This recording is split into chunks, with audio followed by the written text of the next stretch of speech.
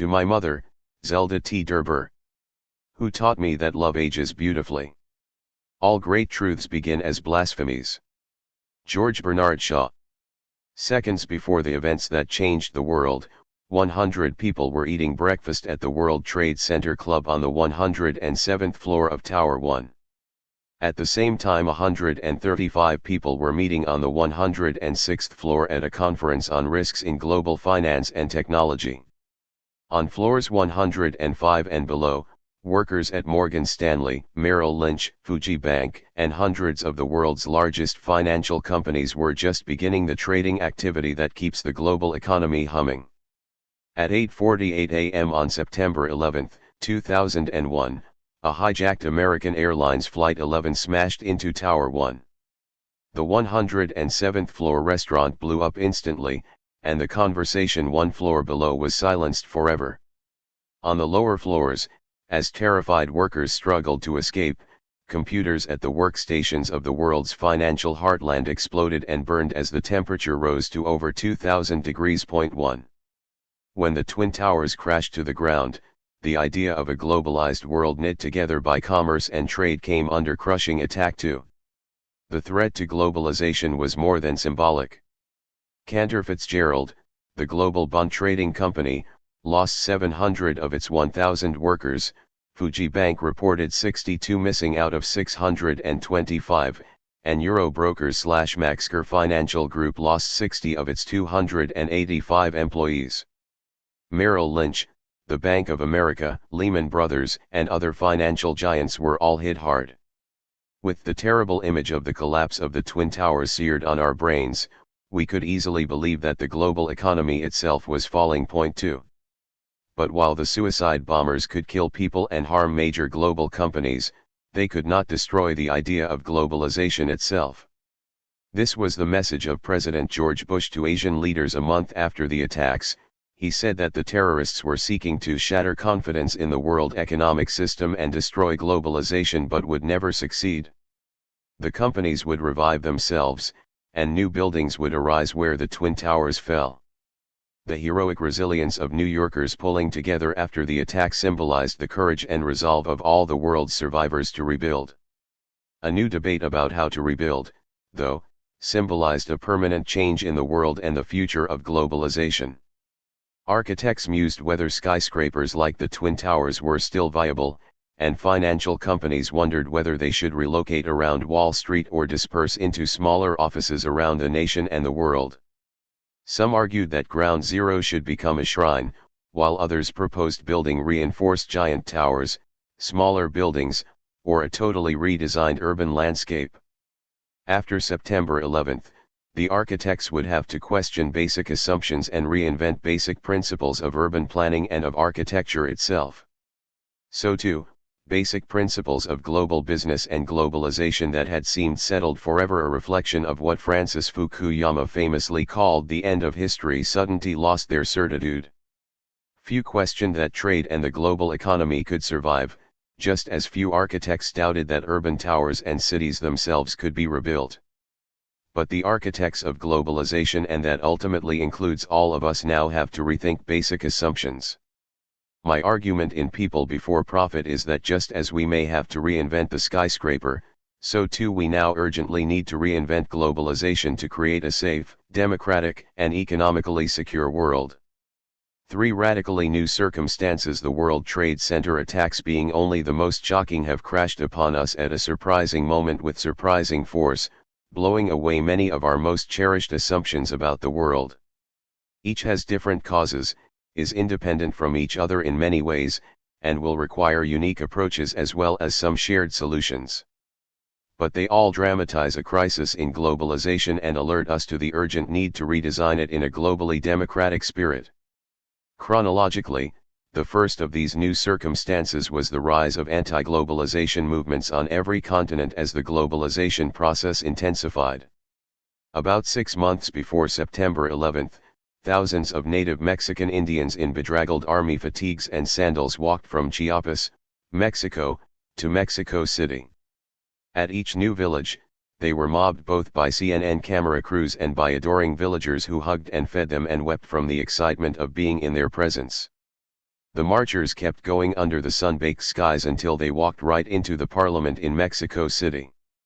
There, under the protection of Mexican President Vicente Fox, they spoke passionately of the rights of indigenous communities to protect their land against global mining companies and to defend their language and values against the juggernaut of globalization itself. These were the legendary Zapatistas, heroes to native peoples everywhere for their courageous defense of indigenous communities.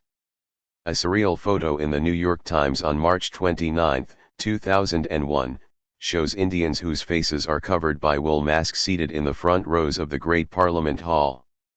A leader known only as Commander Esther, dressed not in a business suit but in an embroidered blouse and sandals, demanded autonomy and a bill of indigenous rights for her community.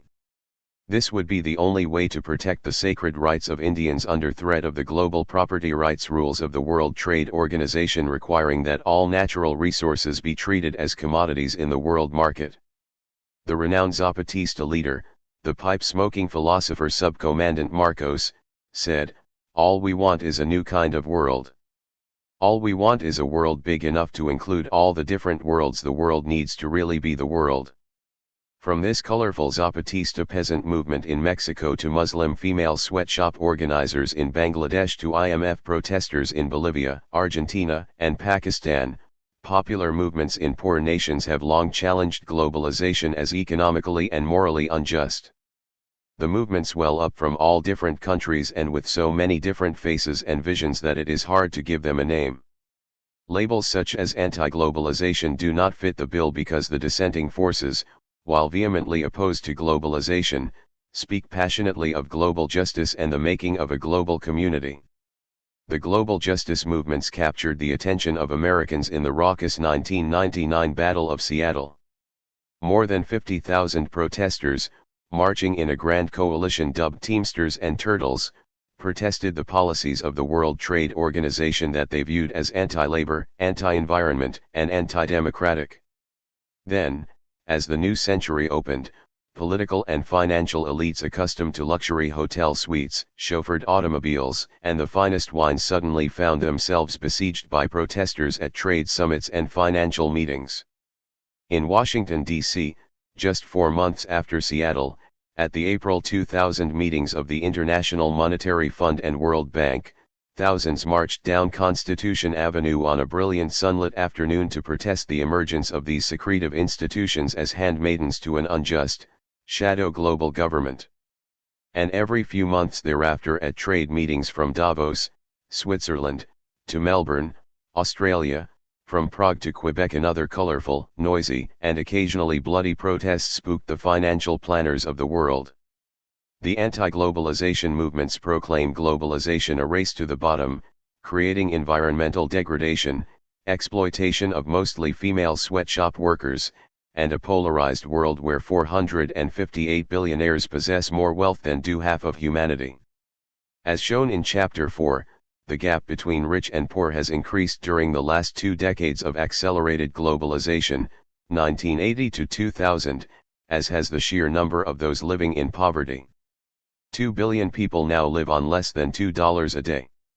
More than 3 billion people live on less than $3 a day.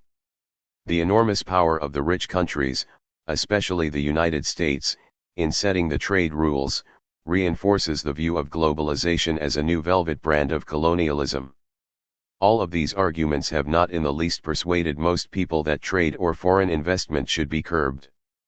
But protesters have helped stir up a new impassioned debate about whether we need a new kind of global economy better serving the poor. And they have helped spark a new struggle for global democracy that involves a radical vision of public participation and transnational corporate accountability. Point 3. The second new circumstance of our times is defined by September 11, 2001. A debate rages about whether terrorists targeted the Twin Towers as a symbol of their hatred not only for the United States but for globalization and its seductive culture of modernity and consumerism. Did Osama bin Laden or other perpetrators deliberately kill hundreds of financial executives to signal a jihad against American-led international business? I do not mean that globalization was the cause of the attacks or that the perpetrators were attacking globalization. Terrorism takes many forms and has many roots: religious, ethnic, and political, as well as economic, many with no connections to globalization. But the attack on the United States has changed the conditions that made globalization possible and could dramatically alter its future. Former President Bill Clinton, speaking a few weeks after the September 11th attacks, described terrorism as the dark side of our new interdependence. Globalization created a new integrated world that erased national boundaries as if they were dusty chalk lines. But what globalization integrated, terror threatens to divide, and what it has opened, both terror and the war could shut. What Americans did not fully realize before September 11th was that globalization inevitably meant the globalizing of vulnerability. Globalization demands a world of open borders, where goods and services, people, and money are easily and safely exchanged. Closed borders, anthrax anxiety, and fear of flying or foreigners signal the end of globalization as we know it. Point 4. American fear of terrorism could lead us to seal our borders, cocoon in gated communities, and bunker down against the world. The war against terrorism could inflame anger against the United States and lead others to shut their borders and brand global trade in ideas and commodities as the work of Satan. But globalization is not destined to collapse in an age of terror. Almost certainly it will survive, but in a dramatically new form. Like the Seattle movements challenging globalization, the lesson of September 11th is that we need to rethink our global vision, both to heal the wounds of globalization and to help attack the roots of terrorism and other forms of international violence. The same can be said of the third drama currently changing our world, the global economic downturn. Following 2 decades of a magical new economy boom that many thought would last forever, world economies have sunk into recession. Even before September 11th and the Enron crisis, U.S. companies laid off millions, including more than 1 million workers in manufacturing alone. In the year before September 11, white U.S. markets nosedived 25%, wiping out the wealth effect of the 90s boom, the high-tech revolution, and profits of the world's high-flying global corporations.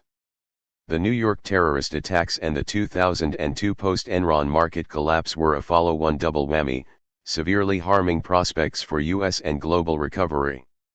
Investors, workers, and ordinary citizens in the United States face the scariest economic conditions in decades, with millions losing their jobs, retirement nest eggs, or both, while American capitalism, after Enron, lost its luster as a model for the world. Point 5.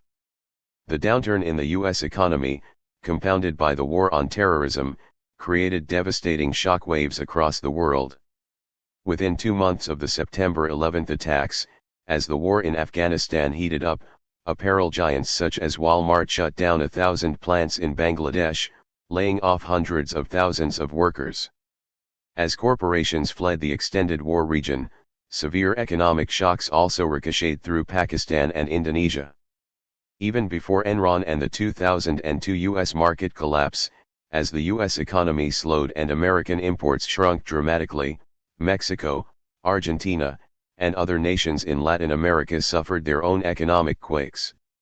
In December 2001, Argentina suspended payments on its huge debt and fell off the cliff. I was in Mexico in early 2002 when Argentina collapsed. The desk staff and the Mayan women who cleaned our hotel room all knew about the Argentine catastrophe and were eager to talk about it. They saw in it a glimpse of their own future. They were already working for less than $1 an hour, and they were the fortunate ones with jobs. After September 11th, the Mexican tourist trade was way down, and this was only making a bad situation worse. One cab driver told me his wife had been working at a foreign factory at the minimum wage of 30 pesos a day, roughly 30 cents an hour.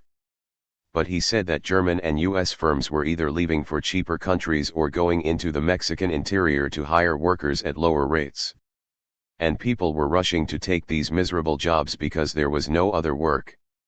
By late 2001, the IMF was revising global economic forecasts downward, with prospects of zero or negative growth throughout much of the Third World.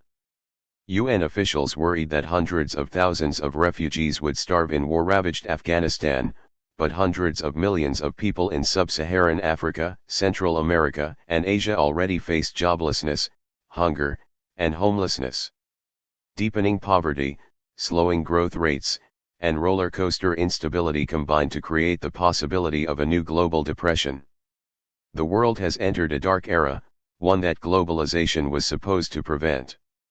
Global recession is a dry term, but it means that half of humanity, those 3 billion people already subsisting on less than $3 a day, are jobless, ill, homeless, or starving. These are not the people who never got on the globalization train, they are its newest passengers. The train is taking them in the opposite direction from the one they were promised when they bought their tickets. The tracks laid down in their countries have wiped out their old way of life. These ticket holders, like the laid-off Bangladeshis, cannot just jump off the train. They are going to demand that the tracks are rebuilt to take them to the better life advertised at the station. The debates about globalization swirling around the problems of sweatshops and labor rights, justice for the global poor, and the creation of democratic governments have taken on a new urgency. Reinventing globalization has shifted from a passion of protesters to a survival guide in a world of violence and economic turbulence. I argue in People Before Profit that a democratic cure for the ills of globalization is the most important challenge in the world today. In the rest of this book, I lay out in detail what I mean by global democracy, how it is beginning to be conceived and practiced by social movements and ordinary people all over the world, and why I think it is both realistic and essential. Anti-globalization movements, international terrorism, and global depression seem a brew for a huge backlash against globalization. But the democratic cure for this crisis requires resisting the romanticism of returning to a pre-globalization era and instead working for a future that harnesses globalization's own most powerful rhetoric and energies in new, more positive ways. By transforming globalization through the very forces that it has unleashed, challengers to the existing order are already beginning to create a more democratic world.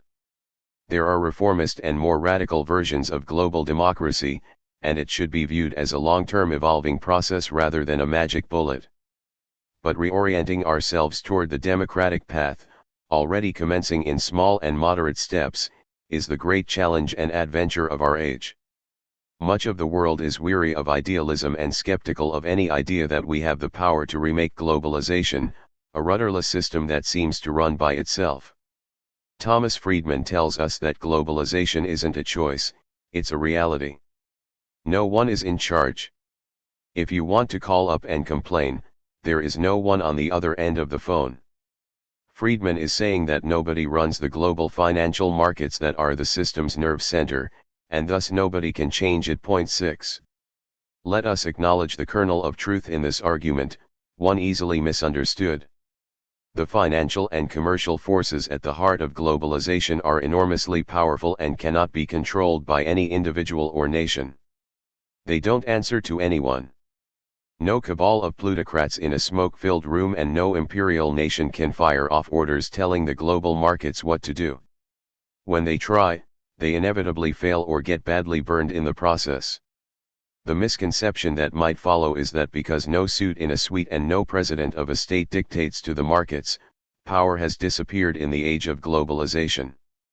And the more dangerous corollary is that because nobody is in charge, globalization is a system that nobody can change, let alone reinvent. The truth is quite the opposite. Globalization, rather than eliminating human power, is concentrating it on a grander scale than did any revolution in history. Yes, globalization is changing the nature and agents of sovereign power, in some ways redefining power itself. But it is also increasingly creating the possibility of new forms of worldwide collective and democratic power by globally linked citizens, with the capacity to change the world as never before. Some democracy activists who see the possibilities now chant, "No globalization without representation." Global democracy will be the handiwork of dissenting popular movements of workers, environmentalists, human rights activists, women, and people of color all over the world already committed to the idea. They will be joined by growing numbers in the mainstream who realize that they cannot be physically safe or economically secure otherwise. Without a shift toward global democracy, globalization will survive but will move toward a fortress model. We see many signs of the fortress already, a militarized world that puts security and surveillance over liberty in order to contain the potential for terrorism and other violence. It will keep the channels of commerce and finance tenuously open while maintaining a fragile sense of safety in the world. But it will be a world of chronic and growing violence that could undermine our core values and much of the prosperity we cherish. A fortress globalization would weaken the democracies in the West as well as crush the democratic potential in the developing world. The world needs to give billions of poor and working people a democratic voice as an alternative to more violence. The solution is not to shut down globalization or to go the route of the fortress. Instead, it is to make globalization's own democratic rhetoric real for even the poorest of the poor. People before profit challenges a seductive and entrenched new common sense that I call the globalization mystique. The mystique treats globalization as new, inevitable, technologically driven, and self-propelling. Its economic common sense is that globalization is a win-win proposition for rich and poor nations. Its political common sense is that globalization is democratizing the world. The cultural myth is that consumerism creates meaning for all on the planet. I re-examine each of these new common sense ideas using history, stories, and statistics. I show that globalization has been invented and reinvented throughout history and that we must reinvent it again because the new common sense is so flawed. This means not stopping globalization but rewriting its rules to narrow the gap between rich and poor and put into practice the democratic rhetoric of globalization's leaders. I show that this will take a new kind of global grassroots politics that is already surfacing and I outline its basic vision and principles. In the context of our new era of terrorism and economic crisis, we must urgently press forward to make the new vision a reality. You need a roadmap to travel through most books, and mine is simple. In the first 5 chapters, I dissect the globalization mystique, offer a new view of globalization, and show why we need change. In chapters 6 to 9, I discuss the vision of global democracy that is already becoming the agenda of popular movements and ordinary people around the world. In chapter 10, I show how global democracy is powerful medicine, not just for globalization's ills, but for ending terrorism and building our collective security. In the first 5 chapters, I show how globalization is not reducing global poverty and inequality and why it is not fulfilling its democratic promise. In the chapters 1 and 2, I delve into the history of earlier globalizations to help explain the failure. In chapters 3 to 5, I look sequentially at how business, the United States, and the World Trade Organization and International Monetary Fund interact to create globalization as a new global power system that does not serve poor nations or poor people in either first or third world countries. All of the first part is a reflection on global power and how the new mystique has obscured it. Globalization is globalizing not only sneakers and Walkmans but sovereignty as well, taking power and constitutional authority away from nations and giving it to global markets and international bodies like the World Trade Organization. It is shifting the world's balance of power toward a new global oligarchy. Globalization is anarchistic and oligarchic, but it also lays the foundation for the world's first global constitutional system, a world based on law rather than brute force. As such, globalization could become a catalyst for global democracy. Unhappily, though, globalization today not only sustains many undemocratic countries, such as Pakistan and to Saudi Arabia, but it also increasingly concentrates power in the mysteries of global financial markets and new global political elites led from the White House. National governments across the planet remain influential but increasingly disconnected from the local aspirations of their own peoples. National leaders increasingly speak the new global rhetoric of democracy, but they line their own pockets and serve global business interests at odds with the needs of the majority middle classes and poor who elect them.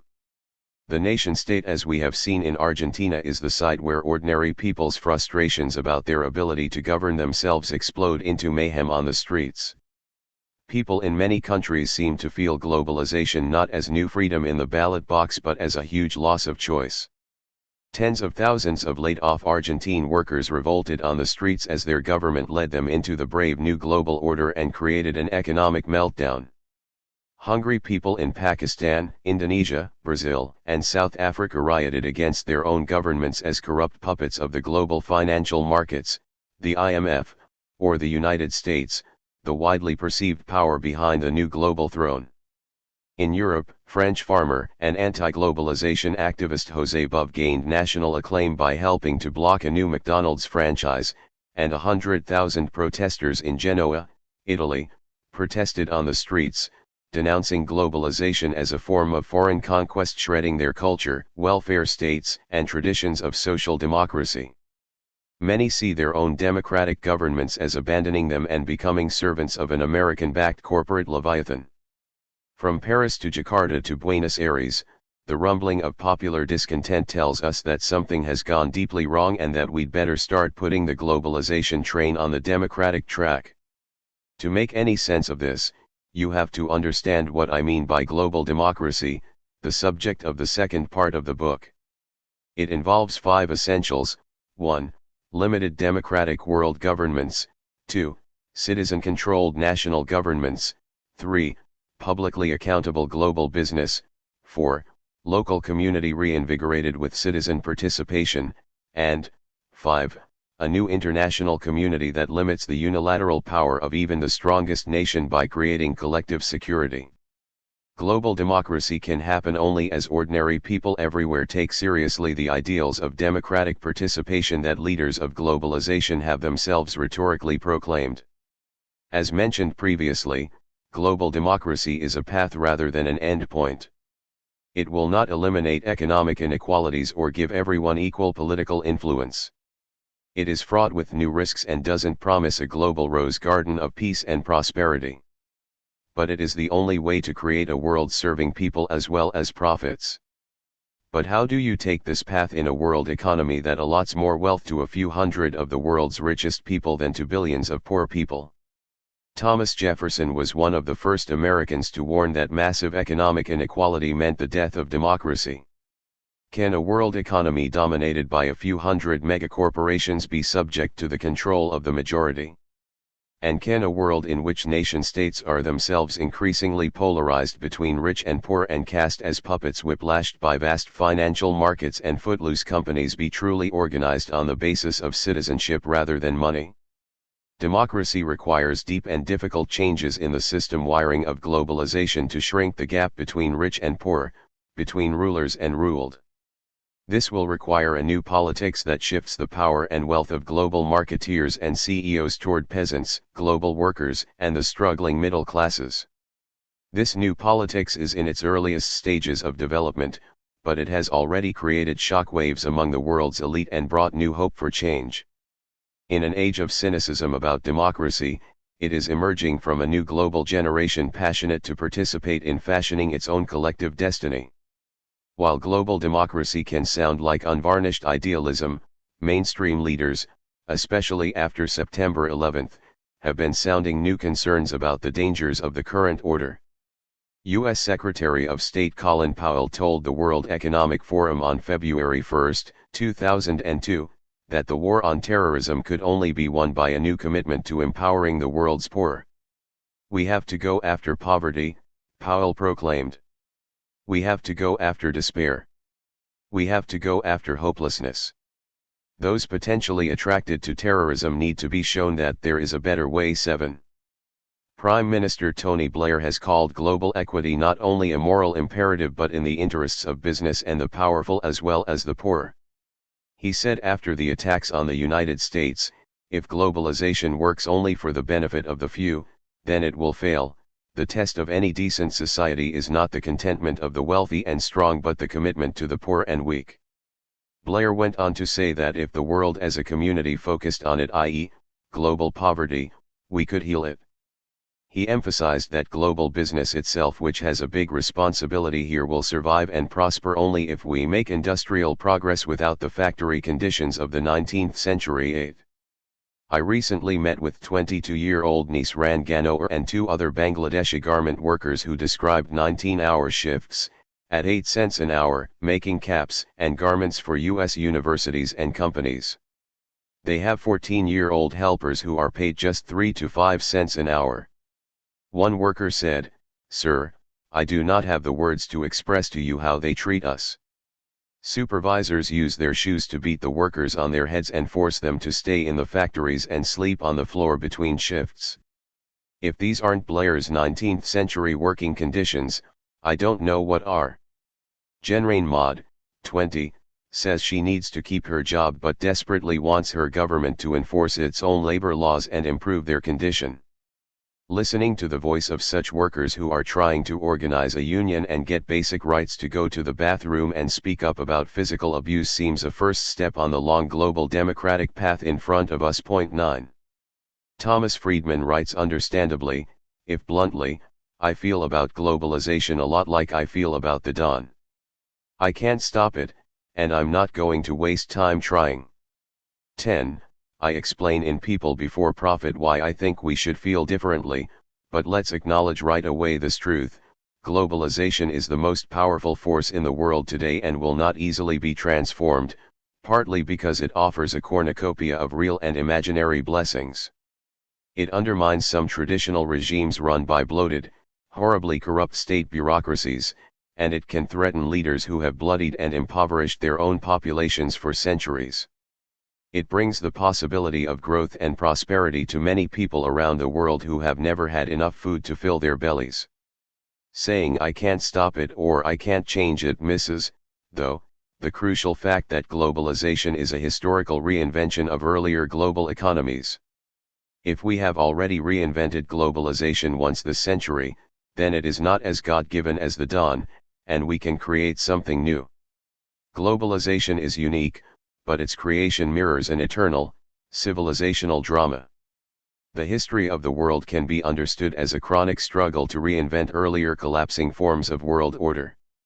I share Friedman's view that globalization needs to be treated as a system. He defines it as the world system supplanting the Cold War, marked most of all by a rapidly integrating world economy. But globalization needs to be understood not just as a system of global economic integration, but as one guided by a specific set of economic, political, and cultural principles. I define globalization as a system of economic integration, 1. Driven more than any prior global order by the priorities of profit, 2. Managed politically largely by the United States and an allied set of new global institutions such as the WTO, and 3. Legitimate culturally by the values of consumerism. In this book, I focus less on the issue of economic integration per se, which has been proceeding for centuries, and more on the distinctive economic models, political powers, and cultural visions that are the essence of today's globalization system. These are what are new and most in need of change. My optimism about change reflects a view that the rules are still in flux and are ripe for debate and change. But before saying any more about change, let me elaborate some important caveats to my general argument. One has to do with the term globalization, which has become a buzzword for anything related to trade and economic integration and everything new in a technologically dynamic and market-driven world. The term as commonly used tends to obscure the strong continuities with earlier world economies and to disguise forms of power that have existed through much of history. It overemphasizes the fact of integration rather than the specific rules and political forces governing the process. And it is suggestive of a world marching to a common drummer that dramatically understates the persistent differences and divisions among nations, especially between what some have called the West and the rest. My own definition makes clear that to be anti-globalization is not necessarily to be against trade or global economic integration, nor is it to dismiss all gains that even the current forms of globalization have provided. Many global justice activists do oppose integration, but many others instead want to redirect it in a more democratic spirit. I am closer to the second camp. Global integration has brought positive benefits as well as harm, and my argument is that a new set of rules and power arrangements can enhance the gains while reducing the human costs. Another caveat has to do with my critique of the current business system. I am severely critical of transnational corporations that wield enormous power in the new order.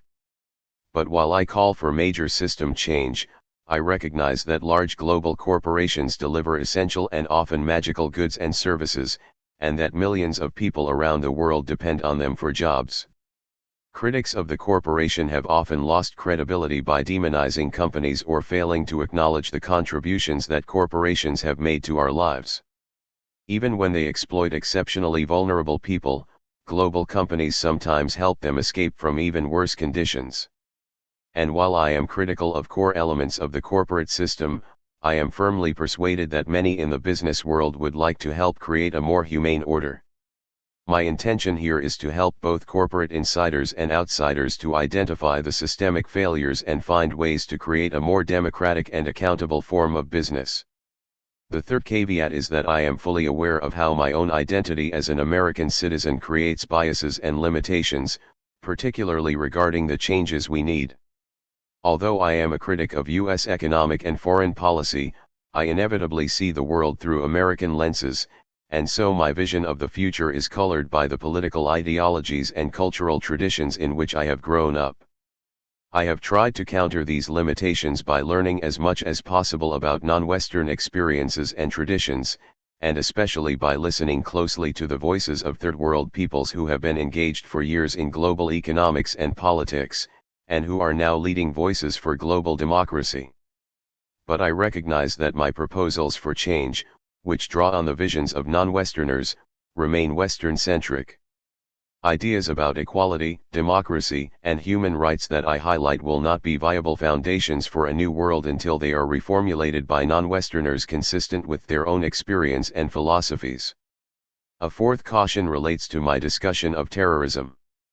Because the attacks on the trade towers happened while I was writing this book, I pay a good deal of attention to the implications of these events for the globalization system. But the reader should not take this to mean, as noted earlier, that I believe globalization caused the attacks or that global democracy is the exclusive remedy. Neither globalization nor terrorism is new, and the core problems of globalization that I discuss here would be overwhelmingly important even if the attacks had not occurred or if there were no terrorism in the world. We are still much too close to the events of September 11 to assess fully their historical importance and consequences, and too much of the contemporary focus on terrorism in the United States has ignored other long-standing forms of terrorism that have caused so much suffering in other nations. The center attacks helped call attention to the need for reforms in the global order, including major changes in U.S. foreign policy, but it would take a different book to define and address systematically the nature and causes of global terrorism. A fifth caveat concerns the deep and often confusing contradictions in the globalization system. For example, I stress both the overwhelming power of the U.S. in today's globalization system and the contradictory tendency of the new system to weaken all national power, including that of the United States itself. I also discuss the United States as an umpire, while indicating that American power has many parallels with that of earlier empires. Globalization is a system suspended between different logics of sovereignty, committed rhetorically to free markets that do not exist in practice, and marked by other contradictions that require recognition of the world as steeped in what one colleague of mine calls the tension of opposites. I highlight the emerging rules of the globalization system, but also stress that the current world order is scarily anarchistic and profoundly resistant to international law. Globalization may be defined by new global rules, but those managing the system bend the rules to their own purposes and follow their own prescriptions only as long as it is in their interest to do so. For example, the United States and other leading Western powers preach free trade but are protectionist in key sectors such as agriculture and textiles. They celebrate free market rules but rely on state subsidies and other major government intervention to increase corporate profitability. My discussion about the emerging constitutional character of the global order can easily create misunderstanding about the central fact that elites in the system play by very different rules than everyone else. I need to acknowledge here my own role in the global justice movements that I describe in the second part of the book. My sympathies with many of their aims and my close relations with many activists obviously color my perspectives on change. Nonetheless, I have many criticisms of tendencies within the movements, to which I give full expression here. In particular, As noted, I do not regard myself as anti-globalization, in the sense of wanting to shut down trade or global investment. And my concern here is to speak not just to the activists but to the far larger community of people who are not active in social movements but who are nevertheless concerned about the troubled state of the world and want to understand it and help make it better. I hope my critique of the movements will strengthen the movements themselves and persuade others that it is worth getting involved and adding new perspectives. The movements are still in their infancy, and there is no assurance they will succeed. They will do so only by connecting with the huge numbers of ordinary people who are skeptical about globalization but also about the movements themselves. Finally, I want to acknowledge the many topics that are not addressed in any detail here despite their great importance. These range from issues of global energy, sustainable resources, and population problems to the role of the mass media and issues of religion and ethnicity. Globalization is such a large topic that it is inevitable that many key issues are neglected, and that there is often not enough space for even many issues central to the problem. And because nobody can be expert on all the issues raised by globalization, inevitably much remains in the realm of informed speculation. I am optimistic about reinventing globalization today because we are at the dawn of a new constitutional moment, a special period in which the rules of the game are up for grabs. Constitutional moments are rich with opportunity, periods in which the world is fluid rather than frozen. There is the hope of fundamentally changing the way things are rather than living as we always have. Globalization's project to create and write the rules of a single integrated world economy has created this moment of opportunity. The very effort to invent one world and write an informal constitution for the world economy means that the rules are in play and that the sale of globalization to the people has not been closed. This helps to explain the surprising early successes of the globalization activists in the streets and in community organizations, unions, and other organizations dedicated to change. While they do not have all the answers, they have seen that it is the right time to ask basic questions about the fairness and sustainability of the new system and to start a new kind of global democratic politics. Sociologist Richard Flax has distinguished between making life and making history, the former being the struggle to craft a personal life and the latter the effort to join with others and reconstruct the world. Both, he argues, are necessary, but only small numbers of people typically move beyond the struggles and gratification of their personal lives to make history. Just making a personal life is challenging and saps the energy of most of us. Yet in constitutional moments, making history is a realistic prospect for large numbers of people, as they find themselves caught up in seismic struggles over the basic rules of the world they inhabit. Living in a constitutional moment should be understood as a privilege because it offers the rare opportunity to make a difference in the lives of future generations. Point 11. Can we make a difference? I recently met Craig Kielburger, the Canadian boy who at age 12 read about children in Asia forced to work in factories and denied the right to attend school. He pleaded with his parents to let him go and see for himself. They did, and nothing has been the same since. Craig, who is 18 at this writing, founded a global organization of children called Free the Children. It now has 120,000 members across the world, all under 18. In the past 5 years, Free the Children has educated people on every continent about the evils of child labor and raised millions of dollars to buy kids out of bonded work so that they could go to school. And because schools often didn't exist, FTC members have built hundreds with their own hands.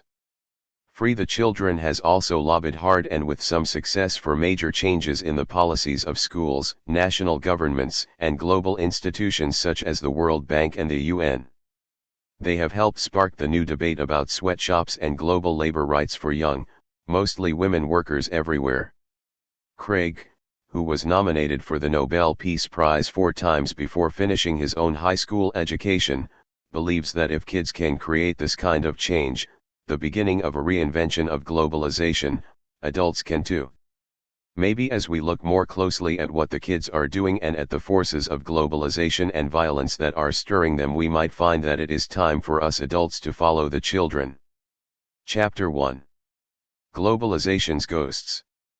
Hegel was right when he said that man can never learn anything from history. George Bernard Shaw.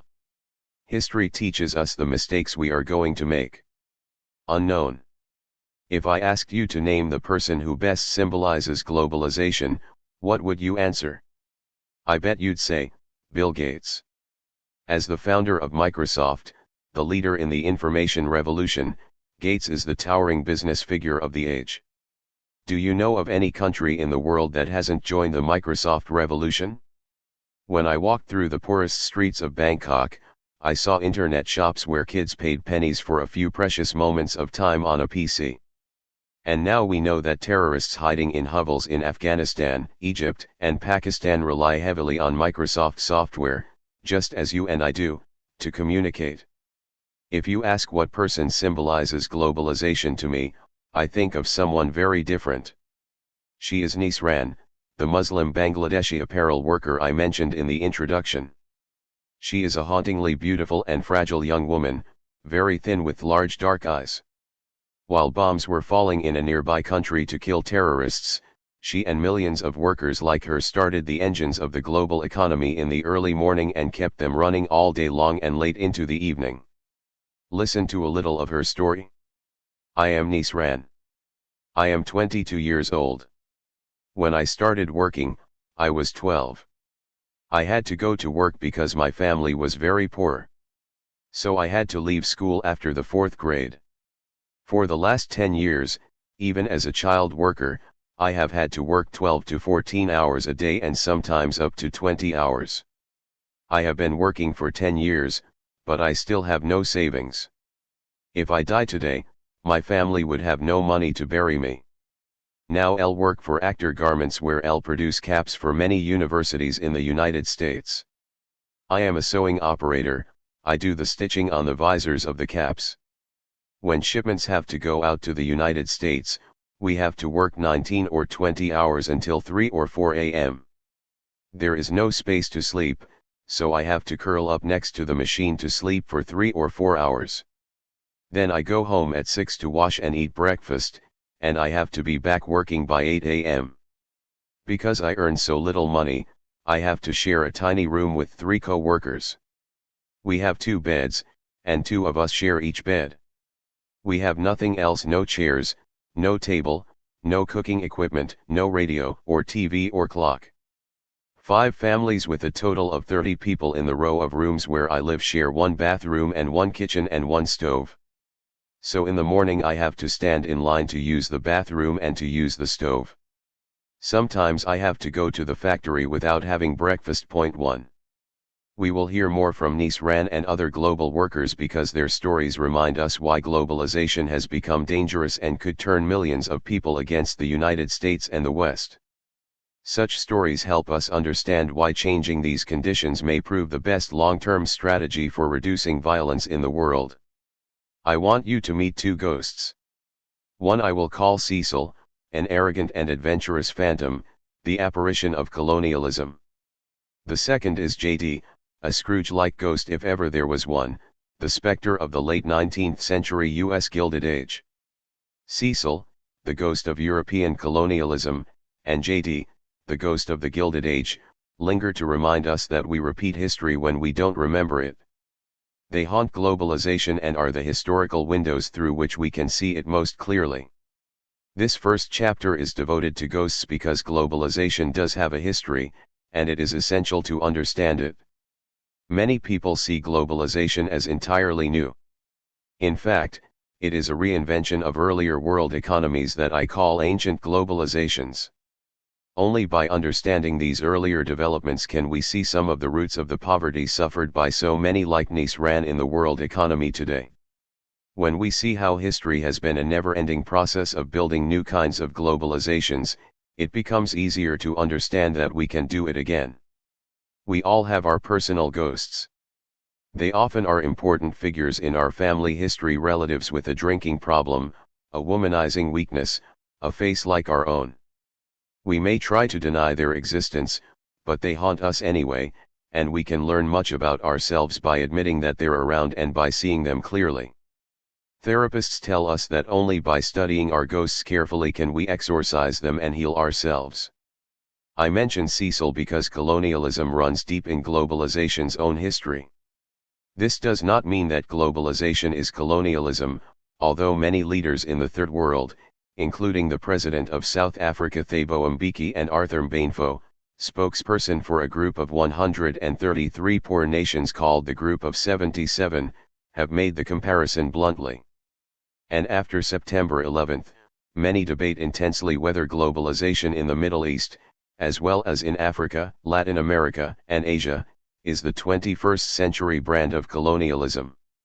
American power, globalization, and colonialism are now equated or blurred in the thinking of millions of people across the entire Third World. Point 2.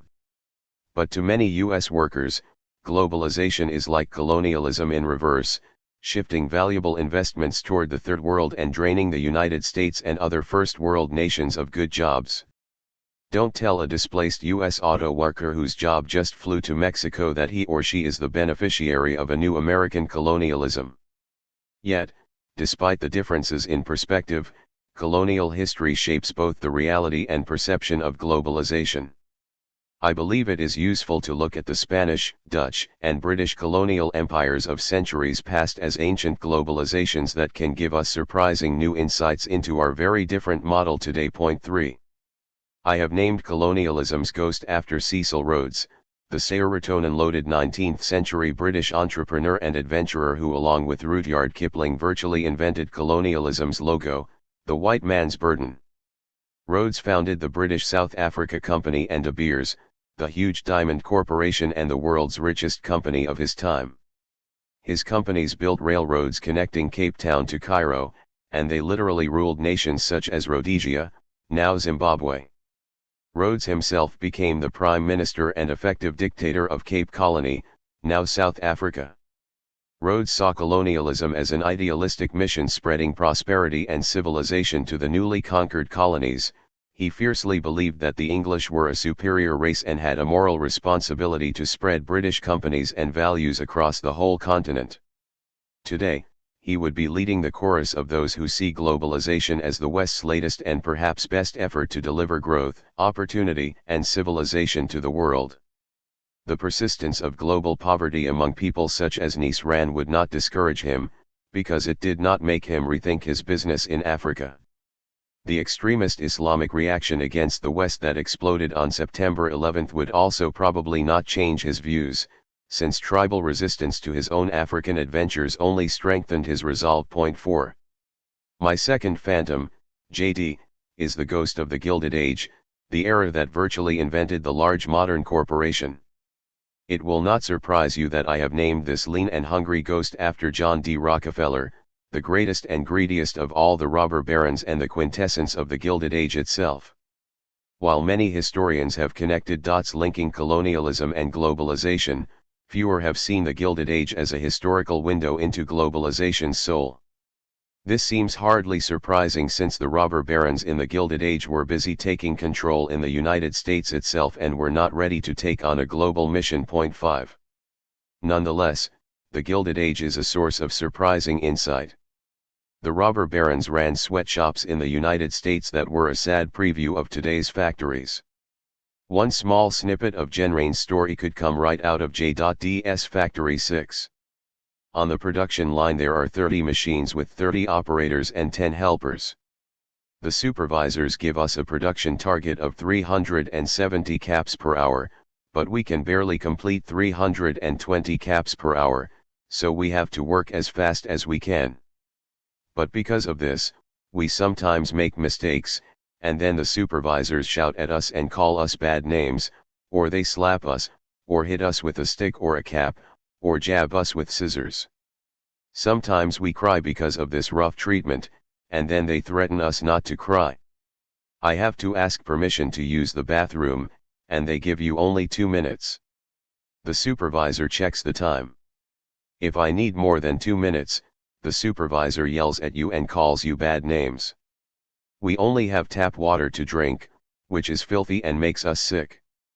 The workers often have diarrhea, jaundice, and kidney problems. Because we have to sit on stools with no backs working so many hours, the workers also suffer from backaches. The factory is cloudy with dust. It is not well ventilated, it is without enough air and light. The air of the factory is polluted with dust from the cloth.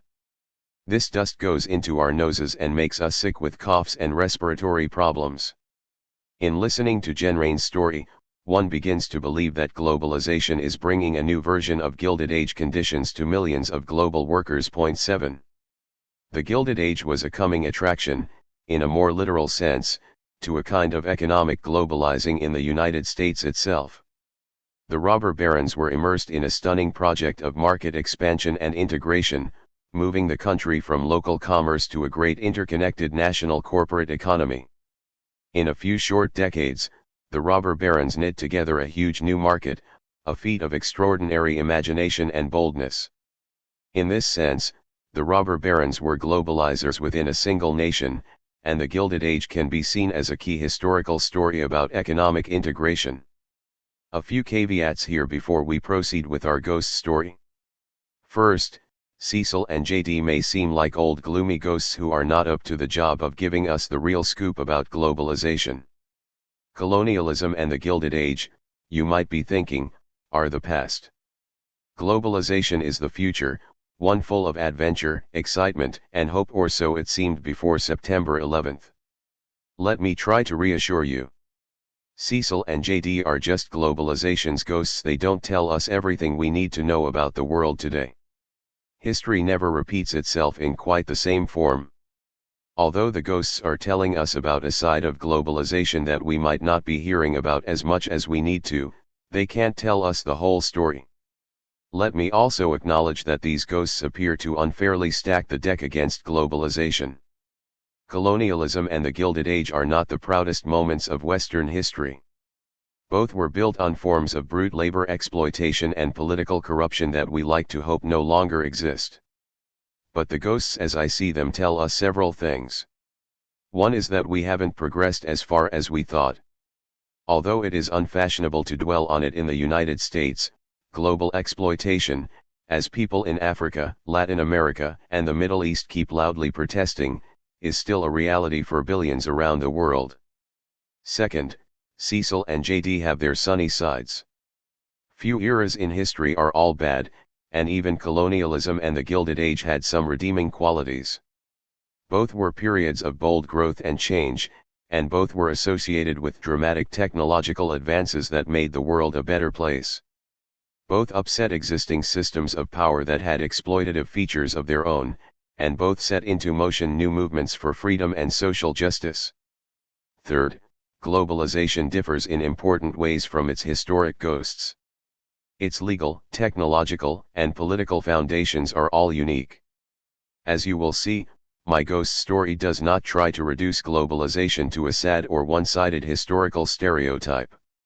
Instead, I will be discussing the parts of globalization that are unpredictable and positive. As noted before, I see globalization as a progressive force in many ways, and I hope to show that those challenging it make a great mistake by demonizing it or creating a nostalgia for the world that came before. Many of my friends think of globalization as the internet thing. They find it nearly impossible to separate the computer, email, and the internet from the process of globalization. They understand that high-tech liberates money to fly across national borders, and allows markets and companies to go global faster than the Concorde can rev up its engines. My friends see frightening new dangers after the terrorist attacks but feel that globalization is upbeat because they associate it so closely with exciting new technology. They also believe that high-tech makes globalization inevitable, because nobody, not even Osama bin Laden or future terrorists, can undo the information revolution. New, faster, and hotter technology will shrink the world further and rewrite national boundaries in disappearing ink.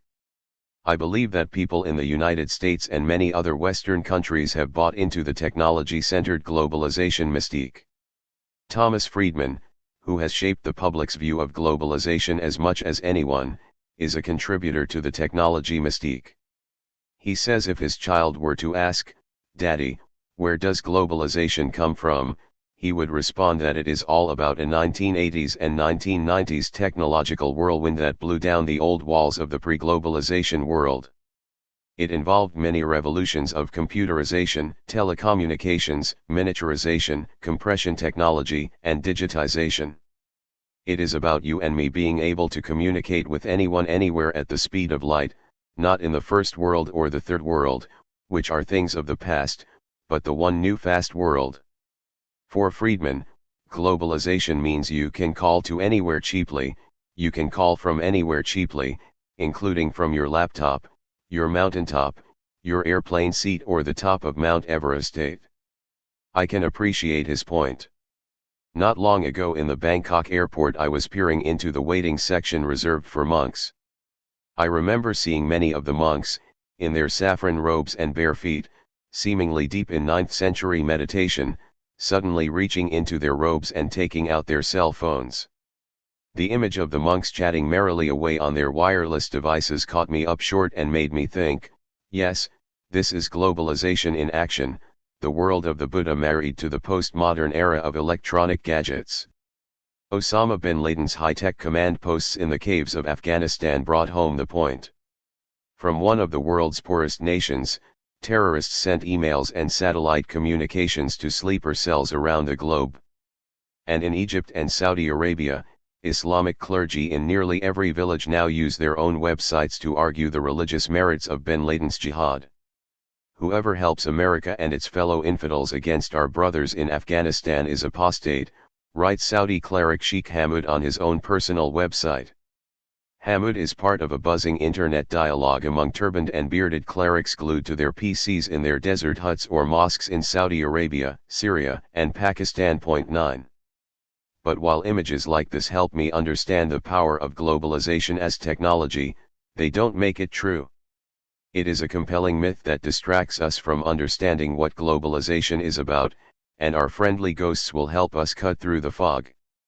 Cecil and JD offer historical perspectives illuminating the intimate but misunderstood relation between new technology and globalization. Much of the romance of globalization flows from the technology with which we sometimes confuse it, and this was also true centuries ago. Colonialism and the Gilded Age make it obvious that globalizers of any historical epoch have their roots in transportation and communications breakthroughs often connected to the technology of war. Spain, the Netherlands, and Great Britain all turned themselves into empires by harnessing bold new naval technology and using it to trade and conquer. Making better ships and guns depended on advances in mechanics and steel made possible by the Industrial Revolution. The tie between colonialism and the Industrial Revolution is probably as close as that between globalization and the Information Revolution. Few of us, though, would mistake the technological advances greasing colonial empires with what colonialism was really about. The Gilded Age offers another view of how globalizations of every era feed off great technological innovations with which they can be easily confused. Who were the first robber barons? They were railroad entrepreneurs and Wall Street tycoons such as Jay Gould, who collectively built a national market by financing and hammering in the tracks that knit the country together for the first time. The railroads were to the Gilded Age what the Internet is to globalization. They were the Industrial Age's information highway, and they help show that globalizing always is anchored in a new physical and technical infrastructure that links people and places that couldn't communicate before. Alexander Graham Bell's invention of the telephone, a second technological miracle of the Gilded Age, may have been as important as the railroads, allowing people to talk and do deals across the country without getting on a train. What we learn from former globalizations is partly the obvious: we can't create globalizing projects without technological breakthroughs.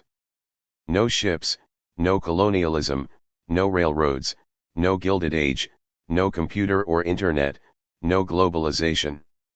We just can't blow out the limits of the existing markets without technologies that allow us to economically integrate on a grander scale.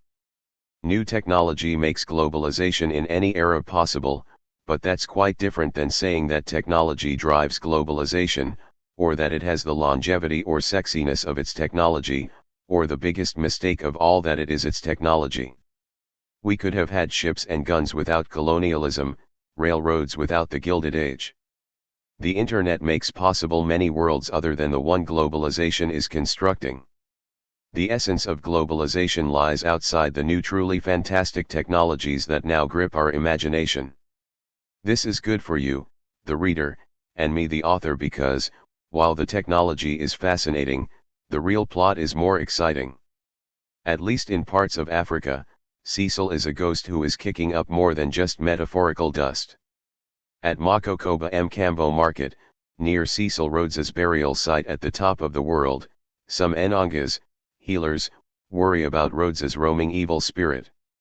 Local activists appease their worries. We have ways of directing the energy of spirits 10. If not harnessed, Rhodes's spirit will haunt and harm the British, warns Sangano's resident spirit medium, Mathiza. Sangano Munhumatapa, an activist group in Zimbabwe, the country where Rhodes was buried, has threatened to throw his interred bones into the Zambezi River if someone doesn't remove them first. 11. The controversy over Cecil Rhodes's burial site suggests the potency of his power as a symbol of colonialism. African leaders still talk with emotion about Rhodes's evil deeds, including his swindling of early tribal chieftains for the sacred land where he is now buried. But the real issue is the continuing legacy of colonialism, now resurfacing, as many Africans see it, in the new face of globalization. Rhodes was a crusader on a grand mission who believed that God had divined Britain as his agent to create a new planet built on British civilization. In his youth, Rhodes had heard a famous lecturer at Oxford say, "We are still undegenerate in race, a race mingled with the best northern blood. Will you youths of England make your country again a royal throne of kings, a sceptred isle? This is what England must either do or perish, she must found colonies as fast and far as she is able." 12. In contemporary terms, colonialism was a vision of a new world system, and I italicize this phrase for a reason. Before colonialism, there had been no vision of the world as an integrated entity. There were only hundreds of splintered regional markets, nations, and tribes.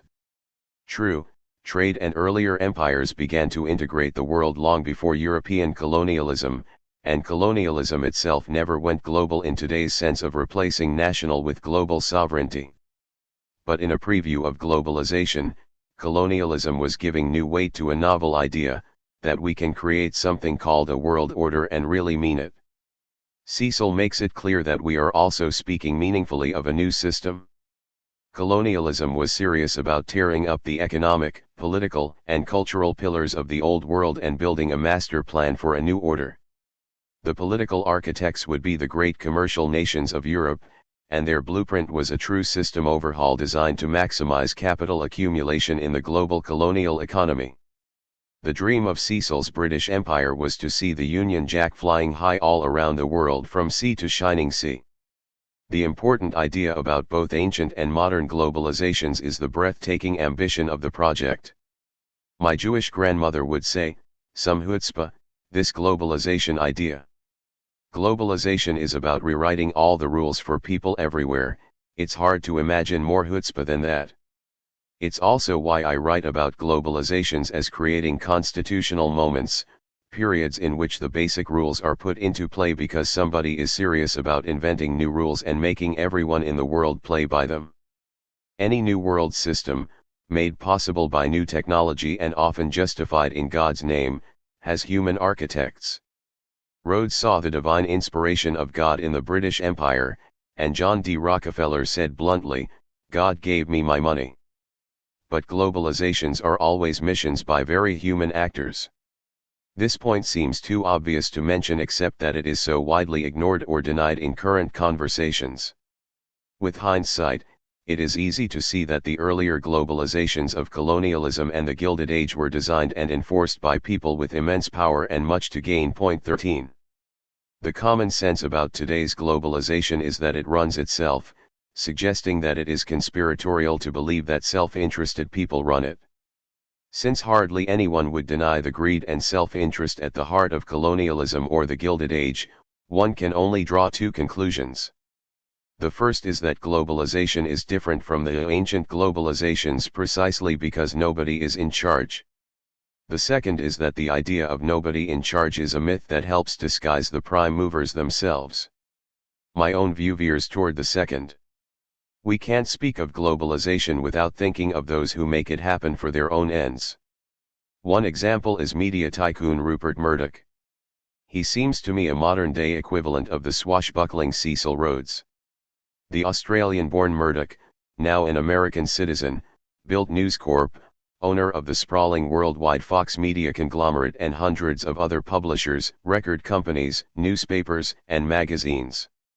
Murdoch now owns TV Guide, The New York Post, The Weekly Standard, The Sunday Times, The Australian, The Daily Telegraph, ChinaBite, HarperCollins, Columbia TriStar Netherlands, Street.com, and many more.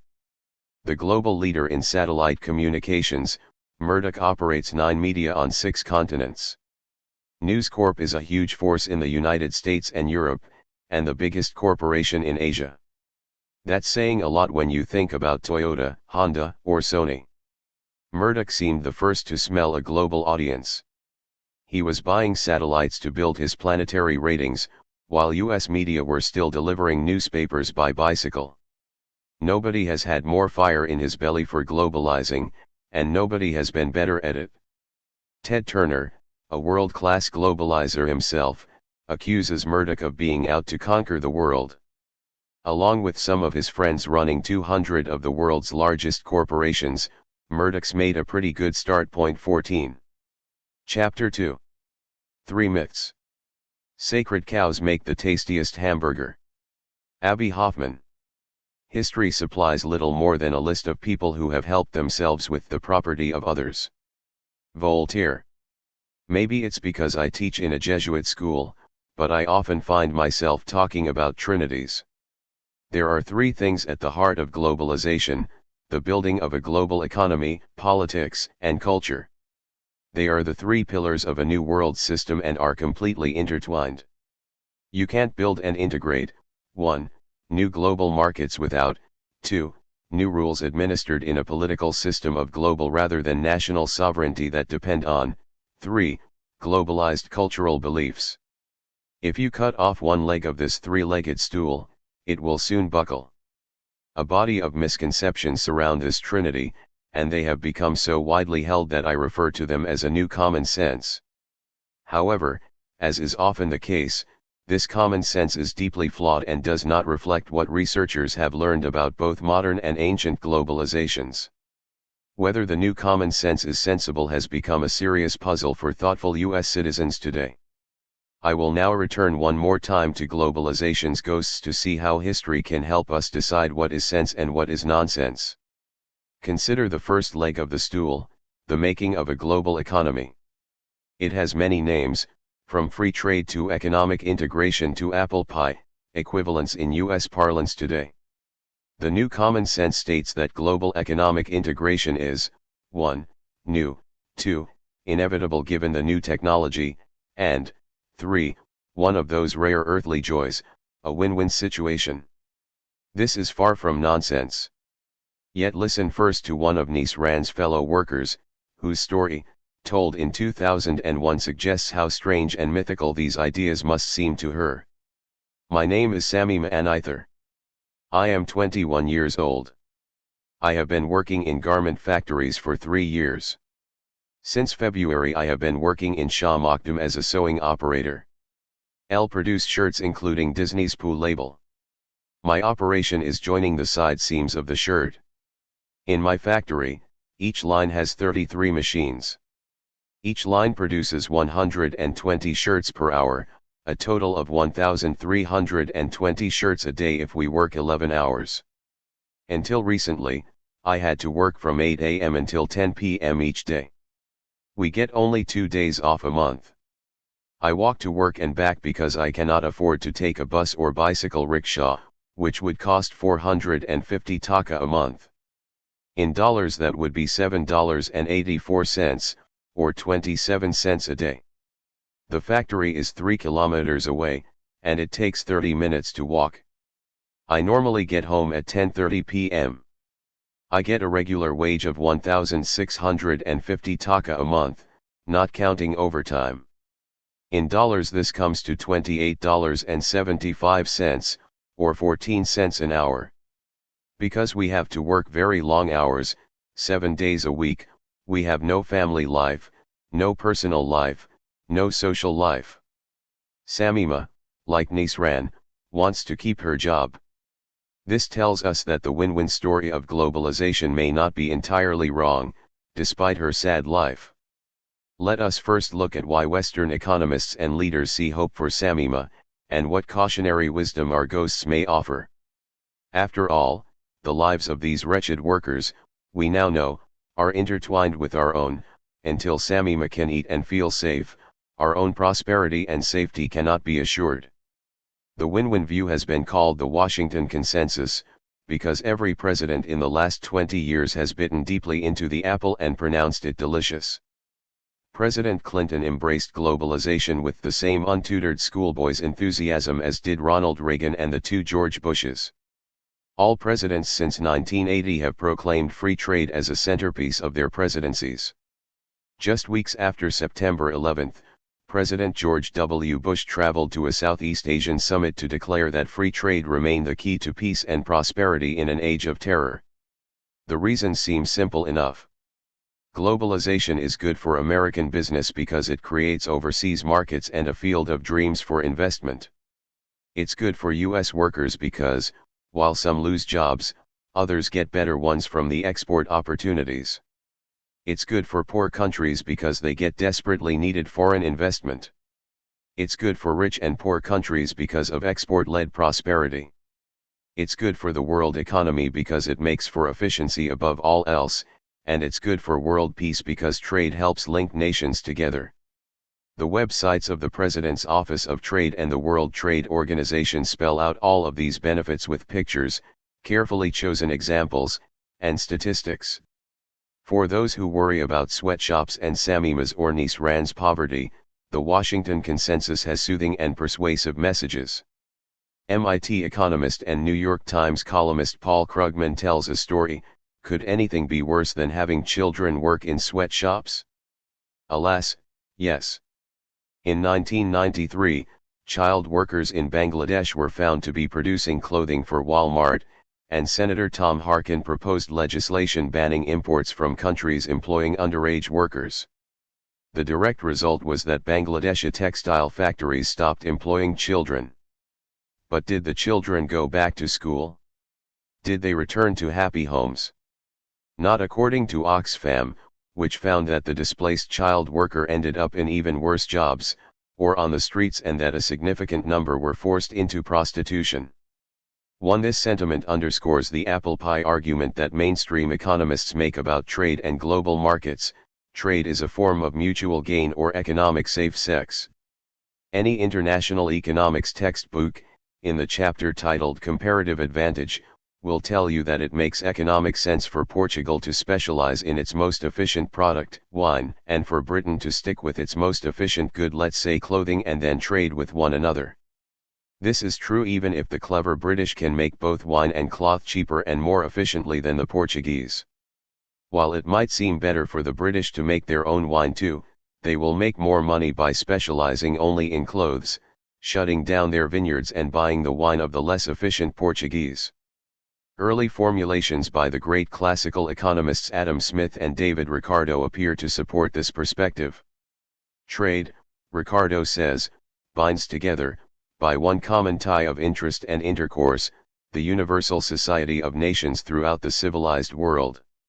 It is this principle, which determines that wine shall be made in France and Portugal, that corn should be grown in America and Poland, and that hardware and other goods shall be manufactured in England. The message here is that trade is a win-win for the world, because all nations are better off doing only what they are naturally equipped to do best and engaging in trade or economic intercourse for the rest. Point 2. While something akin to biblical text in mainstream economics, it ignores certain assumptions by both Adam Smith and David Ricardo and leaves open the idea that both Smith and Ricardo might be offering now at least half a cheer to the Seattle protesters. Smith assumed that the invisible hand of the market worked only when moral sympathy binding local communities was strong and capital had deep local roots. Ricardo said that free trade was a win-win only under very limited circumstances, particularly when capital could not travel from high-wage to low-wage countries and when unemployment was low and trade balanced. Today's cheerleaders for free trade make other flawed assumptions, including the idea that each country has natural cost advantages in certain products or industries. This assumption sounds reasonable, but it ignores the fact that countries create natural advantages through subsidies and other political incentives. Nonetheless, conventional international trade analysis does what good academic theory does: it is rigorous within its own assumptions, and it has an intuitive common-sense nature about it. But it is blind to history. This is not surprising since economic history is out of fashion with today's economists. Colonialism was obviously a system of economic integration and trade, but hardly a win-win proposition entered into, as Ricardo writes, by a common tie of interest. The colonies went along because they had a chain around their necks with a very short leash. Colonialism led to bloody anti-colonial revolutions and wars, and some who see globalization as a new form of colonialism have already begun to pick up their guns. The most powerful evidence against the win-win view comes from the school of world system theorists who have studied a range of ancient globalizations, of which colonialism is only one form. The reigning figure is Immanuel Wallerstein, who believes that Westerners have been looking at the world with the wrong set of glasses for about the last 5 centuries. We look through the glasses of our respective nations, seeing national economies, national interests, and feeling like a member of our own country. I am an American, we say proudly. Or a Brazilian or French. Wallerstein suggests we are seeing an illusion when we see the world in this way. Or more precisely, we are missing the forest for the trees.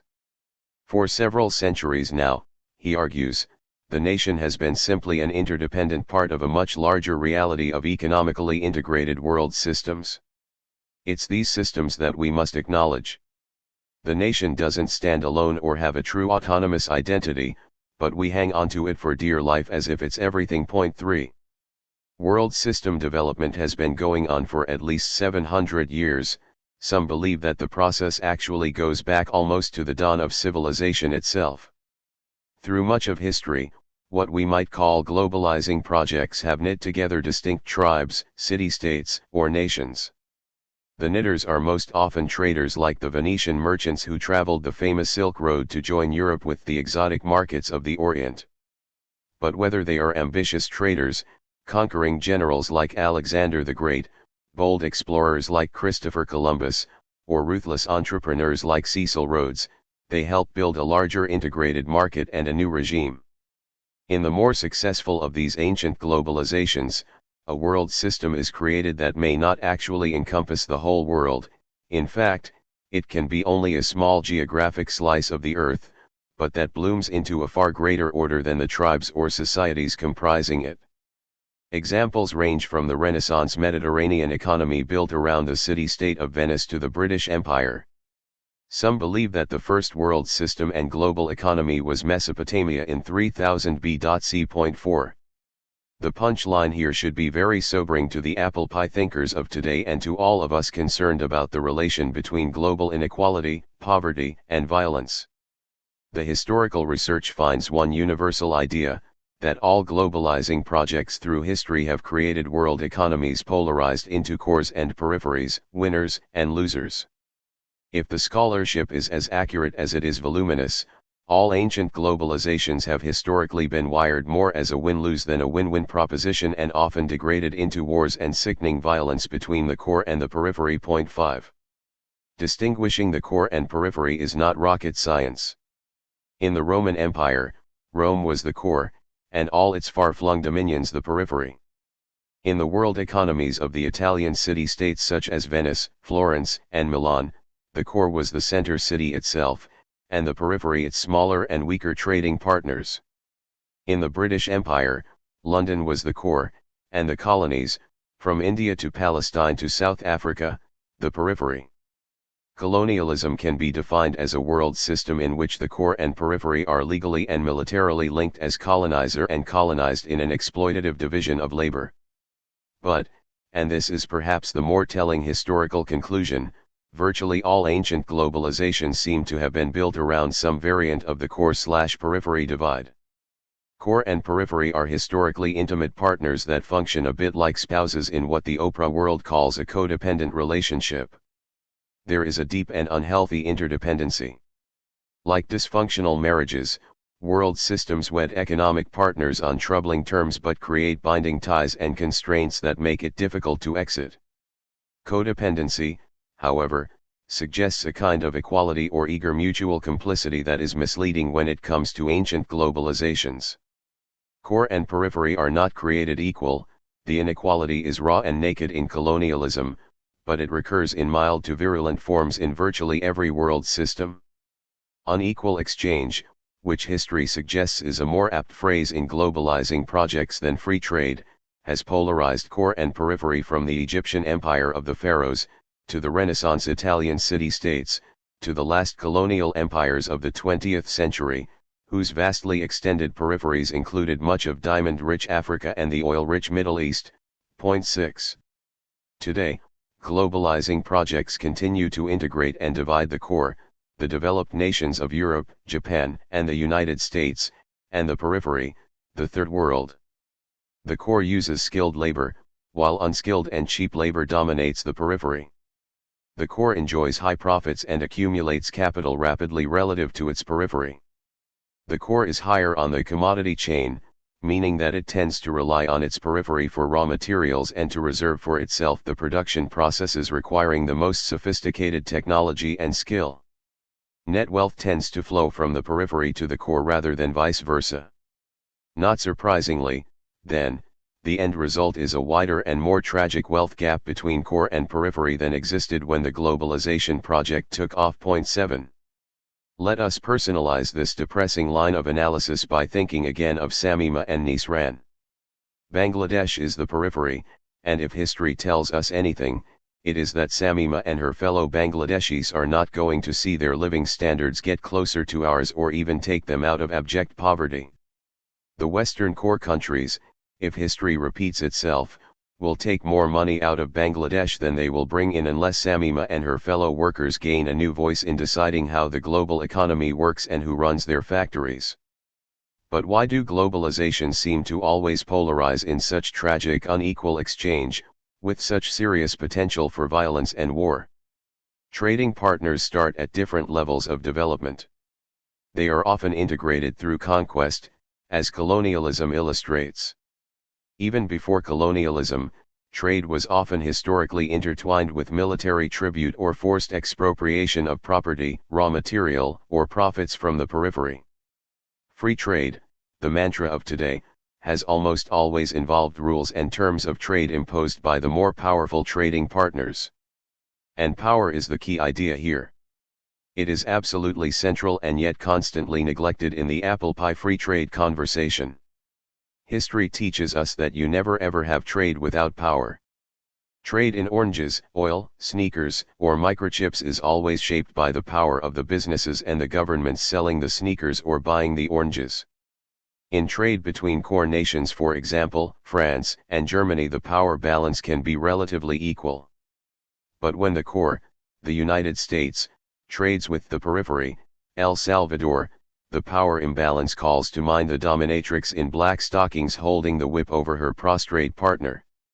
The core/periphery distinction is now being deterritorialized.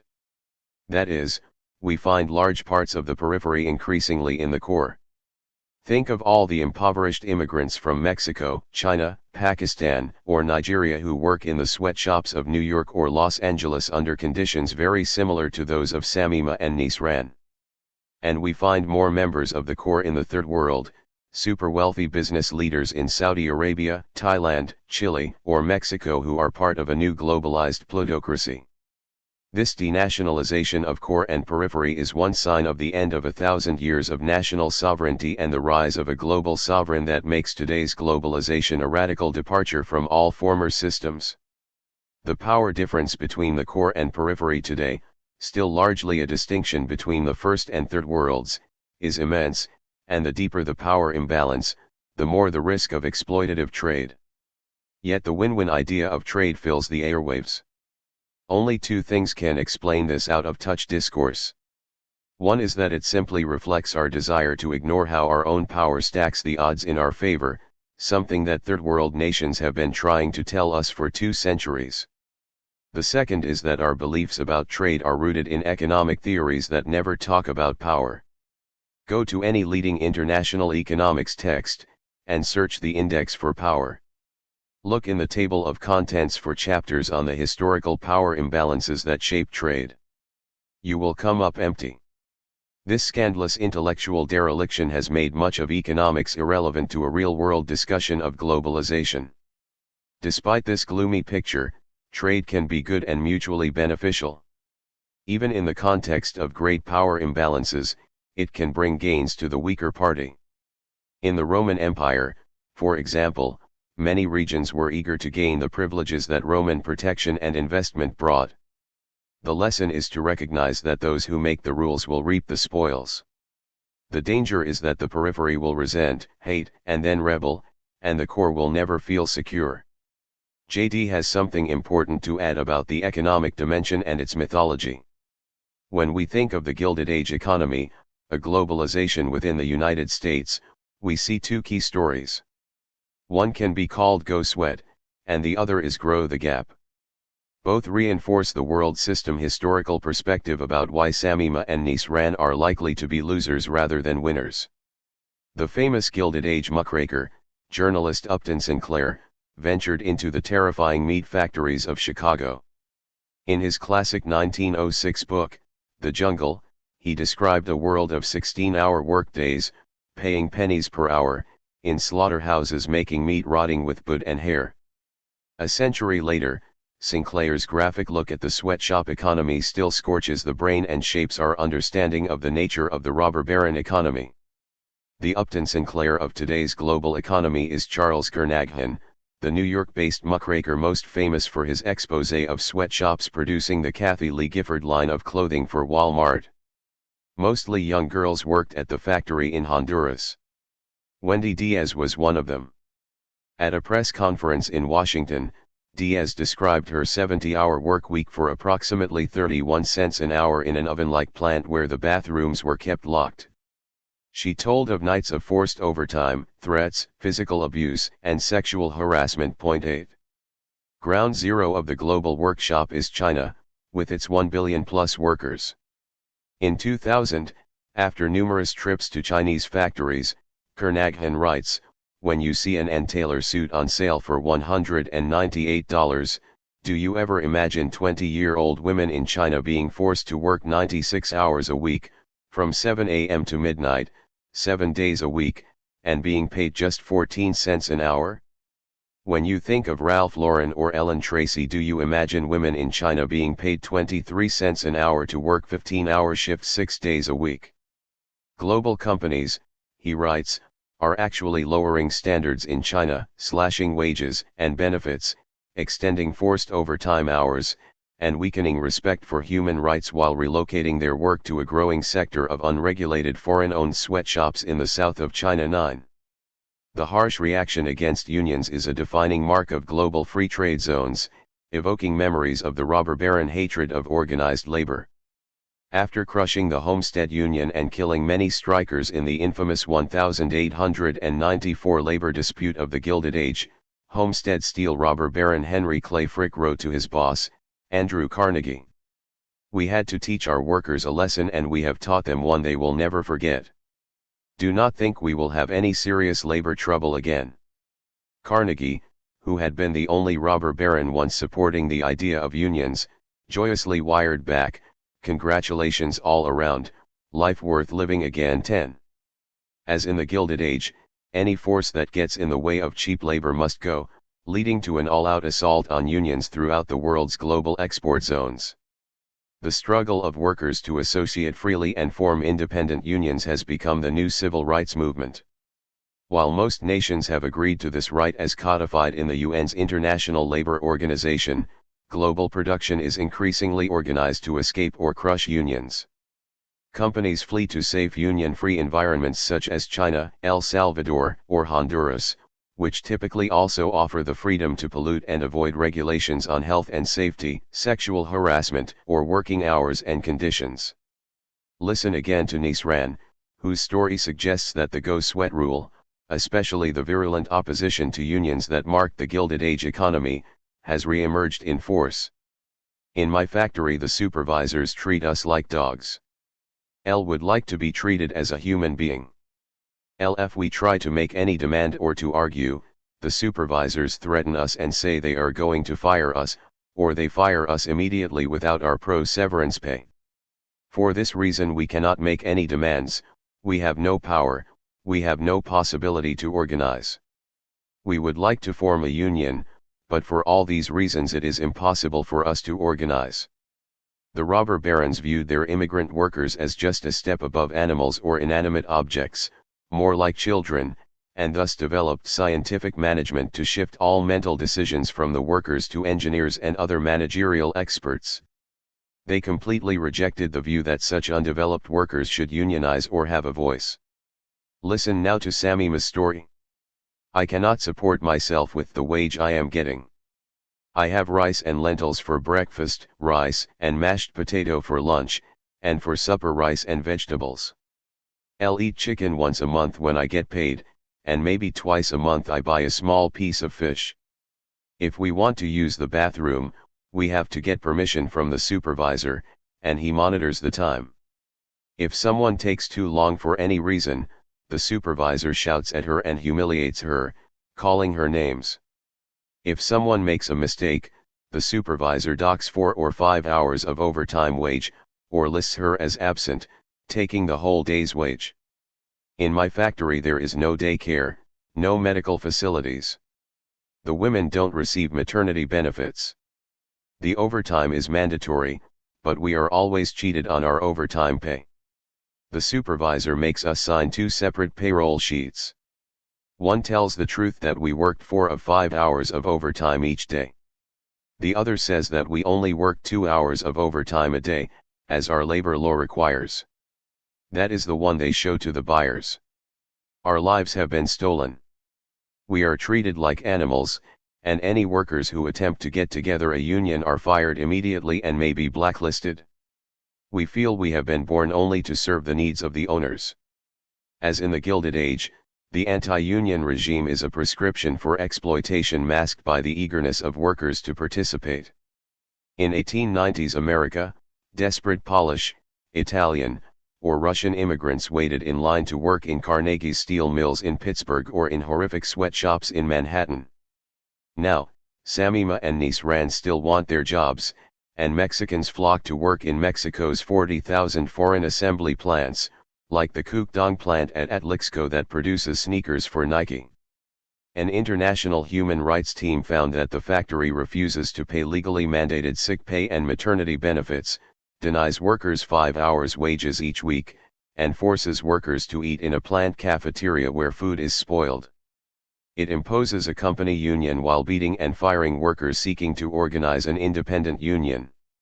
At another sweatshop, an Alcoa employee, Isidro Esquivel Sanchez, who clings to his job in Ciudad Acuna, Mexico, said, "They work us like donkeys, and we come back to this," pointing to his one-room, dirt floor hovel.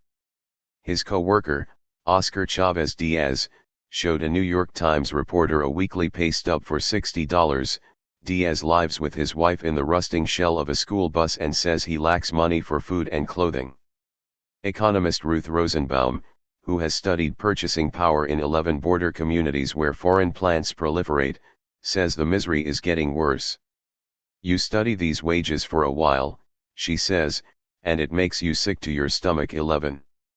Yet the workers keep coming, prompting influential scholars and journalists to conclude that even the worst sweatshops are better than the feudal conditions in the countryside. Harvard's Jeffrey Sachs suggests that the only problem with sweatshops in poor countries is that there are not enough of them. Sachs is right that millions in the new global workforce are clamoring to work at and hang on to sweatshop jobs. Says one Mexican female sweatshop worker, "Without these jobs, we would have nothing. We would have no food, and our children would die." But this reveals globalization as a system organized to take advantage of extreme human vulnerability, with the new captains of industry as eager as the old to capitalize on it. We make a terrible mistake if we think that the sweatshop workers desperate to hold on to their job are grateful to us. Nisran and Samima are fighting for their humanity and their survival, and these gentle souls, while not disposed to violence, will not go softly into the night.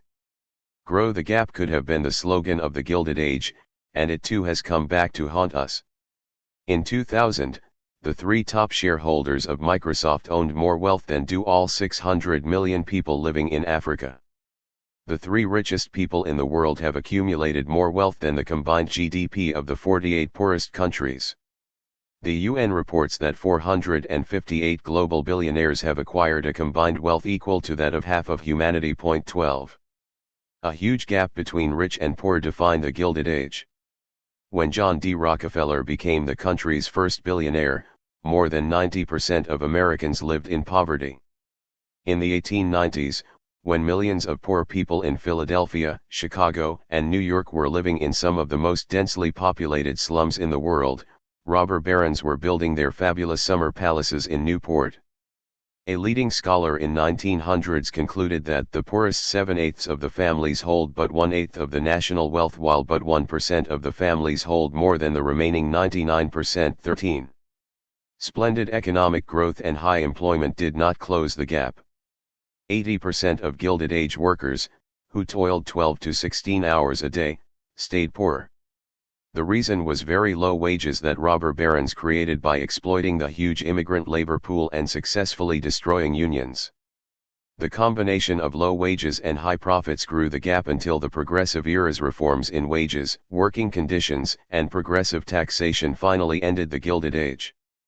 Globalization resurrects the Gilded Age growth model that spectacularly increases wealth while expanding poverty. The wealth gap today is growing between and within nations. The average income in the world's richest 20 countries is 37 times the average in the poorest 20, and the per capita income gap between rich and poor nations tripled between 1960 and 1993. Globalization might someday level the huge differences between the first and third world, but by the present rules it does just the opposite. As experts say, instead of win-win, the name of the game is divergence. Could anything be more dangerous in our already deeply polarized world? 14. At the Tear Gas 2001 Quebec Trade Summit, the leaders of the Americas laid down their new battle cry: globalization equals democratization. The new U.S. ambassador to Canada, Paul Cellucci, said, "The purpose of the summit is to help democracy. We want to strengthen democracy, the rule of law." President Bush repeated that free trade is the foundation of freedom. He said he was putting his money where his mouth was by backing an action plan of $20 billion to build up democracy in every nation, joining up with the massive new free trade zone forged at Quebec. 15. Like the idea of trade as apple pie, the mythology of globalization as democracy has become part of the new common sense of the day. But is it true? Is globalization the brave assassin of African dictators or oil-rich sheiks of the old authoritarian world? After the events of September 11, the new spotlight on Middle East politics raises serious doubts. We are painfully aware that unreconstructed oil monarchies that give their increasingly discontented people no vote and hardly any free expression are as much a part of the globalization system as are liberal democracies. And we are newly aware that our support of anti-democratic Mideast regimes that keep the oil flowing in the global economy has opened us to new and terrible dangers. At the 2001 anti-globalization Quebec protests, protesters saw the hated 10-foot-high chain-link fence keeping them out as a symbol of the unfreedom of globalization. If globalization is the spirit of democracy, why do they need to build a wall of shame to keep the people out? Said one protester, "This fence is an offense to justice and freedom. Tell your Dubia Bush he can cringe, but he cannot hide behind this barrier." 16. Nonetheless, there is reason for hope. Globalization has supported new emerging democracies in many parts of the world, even if it bolsters other ancient repressive regimes. The relation between globalization and democracy is the most contentious and important of all questions in today's world, and it does not reduce to simple formulas. The neglected lessons of former globalizations are important here. Remember that all globalizing systems throughout history have three dimensions, and while the economic one holds our attention today, the historical record shows that the political one may be the true father of any world system trinity. No one reminds us more of this than J.D. I have said that the robber barons were globalizers in a single nation. The new vast U.S. market they created was bigger and richer than many European colonial empires. But while the robber barons are most famous for building Standard Oil, U.S. Steel, and the Morgan banks and making fabulous profits by ruthlessly breaking up unions and exploiting immigrant workers, their greatest accomplishment was rewriting the Constitution and changing the entire balance of sovereign power in American democracy. The Gilded Age is a historical window into a brave new form of corporate rule. In 1892, Tycoon Jay Gould telegraphed the new president, Grover Cleveland, a Democrat, this message: "I feel that the vast business interests of the country will be entirely safe in your hands."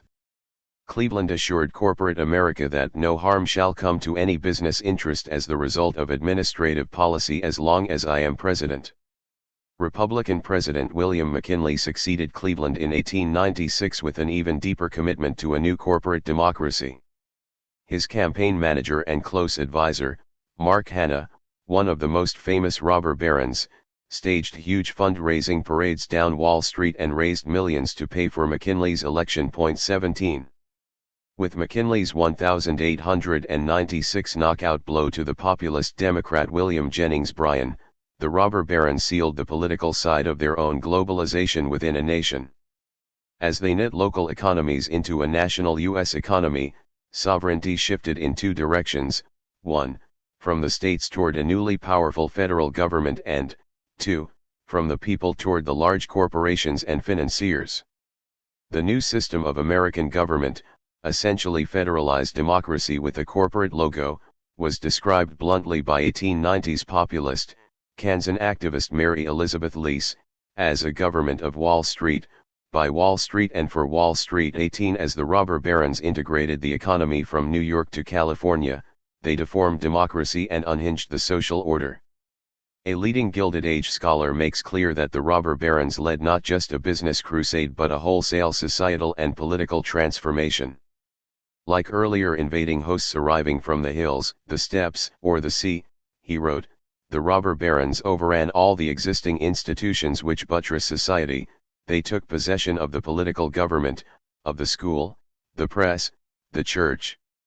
Business, that is, began to absorb all of society into itself. 19. The unexpectedly swift rise in the size and power of large corporations helped create this revolution. Before the Civil War, corporations had been local businesses, and they were balanced in power by craft guilds, state legislatures, and other organs of community or citizen power. But after the Civil War, the robber barons beefed up their businesses to conquer the emerging national markets, while labor and community groups found themselves struggling to survive in the new scale of enterprise.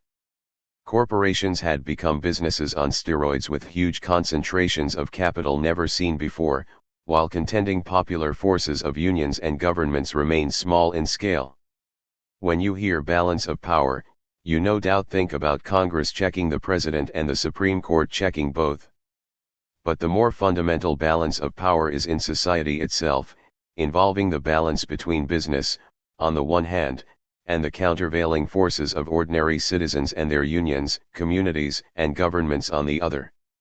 Democracies always require a delicate balance here and are undermined when the balance shifts too far in one direction. Democracies also require that popular forces remain supreme, even though they must respect important rights of property. One lesson of the Gilded Age is that globalizing projects tend to tilt the social, and then political, balance of power dangerously toward corporate and financial entities. Money can move a lot faster than people. The information revolution has made investment capital astonishingly mobile, with General Motors or Sony able to shift operations across borders with a few flicks of the computer key. There are no emotional roots or family bonds to tie money down, but one can hardly say the same of the workers left behind or the organizations that are supposed to protect them.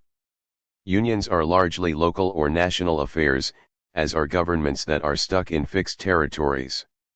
They are contending with global corporations, the most exquisitely mobile large organizations in history. We can say that corporations are now jet streams, while unions and government are still quicksand organizations. As anyone in a marriage knows, one of the great sources of power is the freedom to exit.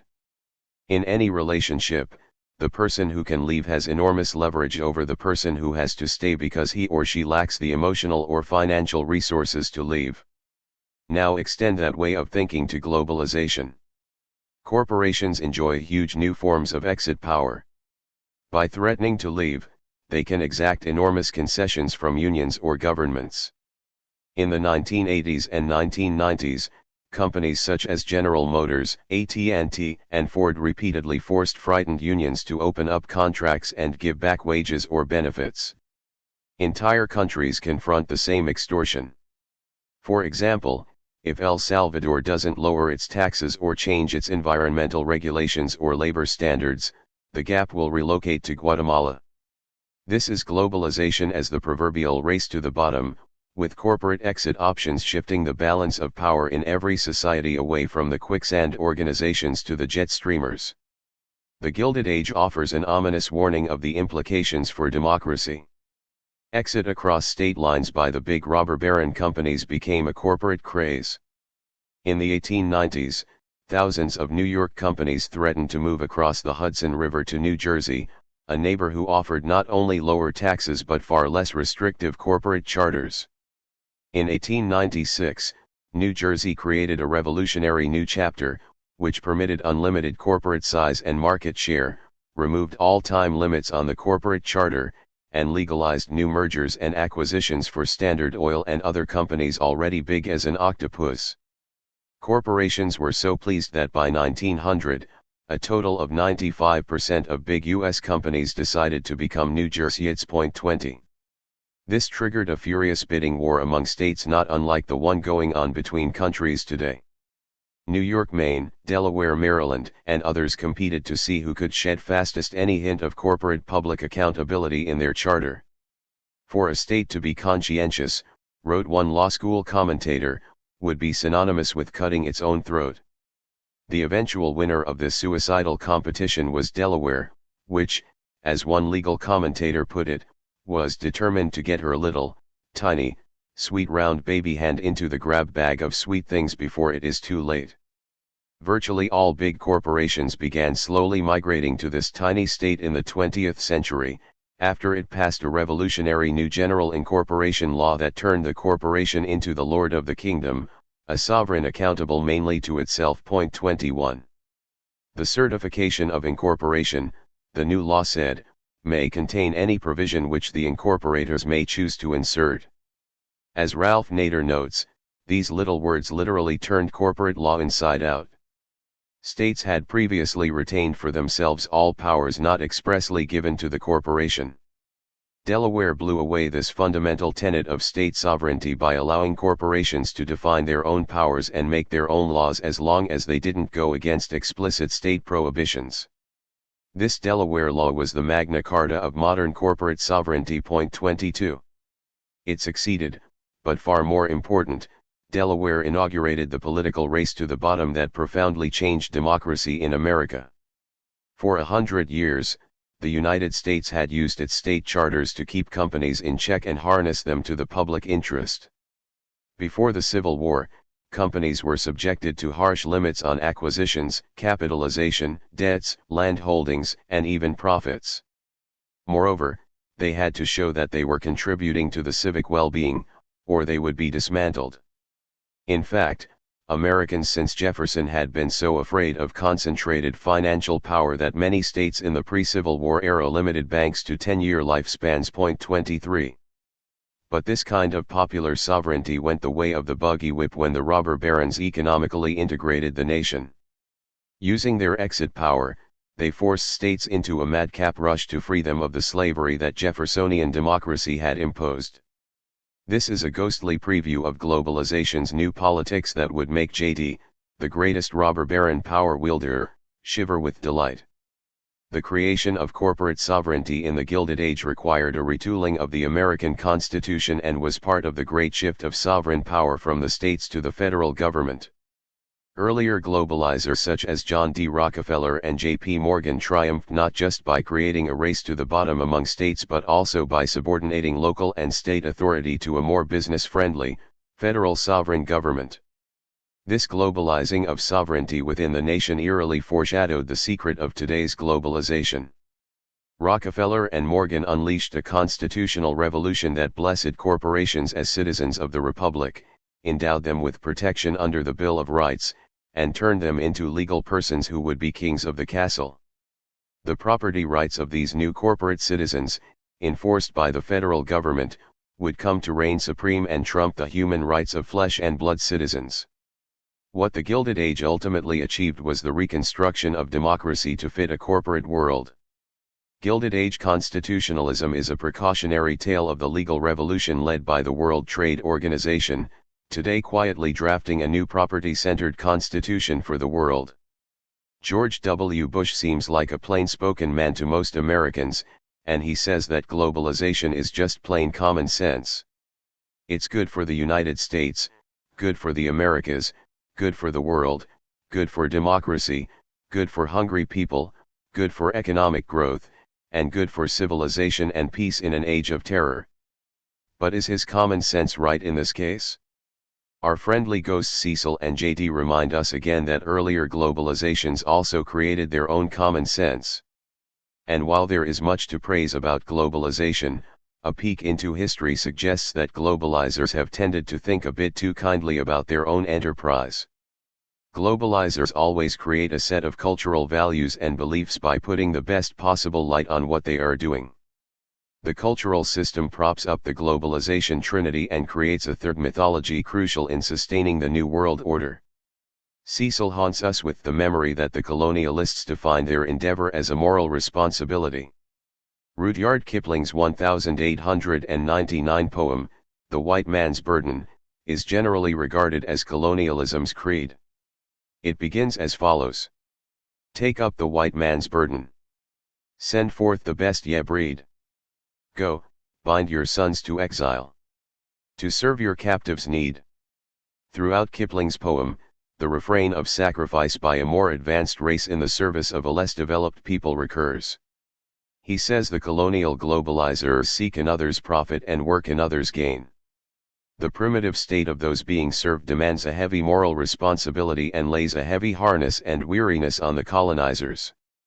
To wait, in heavy harness. On fluttered folk and wild. Your new caught sullen peoples. Half devil and half child. Take up the white man's burden. Ye dare not stoop to less. Nor call too loud on freedom. To cloak your weariness. Not all the elites of the time bought into this common sense of sacrificial colonialism. Ernest H. Crosby, in the New York Times, wrote in 1899 rejoinder, The Real White Man's Burden, that begins. Take up the white man's burden. Send forth your sturdy sons. And load them down with whiskey.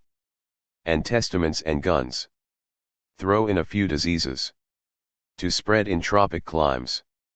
For they're the healthy niggers. Are quite behind the times. Crosby ends his parody, for good measure. Take up the white man's burden. To you who thus succeed. In civilizing savage hordes. They owe a debt, indeed. Concessions, pensions, salaries. And privilege and right. With outstretched hands you raise to bless. Grab everything in sight. But if more than a few skeptics remained, virtually all the business, political, and intellectual leaders of the European nations were fervent believers and avid propagandists for their global expansion. Cecil Rhodes spread far and wide their view of colonialism as impassioned idealism. As a young man, in 1877, Rhodes wrote a famous Confession of Faith, in which he proclaimed, I contend that we are the finest race in the world and that the more of the world we inhabit the better it is for the human race. Although he got fabulously rich through his global businesses, Rhodes always portrayed colonialism as both sacrifice and duty. In establishing the criteria for Rhodes scholars, he talks repeatedly of duty, sympathy for and protection of the weak, kindliness, unselfishness and fellowship. He established the scholarships to create a cadre of leaders who would put into practice his view of colonial globalization as a grand civilizing endeavor. This idea, in new language, has become part of globalization's creed today. J.D. reminds us that the robber barons had cultural myths essential to their globalizing endeavors. When Rockefeller said, "God gave me my money," he was expressing the Gilded Age common sense that the robber barons were carrying out a divinely inspired plan. Like the colonists, the robber barons were religious men who saw their own ancient globalization as serving the highest moral ideals. The religion of the Gilded Age was couched in the rhetoric of social Darwinism, a distinctively American common sense. It made poverty, competition, and exploitation all part of the natural struggle for existence. Said one railroad baron, society as created was for the purpose of one man getting what the other fellow has. Rockefeller frequently used Darwinist language: the growth of a large business is merely a survival of the fittest. It is merely the working out of a law of nature and a law of God. In other words, the integration of a national market, the robber baron's globalization within a nation, was entirely in harmony with nature and God.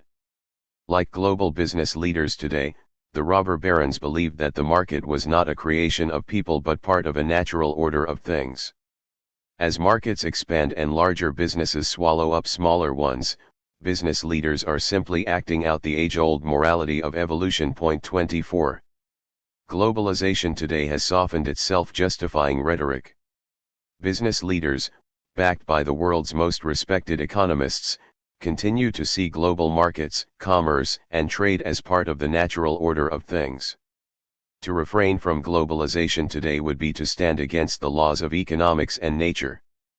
But today's globalizers do not tend to read God's mysterious purposes into the misery of the poor. Rather, the new common sense is that globalization is the only viable way to bring the world's poor out of poverty. Consumerism and the mystique of the market have replaced social Darwinism as the common sense of today's globalization. To challenge it seems to challenge the sovereign right of all the world's peoples to consume burgers at the Golden Arches or to dream of driving a Mercedes. Those who raise doubts tend to be viewed, at least within the United States, as just as strange as those a century ago who questioned social Darwinism or the white man's burden. When those outside of the United States, like Islamic fundamentalists in the Middle East, attack the new cultural creed, they tend to be viewed as relics of a doomed pre-modern era. Some view this cultural revolution as the real explanation for the terrorist attacks on New York and Washington. Samuel Huntington has written of a new clash of civilizations now exploding between Islam and the West and pitting globalization against traditional values all across the world. It is a powerful idea, but not the prime source of the conflict between the Islamic world and the West. 25 But without question globalization is an explosive cultural and secular force that exports the American dream and melds the idea of consumerism and freedom. Global culture is immensely seductive, even in the Middle East where anti-American elites mimic the lifestyles of the rich and famous, watching reruns of Dynasty and sipping Pepsi even as they decry US values and policy. The cultural magic is most explosive among the global poor, awakening desires for earthly comforts that they will never enjoy.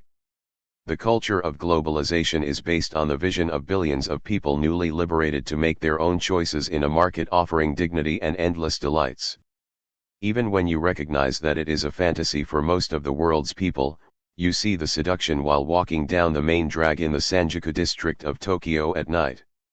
The 100-foot-high, brilliant neon lights of thousands of well-stocked stores and boutiques selling brands from all over the world illuminate the nocturnal landscape. Engrossed shoppers rush around frantically, buying and buying as if making up for centuries of deprivation and serfdom.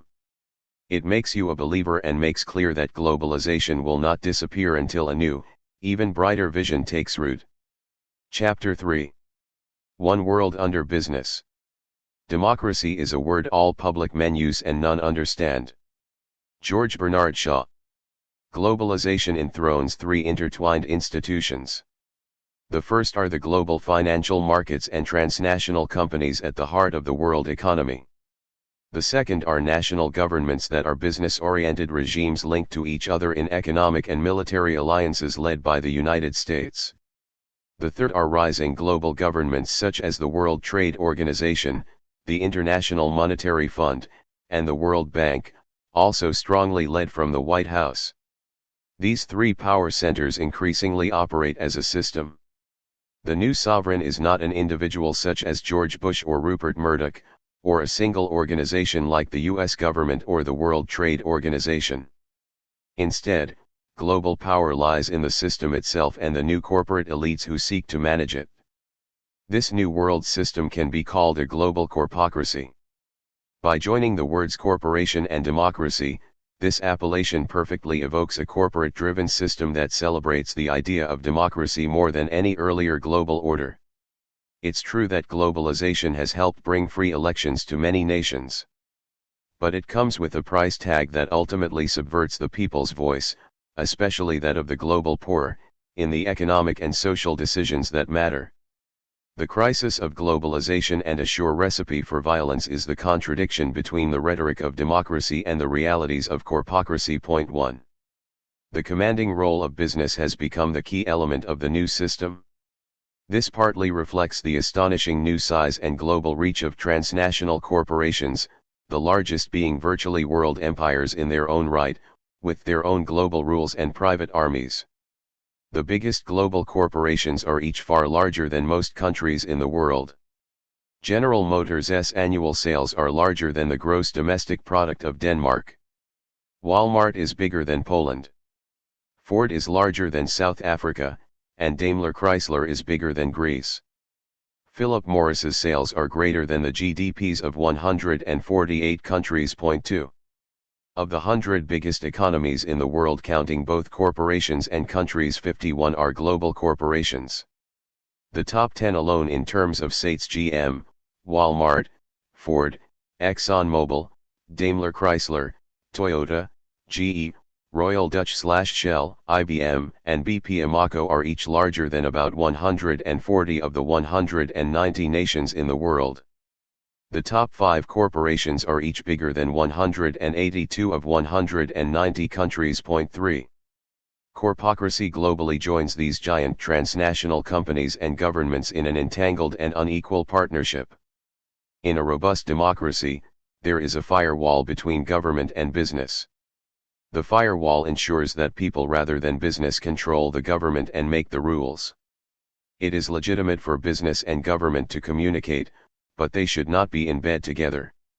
The wall acts as a checks and balance system that limits the power of both and keeps business from taking over. In corpocracy, the storyline is different. The firewall between big business and government is chipped away, flooding money into government and eroding popular control. The American example of Enron, which for many years paid thousands of dollars to the highest-ranking Washington officials of both parties, symbolizes the corrupting new ties. Business and government forge an intimate relationship, both within the nation-state and the larger world order. In the new system, government still wields formal sovereign authority, but sovereign power has actually been transferred to a partnership increasingly dominated in times of peace by the business sector.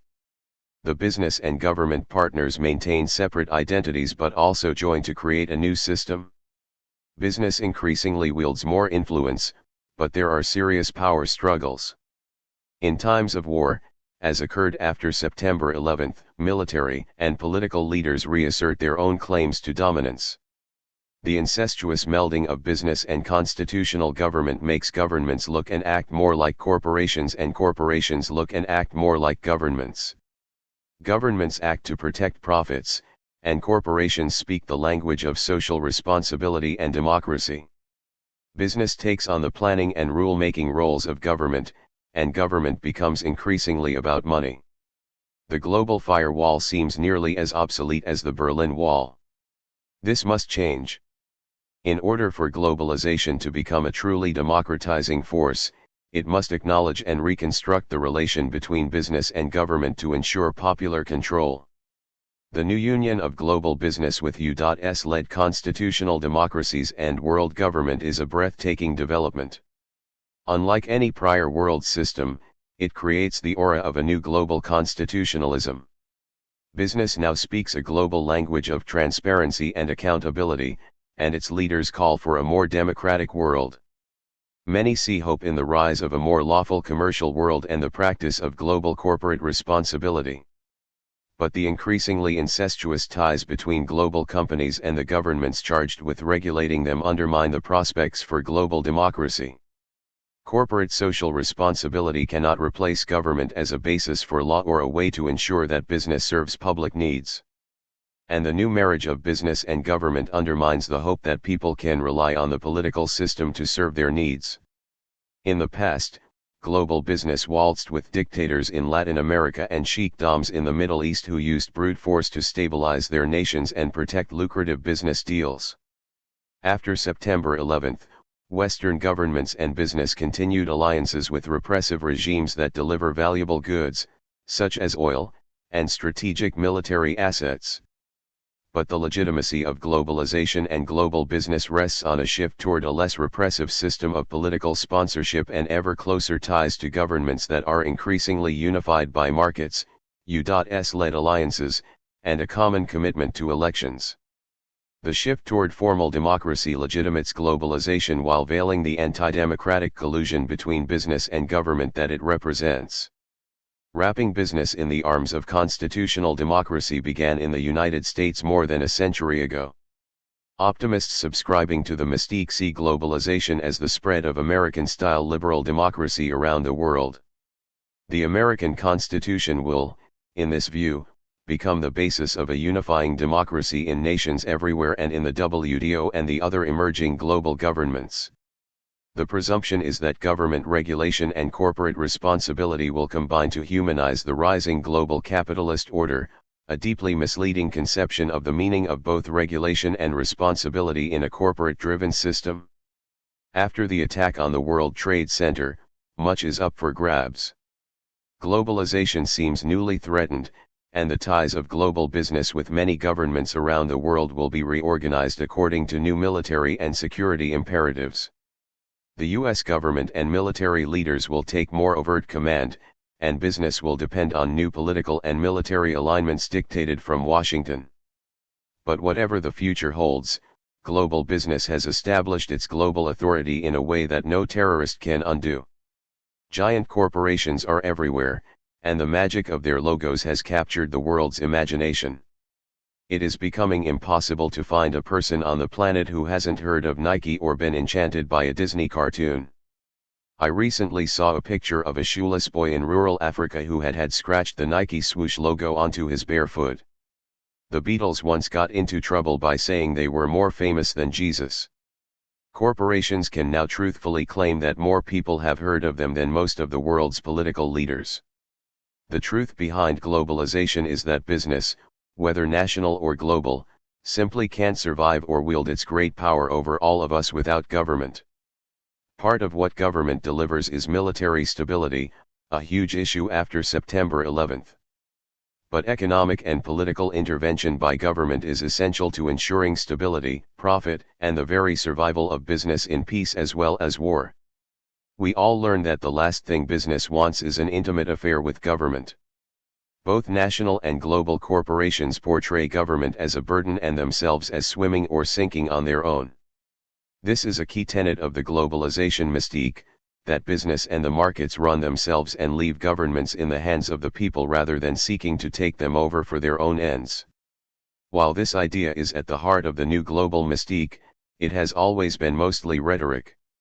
From the historical origins of the corporation in 17th century Britain to its development in the United States after the Civil War, the corporation has long been intimate with government.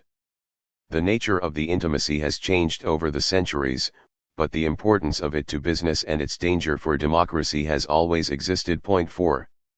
Writing about the history of the corporation in the United States, political economist Gabriel Calco vividly unmasks the myths about business and free markets at the core of the mystique. Kalko has written extensively on the Gilded Age and the Progressive Era, when the robber barons were crying out against big government and promoting the new religion of laissez-faire. He is one of many scholarly chroniclers of the secret marriage between the robber barons and the government they denounced. The robber barons spent fortunes to elect politicians and yoke democratic governments to their own agendas. They needed jurists who would rewrite the corporate laws, the tax laws, and the Constitution itself in the late 19th century in order to protect their new corporate property under the Bill of Rights. While railing against regulation, they were the primary drafters of the Interstate Commerce Commission and many other government agencies that worked closely with big business to outlaw upstart competitors and bring order and stability to the market. While they propagated the free market idea, they built and bought government at the expense of their workers and ordinary citizens. 5. Government had to create the uniform national regulations, nationally enforceable contract law, and new intangible property rights that made a national market and the corporation itself viable in the first place.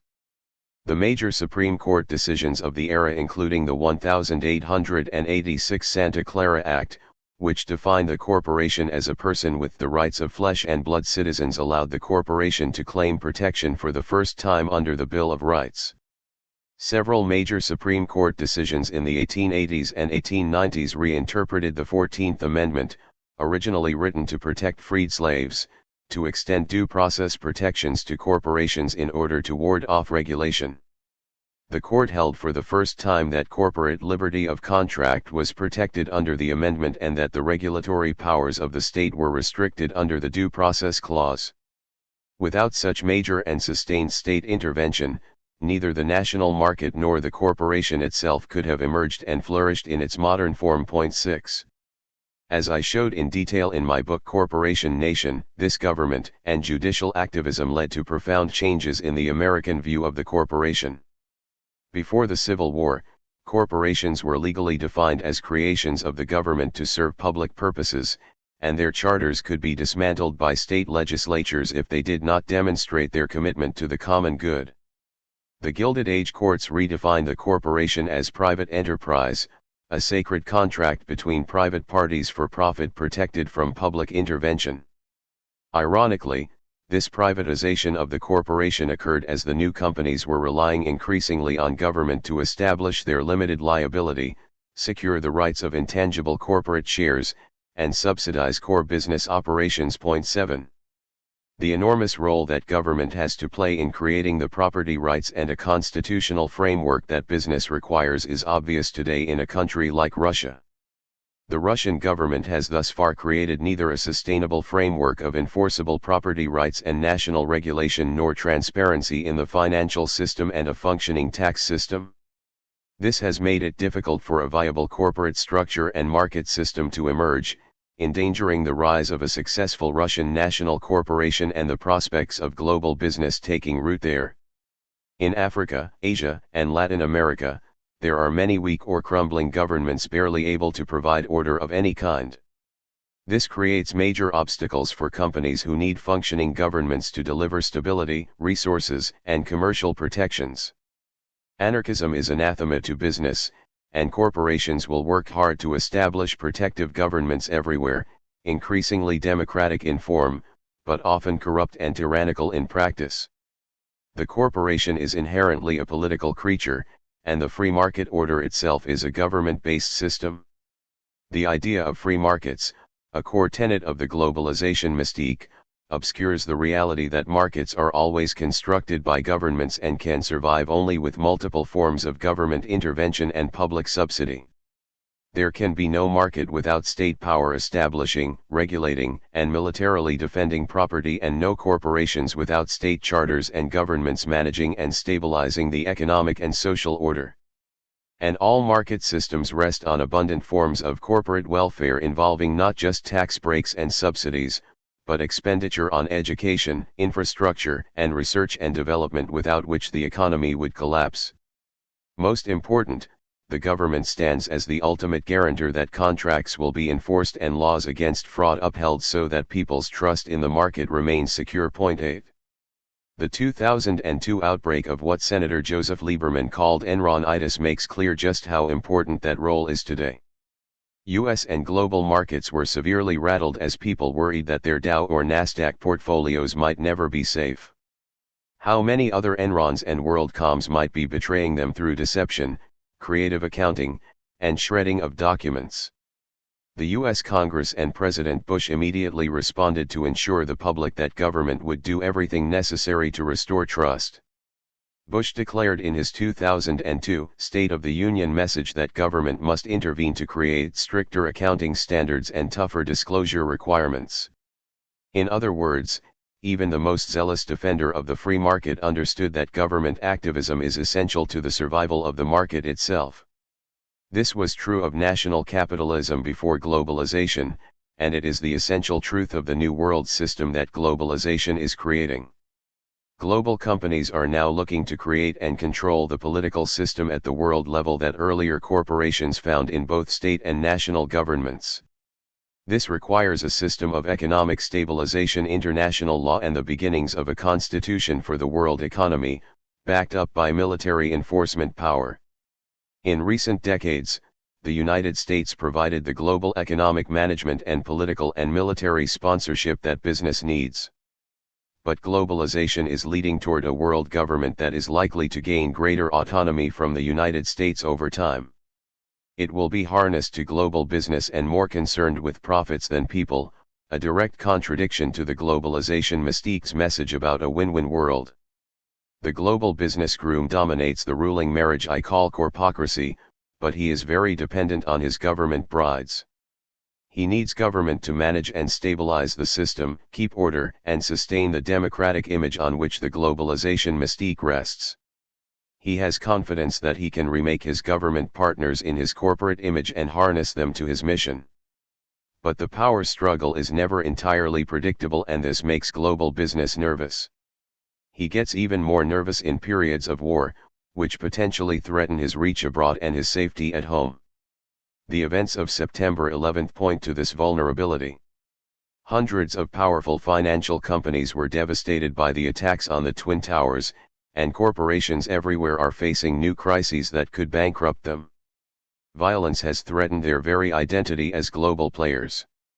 Within weeks of the New York attacks, thousands of Western apparel and electronic companies had withdrawn from Pakistan, Bangladesh, and other nations in Asia, war zones deemed too unsafe even as new security challenges loomed at home. The new military climate will intensify business dependency on government and may dangerously expose the illusion of the free market religion that sustains both global business and globalization itself. Global business, though, will survive September 11 and remains, even in an era of war, the dominant and unifying force of our time. It is itself a partnership of two huge institutions, global financial markets and global corporations. Together, they control more wealth than any institution in history and create a network that increasingly unites all of us, whatever our culture or religion. 9. Global financial markets are best seen as the brain and global corporations as the muscle of global business. The financial markets are something like an electronic cortex sending out billions of buy and sell orders from millions of investors. Meanwhile, the global companies race to make sure they understand and comply with the message the markets are sending. When the corporate muscle acts against the will of the financial brain, the markets will starve it of its oxygen, that is, global capital. Globalization is often associated with direct corporate foreign investment creating jobs. But the mushrooming of the global financial markets is the more eye-opening development. By 1997, more than $1.5 trillion in such foreign exchange transactions took place every day. Analysts have noted that only 1 to 2% of these transactions are related to trade or foreign direct investment.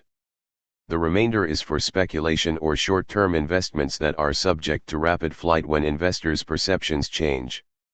Between 1980 and 1995, the value of world merchandise trade increased 400%, while the value of the world stock exchanges increased 970% and foreign exchange transactions 2,100%.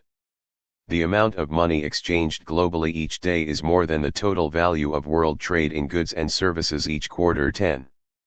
The rising power of the global financial markets is a leading theme of nearly all commentators on globalization. Thomas Friedman calls the global markets the electronic horde and celebrates them as the centerpiece of globalization. He recognizes, though, that they put nations into a golden straitjacket, eroding national sovereignty. As your country puts on the golden straitjacket, two things tend to happen: your economy grows and your politics shrink. Your political choices, Friedman summarizes, get reduced to Pepsi or Coke. But he believes that this loss of control is acceptable because the markets are forcing nations to make rational choices promoting growth that they can't or won't do on their own. These include making the private sector the primary engine, shrinking the size of its state bureaucracy, eliminating and lowering tariffs, privatizing state-owned industries, eliminating government corruption, subsidies, and kickbacks, opening its banking and telecommunications system to private ownership and competition. 11. Some of these virtues are real, but the notion that such critical national policies should be imposed by investors is hardly a democratic idea. Decisions about size of government, financial regulation, and the role of the market are at the heart of democracy. Take them away, and you really are electing leaders just to decide whether they prefer Pepsi or Coke. Friedman accepts such a drastic assault on democracy because he takes on faith the economic theories that markets allocate money most efficiently and maximize efficiency and growth. But what if countries do not view economic growth as their highest priority? What if preserving their anti-poverty programs or democracy itself is more important to them? And what if, as the Argentine debacle, the traumatic setbacks in Thailand and other Southeast Asian nations, and America's own post-Enron crisis suggest, leaving it all to the markets does not promote sustainable growth? 12. Beyond the fundamental concern about democracy, there are other serious issues. The mushrooming of global exchanges in currency, derivatives, and other short-term investments represents an effort by investors to exploit new global rules permitting vast sums of money to be invested and withdrawn at lightning speed without national controls. This was not part of the original globalization system or the concept of trade developed by American and British planners after World War II. They worried that speculators or other short-term investors, whether finance firms or rich individuals, could exploit such freedom for enormous profits while destabilizing whole nations and regions of the world. They created initially a strongly regulated trade regime, with special protections for national banks and financial systems to prevent such possibilities. The new freedom of money to race anywhere creates enormous dynamism as well as frightening instability. The Clinton administration led an aggressive financial deregulation campaign in the 1990s through the International Monetary Fund and the World Trade Organization. Globalization leaders overturned long-standing restrictions by governments that limited foreign ownership of their banks, deregulated currency exchanges, and eliminated restrictions on how quickly money could be withdrawn by foreign investors. Most analysts now believe that such deregulation helped give rise to the catastrophic Asian financial meltdown in 1998 that devastated Thailand, Malaysia, Indonesia, and South Korea. In late 1997, when short-term investors precipitously withdrew huge sums, they helped bankrupt these Southeast Asian economies that had reconstructed themselves around the large foreign sums originally loaned and invested. The same chaotic pattern hit Mexico in 1994 and Russia and Brazil in 1998.13. The liberalization of financial markets has helped globalize the unstable, irrational exuberance of stock markets described by Federal Bank Chief Alan Greenspan, and also helped produce a cesspool of unsupervised global hot money. As one analyst argues, international financial transactions are carried out in a realm that is close to anarchy. Numerous committees and organizations attempt to coordinate domestic regulatory policies and negotiate international standards, but they have no enforcement powers. The Cayman Islands and Bermuda offer not only beautiful beaches but also harbors that are safe from most financial regulation and international agreements. U.S. leaders have led the charge for deregulation of the world's financial system for many reasons, including the dazzling financial opportunities it offers for U.S. and other global financial companies. Once opened financially, the ability of these countries to develop their own economic models or regional economies independent of American influence erodes substantially. This is viewed by U.S. leaders as another core benefit. But after the Enron scandal, in which the giant Texan company created thousands of such offshore havens to conceal its financial dealings and debts, Americans can newly appreciate the dangers of redefining free trade and globalization itself as the creation of a deregulated and often anarchistic global financial order. 14. There are now more than 45,000 corporations worldwide, with 300,000 affiliates. But the top 200 global companies, including such giants as General Motors, Shell, Citigroup, Sony, AOL, Time Warner, ExxonMobil, Siemens, Mitsubishi, and Microsoft, dominate the world economy and are the heart of global business. The majority are headquartered in the United States, 82, Japan, 41, and Germany, 20, with many of the rest in other European countries, but they all have branches and contractors in nations everywhere. Their profits exploded 224% between 1983 and 1997, a far faster rate than the 144% growth in the world economy as a whole during the same period. Their sales are bigger than the combined economies of 180 of the 190 countries of the world, and 18 times the combined income of the world's 1.2 billion poorest people. 15. The sales of the top 200 account for more than 25% of the entire output of the world economy, global GDP, and thus the entire world economy is increasingly a proprietary production of a few giant firms. The top 200 hold 90% of the world's patents, grow, refine, and sell much of the world's food, supply the oil that runs our cars and heats our homes, operate the global media and entertainment companies that reach billions of people, and create most of the world's software and manufacture the computers it runs on.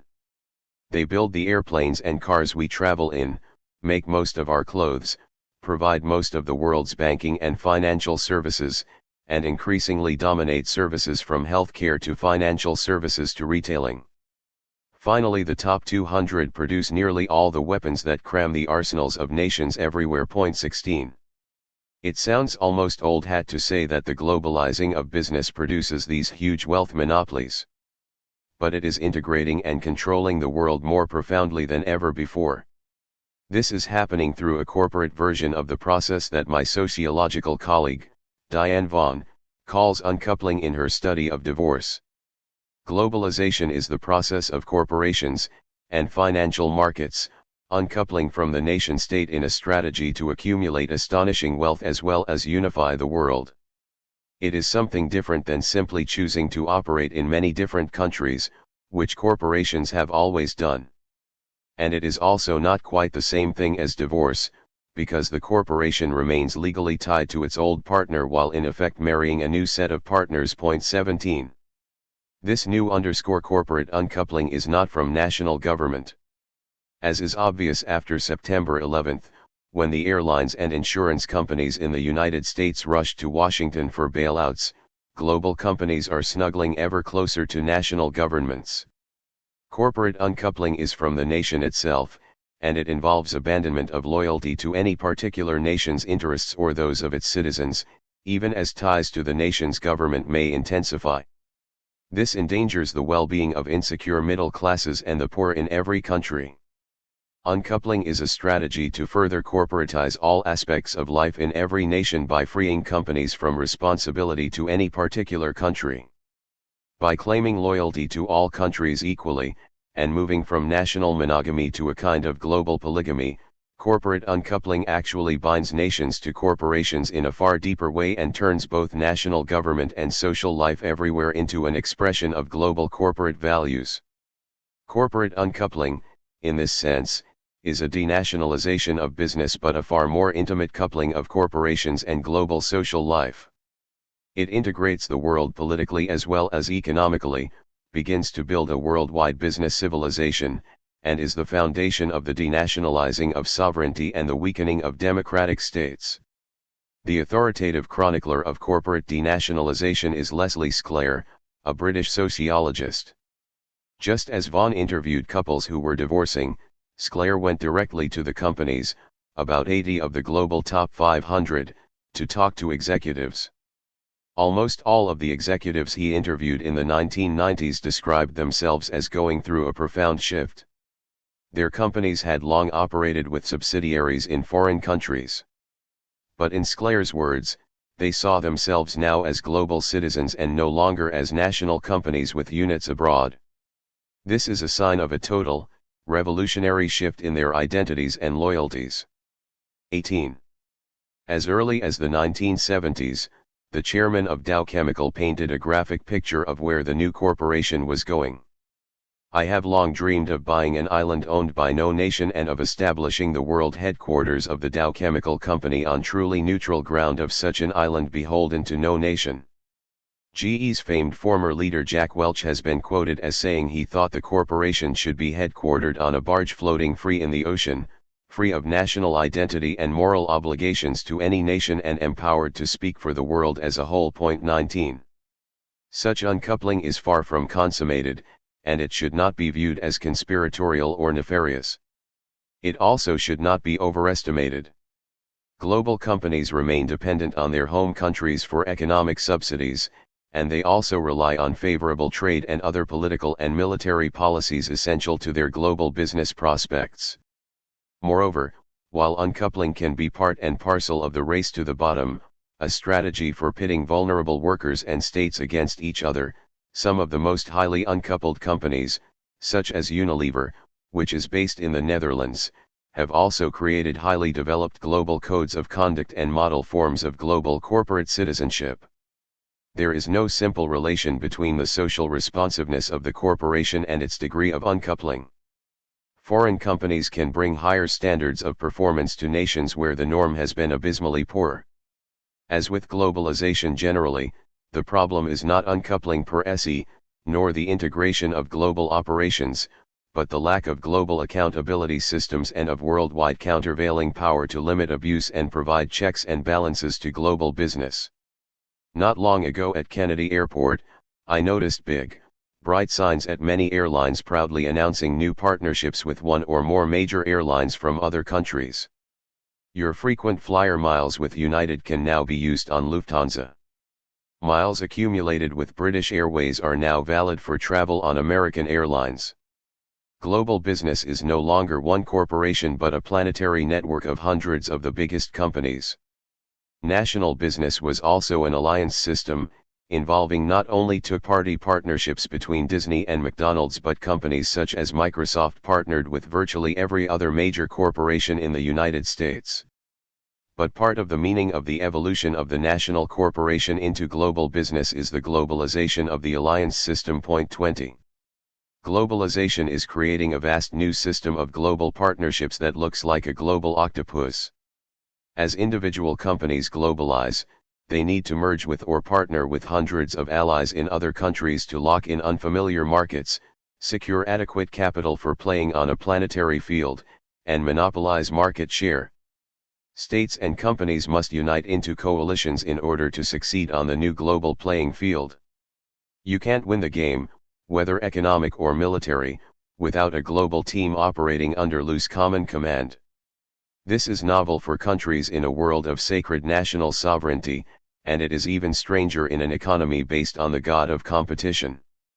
Global coalitions of companies do not eliminate competition, but they undermine any traditional notions of free markets by turning the 2 or 3 dominant players in every global industry into kissing cousins with huge new power to influence the markets and all of us with lives bound up in them. Telecommunications has now been carved up into 3 rapidly changing global partnerships. 1, called Source, is an equity arrangement in which BT, British Telecom, bought a 20% share in MCI, linked to the Spanish carrier Telefónica. Telefónica engaged in an equity swap with Portugal Telecom, bringing a strong Latin American market to the alliance, which is also marketed by a Canadian company, Stentor. A second global alliance in the industry is made up of Sprint, Deutsche Telekom, and France Telecom. The third alliance is World Partners, formed by AT&T and Unisource, a European alliance including Telecom Italia, Telia of Sweden, Swiss Telecom, and KPM, of the Netherlands, as well as KDD, the international carrier for Japan, Telstra of Australia, and Unitel of Canada. 21. The alliance system also bridges different industries. In the Gilded Age, John D. Rockefeller, J.P. Morgan, and Andrew Carnegie sat on each other's corporate boards and ultimately merged steel, banking, railroads, and oil to create an American octopus integrating the whole national economy. Today, most of the global top 200 are partnering feverishly, not only with thousands of subsidiaries and contractors, but also with many other top 200 firms within and across industries. In the auto industry, GM and Toyota are hopping into bed with each other on numerous new projects following their initial joint venture of the NUMMI plant in California. Chrysler is negotiating with Mitsubishi to engineer all its small cars. In big oil, Texaco and Royal Dutch/Shell have long been partners in refining and marketing, while Texaco is marrying Chevron to catch up with ExxonMobil. The truth is that all the biggest auto, energy, media, computer, financial, and other global oligopolies are already partnered with nearly all their competitors in nearly every global industry. It goes further, as the biggest global firms link up with other gigantic firms outside their own main industries. GM is hooking up with News Corp to run global satellite-based media operations, but that is just one of hundreds of partnerships of both corporations. For more than a decade, the German giant company Siemens has been so intimately partnered with the likes of Microsoft, Fuji, GE, Corning, Philips, Toshiba, and scores of other giant firms that it led scholars to wonder whether the single firm is becoming an extinct species.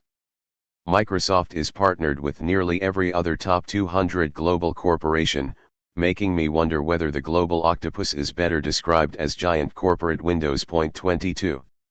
The globalization of the alliance system leads inexorably toward the creation of a transnational financial and corporate elite. The corporate leaders all over the world are now a small, closely knit club. They are not a conspiracy of tycoons running the world from smoke-filled secret dens. They do not share the same cultural values, religion, or view of foreign policy. But they are increasingly intertwined in transnational political and lobbying associations as well as joint business ventures. The creation of a genuinely global, corporate-dominated governing elite uncoupled from nationality not only in its membership but its institutions, cultural sensibilities, and business strategy would be truly unprecedented. No earlier world system has created anything like it. It would be the most impressive achievement of globalization and the most alarming, because it would concentrate global power in the hands of the few and thus doom democracy. In the United States, workers and citizens spent a century building unions and civic groups that balanced the power of business elites with countervailing forces and kept Washington from being a pure handmaiden of business. But in much of the world there have never been unions or civic associations that are counterweights to business. Globalization has allowed business to unravel much of the power of unions and community groups in the First World by exiting to union-free Third World environments without any history of civil society or democracy. 23. As global business uses exit threats to gain influence over First World unions and governments, it has an even easier job yoking Third World governments to its cause. Many such governments, even those with the formalities of elections, have never been accountable to their own people. Easily seduced by the money and jobs that global companies can dangle in front of them, they have become increasingly hostage to the global financial markets and institutions, such as the International Monetary Fund, that control credit and their ability to survive in the world economy. The question then is this: who can protect the people in either first or third world nations when their governments are in a race to seduce and please the global giants that bring money and jobs? Many corporations champion self-regulation and corporate responsibility initiatives that have brought higher standards to some nations than ever existed in domestic businesses. These are important developments and should not be dismissed as pure public relations, although they often are. But such self-policing is not enough. Even when well-intentioned, it leaves it up to the businesses themselves to define responsibility, and it offers outsiders no public means of verifying information and claims of good business conduct. The monitoring and disclosure arrangements presented by Nike and Reebok have helped create improvements in global factories, but public interest groups have uncovered a long string of broken promises that are the inevitable product of a system lacking public transparency and accountability, as Enron proved in the United States itself. It took countervailing power by new American unions and progressive community groups to finally tame the robber barons, end sweatshop conditions, and begin to recapture government for the people in the Progressive Era and New Deal years. But countervailing power in the world seems vanishingly small compared to that in the United States following the Gilded Age. Building global democracy is going to require organizing unions for Samima and billions of workers like her. And it will take a wider coalition of global civic groups that can create worldwide, citizen-based power and build a new deal for the world. 24. Global business is itself a work in progress, far from fully consolidating global unity or power.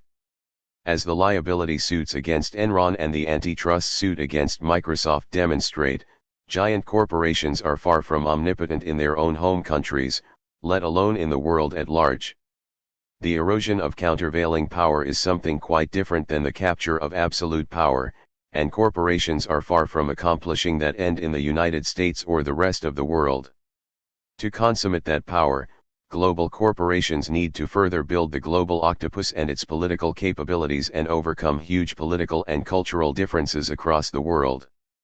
We are seeing a rapid proliferation of new corporate partnerships and transnational, politically oriented business associations spanning the Atlantic and the Pacific. But the International Chamber of Commerce and all such rising global business associations have not demonstrated yet the ability to create a new basis for enduring control and remain vulnerable to new movements for democracy and human rights. Global business needs to legitimate its already immense worldwide power and authority as the will of the people. This leads to the presentation of the corporation as a new global citizen and the corporate system itself as a new kind of socially responsible democracy. The democracy of the market has become the phrase of the day. The concept goes something like this. The will of the market is nothing but millions of consumers and investors democratically voting their preferences. When you participate in the market, you are exercising a kind of global citizenship.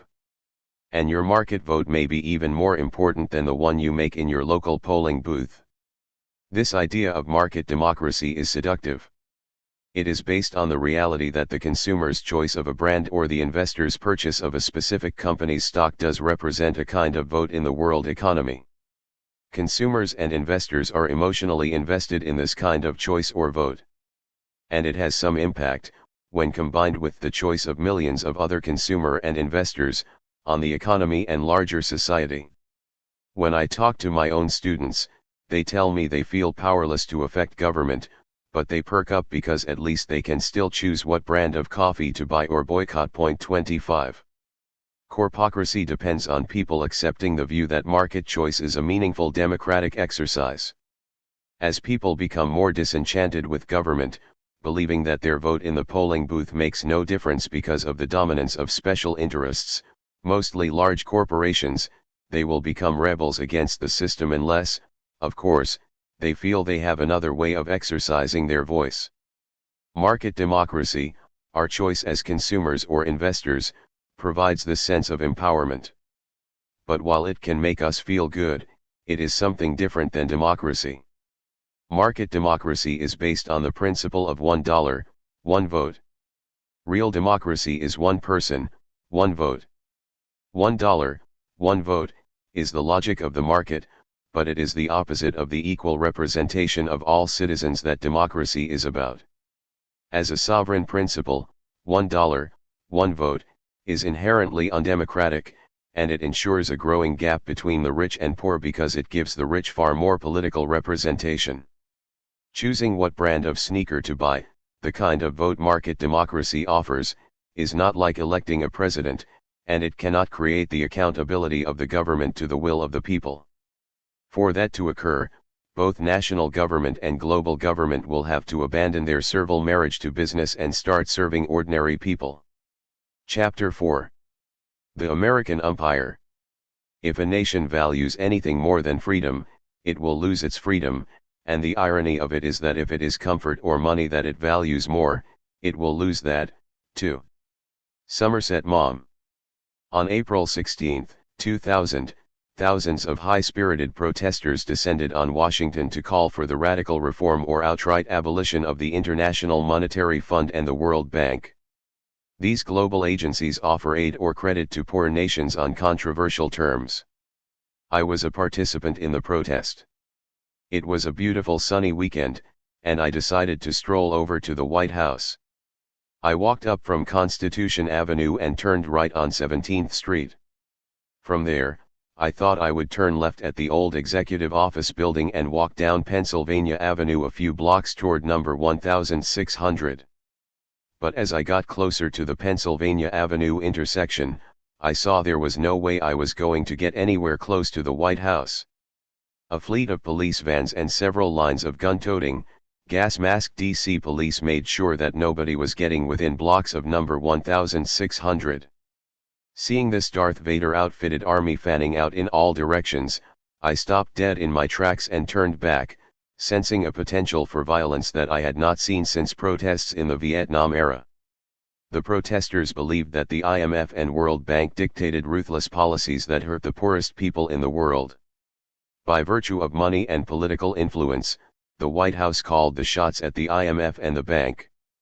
Many demonstrators, in open defiance of the globalization mystique's view that globalization runs itself, said that these global financial agencies were window dressing for an American government out to run the world. The protesters found support for their view from an important source. During the protests in Washington, the Group of 77 was holding meetings in Central America. The Group of 77, actually a coalition of 134 countries, including virtually all the former colonized countries in Africa, Latin America, and Asia, is a leading third world voice on issues of trade, development, and globalization. In a ringing declaration, over 40 presidents of poor nations as well as other official delegates to the Group of 77 signed a statement making clear that many third world nations see globalization as a collective dictatorship by rich nations led by the United States. Belize's Prime Minister, Said Musa, insisted that instead of helping poor nations grow and stabilize their economies, globalization was only stabilizing poverty. South African President Thabo Mbeki said that the protests show that consciousness is rising, including in the north, the rich nations, about the inequality and insecurity globalization has brought, and the plight of poor countries. Nigerian Arthur Mbanfo, spokesperson for the Group of 77, said that Southern leaders were being silenced and marginalized by the United States and other G8 nations. He announced that the Group of 77 was very supportive of demonstrations and would join the protesters in opposing the one-size-fits-all globalization rules drafted in Washington. 1. The fact that 20,000 protesters and many third world leaders see globalization as the new face of colonialism does not make it so. But in virtually every poor nation of the world, a public debate rages about whether globalization is neocolonialism, colonialism without legal colonies. Poor countries once again feel vulnerable to foreign corporations and governments who come with noble rhetoric and business deals backed by armies. In nearly every country but the United States itself, we hear a growing tide of outrage from those who see globalization as an American agenda to remake the world in its own image.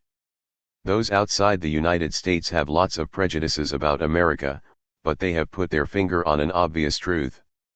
The Stars and Stripes has replaced the Union Jack as the symbol of power from sea to shining sea. Despite deep differences from earlier colonial empires, globalization can be seen as a polite phrase for a world system dominated by a nation far more powerful than England at the height of the British Empire. We can now speak conservatively of an American empire system. It is fundamentally new, but it retains important similarities to an empire. Its economics produces a new but still exploitative relationship between the first and third worlds. Its politics takes the form of a U.S.-led order that, despite the legal equality of nations, involves huge power imbalances between rich and poor nations. and a globalizing military system dominated by the United States polices the globalization game with extreme force. Violence and anarchy still run rampant in the age of globalization. But in contrast to empire, globalization roots itself in rules of property protection. And as in baseball, there are now global umpires with the authority to enforce the new rules. Because of its enormous economic, political, and military power, the United States has emerged as the head umpire behind the plate. In baseball, the umpire calls the balls and strikes and lets it be known who is safe and who is out. While he claims to be bound by universal rules, nobody can challenge his interpretations. As the supreme arbiter, this potentate, protected by his iron mask, can tip the outcome of the game. On a trip to Old Sturbridge Village, a Massachusetts tourist site that reenacts life in 1830s rural New England, I listened to a guide explain how early Americans played baseball. There was, he said, no firm rule book.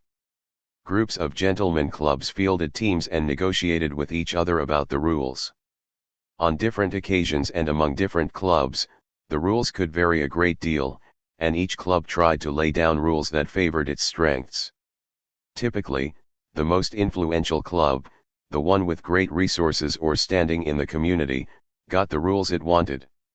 Today's umpire regime of globalization looks more like baseball than baseball today.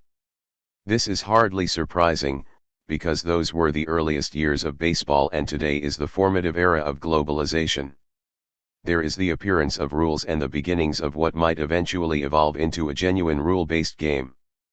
But the emerging rules play to the strength of the biggest and strongest teams, and they can be rewritten and broken when the bigger clubs or umpires proclaim it in the interest of the game. In such a game, the umpire is far more powerful than in today's baseball and far more partisan. Point 2. Globalization has transformed the empire system of colonialism into an umpire system based on legal equality among all nations. It is a new regime of international commercial law replacing a colonial system of raw plunder, and has the air of constitutionalism rather than brute force. But the special role of the United States as head umpire places a single nation with overwhelming national power at the center of the globalization regime. This is a systemic fault line creating enormous instability. Globalization today would weaken drastically without the power of the American state behind it. In truth, the U.S. government is betwixt and between, since it continues to field and favor the red, white, and blue team and to use its immense power for its own national interests, as all great powers historically do. But as it partially melds with global business, it increasingly represents global business and the globalization system itself. The colonial empires relied on a system of rip and ship, whereby the natural resources of the colonies were nothing more than ripe fruit to be plucked. The colonial economic system made sure that virtually anything could be ripped from the ground in the resource-rich colonies and shipped with little cost or interference to the mother country. Empire economics turned the Third World into a captive source of raw materials and the First World into an eager manufacturer who would send the finished goods back for a pretty profit. This enriched the First World while depleting the Third World of their most valuable natural resources. Now, even though oil, diamonds, and other lucrative raw materials are still ripped and shipped in huge volume from the Third to First World, much of the action is elsewhere. While empire economics promoted manufacturing as the monopoly of the rich countries, globalization and the new empire economics involve the shift of manufacturing to the Third World. Something genuinely new is taking place. Globalization and its empire economics have unleashed a stream of investment and capital flow from rich to poor nations that could, under a truly fair and democratically administered set of rules and regulations, help stimulate sustained development for the Third World. And we have examples of countries, from Taiwan to Chile, proving that a limited form of success is possible even under the current flawed empire model. Even large, extremely poor countries, such as India and China, have seen progress, although only by bending the current rules. Thinking about the new empire economics, the image of Popeye popped into my mind. I hadn't thought about Popeye since I was a child.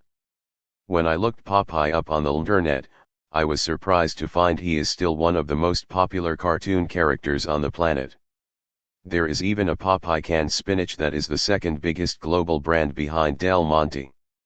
A Popeye cartoon, according to his fan club's website, airs somewhere in the world nearly every minute of every day. Popeye is the sailor who is magically transformed when he pulls down a can of his beloved spinach, rips it open, and swallows it in one huge gulp. Spinach turns Popeye into a Superman with bulging biceps and a sense of vitality that makes the Energizer Bunny look lazy. Only spinach allows Popeye to develop and realize his full powers. According to the globalization mystique, globalization creates a kind of Popeye economics for the global poor. For centuries, poor nations have remained undeveloped and unable to realize their full potential. But the real meaning of globalization and the new empire economics, so the story goes, is that big companies and global financial markets began to pour huge amounts of spinach down the throats of the poor countries. These global investments are theoretically regulated by the new commercial rules of an empire-based property law system rather than by the lawless plunder of old colonial empires.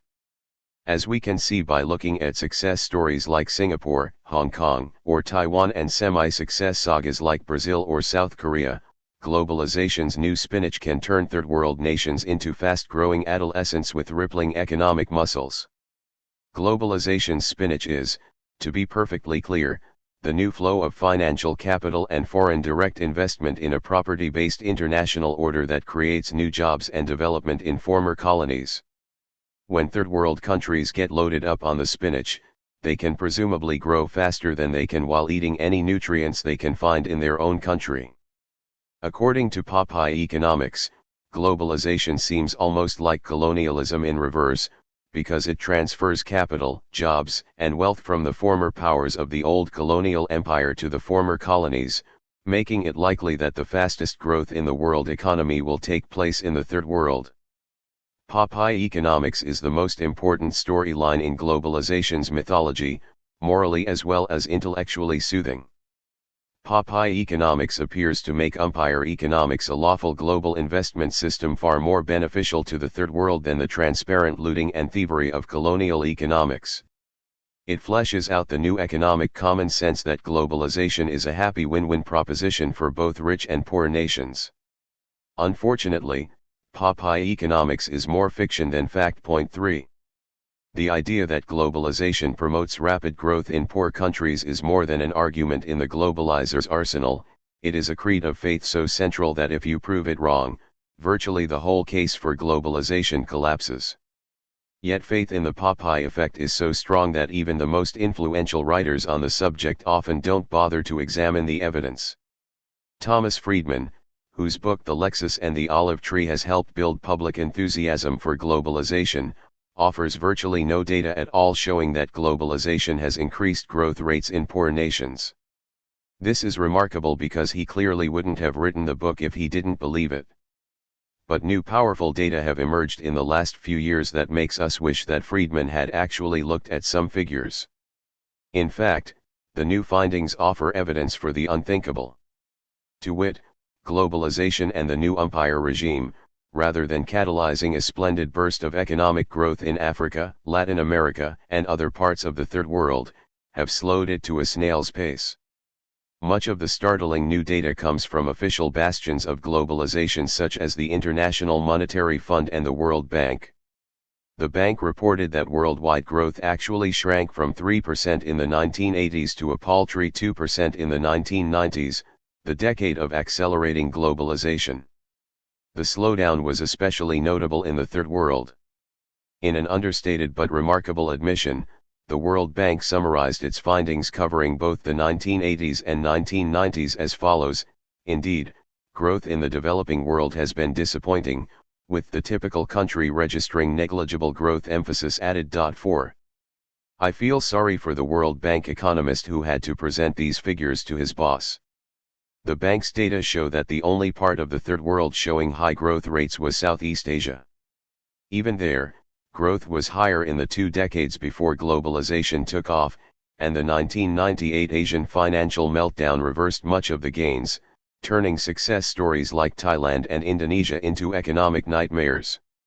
Meanwhile, sub-Saharan African economies actually shrank, while in much of the rest of Africa and Latin America growth hovered close to zero. In a stunning report called "The Emperor Has No Growth," the Center for Economic and Policy Research shows that the era of globalization and umpire economics between 1980 and 1998 created a massive slowdown. Growth rates in individual living standards fell all over the planet, especially in the Third World.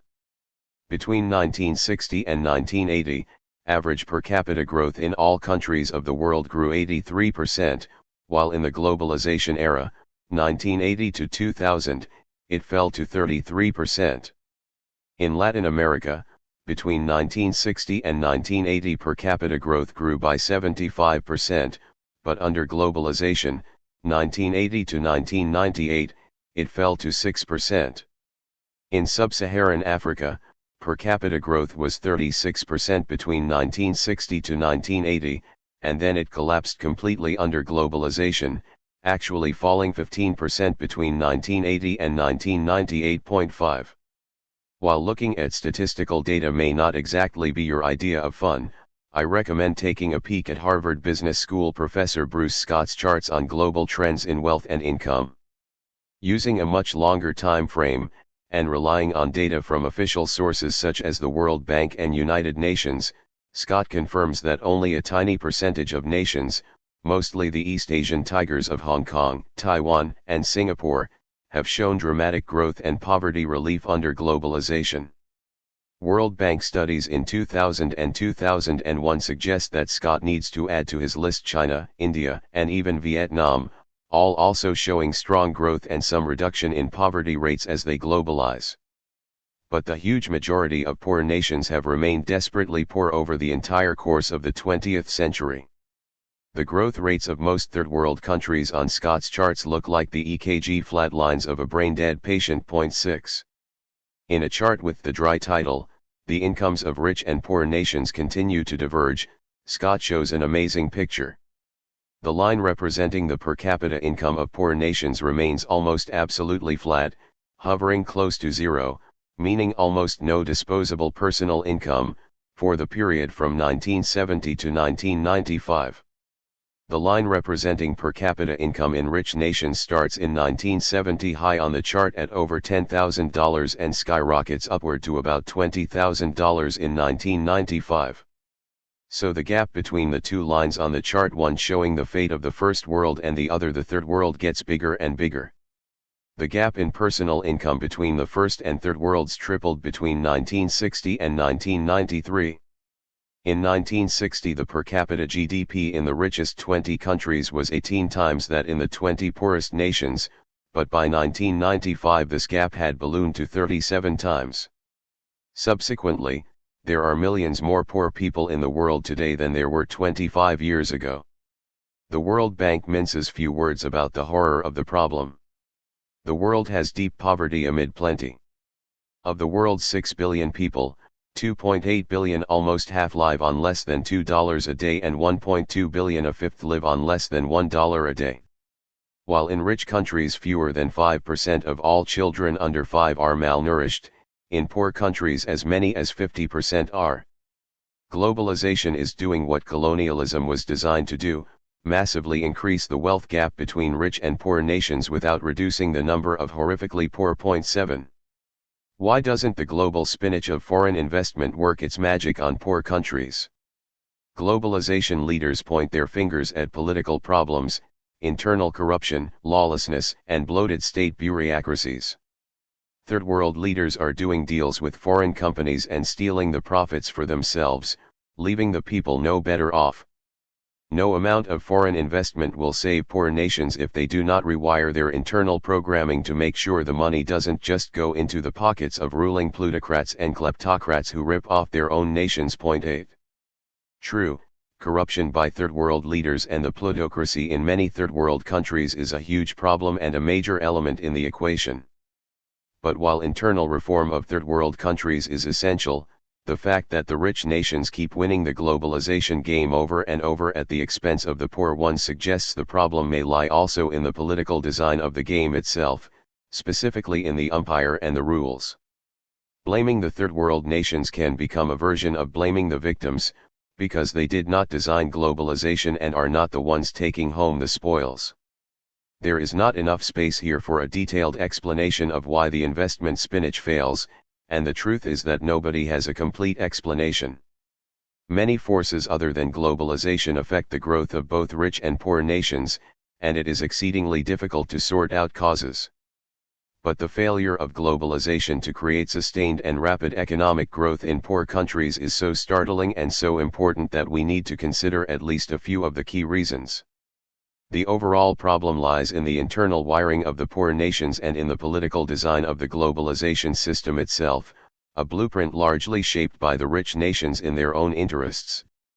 The following 7 points help explain why Popeye succeeds but Popeye economics fails.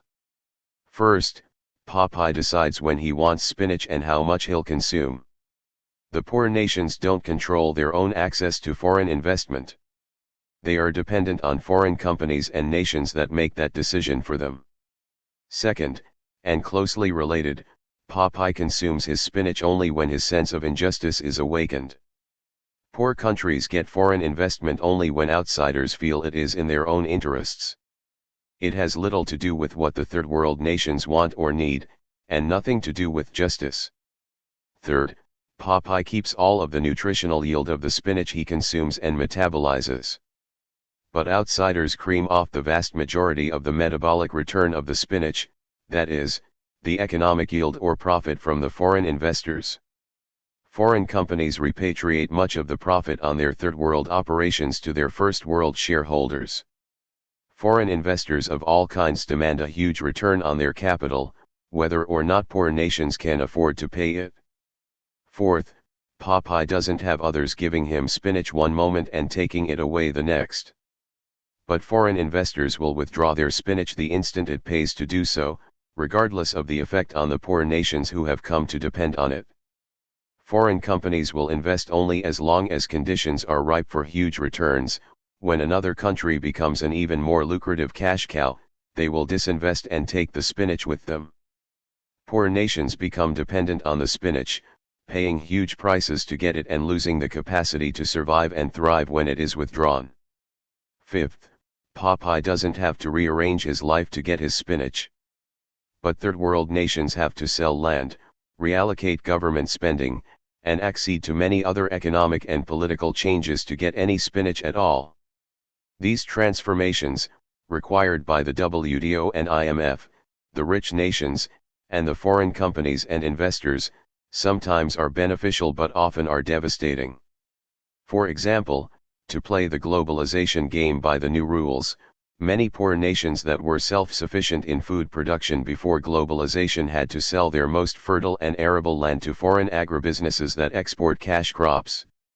They also had to open their agricultural and other markets before they had a chance to grow and become competitive, driving millions of people off their land. This has created a crisis involving the need to import food just to prevent starvation, while also giving birth to a displaced surplus pool of hungry workers who are super exploitable by the foreigners with the spinach. Sixth, and closely related, Popeye is not in a life and death competition with others for spinach. But poor nations are trapped in a vicious race to the bottom with rivals equally desperate. The only way to win that competition is to cheapen their labor and loosen their environmental and social regulations, making themselves more spinach eligible only by degrading their own social compact.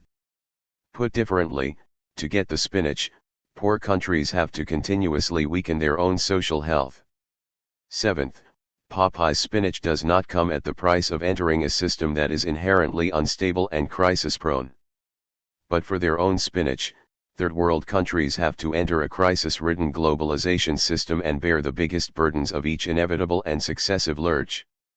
The 1998 Asian financial meltdown and the emerging economic crisis shaking Latin America, Africa, and much of Asia are just two examples of the deadly twists and turns of a speculative and financially unstable global regime that is recognized to be crisis-prone even by its champions. Rich nations are also vulnerable to these crises, but have far more resources to ride them out. Their control of the game also ensures that they can shift the burden of system crises onto the weaker players. What are we to conclude? Despite the facts and figures, many are reluctant to dismiss Popeye economics. Can poor countries really go without the spinach of foreign investment? No matter how many times it doesn't work, won't poor nations have to keep going after the spinach? Do poor countries have any choice but to take the spinach under any conditions they can get it? Isn't a sweatshop job offered by a foreign company better than no job at all? My own conclusion is that we should take a far more cautious and skeptical view of today's model of global economics. We cannot completely dismiss the current model. First, the data are not entirely one-sided or conclusive, and there are enough partial success stories to suggest that under the right political conditions globalizing can realize some of its growth promises. The varied Asian success stories have globalized, but not by towing the neoliberal rules about privatization and deregulation. All rely on major government intervention in their economies, and countries like China and Vietnam have as much as 50 or 60% of their economies under direct government ownership. Other much touted successes, such as Chile, have exercised capital controls, political controls over the inflow and outflow of global capital that are seen under neoclassical rules as heresy. In other words, the success stories prove what's wrong with the current system as much as what's right. Point 9. I am not arguing that we should end foreign investment or trade. Maybe, as many globalization champions propose, we just haven't given globalization enough time. Maybe many third world nations would be even worse off without the spinach they have gotten. Maybe they just need more spinach over a much longer period. I am a believer in Popeye economics to this extent. I think foreign investment and trade can help poor nations develop, and I think we need to find the right way to get the spinach delivered. President George W. Bush, when confronted by 100,000 people in Genoa protesting globalization, was blunt. According to New York Times reporter David Sanger, Bush simply declared the people on the streets plain wrong, saying they should just accept as a matter of fact that free trade is the only path out of poverty. He appeared not the least bit interested in entertaining the intellectual arguments about whether borderless competition worsens the gap between rich and poor. 10. I know what I believe, he said, and I believe what I believe is right. Well, this arrogance and blind faith are a huge part of the problem of globalization's leaders, but I agree with Bush that spinach is generally a good thing and we should not be shutting down trade or foreign investment. But let us also agree that it matters how fast you eat the spinach. It matters how much it costs. It matters whether someone can decide to take your spinach away. And spinach can be dangerous if it comes with conditions or fine print that throw your whole system out of balance. If we want to hold on to some version of Popeye economics, we have to agree to suspend blind faith, look more carefully at the evidence, and renegotiate all the rules of the game with all the players at the table. Under colonialism, poor countries stayed poor because that is precisely what the colonial system was designed to do. My 7 Popeye points suggest that globalization might be politically stacked the same way.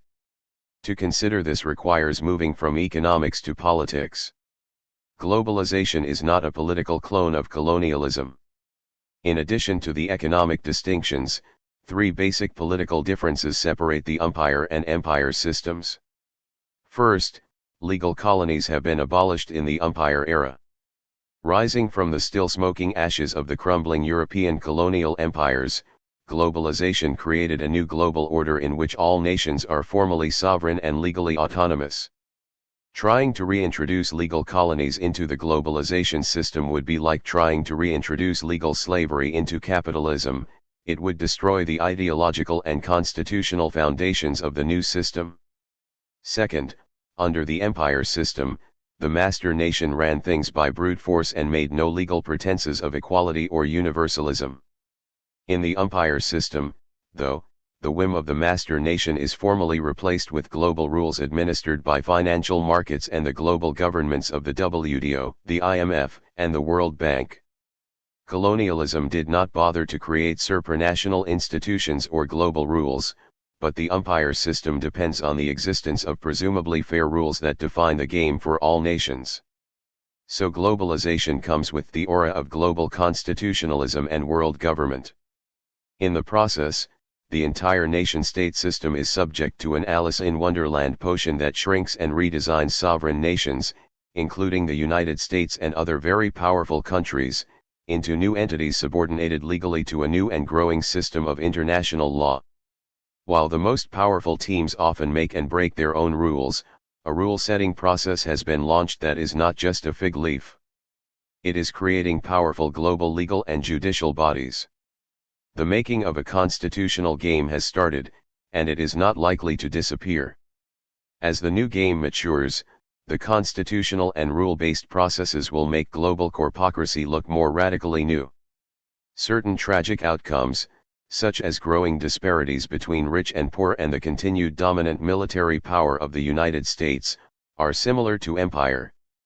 The power of the United States or other leading nations may persist. But the umpire system is likely to evolve further toward global, rule-based forms of power, whether managed through the United States, WTO, or the UN, than we have never seen before. Nation-states remain extremely powerful in globalization, but a third political difference from colonialism is in the rise of a new type of national and global discussed government, the corpocracy. As discussed in the last chapter, nation-states have become formally democratic with all the trappings of free elections, rule of law, and an independent judiciary. But the new democratic state in the age of globalization is so incestuously intertwined with big corporations that the business of the state is increasingly, well, just business. In countries such as Italy and Thailand, the presidents are the richest business leaders, i.e., President Silvio Berlusconi, Italy's fabulously wealthy media tycoon, and President Thaksin Shinawatra, Thailand's billionaire cell phone magnate. Point 11. Colonialism was also a deal between national governments and the corporation, but it was a different arrangement. The government literally created the corporation, like the British East India Company or the Massachusetts Bay Company, to sail forth and become its business agent in the colony, rewarding it with subsidies and backing it with guns. Very often, as in Massachusetts, the corporation not only was given economic monopoly rights but it also became the formal governing arm of the British Crown. The directors of the Massachusetts Bay Company were the first legal government of Massachusetts. In return for its services to the Crown, and the risks of doing business in dangerous and unknown lands, the corporation could make fabulous profits, but it could lose its charter if it failed to hew to its main mission of building the empire. Point 12. In colonialism, the corporation served the Crown. The corporation was the junior partner whose mission was to expand the empire and serve the nation more than the shareholder. The colonial state, think 16th century Spain or 19th century France or Britain, was not a corpocracy, because it was not driven by the corporation. The goal was to extract loot from the colonies and thereby enrich both crown and corporation, but most of all to build the power of the state and the glory of the empire itself. Today state and corporation have an even tighter marriage, but the state increasingly serves the corporation rather than vice versa, although this may be disguised and partially reversed in periods of war. George Bush's job is to make Bill Gates's job easier and more lucrative, but Bill Gates's job is no longer to build George Bush's power. Microsoft sees the whole world as its oyster, and its loyalty to the United States is secondary to its allegiance to its global shareholders. Colonialism put loyalty to the nation, for corporations, and everyone else, above profit. In corpocracy, however, profit rules the state as well as business. Nations are loyal to the corporate agenda, but the corporation knows loyalty only to itself. Can you imagine the 19th century British East India Company saying, as Coca-Cola or General Motors does today, that it had no loyalty to its nation but serves only its global investors. In colonialism, the marriage of government and corporation was ordained and managed by the crown for its own glorious ends. In globalization, the marriage is consummated again, but this time it is run increasingly by the corporation for mammon. The complex political reality is that while globalization is not colonialism, there are nonetheless startling political parallels between the new empire and the old empire systems. Visualize the baseball field again to understand the political side of the new globalization umpire system. The head umpire behind home plate is the United States. The umpire at first base is a group of G8 countries in Europe, such as Germany, France, and Britain. The umpire at third base is Japan. The umpires tend to agree on the general rules, and they have some rule books to go by. On tough calls, the various umpires sometimes disagree and start yelling at each other, but the tall guy in red, white, and blue behind the plate usually wins these arguments, and the others then fall into line. Every now and then, the various umpires come together to talk about the rules. They have formed various organizations to discuss how and when to modify the rules. They even invite representatives of all the teams in the league to join them in these meetings. At places like Seattle, Washington, and Quebec, the fans, consumers, who never get formal invitations, come and noisily try to get their voices heard too. There are almost 190 teams in the league, but the peculiarity of the globalization game is that in addition to all the other teams, the umpires each field their own team. The head umpire in red, white, and blue has by far the biggest and wealthiest team of all. This begins to hint at the problems of a level playing field. The umpires claim only to be bound by the rules of the game and deny favoritism. But all the other teams are constantly crying foul about the obvious problem of the umpires having their own teams. Even the first and third base umpires get increasingly upset with the head umpire, claiming that he is using his hyperpower to favor his own team. The head umpire is naturally sensitive to these charges and insists that the game is run, not by him, but by a set of rules that govern all teams equally. In fact, he and the other umpires point out that they are not technically umpires at all because the formal rules do not assign them any special referee roles or decision-making power. The real umpires, they claim, are the millions of anonymous investors in the global financial markets and the global organizations, the WTO, IMF, and World Bank, that craft and adjudicate the rules of the game. The head umpire points out that all teams are represented in these organizations, which write and amend the rules as well as make the calls on tough plays.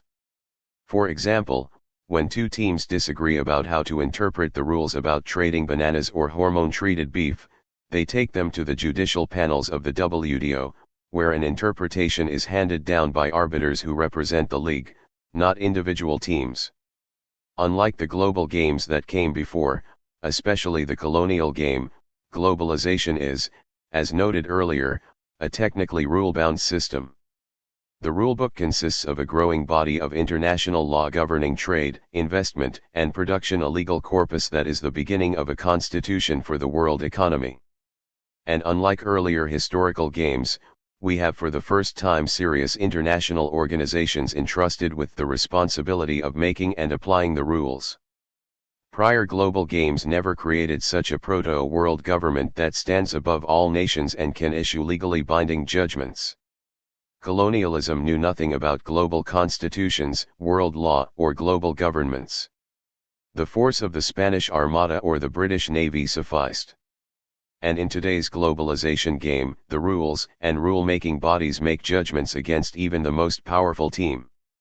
In 2001, the WTO ruled that the U.S. export tax credit system, a major subsidy by the United States to American exporters, violated WTO free trade rules. In 2000, the WTO had ruled that the Foreign Sales Corporation tax credit law was itself a violation of the WTO, forcing congressional amendments. This is not the first time the United States has been forced to rethink or rewrite one of its own laws, showing that no team is exempt from the global rules. While it is true that the head umpire has no technical authority as referee and must legally abide by the new global rules, This is quite misleading in understanding the real power dynamics. The United States is the lead author of the global rules and the autocrat at the table of the new global government. While formally just another team on the field, its overwhelming power sets it apart from all other nations and from the umpires behind first and third bases. One of the most incisive writers on globalization is Walden Bello, a small, gentle Filipino scholar with a large, powerful pen. Nobody better documents globalization as not an internet thing, not the coming of the dawn, but an obsessive US project. American leaders virtually dreamed up globalization, lovingly crafted the organizations that make it tick, authored virtually solo the major global rules, and now make the key judgment calls about how to move the system forward, when to amend or modify the rules, and how to interpret them at critical moments.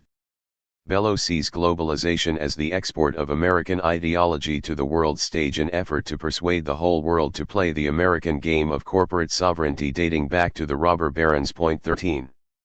The history of globalization reads pretty much like a chronology of American-driven decisions.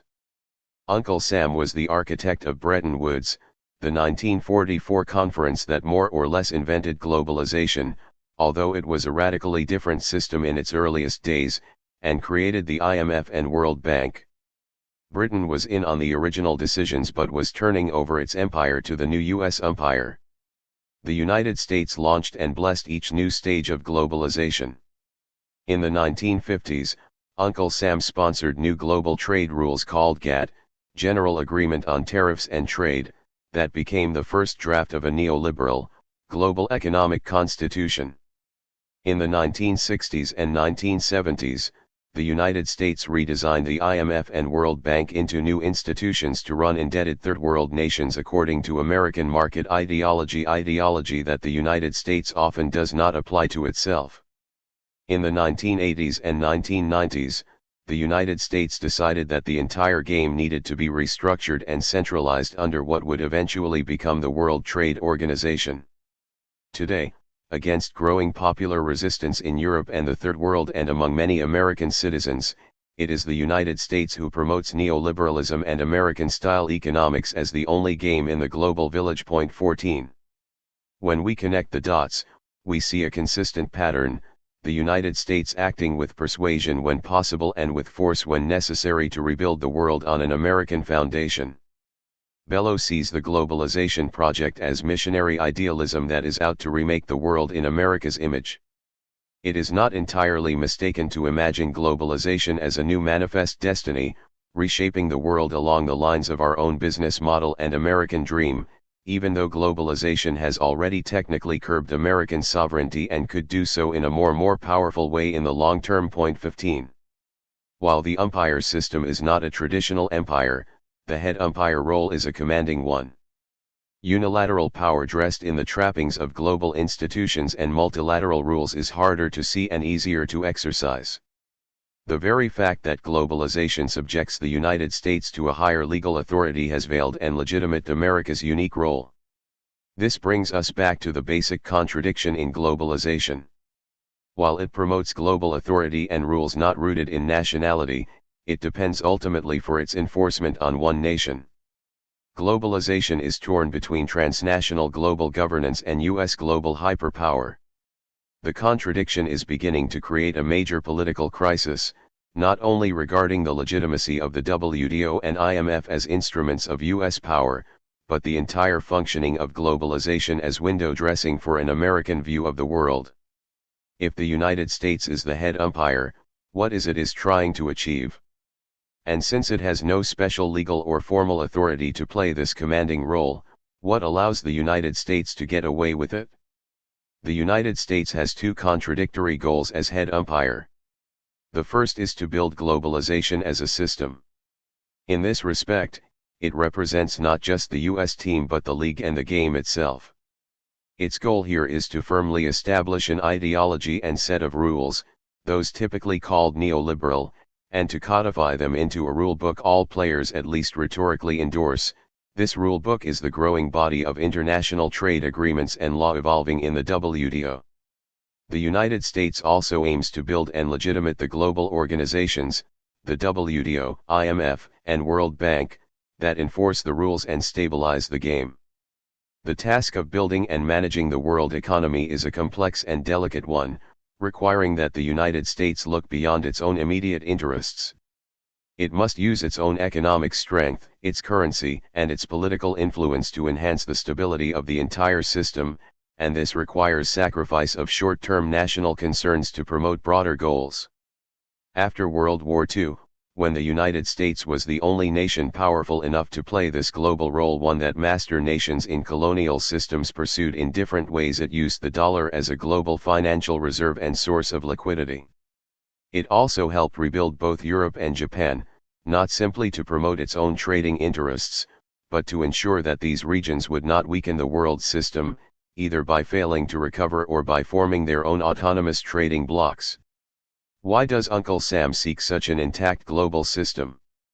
First, the United States as a corpocracy speaks for both U.S. corporations and foreign-based global corporations. Both groups, and they are becoming harder and harder to distinguish from each other and from the American government itself, have a stake in seeing a stable, ideologically coherent, and tightly managed, profitable global system. Contrary to conventional wisdom, government and a highly developed legal and regulatory system have always been the oxygen allowing business to breathe and prosper. In the progressive era, U.S. business supported the development of a federal regulatory system in order to achieve predictability, enforce contracts, and control unruly competition. J.P. Morgan promoted federal financial regulatory powers for the entire U.S. banking system, and his lieutenant, Henry Davison, bluntly told Congress in 1912, "I would rather have regulation and control than free competition." The need to create order and rationalize competition is equally strong today in the global economy. Richard McCormick, former CEO of U.S. West and chairman of the United States Council for International Business, wrote in 1997 that global corporations rely on having consistent rules of the game and support a full panoply of international standards for business and all its stakeholders. 16. This ironically leads corporations to be advocates of global constitutionalism and to push the United States hard to build something close to a true world government. The United States is pulled in two different directions. On the one hand, it embraces the constitutional route as a major goal, both because it wants to serve its corporate base and because as head umpire it has an allegiance to building the global game itself. And from a more self-interested point of view, the stronger the whiff of constitutionalism, the more it legitimates the U.S. power in the system. At the same time, the United States is afraid of allowing the global constitutional process to go too far. The construction of a true world government could ultimately undermine American power, and a true rule-based system would destroy the current U.S. ability to call the balls and strikes or to bend the rules as it sees fit.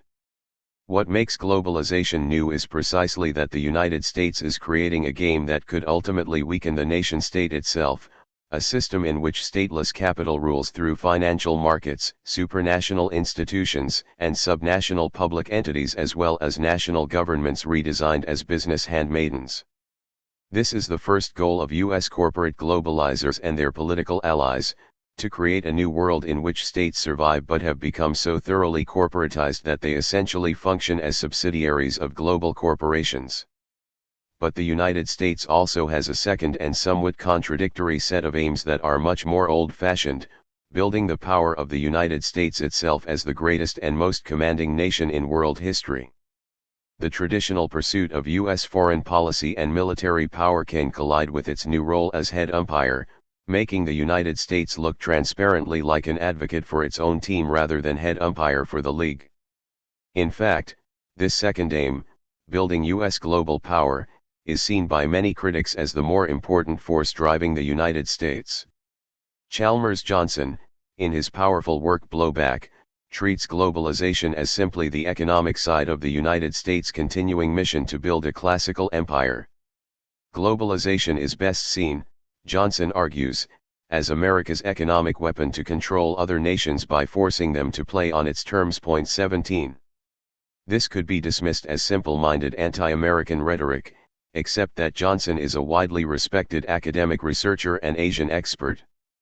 He has made a powerful case that globalization in East Asia grew out of U.S. foreign policy interests in keeping the region from falling under Soviet control during the Cold War and keeping it firmly under our own dominion in the post-Cold War era. He argues that the United States helped build up Japan and the East Asian Tigers after World War II to create American client states in the Pacific and contain Soviet influence. After the Soviet collapse, U.S. and IMF policies requiring the Tigers to build export industries, privatize, cut government spending, and open their capital markets increased dependency on the U.S. economy and contributed to the financial meltdown devastating Thailand, Malaysia, Indonesia, South Korea, and other Asian states. Johnson writes that this horrific debacle had its origins in an American project to open up and make over the economies of its satellites and dependencies in East Asia.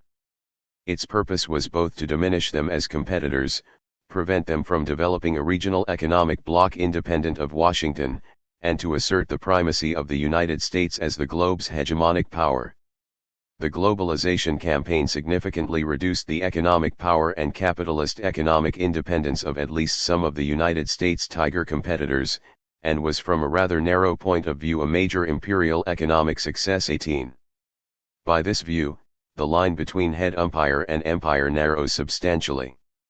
It suggests that the U.S. interest in building a world safe for global capital is part and parcel of the drive to assert American global political and military dominance. And it suggests that the underlying forces driving globalization are not just global businesses seeking fabulous profits in a planetary market but also the world's sole superpower seeking to secure its global hegemony against any military or economic rivals. The truth is that the United States, like the globalization system itself, is entangled in the incomplete transition between national and global sovereignty.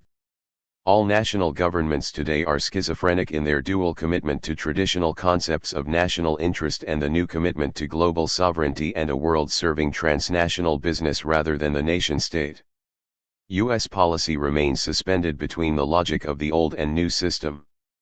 In the rising globalization order, the United States acts as head umpire representing the global business league, while in the old nation-state system it wraps itself firmly in the red, white, and blue uniform and acts to keep itself globally on top. The secret of globalization has rested on the United States' success in reconciling these two aims. Building a world safe for global business has been almost entirely consistent in recent decades with increasing and consolidating American power in the world. By imposing the neoliberal ideology around the world, the United States has simultaneously created a dream world for global companies, while creating a Pax Americana that appears to be a constitutional democracy of, by, and for the world. All this reflects the shrinking firewall between global business, with its thousands of lobbyists spread across Washington, and the U.S. government itself. The distinction between the U.S. government and global business is blurring. American politicians are elected only with the huge campaign contributions of global companies, and while national leaders must speak in the name of the people who elect them, they tend to pay back the companies by representing them first. In wartime, traditional patriotism and America First sentiment come into the foreground, and the U.S. government is all red, white, and blue. But the war on terrorism, like the Gulf War and other U.S. military campaigns in the age of globalization, serves two intimately related ends. It builds American political and military power against terror networks and any regimes around the world viewed as hostile to U.S. interests. But it simultaneously protects the oil supply that keeps the global economy running and protects regimes in the Middle East and around the world that serve as handmaidens to global corporations. The happy melding of global business interests with U.S. hegemonic aims will not survive forever. The new globalization order will evolve toward forms of transnational authority eroding national sovereignty and national power, including that of the United States itself. The smooth integration of American imperial power with globalization will at some point collide with the shift in governance toward the WTO and other global bodies that will not remain forever under U.S. domination. We have already seen WTO rulings that challenge American policy and laws, as well as new struggles within the WTO by nations rising up against historical U.S. dominance. For now, however, we live in a U.S.-led globalization order that largely succeeds in papering over these looming contradictions. The United States seamlessly blends its hegemonic agenda with that of global business, postponing for the future the conflicts between Pax Americana and the rising global business order that ultimately has no greater loyalty to the United States than to any other nation. The umpire system, and globalization generally, has both more danger and more promise than did earlier world systems. The danger is that the consolidation of the world under rules dictated by the corpocracy is not a pleasing prospect. We could have a world run by money with the aura of global democracy and the respectability of international law and world government. The more hopeful possibility is that the umpire system could evolve into a genuine system of global constitutional democracy. Currently, the umpires serve commercial and first world masters, but new social movements could change the rules and turn the game around. A global constitution and transformed umpire regime could serve human rights and people rather than money, and perhaps create a new kind of Popeye economics that builds the economic muscle of even the poorest nations on earth. Chapter 5. The WTO and the Constitution. All the world's a stage and everyone wants to be the property man. Unknown.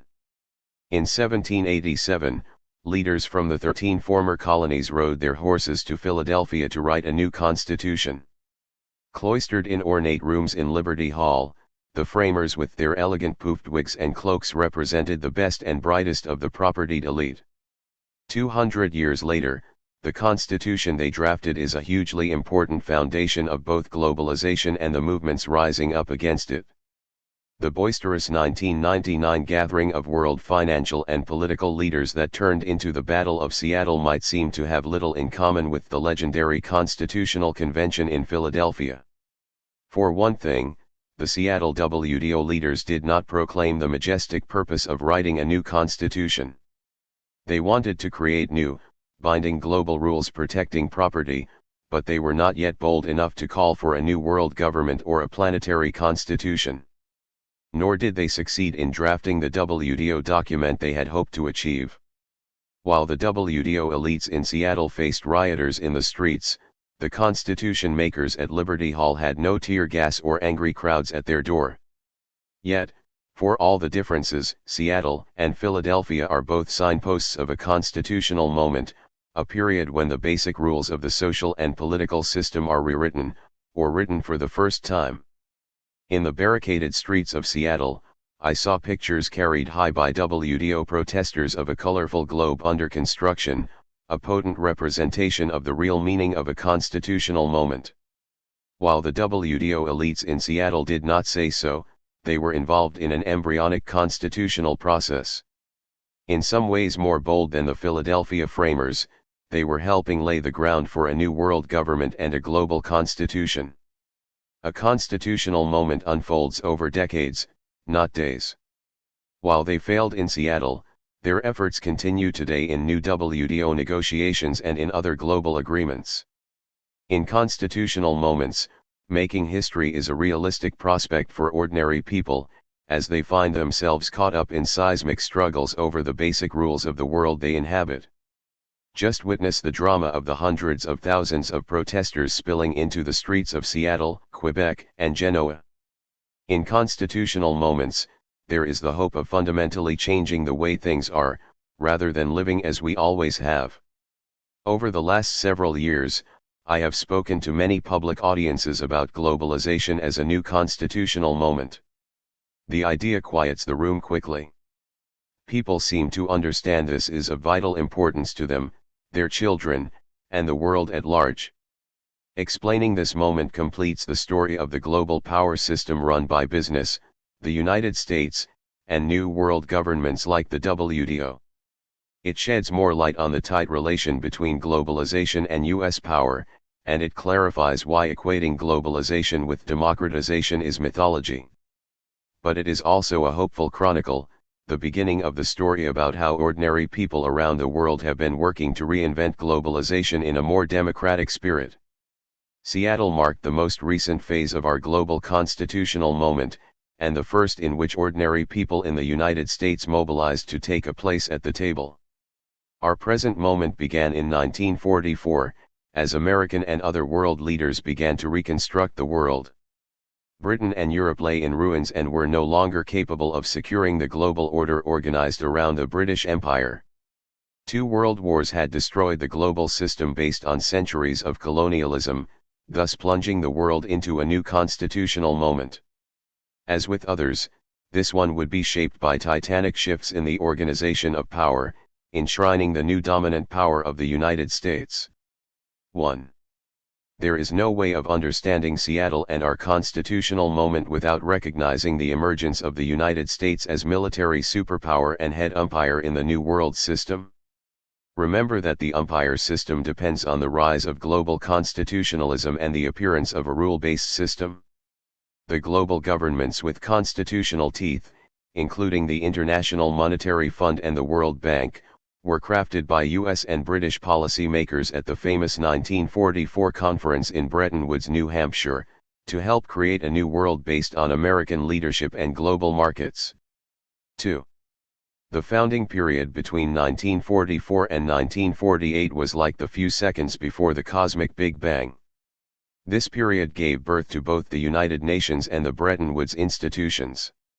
They came to represent 2 competing visions of global order, each drawing from different and conflicting sides of the American Constitution. 3. The UN vision, which draws inspiration from Jeffersonian democracy and the Bill of Rights as well as from social democratic European traditions, was founded on human rights, including socio-economic and social welfare entitlements, and democratic representation of all citizens and nations. Its constitutional vision is spelled out in the UN Charter and the 1948 Universal Declaration of Human Rights. I call it citizens' globalism, and it could have created a very different world order than the globalization of today evolving out of Bretton Woods. The Bretton Woods framers hoped to integrate democratic ideals with global trade and property rights, and they too were inspired by the U.S. Constitution. But over time, Bretton Woods came to express the more conservative, business-oriented constitutional vision of commerce and contract molded by Thomas Jefferson's adversaries, Alexander Hamilton, and the most influential U.S. Chief Justice, John Marshall. Bretton Woods would come to enshrine the economic individualism and property-centered vision of the great British political theorist, John Locke, as globalization's common sense. The Bretton Woods system created the IMF, the World Bank, GATT, and a short-lived, now forgotten predecessor of the World Trade Organization called the International Trade Organization, ITO. These were the founding political institutions of globalization. The structure and aims of these bodies have changed over the years, but they were established as international authorities charged with managing trade and stabilizing the global financial order. These embryonic world governments are financed by contributions of each member state, with voting power or influence linked to the amount of money invested and the United States enjoying dominant influence. They have become the global enforcers of the property-centered, or neoliberal, constitutionalism that helps define globalization today. 4. While drawing on American roots, Bretton Woods evolved into the kind of constitutionalism feared by Jefferson. Its triumph, as just noted, parallels the victory of Chief Justice John Marshall in American constitutionalism, a victory of property, especially commercial and corporate property, over other human rights. Jefferson fought Marshall unsuccessfully to his grave, a struggle much discussed by Charles Beard, Edward Levy, Max Lerner, and other American historians and constitutional scholars. Max Lerner writes that Marshall viewed Jefferson's followers as Jacobins and Jefferson as Robespierre. He describes Marshall as the judicial agent of his class and that his 35-year tenure on the court spearheaded a struggle by propertied groups against the agrarian labor masses about the meaning of the American Revolution and democracy itself. Lerner argues that Marshall developed judicial review, the new controversial system in the early 19th century allowing the court to overrule legislation, as a check on populist state legislatures and a critical constitutional protection of the new moneyed groups. Lerner makes clear that this was not just an American struggle between elites and ordinary citizens but part of a worldwide movement of social struggle fought out in France and England as well as America. 5. Jefferson's own flawed conception of democracy and human rights, including his compromised practice of slavery, helped contribute to the success of his rivals. Jefferson also did not espouse the social democratic vision of economic and social rights that were part of European constitutional traditions and that became strongly integrated into UN constitutionalism and citizens' globalism.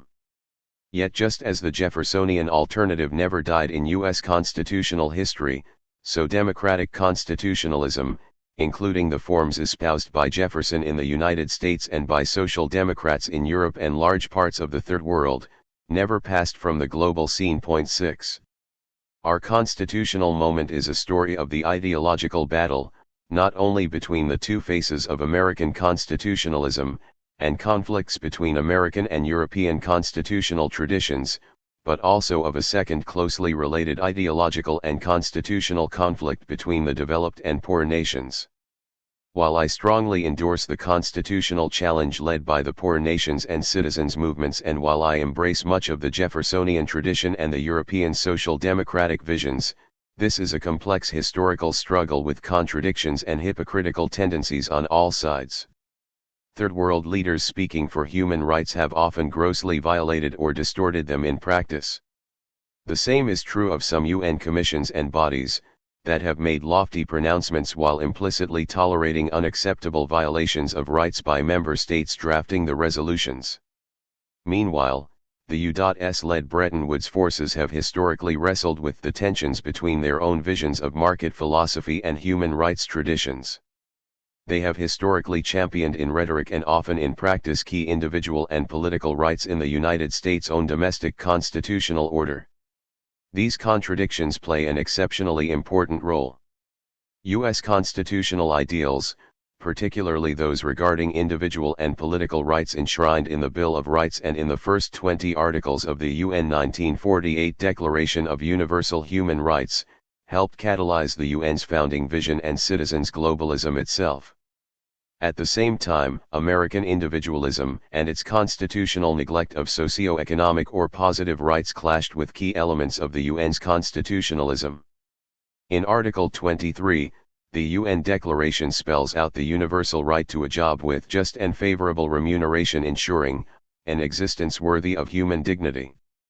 In Article 25, the Declaration proclaims, everyone has a right to a standard of living adequate for the health and well-being of himself and of his family, including food, clothing, housing, and medical care and necessary social services, and the right to security in the event of unemployment, sickness, disability, widowhood, old age, or other lack of livelihood in circumstances beyond his control.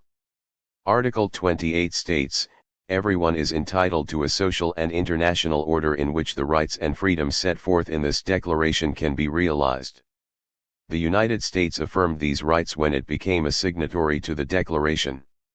However, in multiple subsequent UN resolutions reaffirming rights to food, work, shelter, and employment, detailed in Chapter 8, the United States voted against these rights, thus implicitly violating the commitments it made in 1948. Moreover, in its guidance of the WTO, IMF, and the entire Bretton Woods regime, the United States has supported the more restrictive tradition of constitutionalism developed by John Locke and John Marshall, one that rejects the positive rights spelled out in Articles 23 and 25 of the Union Declaration. 7. Citizens' globalism and UN human rights constitutionalism emerged in the immediate post-war years with surprising force. They sought a global order based on the United Nations as an embryonic new world government, representing all nations and enshrining human rights and democracy as its guiding light. The 1948 Universal Declaration of Human Rights was a global document of resounding constitutional significance. Soon, the UN adopted hundreds of other global rights agreements and resolutions affirming and expanding these rights, including conventions on the rights of women and children as well as the conventions on the rights of workers enshrined in the International Labour Organization, a UN agency. 8. The unexpected early influence of citizens' globalism and global, social democratic constitutionalism reflected the agony of the world after the Holocaust and two horrifying world wars, and the widespread desire for a different, more humane world. The greed and power of colonial empires had to be tempered. The UN symbolized these new hopes, and its dream of global peace based on collective security helped propel a vision of global constitutionalism based on human rights and social welfare. For a brief moment, the most noble human aspirations seemed like they might reshape the world. 9. Few nations were prepared to cede to the UN the sovereign powers necessary to become a robust federal world government, and the great powers helped mold the Security Council as the real decision-making body. The UN was thus flawed in many ways from the beginning, vesting disproportionate influence and veto power in the most powerful nations and enjoying little respect among the leaders or people of the member states on which it depended for resources and legitimacy. Moreover, few nations lived up to the rights they espoused in the 1948 Declaration. But the UN's human rights covenants were an important step toward a global constitutional order, and the principle of one vote accorded every nation in the General Assembly was a first step toward a more democratic world. In their earliest years, the Bretton Woods agencies embraced many of the human rights principles and the social development vision associated with the UN Charter. The Bretton Woods institutions, the IMF, World Bank, and WTO, are technically UN agencies, and they started with a healthy dose of citizens' globalism, including a commitment to both political and socio-economic rights. This reflected the New Deal politics of President Franklin D. Roosevelt and the philosophy of the two architects of Bretton Woods, the famed British economist John Maynard Keynes and Roosevelt's trusted aide, Harry Dexter White. Keynes and White were progressives who tried to reconcile U.S.-led globalization with a world based on both liberty and social justice. Keynes, one of the most important economists of the 20th century, insisted that trade must permit governments to promote full employment and social welfare policies. White, among the most left-leaning of the New Dealers, shared this view. While supportive of globalization and expanded trade, neither man wanted to see human dignity nor social policy weakened by global financial markets, and both supported social regulation of the world economy. They insisted that national governments should not be forced to open their financial institutions and markets in a way that would undermine full employment and social democratic policies practiced in many European nations. They also preserved exchange controls that prevented unregulated capital flow and currency trading. 10. Keynes and White sought a balance between the dueling constitutional traditions of property and social democracy. But the rise of the Cold War was the beginning of a dramatic change of course. The division between the United States and the Soviet Union undermined the UN's ability to act as a force of collective security. American isolationists and conservatives, fiercely opposed to the UN and to European social democratic ideology, organized to limit the UN, helping discredit its constitutional agenda among many constituents at home and influential allies abroad. American financial support of the UN collective security and social development agendas largely evaporated. New American internationalists were committed to sustaining globalization and American global leadership, but on very different constitutional terms than Keynes and White had hoped. After Roosevelt died and the Cold War intensified, the United States reoriented politically and militarily to focus on Soviet containment, build U.S. global power, and challenge social democratic ideology. President Harry Truman appointed the conservative Missouri Senator Carl Vinson to replace the liberal Henry Morgenthau as Treasury Secretary, and Vinson fired Harry Dexter White. The country's policy toward Bretton Woods dramatically changed, repudiating much of the Keynesian approach to global social and financial regulation. The Bretton Woods institutions, although effectively controlled by the U.S. Treasury, were kept weak by Harry Truman, Dwight Eisenhower, and U.S. congressional leaders, who feared any loss of U.S. sovereignty to global institutions. U.S. central bankers, in conjunction with military planners at the White House and Pentagon, took the lead in shaping the New World.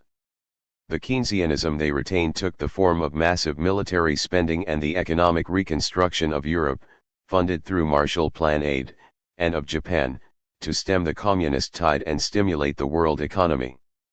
Keynes's development policies, encouraging government intervention and regulation of capital markets to ensure full employment and social welfare, were gradually weakened. 11. Under the supervision of the United States, the General Agreement on Tariffs and Trade, GATT, a successor to the International Trade Organization staunchly committed to market constitutionalism and economic liberalization, became the arena for writing the rules of the new economy. Nonetheless, the world economy through much of the 1950s and the early 1960s remained highly regulated. Both in developed and developing countries, much of Keynes's vision and constitutional compromise survived. The Bretton Woods regime continued to support unions and social spending, global capital flows were limited, and strong regulations over banks and the financial sector survived and supported national social development and provisions for the poor. In the late 1960s and 1970s, global economic integration accelerated rapidly. The United States and other developed nations began investing large amounts of petrodollars and other surplus capital in third world nations.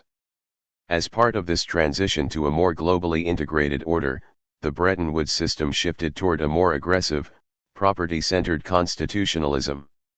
The IMF and the World Bank became more vigorous sponsors of global privatization and deregulation, the core of neoliberal constitutionalism.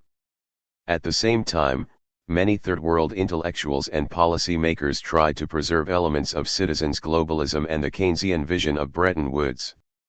A more polarized struggle between the two global constitutional visions began to crystallize. The Bretton Woods constitutional shift was associated with the rapid acceleration of global capital flows and global political and economic changes in the late 1970s that posed great challenges for poor nations. Many were becoming newly independent, and experienced significant growth as they received significant loans and investments from the United States, Europe, and Japan. But while rapid growth in many poor nations occurred, the new post-colonial forms of global trade and investment were creating severe problems. Third world economies increasingly based on cash commodity exports suffered adverse terms of trade. Global inflation and higher interest rates contributed to the rise of substantial debt burdens throughout large parts of Latin America and other regions that had received loans of eurodollars and petrodollars. The harsher market-driven constitutionalism of the new order coincided with greater dependency and the feeling among poor nations of the rise of a new velvet colonialism. Third world countries thus not surprisingly led the first great challenge to property-centered globalization. Before Seattle, these protests were below the radar screen of the American public, but from the 1960s to the 1980s third world leaders and intellectuals championed a more socially regulated vision of globalization drawing on citizens' globalism and the earlier Bretton Woods constitutional compromise. They forced the United States to accept compromises that slowed the globalization train and the transition to a new neoliberal constitutionalism. U.S. leaders accepted important compromises with the UN Conference on Trade and Development, UNCTAD, a UN trade body that prioritized the special needs of poor nations and rejected the free market ideology espoused by American leaders. Point 12. UNCTAD was the most important of several third world bodies to challenge globalization as early as the 1960s. Others included the Group of 77, the Non-Aligned Movement, and the New International Economic Order, NIEO, all inspired by the Argentinian political economist Raúl Prebys. Prebys's theory of the structural dependency of third world nations attacked the new mystique of free trade as win-win. Prebys argued that the South would stay dismally poor under Bretton Woods because of both deteriorating terms of trade for agricultural export staples and global rules that forced poor nations to reduce tariffs while developed nations protected key sectors of their own economies. Prebys's ideas gained wide acceptance among third world intellectuals and policy makers, who used their positions at UNCTAD and other trade and development posts to puncture the globalization mystique and suggest new directions. UNCTAD's greatest success was the General System of Preferences, GSP, which gave poor nations differential treatment in global tariff reduction agreements. The GSP ratified the Third World idea that trade and development had to be linked, and that trade policy which undermined the economic sovereignty or development capacity of poor nations was unacceptable. In the 1970s and 1980s, UNCTAD pioneered other agreements to stabilize the price of export commodities and helped craft IMF financial packages to protect the South against foreign exchange crises created by declining prices for coffee, sugar, and other export commodities. But the most important contribution of UNCTAD and the NIEO was to insist that global rules should be democratic, responsive to the needs of the global poor, and based on UN human rights principles. They challenged the view that more liberalization and free trade was the key to a better world, arguing that only a shift of global power from Bretton Woods and rich nations to the UN and poor countries could stimulate development and lead to a humane global order. Point 13. The Third World Challenge inevitably targeted the IMF, which from the 1970s onward became the leading enforcer of globalization. As noted earlier, in the late 1970s, poor African, Latin, and Asian nations incurred huge debt that created chronic financial insolvency and desperate long-term dependence on external credit. This new debt trap transformed the goals of the IMF and World Bank. Now that Western Europe and Japan had revived, the United States turned to the IMF to solve the global financial threat posed by the debt trap and help manage and integrate third world regimes through new economic levers. Point 14. As the world's designated loaner of last resort, the IMF became a government within the government in more than 75 desperately indebted poor countries, dictating the neoliberal policies that ensured political compliance with U.S. power and a property-centered world. Harvard economist Jeffrey Sachs called the IMF a permanent neocolonial force in scores of countries, drastically eroding their sovereignty. The IMF's structural adjustment policies opened a new stage of aggressive neoliberal constitutionalism. It forced poor nations to open their markets, privatize and deregulate key industries, and cut wages and social programs such as health and education, all to increase exports and reduce imports. Sachs, a leading mainstream American economist, summarized the IMF role in harsh terms: not unlike the days when the British Empire placed senior officials directly into the Egyptian and Ottoman finance ministries, the IMF is insinuated into the inner sanctums of nearly 75 developing country governments. These governments rarely move without consulting the IMF staff, and when do, they risk their lifelines to capital markets, foreign aid, and international respectability. Sachs concludes, it is time to end the IMF's artificial monopoly on policy making in the developing world. 15. The Group of 77, the NEIO, UNCTAD, and a growing number of non-governmental organizations mounted numerous campaigns for debt forgiveness and radical change in IMF policies, including democratization of the IMF itself, which is dominated overwhelmingly by the United States. Their demands, 30 years before Seattle, raised all the concerns about American power and neoliberal constitutionalism that anti-globalization protesters have turned into a worldwide social movement. Despite their limited success, these early Third World campaigns helped raise questions about the IMF and the WTO that have now become a subject of intense controversy. The Third World Challenge, however, remained incomplete and inconclusive, lacking money, power, and a politically viable alternative vision. Southern challengers need allies in the United States and Europe, but had not clearly articulated the dangers to labor, the environment, and national sovereignty that globalization and property-centered constitutionalism poses in the North as well as the South. Nonetheless, the challenge from the poor nations led to a strong American reaction. U.S. policymakers sought to strip UNCTAD and other UN development agencies of much of their authority, while dismissing their economic prescriptions as backward-looking and protectionist. 16. As the American commitment to neoliberal thought ratcheted up in the 1980s and early 1990s, U.S. leaders sought to drastically accelerate liberalization, especially of financial markets. In the early 1990s, the New York Times reported that President Bill Clinton and his Treasury Secretary Robert Rubin took the American passion for free trade and carried it further to press for freer movement of capital. Along the way, they pushed harder to win opportunities for American banks, brokerages, and insurance companies. While UNCTAD had been severely weakened, and its official functions stripped back to analysis and technical assistance, it issued alarms about the dangers of deregulating capital markets and the ascendancy of finance over industry. 17. The squeeze on UNCTAD and the UN, and the intensified ideological and policy campaign supporting financial liberalization and global deregulation, was part of a larger constitutional strategy to reshape globalization based on property rights and the ideology of free trade and markets. The creation of the World Trade Organization in 1995 was the most important institutional innovation to consolidate the new order. The WTO quickly became a flashpoint of contention about U.S. global power and the nerve center of the evolving and increasingly divisive and polarized constitutional battle. 18. The WTO emerged out of the Uruguay round of GATT negotiations lasting from 1986 to 1994. Before the Uruguay round, GATT embodied a constitutional compromise favoring first world corporate interests but accepting a small number of global labor standards and the need of poor nations for special protections to promote industrial development and sustain poor farmers.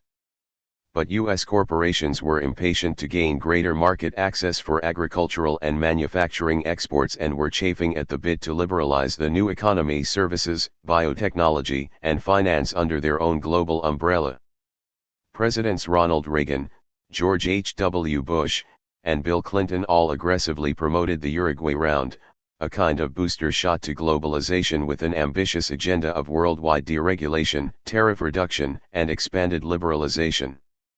In the 1990s, GATT moved to slash tariffs and non-tariff barriers in all sectors, including the protected areas of agriculture, finance, and services. It also pioneered new agreements in intellectual property rights and investments and promoted a new form of global enforcement. But greater liberalization and profitability would require rooting out the remnants of citizens' globalism in GATT and creating a new and more powerful entity. The WTO was created to constitutionalize sovereignty of property and further entrench principles of deregulation and privatization in all sectors of the global economy.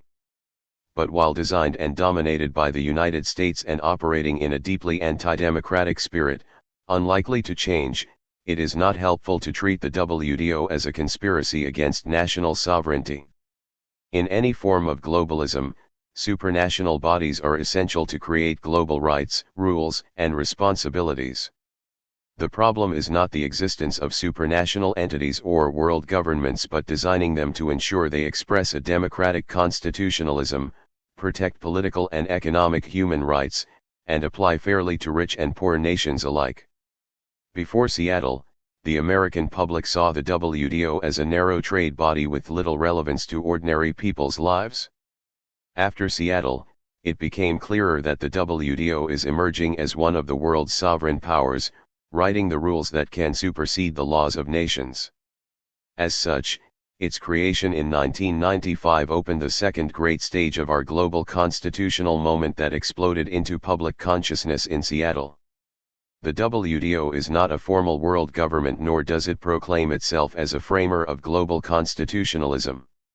Legally, it is simply an international organization with powers to enforce trade agreements.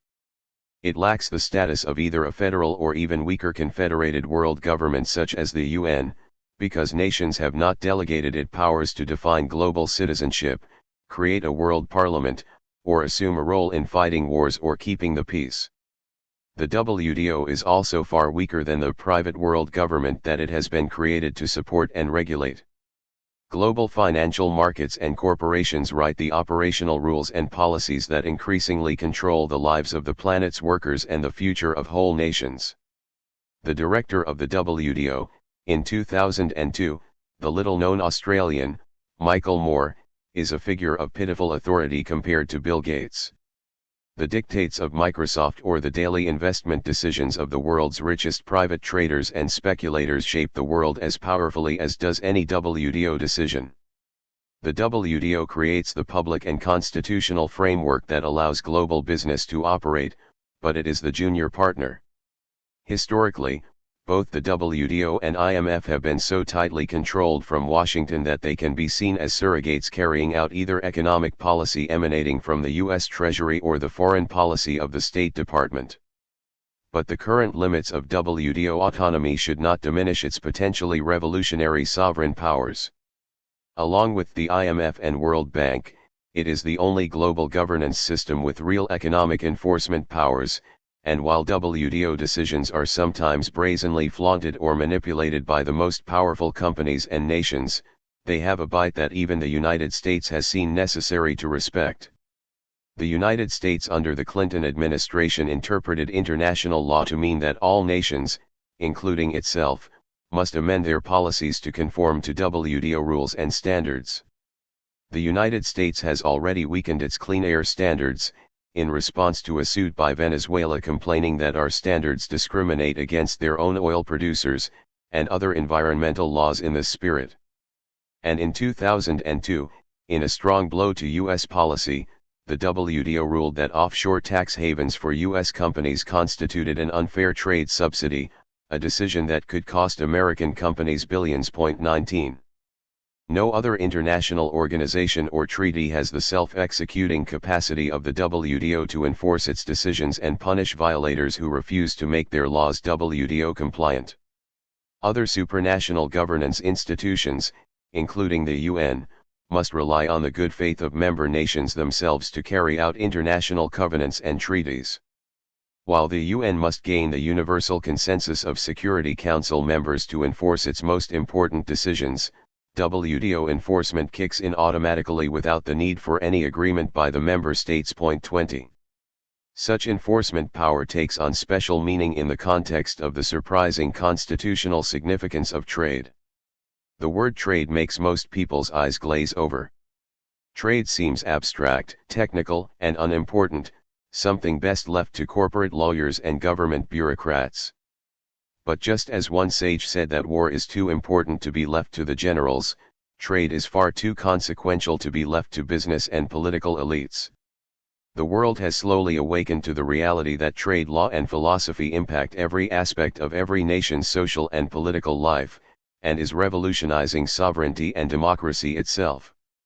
Because of the dominant role of the United States in the WTO, and its overriding interest in expanding and protecting global business, it is hardly surprising that the WTO's constitutional vision is Lockean, based above all on property rights.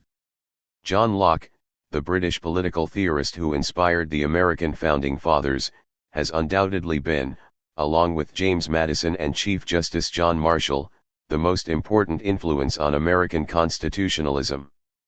He has now become the patron saint of global constitutionalism and is destined for a revival as a superstar of globalization. Locke defined the sovereign's primary role as protection of property from governmental and citizen intrusion. The WTO has translated Locke's constitutionalism into a global vision that privileges corporate property and seeks to extend it maximum protection everywhere. 21. In the United States itself, Locke's constitutionalism has created a society protective not only of property but also of personal freedom. A more enlightened version of Locke, closer to the Jeffersonian ideal, would be a different story, but the WTO embodies a narrow form of Lockean constitutionalism, squeezing out values conflicting with the cash register of the market. The WTO has no mandate to make or enforce human rights laws protecting labor, the environment, or women and children. Its sole purview has been to make global rules and judge national laws based on their safeguarding of property. The WTO has dressed up globalization in the Lockean vision of liberty, that is, property protection and freedom of contract, while rights for the world's workers are left to other global authorities without comparable enforcement powers. The language of free trade is central to WTO constitutionalism but should be understood as largely rhetorical, because the United States, Japan, and Europe all remain selectively protectionist. The United States has historically been aggressively protectionist, and these policies contributed to its economic development. Charles Beard and other renowned historians argue that the United States fought both the Revolutionary and Civil Wars partly to protect New England manufacturing against British competition. American leaders continue to protect textile, steel, and many other industries, while Europe refuses to abandon high levels of agricultural protection. As the poorer countries have long charged, free trade has been applied in practice mainly to weaker developing nations that lack the power to resist. This hypocrisy helps explain the infuriated response in much of the Third World to the WTO and IMF policies forcing them to open their markets in the name of global free trade principles. Point 22. Despite their selective application, Lockean principles have vested the WTO with a global constitutional basis for overriding the sovereignty of both weak and powerful nations. The WTO's famous overturning of European laws banning hormone-treated beef symbolizes the priority of narrowly conceived Lockean property rights over social and environmental rights. The WTO's constitutionalism married Locke's British constitutionalism with the American tradition of Marshall and Gilded Age justices such as Thomas Beck, who defined the only role of government and the courts as protecting corporate contracts and other property rights against public intrusions. Locke's shadow hangs over the expanded core mission of the WTO, which now involves extension of a radical American vision of property rights into the frontiers of the new economy. Point 23. The creation of global intellectual property rights protection through the new convention known as TRIPS, Trade-Related Intellectual Property Agreement, is central to the WTO's constitutionalism. Intellectual property rights, democratically arrived at and enforced, are essential to promote innovation and ensure fair return to inventors and developers of creative and commercial products. But the WTO's aim is to provide the most stringent form of property protection to every global good or service, without consideration of the human costs.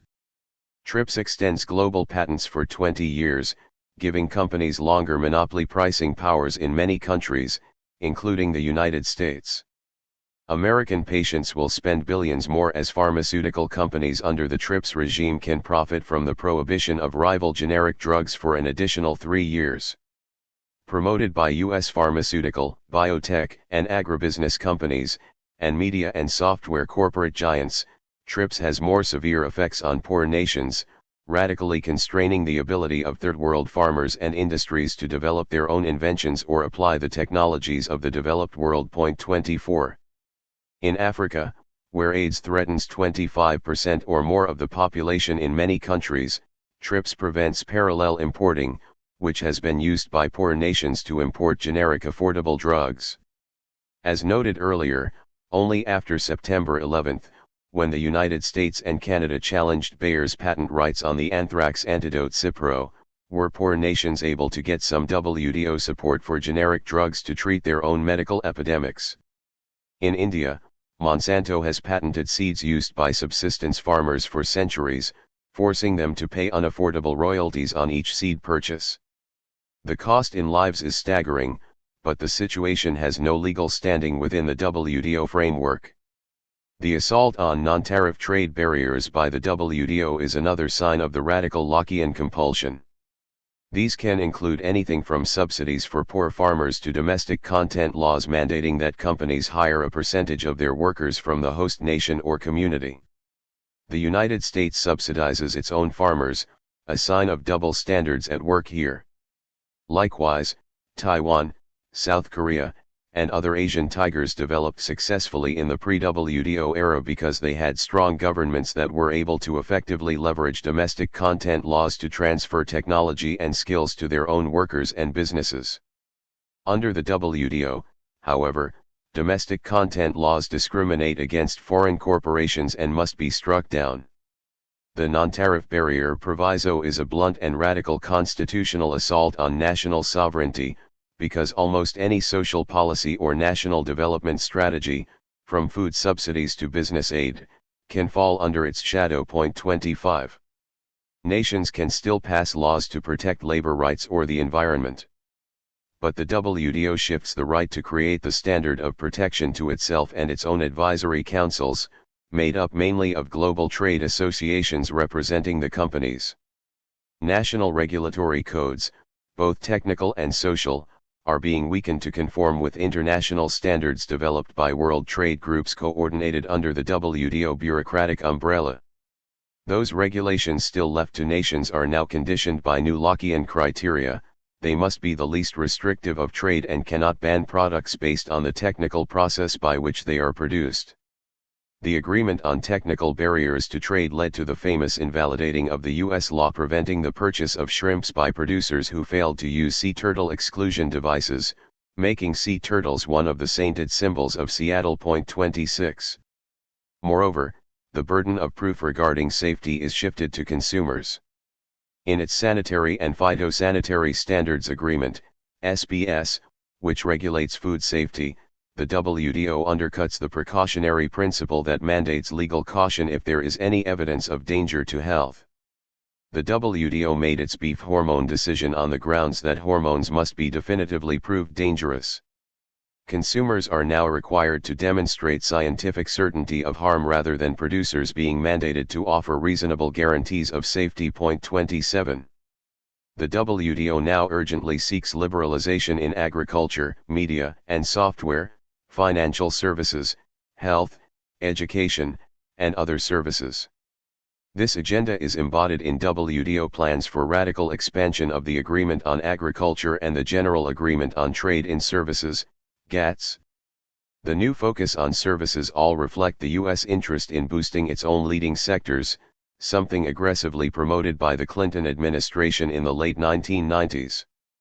As these new sectors promise unprecedented profits, American corporations, from AOL Time Warner to Citigroup to Microsoft, have set the highest store on breaking down barriers on these new frontiers. 28. For a preview of where this all leads, consider only the investor rights provision of NAFTA, known as Chapter 11, that sets up a court allowing corporations to sue governments for passing environmental or labor laws that infringe on property rights and profits. The US-based ethyl company sued the Canadian government in the late 1990s for passing a law banning use of MMT, a toxic gasoline additive produced by ethyl. Ethyl claimed that Canada was unfairly discriminating against foreign firms by passing such environmental protection, since it excluded its own products from the Canadian market. The Canadian government rescinded its ban in the wake of the suit, fearful of trade sanctions and penalties imposed under Chapter 11. In the wake of the ethyl case, many important U.S. organizations, the National League of Cities, the U.S. Conference of Mayors and the National Conference of State Legislatures, have argued that U.S. local and state environmental and health regulations are at risk. The new global agreements allow international trade courts to override local efforts to protect their own populations in the name of global property rights. The NAFTA investor rights protections and secret courts are a scary forerunner of the WTO judicial tribunals. The WTO tribunals provide corporations globally with a venue to sue governments for passing labor or environmental regulation that infringe on property rights and profits, based on a radically expansive legal vision of unjust corporate takings. The takings provision is based on a Gilded Age property theory updated by contractarian American legal theorists re-emerging in the Reagan era. It prohibits governments from nearly any regulatory intervention that reduces corporate profit, arguing that it represents an unjustified violation of the due process rights of corporations to dispose of or contract property as they see fit. Critics have described the WTO as NAFTA on steroids, referring to the creation of an unaccountable world court based on contractarian principles, essentially Lockeanism taken to an absurd extreme. It creates the specter of labor and environmental laws everywhere in the world cut down by WTO judicial panels in the name of free trade, equal protection for domestic and foreign firms, and respect for private property. In 1816, Thomas Jefferson wrote, "I hope that we shall crush in its birth the aristocracy of our moneyed corporations which dare already to challenge our government to a trial of strength, and bid defiance to the laws of our country." Jefferson did not oppose a new federal constitutional order, but led the struggle to ensure that it remained democratic. So, too, the protesters in the streets of Seattle, Quebec, Washington, and Genoa see themselves in a new democratic fight. They seek to limit the overwhelming power and wealth of the richest nations and corporations, and to organize the world on more democratic constitutional principles than the WTO and the current globalization system now embrace. As the rising struggle for global democracy erupts across the world, it's clear that this global constitutional fight has only just begun. Chapter 6. The UN, the Barbershop, and Global Democracy. I am not an Athenian or a Greek. I am a citizen of the world. Socrates. Tina. There is no alternative. These four little words seem the most common in the world today. They are depressing, and they paralyze many people who are deeply uneasy about globalization and would dearly love to help make a better world. I bet you think Tina when you think about reinventing globalization. But the popularity of Tina reflects a terrible ignorance of history. Think back to the history discussed in Chapter 1. It suggests that reinventing globalization has been a large part of what world history has been about for at least 1,000 years. The world's first great civilizations, such as Mesopotamia and Egypt, invented ancient globalizations. The Romans reinvented globalization when they created their great sprawling empire. The Italian city-states, such as Venice and Florence, created a merchant-driven Renaissance globalization that circled the world with Marco Polo. The colonial powers of Spain, the Netherlands, France, and Britain built a new globalization as they built the foundations of a worldwide industrial order. And, as discussed in the last chapter, the United States with its global business partners reinvented a new model of globalization over the last 50 years. While much of this history is drenched in blood, the basic storyline should lift our spirits. It shows that systemic change is not only possible but is a constant in history. Each time we think reinventing globalization seems far-fetched, remember that it is already the reality of our times. With the collapse of colonial globalization after World War II, the reconstruction of globalization was inevitable, leading to our current constitutional moment. It is precisely because we are in a new constitutional moment that the idea of reinventing globalization has begun to capture serious attention. We the people can sit back and allow global business and our government to design globalization as they are doing now, or we can choose to enter the fray and reform it in the spirit of our own values. Thousands in the new global justice movements have already chosen to act. Moreover, millions, perhaps billions, of other people not identified with these movements in either the first and third worlds are uneasy about globalization. After the events of September 11, they also want to change the world to make it safe and economically secure for everyone. The struggle to reinvent globalization will be the dominant issue of the coming century. To succeed, it will have to offer a credible alternative and build a global mainstream social movement that can translate it into action. The alternative vision is what I call global democracy. In this and the next few chapters, I discuss what I mean by this idea, how ordinary people are beginning to develop the vision and put it into practice, and how and why I think it will change our world for the better. Global democracy may sound utopian, but it is pragmatic and realistic. However, this does not mean it is inevitable. In the aftermath of September 11 and the darkening global recession, it is clearly possible that the world could take the opposite path, toward a permanently militarized model of globalization rather than the democratic variety I am proposing. The world stands at a crucial crossroads. Without choosing the democratic path, globalization will survive but move rapidly toward the fortress model outlined in the introduction. This possibility looms as the great and most frightening danger of the coming era. The fortress model is a militarized globalization that puts security over freedom in order to contain growing global violence. It will sabotage the prospects for democracy at home and abroad. The path toward fortress globalization in the United States was laid down only weeks after September 11. The threats to democracy within the United States are obvious.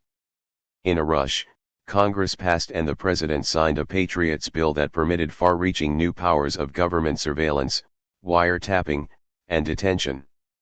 Authorities would be able to detain illegal immigrants and prisoners suspected of terrorism without formal charges. They could be tried by military tribunals and their conversations with their attorneys could be monitored by government officials. There are sober discussions about the U.S. government using torture against suspected terrorists. Constitutional scholars see major threats to civil liberties and warn of a looming police state. 1. The war on terrorism, killing many civilians and dislocating wretchedly poor people in Afghanistan even as it helps liberate the country from a horrifically repressive regime, may last for some time. This could easily incite more terrorism and lead to even more American-led military retaliation. The peace of globalization could be a chronic state of terrorism and military responses against it. This would accelerate a turn toward fortress globalization. Under conditions of fear and instability, business will not close down overseas and come home. There are no safe harbors in this new war. But global firms and many frightened citizens will insist on new elaborate security measures. And this will involve a partnership between business and government that could curb political liberties that have been the pride of our society. Since we are already seeing movement toward the fortress, why is there reason to believe that the democratic path is a realistic alternative? I see several hopes. First, fortress globalization contains the symptoms but doesn't attack the sources of global violence and instability. The fortress model is expensive and inefficient, committing the world to massive new surveillance and operational costs, subverting the efficiency of the markets. The fortress will mitigate terror if billions are invested but will never eradicate it. Second, global democracy attacks the causes rather than the symptoms of global injustice, and it works in concert with the positive sides of globalization. That is why I have called global democracy a move through and beyond globalization rather than backlash. It empowers the world's poor and pushes in more deeply democratic directions. Third, historical movements deeply grounded in the Third World and newly explosive in the First World have already begun a struggle for global democracy. They do not share a crystal clear vision, and they remain in the early stages. But because they attack globalization's core problems and reflect the interests of the world's poor and fragile middle classes, they will be able to build a global majority for their democratic agenda. Fourth, business itself has a stake in the democratic path. As noted in the introduction, globally extended businesses are the front lines of globalization, and the fortress will impose huge new operating and transaction costs on global companies. They will have to invest billions in new hidden cameras, cybersecurity, and other security and employee safety measures, and they will face major new and costly hurdles to cross-border trade and investment.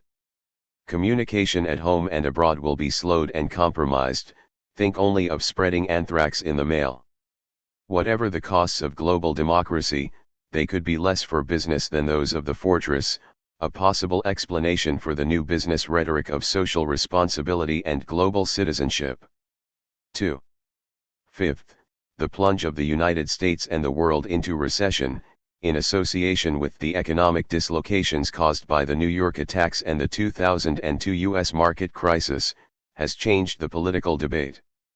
Free market credos are being reconsidered as government is being asked to bail out industries, protect the public, and create new jobs for millions of unemployed or laid-off workers.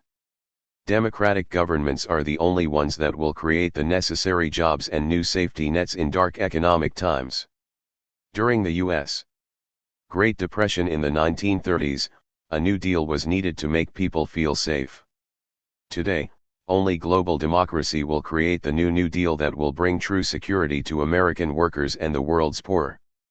After September 11, the growing violence and darkening global recession set global democracy back in the short term, but they may broaden its base of support significantly in the longer term. Religious leaders have begun speaking more urgently about the importance of global justice. Toward the end of 2001, Catholic bishops meeting in Rome passed a document denouncing the growing gap between global haves and have-nots and emphasizing that the persistence of gross inequalities between nations is a threat to peace. Third World bishops were especially vocal in critiquing global economic policy and called for drastic moral change. 3. World political leaders are sounding many of the same themes. Tony Blair strongly supported the war on terror but made eloquent pleas for a new global order based on democracy and justice for the poor. In a now famous speech, Blair focused on the remaking of globalization on a just and democratic basis as the only way to free the world from terror. If globalization works only for the benefit of the few, then it will fail and will deserve to fail. But if we follow the principles that have served us so well at home, that power, wealth, and opportunity must be in the hands of the many, not the few, if we make that our guiding light for the global economy, then it will be a force for good and an international movement that we should take pride in leading. Bill Clinton and Mikhail Gorbachev made speeches with almost identical emphases on the need to reform globalization so that the poor have a new voice and a new deal. These words suggest that the world after September 11 will be one in which global democracy will get new rhetorical support from the most powerful as well as the poorest of the world. Point 4. Powerful movements for global democracy started at the end of World War II, the same time that modern globalization itself was born. Over the last 50 years, movements began to conceive the global democratic vision that is still evolving in global justice movements today. They are the foundation of the new democratic path that will help heal the crises of global poverty while promising a reduction in global violence and terror. Global Democrats have in recent years divided into what appear to be two quite different camps. One talks about a globalization from below that brings a democratic voice and justice to the world's poor. I call them UN people, because they see the original vision of the UN and its 1948 Universal Declaration of Human Rights as the inspiration of global democracy. Point 5. The UN camp is reincarnating the citizens' globalism movement discussed in the last chapter. Recall that during the Big Bang of our constitutional moment, between 1944 and 1948, President Franklin Roosevelt and many Third World leaders envisaged one world based on justice and democratic human rights. They imagined a planet free of colonialism and militarism, and capable of making the idea of global democracy meaningful. They founded the UN to be the forum and symbol of their alternative democratic world. While many global democrats have become disillusioned with the UN itself, which they see as increasingly harnessed to U.S.-led globalization, today's global justice movements draw inspiration from the ideas of the UN founders. They see the 1948 UN Declaration and later conventions of the rights of women, children, workers, and the environment as an enforceable Bill of Rights for the world. Point 6. From the beginning, the UN camp embraced the revolution against national sovereignty at the heart of globalization. But it had a very different idea of world government than the WTO version. UN founders sought a new global order for peace rather than profit. After 2 world wars, they recognized that unfettered national sovereignty meant global anarchy and perpetual war. The UN founders also wanted what Franklin Roosevelt called global freedom from want. This required a global constitutional vision subordinating property rights to broader human rights and especially jobs for the global poor. The 1948 Declaration called for positive economic and social global constitutional rights for jobs, education, health, and welfare. These simple but revolutionary rights have become the passion of the current global justice movements. Today's UN people see a movement to secure positive human rights, especially rights to employment and free association of workers, as the starting point for a new global vision. Building democratic movements for global positive rights is close to the core of the very idea of global democracy, and it is the only way to create global and national government committed to the needs of the world's people. This vision has begun to crystallize. It starts with an enforceable system of global labor rights, ensuring that Guatemalan peasants can organize farming cooperatives and Indonesian workers can organize independent unions without being arrested or shot. The positive rights vision also includes a call for global environmental laws. It calls for regulation of worldwide capital flow and global corporations to ensure a more equal distribution of wealth. It demands abolition of racial and sexual discrimination, with special attention to the safety and dignity of a mainly female and non-white global labor force. Point 7. For the UN camp, the problem with globalization is not too much global government but the influence of money over everything it does. The UN camp recognizes that desperately important human and environmental rights are possible only in a world racing rapidly beyond the old world of national sovereignty. In this sense, the UN camp runs with the tide of globalization but seeks a democratic world government and constitution that delivers positive rights to the 3 billion people living on less than $3 a day. The second camp of global democrats that has emerged in recent decades speaks for what at first appears a blatantly contradictory idea of global democracy. Rather than stressing world government and global constitutionalism, they see democracy embedded in the revival of community and local autonomy, a way of life rooted in face-to-face connections and active citizenship rather than constitutions and laws. I call them the barbershop camp. Barbershops have yet to become a global corporation, and I suspect that they will always remain a community business. This inherent localism symbolizes the barbershopper's core vision. The democratic economy and democracy itself need a strong local anchor.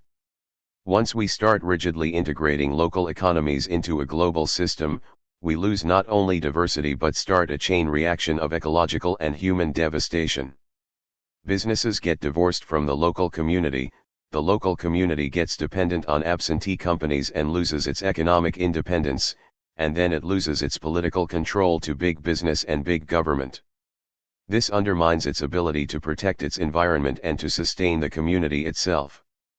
And once community is gone, democracy is out the window, and the possibility of the good life rapidly erodes, as people try to compensate for the loss of human connection with the thrills of headlong consumerism.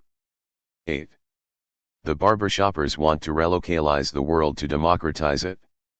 They see a problem with the UN camp because they do not think global human rights conventions or even the best world government can build life-affirming democratic economies and communities. Only people on the local level can do that. Only local folk can know their neighbors, come out to town meetings or tribal assemblies, and create a vision of how their community can produce a sustainable way of life. If the UN people have politicized globalization, the barbershoppers have personalized it.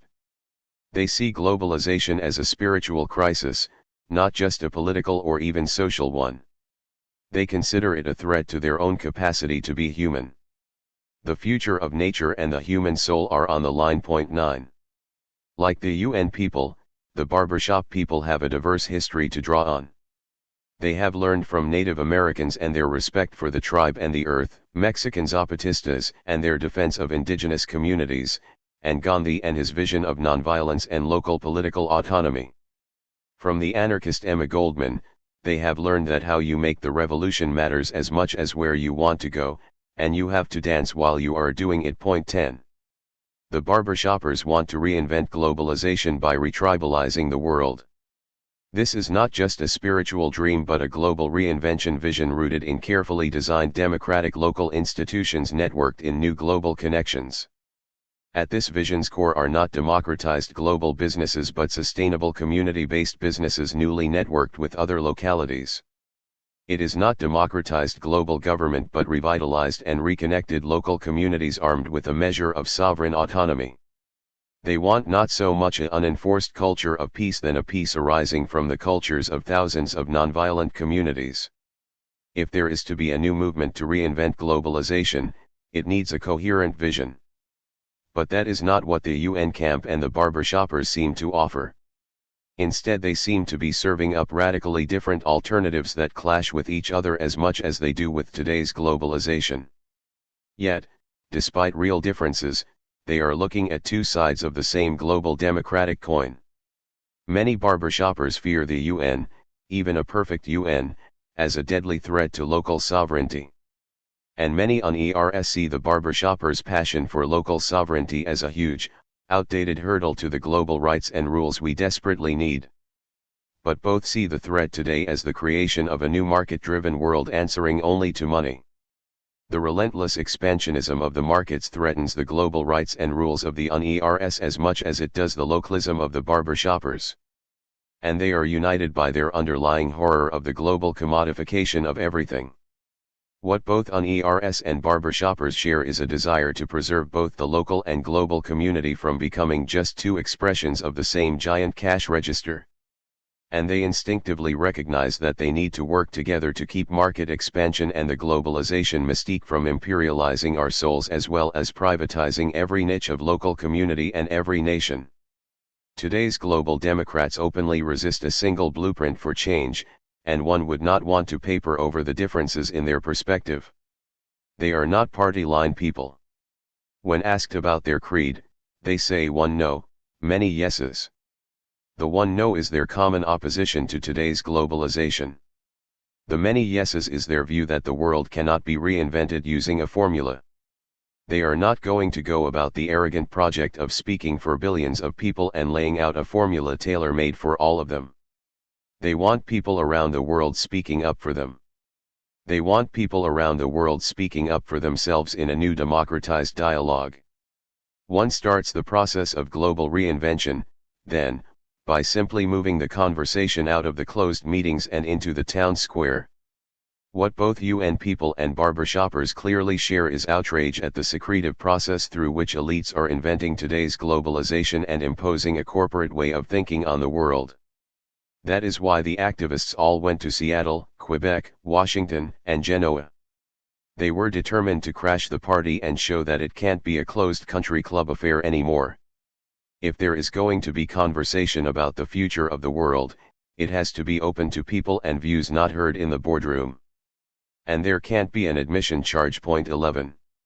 In 2001, as the world's financial and political elites were planning to meet in Davos, Switzerland, the traditional site of the World Economic Forum, thousands of people from around the world came to Porto Alegre, Brazil, to launch a People's Davos.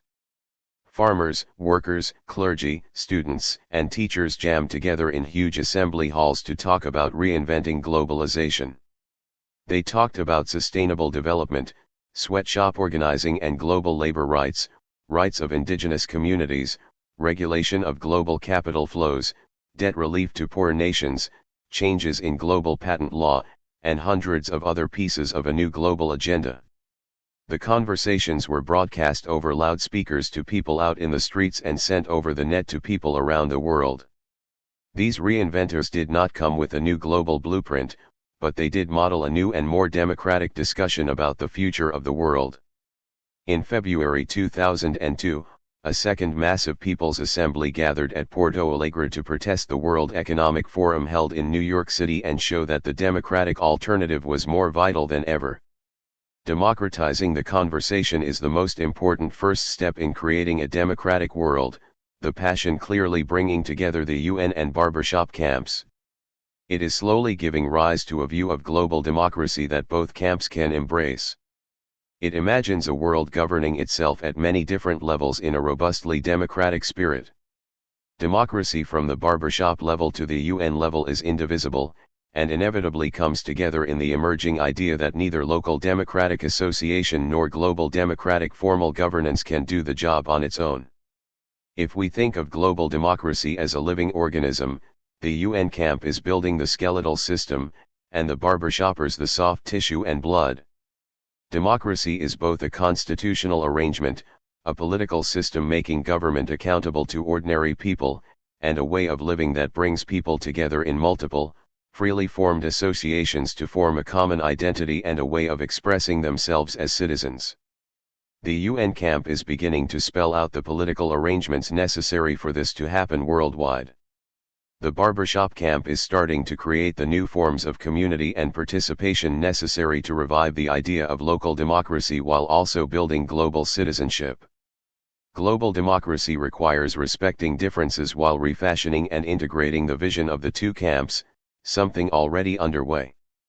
Few in the UN camp believe the UN can be activated as a democratic government for the world without building a new sense of global community and civil society outside the market itself. Nor do others believe that one institution, including the best UN possible, should be vested with anything like the full powers of a global sovereign or planetary big brother. They seek a pluralism of global governing institutions that are limited in their authority and strictly democratically accountable both to national and local governments and to global citizens newly organized into thousands of civic associations. 12.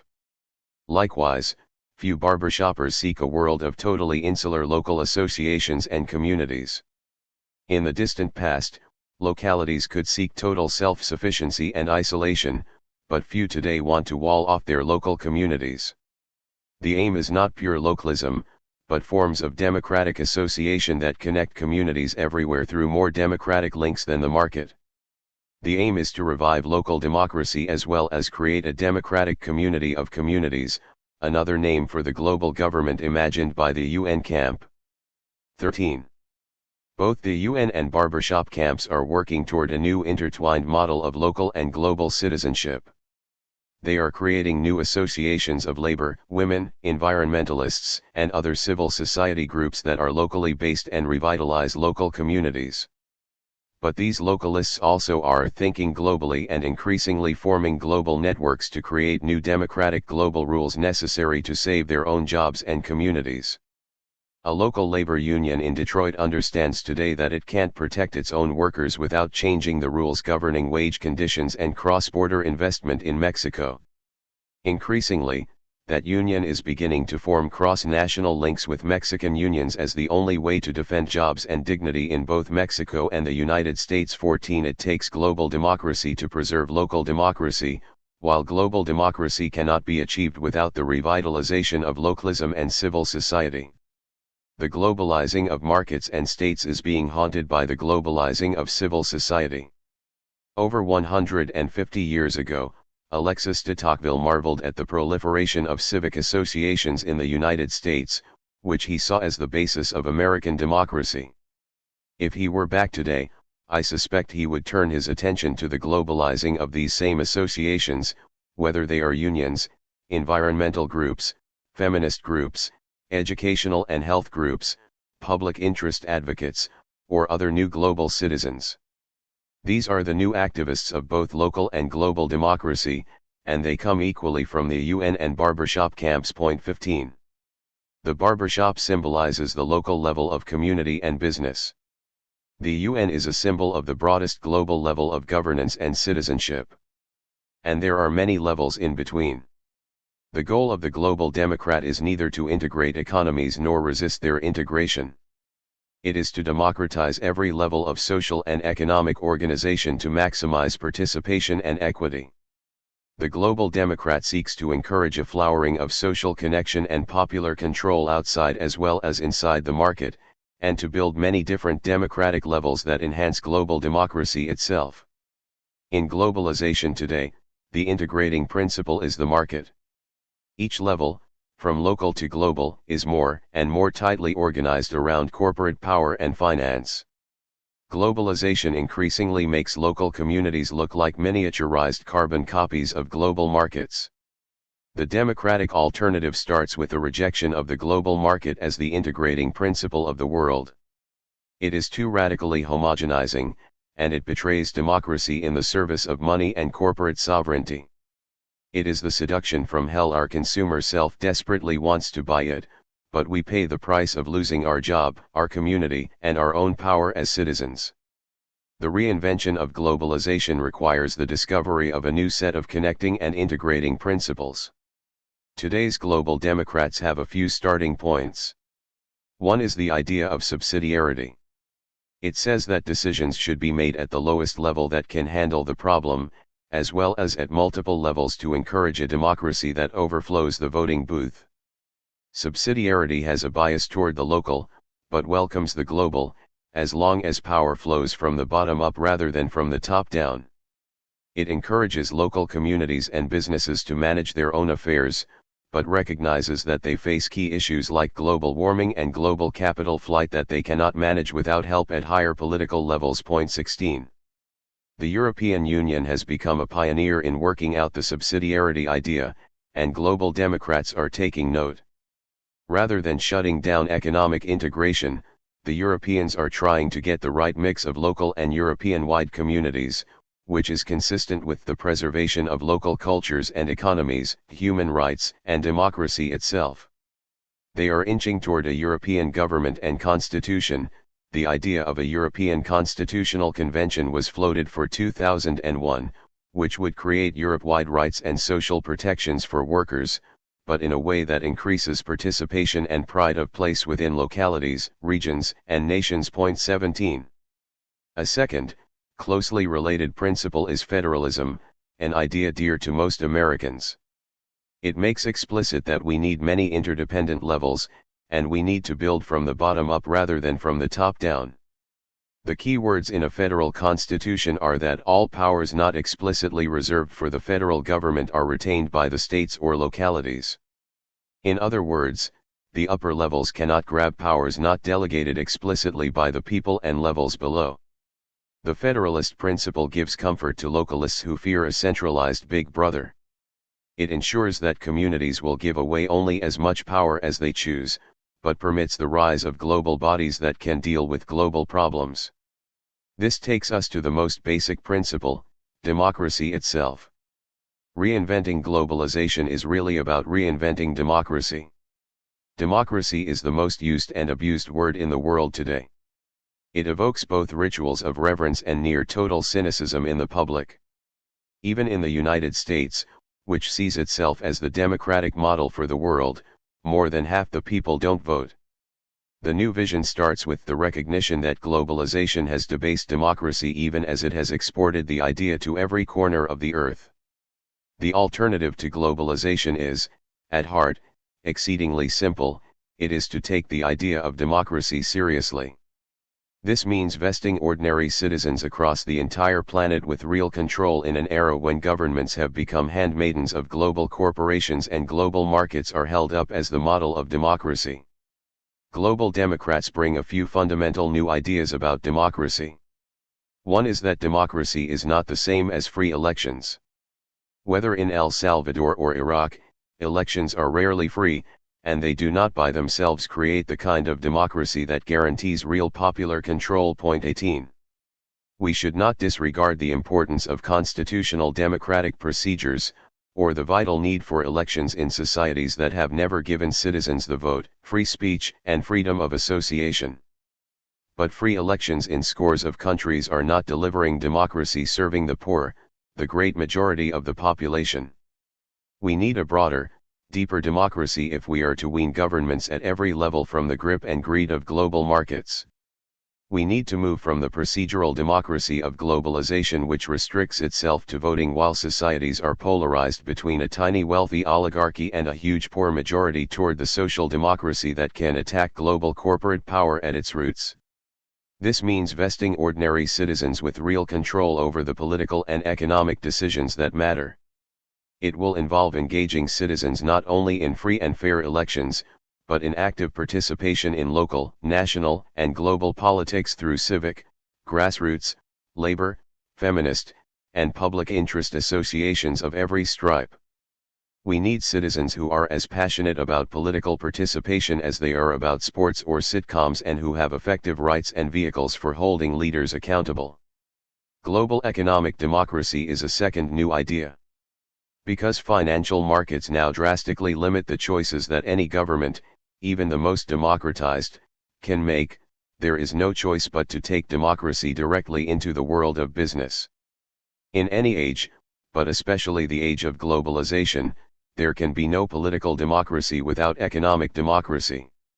Global economic democracy means making corporations answer to citizens as well as stockholders, and making financial markets accountable to the global public as well as investors.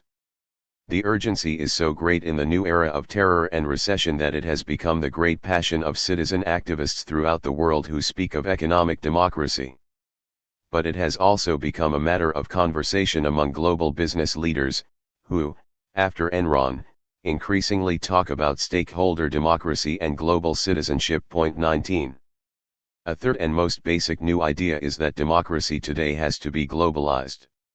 The biggest challenge will be empowering the majority of the world's population who live in the Third World. This will require democratic movements led by the Third World itself, both to take back their own governments and to invent new regional and global bodies that can speak for them. While poor nations claiming their rightful power is threatening to almost everybody in rich countries, democratically aroused Third World peoples are the most important allies workers and ordinary citizens in rich nations can have. They bring the desperation of the hungry and their moral authority, as well as the power of 2/3 of the world's people, to challenge the global moneyed powers corrupting democracy and riding roughshod over human rights. If we can't create a democratic world forum in a body like the UN, where the world's majority holds sway, we can't expect to preserve democracy in the town hall or in national governments, and we certainly will not get a democracy taken seriously in the Third World. This leads to a fourth new idea: democracy at any level depends on democracy at all levels. The town meeting in Springfield or Jakarta and the global town meeting at the UN or the World Bank have to support each other's democratic possibilities, or they will both surrender to the democracy of the market, the degraded forum we suffer now. Chapter 7. A Global New Deal. If you have built castles in the air, that is where they should be, now put foundations under them. Henry David Thoreau. A vision of global democracy is one thing, but how does it translate into the real world? What would the world look like based on these new ideas? And is there any real chance that they will become more than a dream? The truth is, the democratic alternative to globalization will emerge not from a blueprint in some brilliant futurist's mind but from a long process of experimental efforts. Any credible new global vision is going to arise from the messy global politics currently pouring out into the streets, labor halls, and church basements. If we want to see what the new world will look like, we should look at what the activists are trying to do. Moreover, the new principles discussed here do not imply a complete repudiation of the current order. As noted in earlier chapters, globalization in its present form has brought gains as well as pain. The changes proposed here involve working with forces that globalization have already catalyzed as well as creating new visions and institutions. There are 5 concrete aims that should serve as a compass for global democrats. These are: 1. Creating accountable world governments, 2. Reconstructing national democracies, 3. Democratizing global business, 4. Resurrecting local community with global citizenship, and 5. Creating collective security. The ideas here may seem to have a distinctive Western cast, with their focus on equality, democracy, and human rights. Speaking of a New Deal immediately betrays a relation to specifically American political culture. This is cause for concern, since any enduring alternative visions for the world must arise from the cultural and political traditions of the great majority of the world's people who do not live in Europe or the United States. Just as Americans should not dictate the principles of globalization, American critics should not presume to dictate the alternatives. I have tried to draw on ideas and practices that have long been promoted by peoples in the Third World and the international community as a whole. Much of the agenda here is already codified in UN covenants and international agreements that have been signed by most nations around the world. While themes of democracy and human rights are closely related to Western constitutional and ideological traditions, many Third World nations and social movements have been the most enthusiastic and dedicated advocates of these values and of many of the agenda items I summarize and endorse here. I am offering the ideas here less as a wish list than as a marking of new ideas and trends already surfacing. Global justice activists and ordinary people around the world are now advancing much of this vision. In some cases, governments and grassroots groups are already institutionalizing programs based on these ideas. The task, here, is not just to invent new ideas, but feed and water the democratic seeds that have already begun to be planted. The first aim, the creation of a global government, will be particularly hard for many Americans to accept. But global democracy is impossible without building on existing UN agencies and creating a variety of new and democratically robust international bodies that will collectively comprise a new world government. By this, I mean not a single centralized big brother monopolizing the world's political power but many different publicly accountable global bodies making decisions that can only be made at the global level.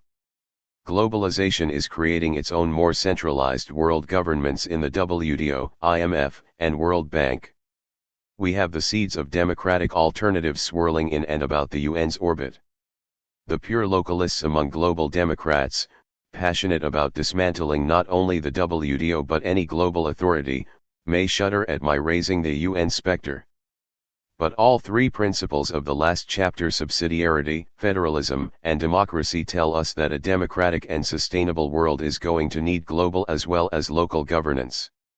This will require a major strengthening of the UN itself, and a broadening of its economic, legal, and moral authority. Even die-hard localists with no interest in the UN want local communities to reach out and touch their neighbors, and committed localists everywhere are hard at work creating networks of communities that can dialogue, cooperate, and barter with one another.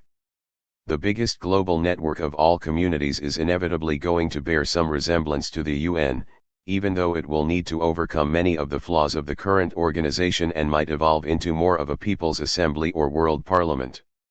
Localists can take comfort that global democracy does not seek a single, centralized world government, although it requires a stronger UN.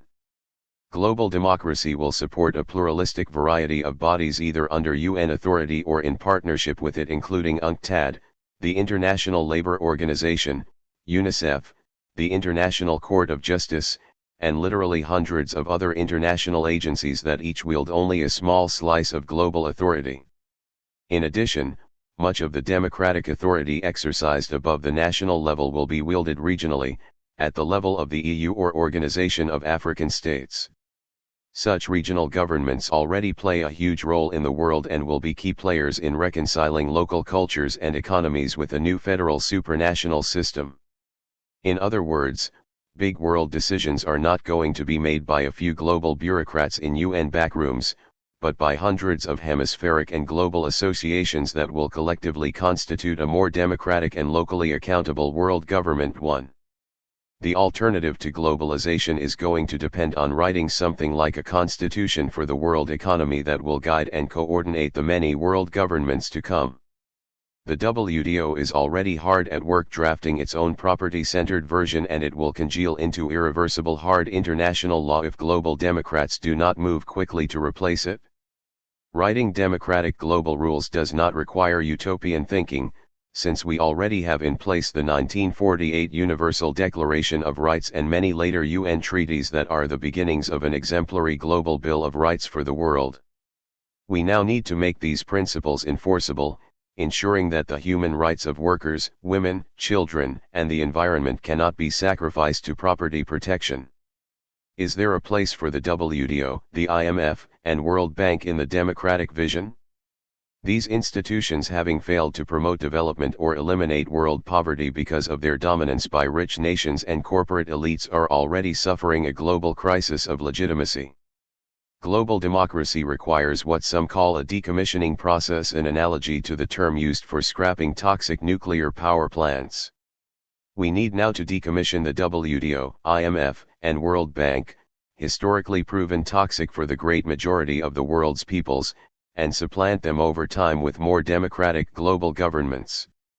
Existing UN agencies such as UNCTAD, a strong voice for the world's poor nations and long concerned with creating a trade order linked to development, must be reconstructed as a leading voice in the new system along with new unaffiliated trade and development agencies.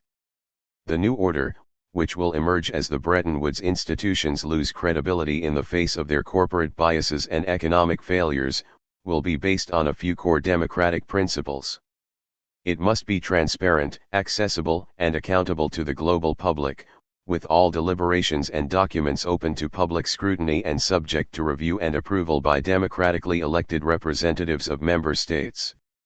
The new governing agencies will shift the constitutionalism of global economic government from the narrow standard of property protection to the broader foundation of global human rights and equality. And they will ensure that trade agreements would promote labor and environmental values and social development as the heart of their mission. Such systemic values sound utopian but are already emerging as common sense in global publics as the existing neoliberal system begins to collapse under the chaos and burden of its own failed promises. Point 2. Many in the global democracy movement as well as in the mainstream call for reform of the Bretton Woods triumvirate. I propose replacement for 3 reasons. First, while a reform effort appears more pragmatic, the changes required are so basic that any serious reform agenda will eventually lead toward fundamentally new institutions. We need a thoroughgoing democratization, and a new labor, human rights, and development agenda inconsistent with the basic design of the triumvirate. Second, the fight to replace the triumvirate will educate people to the depth of the current crisis and the need for systemic changes, while reform efforts are likely to lull the public, hinting that the current system is basically sound. Third, the Bretton Woods institutions are already facing a crisis of global legitimacy, from both the left and the right, as well as among some in the mainstream. The time is ripe for a radical reconsideration of these profoundly anti-democratic institutions. I am not at odds with radical reformers, as long as they acknowledge that the reforms we need will transform the triumvirate into constitutionally new bodies. In calling for abolition, I am not proposing doing away with global institutions concerned with trade, financial stabilization, and development. Instead, I am suggesting that we already have more democratic alternative institutions in the UN, such as UNCTAD and the ILO, that have long experience with these matters and could be vested with new resources to take responsibilities now vested in the WTO, IMF, and World Bank. It will take time to develop, as well, new institutions proposed here, so that a phase-out period is necessary, following a series of unsponsored global conferences to plan the new system. The phase-out should involve a series of stages in which new WTO and IMF agendas for expanding liberalization into services, agriculture, and other sectors are put on hold, and the Uruguay Round agreements are reviewed and re-evaluated according to democratic, human rights criteria. As the review is conducted, many of the current missions of the WTO, IMF, and World Bank can be shifted to UNCTAD and other new institutions, which will review and redraft trade agreements on the basis of democratic, labor, environmental, and social development values. Americans can appreciate the need for such democratic, socially oriented global government by drawing on their own history, looking at the reconstruction of the U.S. federal government as it sought to try to civilize the robber baron capitalism of the late 19th century. Americans recognized in the Progressive and New Deal eras that it would take major federal government intervention based on social democratic principles to limit Gilded Age greed and exploitation and create a national capitalism respectful of workers and communities. Since we now have a form of a new and largely unregulated world capitalism, we need a global federalism that civilizes the global economy. To create global democracy, the post-Bretton Woods global government must pursue a new deal for the world based on 4 policy agendas: global regulation, redistribution, decommodification, and participation. This set of policies at the global level complements my recommendations for national governments, businesses, and communities outlined in the next chapter. It is a practical program of global reconstruction essential to turn globalization into an attack on global poverty rather than a feeding frenzy for the rich. It might have sounded hopelessly idealistic before September 11, the Enron crisis, and the new global recession, but the trade tower attacks changed the political equation as business executives and political elites as well as the protesters on the streets recognized that more inequality and disenfranchisement is an open invitation to more violence. The WTO, IMF, and World Bank have come under withering attack from conservatives in the Bush administration as well as critics from the left and mainstream economists such as Nobelist Joseph Stiglitz and Columbia's Jeffrey Sachs. While they are only now losing credibility in the First World, the WTO and IMF have already lost their legitimacy in many Third World nations because of their failure to deliver the sustainable growth and democracy they have promised. Moreover, in the context of U.S. and global recession, the likely alternative to global New Deal policies crafted by new unled global government is a slide into depression, another potential catalyst for violence.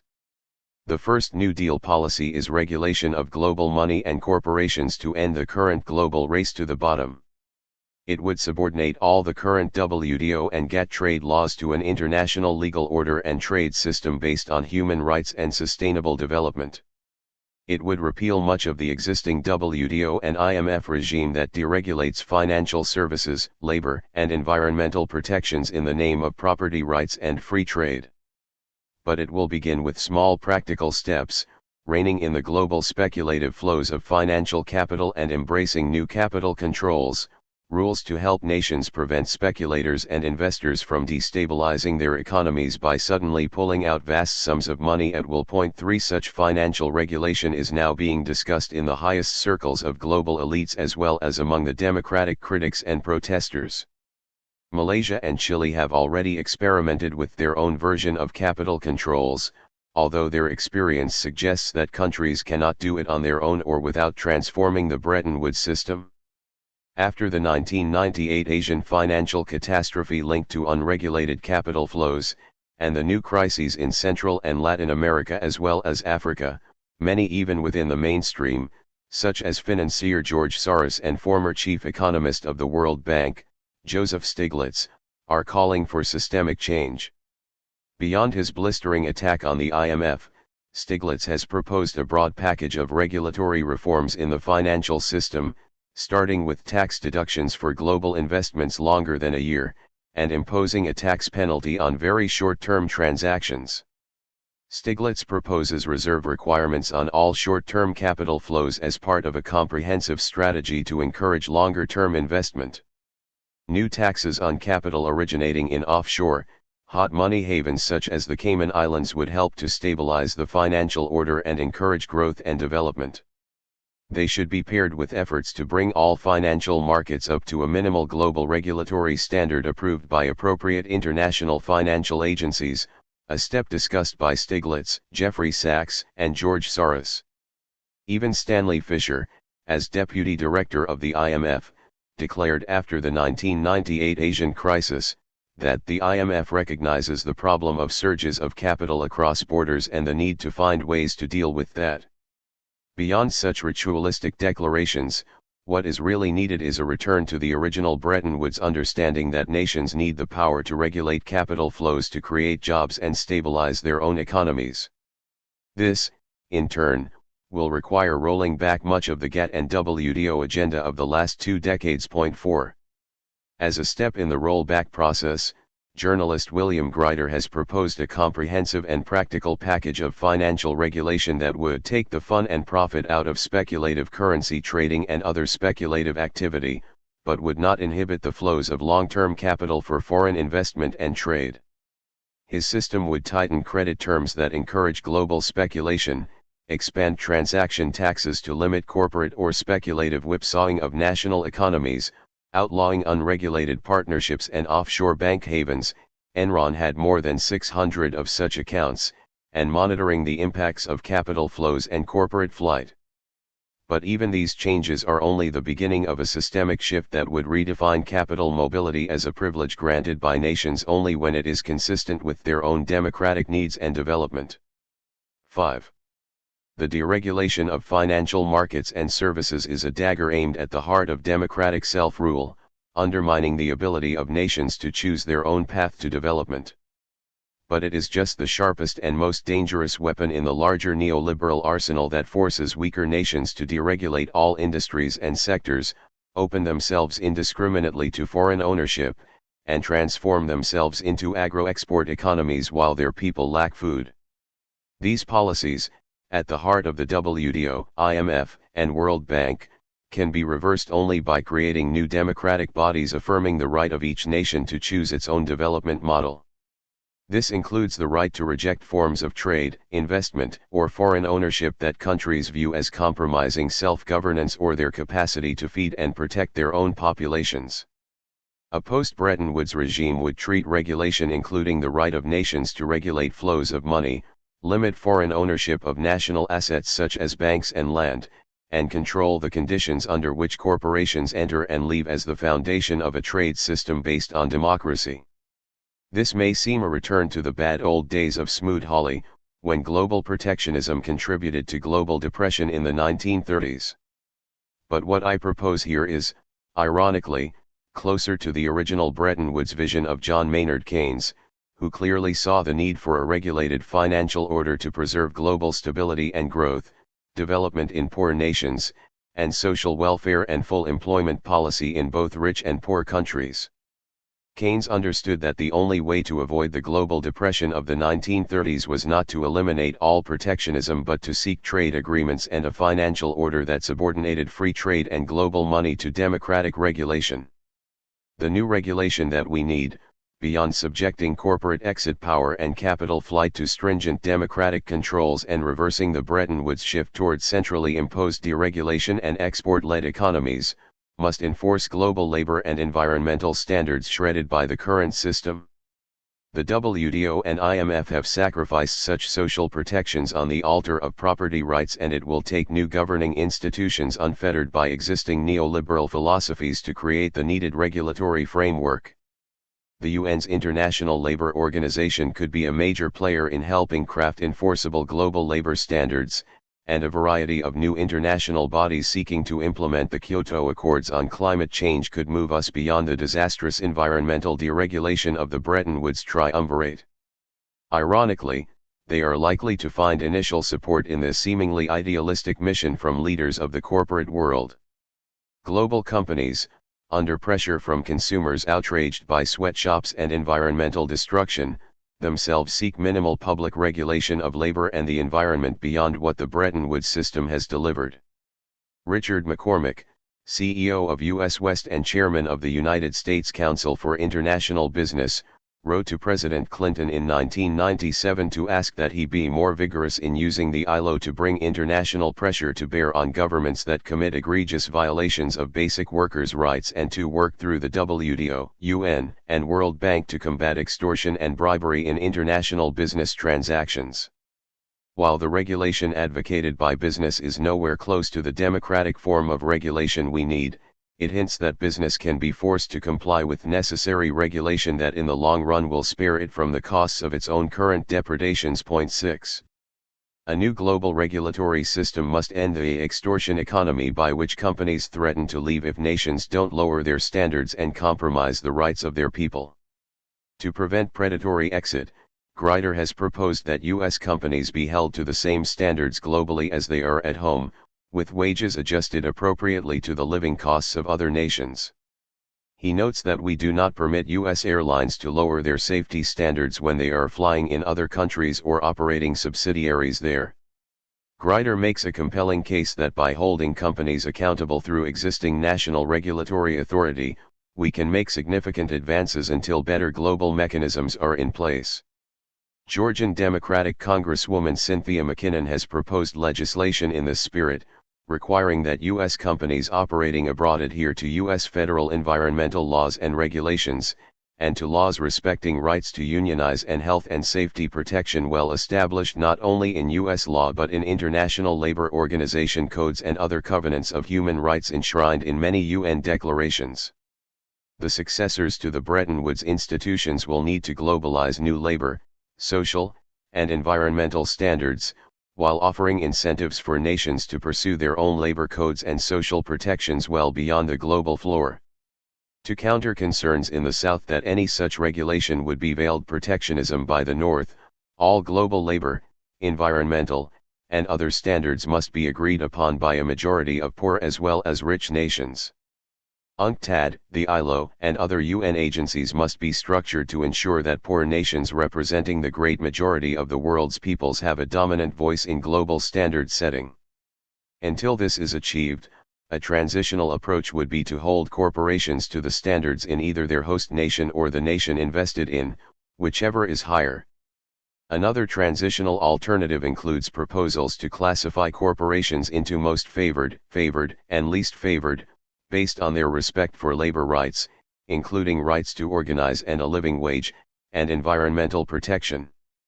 Most favored corporations, with the best labor and environmental practices as evaluated by independent monitors, would be granted reductions on export/import duties, shipping transactions, and other routine international transactions, thus offering financial incentives for companies to compete by racing to the top. 7.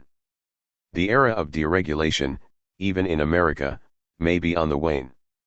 The Enron scandal, in which the company evaded regulation through hundreds of offshore tax havens and unsupervised accounting schemes, led many Americans to associate deregulation with corporate crime and greed and with fleecing of workers who lost their retirement monies tied up in collapsing Enron stock. If Americans demand more regulation at home, it will have a powerful effect on the global conversation, since the United States has been the messiah preaching deregulation and the most powerful influence behind the deregulation policies enforced by the WTO, the IMF, and the entire corrupt Bretton Woods order. Redistribution of income and wealth is the second obvious remedy for a global economy that is currently awarding more wealth to a few hundred billionaires than to half the world's population. Globalization has left behind the 2 billion global poor who lack enough to eat or minimal health care. Put simply, a global New Deal has to be a program of massive investment in and aid to the world's poor, and it has to move fast. Global Democrats are proposing a new abolitionism, abolition of debt and poverty of poor nations, that may prove as important as the abolition of slavery and colonialism. There can be no saving of the global poor or freeing of their nations from the IMF yoke under the current crushing debt systems.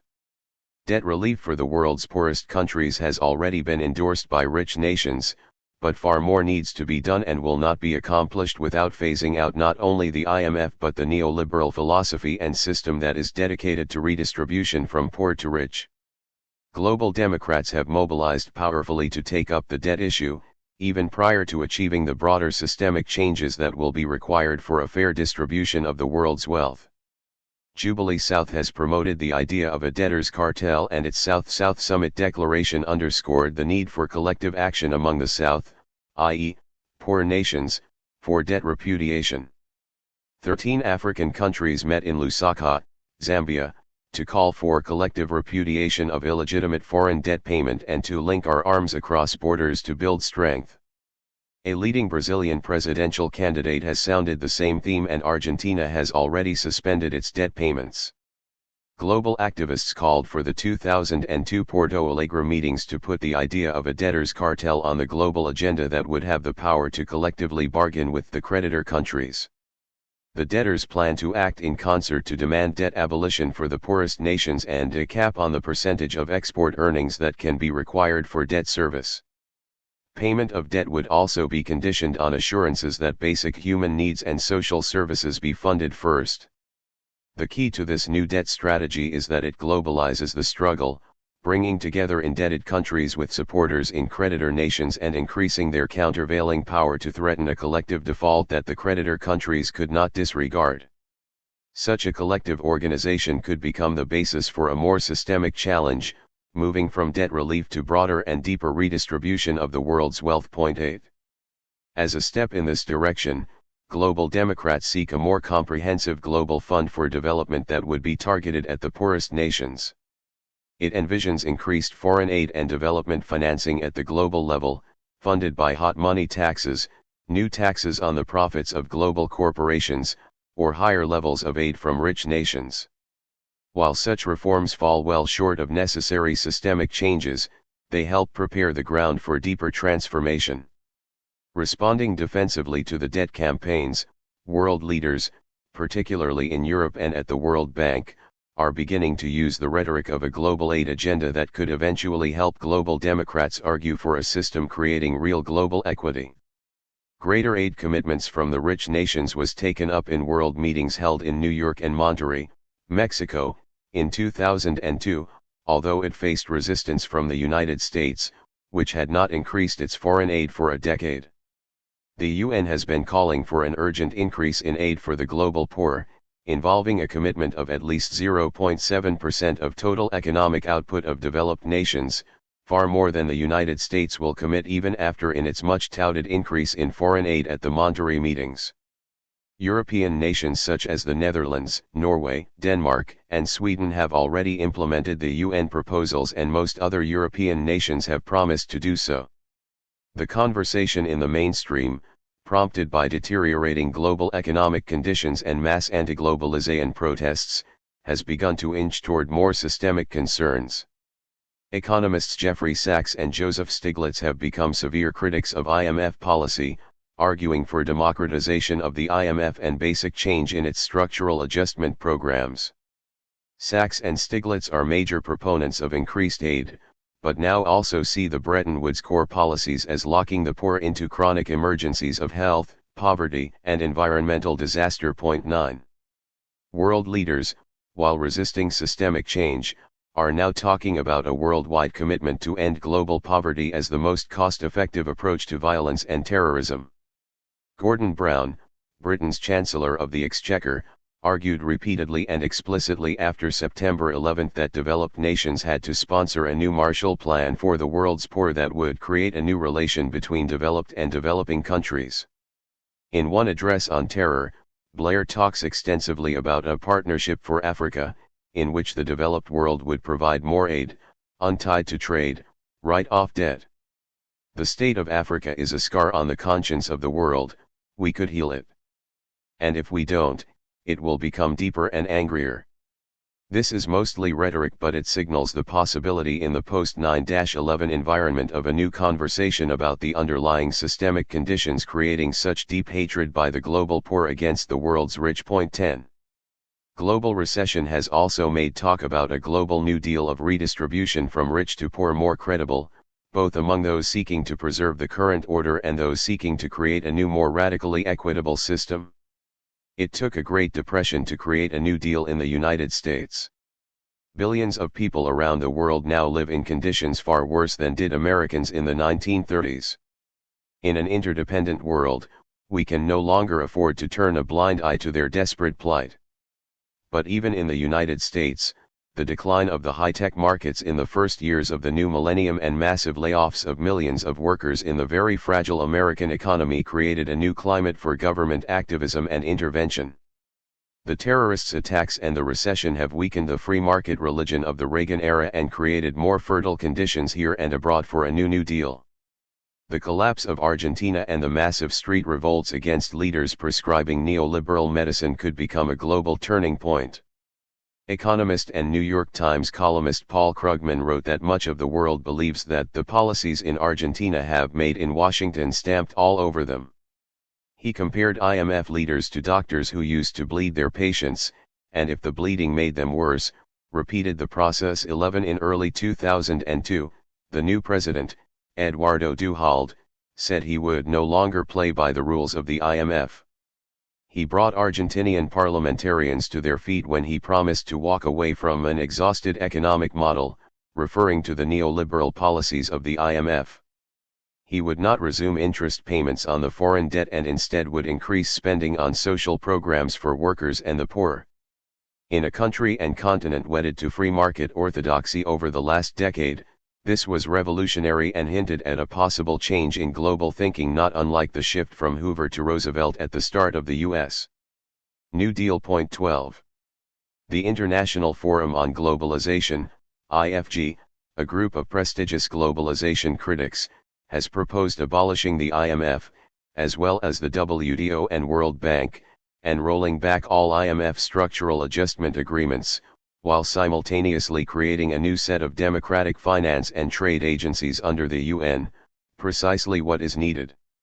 A first order of new business by successor institutions to the IMF would be management of national debts on new terms consistent with development and dignity. A new UN International Insolvency Court would provide for a negotiated process of debt relief or outright abolition for every nation whose debt has undermined its capacity to feed and shelter its citizens or to initiate its own development agenda. It would also permit identification and cancellation of odious debt incurred through illegal, coercive, or deceptive processes that offered no public or social benefit. Debt that remained would be restructured according to time schedules consistent with the capacity of the country to deliver affordable food, housing, healthcare, and other essential social services. 13. The changing conversation about debt relief shifts the conversation to a focus on how the Bretton Woods system creates endless debt and ever greater gaps between rich and poor nations.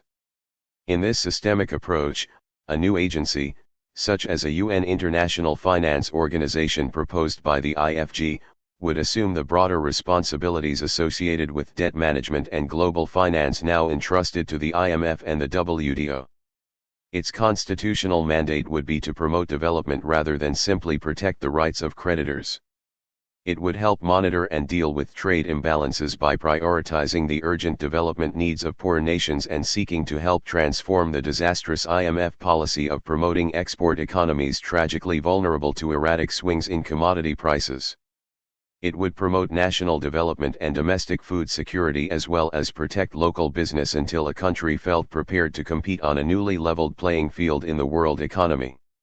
It would help limit the flows of speculative capital, close down illicit offshore banking havens, and reallocate any IMF and World Bank surplus assets after decommission to a new global fund for short-term emergency loans to countries in financial crisis. It might also create a currency defense fund to help nations defend themselves from undue speculation without radically tightening monetary policy or devaluing currency, consistent with Keynes's proposal many years ago of an international clearing union designed precisely to permit social development and full employment policy in poor countries vulnerable to speculative attacks. This would be part and parcel of a successor system to Bretton Woods that rewrites the global constitutional rules to empower the poor, reversing the entire panoply of policies deliberately structured now to enrich the wealthy. 14. Decommodification, a third New Deal policy embraced by many global Democrats, involves radically reversing the global tidal wave toward privatization. This involves resurrecting what economist Hazel Henderson calls the global commons, recognizing and protecting the Earth's water, air, oceans, space, and all the resources of the world that belong to the people of the world as a whole. They need to be protected from becoming market commodities if the Earth itself is to survive. 15. Global governments replacing the Bretton Woods triumvirate will have to take the lead in reclaiming from business property, goods, or services that should never be put on the market. This includes not only the environmental global commons, but the education, healthcare, and social welfare needs of the world's people, not to mention the airwaves and media, large sectors of world knowledge and culture, and the Internet itself. The global democratic alternative means that large parts of the world will carry a permanent sign saying "not for sale." Some of the most critical fights are now taking place over water, as companies such as Bechtel have negotiated with Bolivia and other national governments to privatize and manage local water supplies. In Bolivia, we have seen the emergence of water movements made up of desperate villagers who cannot afford to buy the water at the prices that the private companies charge. Their protests successfully convinced the Bolivian government to cancel its Bechtel contracts. Decommodification should start by enshrining the sanctity of the global commons into the UN Charter. There is a close connection between the positive rights to food, shelter, education, healthcare, and development established in Article 25 of the 1948 Declaration of Human Rights and in many successive General Assembly resolutions affirming such rights, and the preservation of the global commons. Privatization of everything from water to healthcare to education inevitably prices millions of the global poor out of access to the commons and leaves them without adequate food, water, and other basic needs. We thus need strong affirmation in the UN Charter of the unconstitutionality of privatizing the commons, since this deprives people of the positive rights that the UN has ratified over and over again. The broad global disenchantment with the privatization policies of the IMF and the WTO have made decommodification a key priority of the global justice movements and of national governments and local communities suffering the pain. 16. The fourth and most important New Deal policy is participation. Democracy, of course, is all about participation, of, for, and by the people. This requires a passion on the part of citizens everywhere to get involved in global affairs and governance. And it depends on the rise of global institutions that recognize the sovereignty of the people on a world scale and provide channels for their will to be expressed and heeded. An undeniable passion for participation ignited the raucous protests that rocked the WTO meetings at Seattle and all the successive trade summits. The signs waved on the streets proclaimed no globalization without representation. Protesters wanted to tell the new architects of the world order that monumental decisions about how to run the world cannot be made behind closed doors. The protesters subjected themselves to tear gas and beatings to insist that they, along with other ordinary citizens, deserved a seat at the table. The WTO, IMF, and related bodies are, in fact, shadow governments lacking the transparency and popular participation essential to democracy. The respected financial policy analyst and author, Howard Wachtel, writes that the WTO has no written bylaws, holds no public hearings and in fact has never opened its processes to the public. Its meeting rooms do not even have a section for the public to observe its activities. The reasoning behind the decisions of WTO judicial tribunals are not publicly disclosed and public interest groups or ordinary citizens have no legal standing to present arguments to any WTO decision-making council. For a body that has effective power to overrule the environmental, health, and safety tax, or trade laws of any nation, this creates what some political scientists call politely a serious global democratic deficit. 17. Because the governing authority of the WTO, IMF, and related bodies are councils of representatives from member states, one might argue that the people's interests are safeguarded despite lack of public access. But each nation's representatives to the WTO are appointed by the national executive and are not elected or usually even known to the public. The people's own representatives in the legislative branch, in the U.S. Congress, for example, are themselves in the dark about the deliberations that take place. Fast-track trade authority in the United States sought by all recent U.S. presidents gives members of Congress only the authority to vote final trade agreements up and down, with no prior consultation and no power to amend. Thus even national legislators are doubly excluded, first from any direct representation in the WTO or IMF and second from the right to participate in molding global rules within their own home nation's parliament or Congress. This has provoked a furious response among American senators and representatives to recent proposed trade agreements, such as the Multilateral Agreement on Investment, the MI, a major financial liberalization program for the world.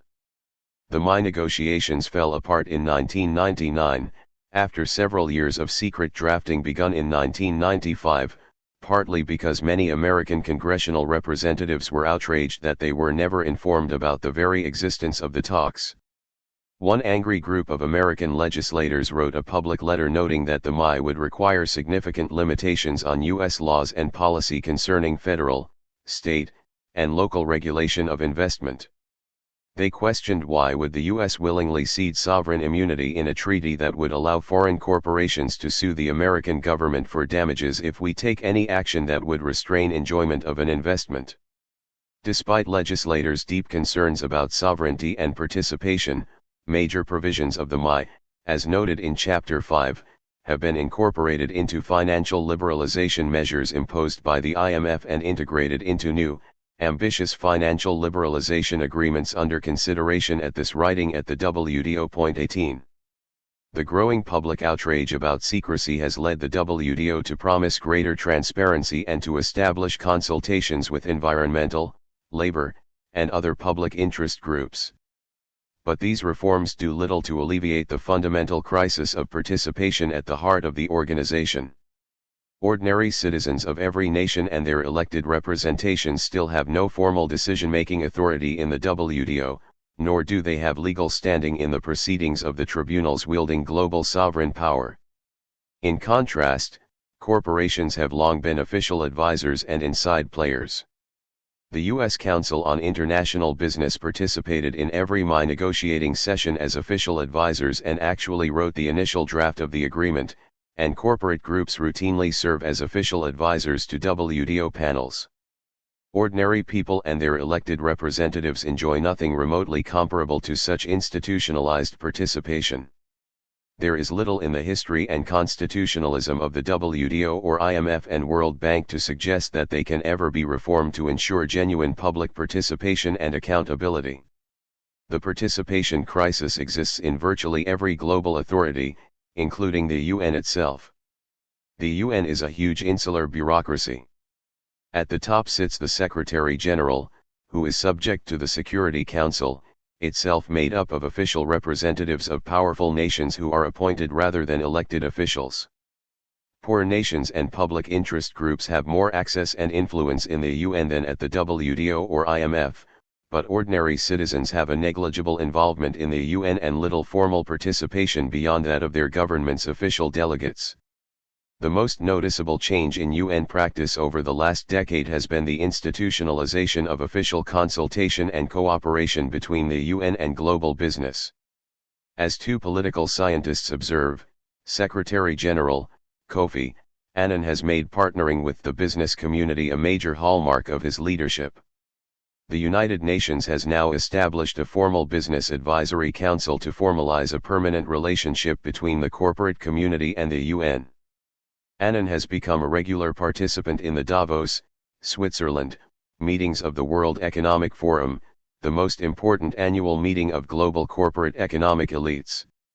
And he has established a new uncertified code of global corporate conduct that creates voluntary standards largely developed by the companies themselves, reflecting a new disturbing trend to increase corporate participation and influence at the UN without subjecting them to UN regulation or enforcement. 19. But in contrast to the WTO or IMF, the UN has also expanded the participation of ordinary citizens through non-governmental organizations, NGOs. These are non-profits and public interest groups such as Amnesty International, Greenpeace, and Oxfam. The UN has identified over 3,000 such groups, and while some of them have become large bureaucracies themselves, they are an extremely important and rapidly growing expression of popular global will and participation. Since the early 1990s, they have played a heightened role in critical unsponsored conferences on the environment, women's rights, racism, and development. Significant NGO participation began to grow even earlier, in the early 1980s global negotiations over the atmospheric ozone crisis. At the Rio 1992 UN Framework Convention on Climate Control, NGO participation played a major role, arguably a turning point in opening the UN to serious participation by grassroots groups representing an aroused global citizenry. Since then, popular participation through NGOs has increased in many unsponsored global agreements, including the Kyoto Protocol, the 1998 Convention outlawing landmines, and the 1998 creation of the International Criminal Court.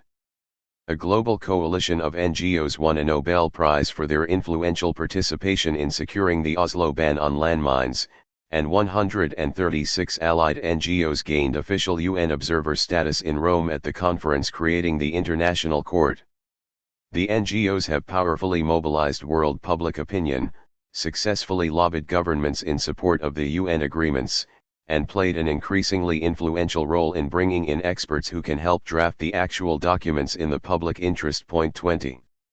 At the Millennium NGO Forum held at the UN in May 2000, Secretary-General Annan invited 1,400 people representing NGOs to speak on critical issues, including citizen participation in global decision-making.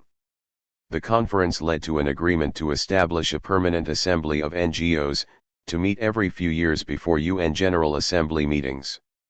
While this has not yet been implemented at this writing, it hints at a great leap forward in global democracy.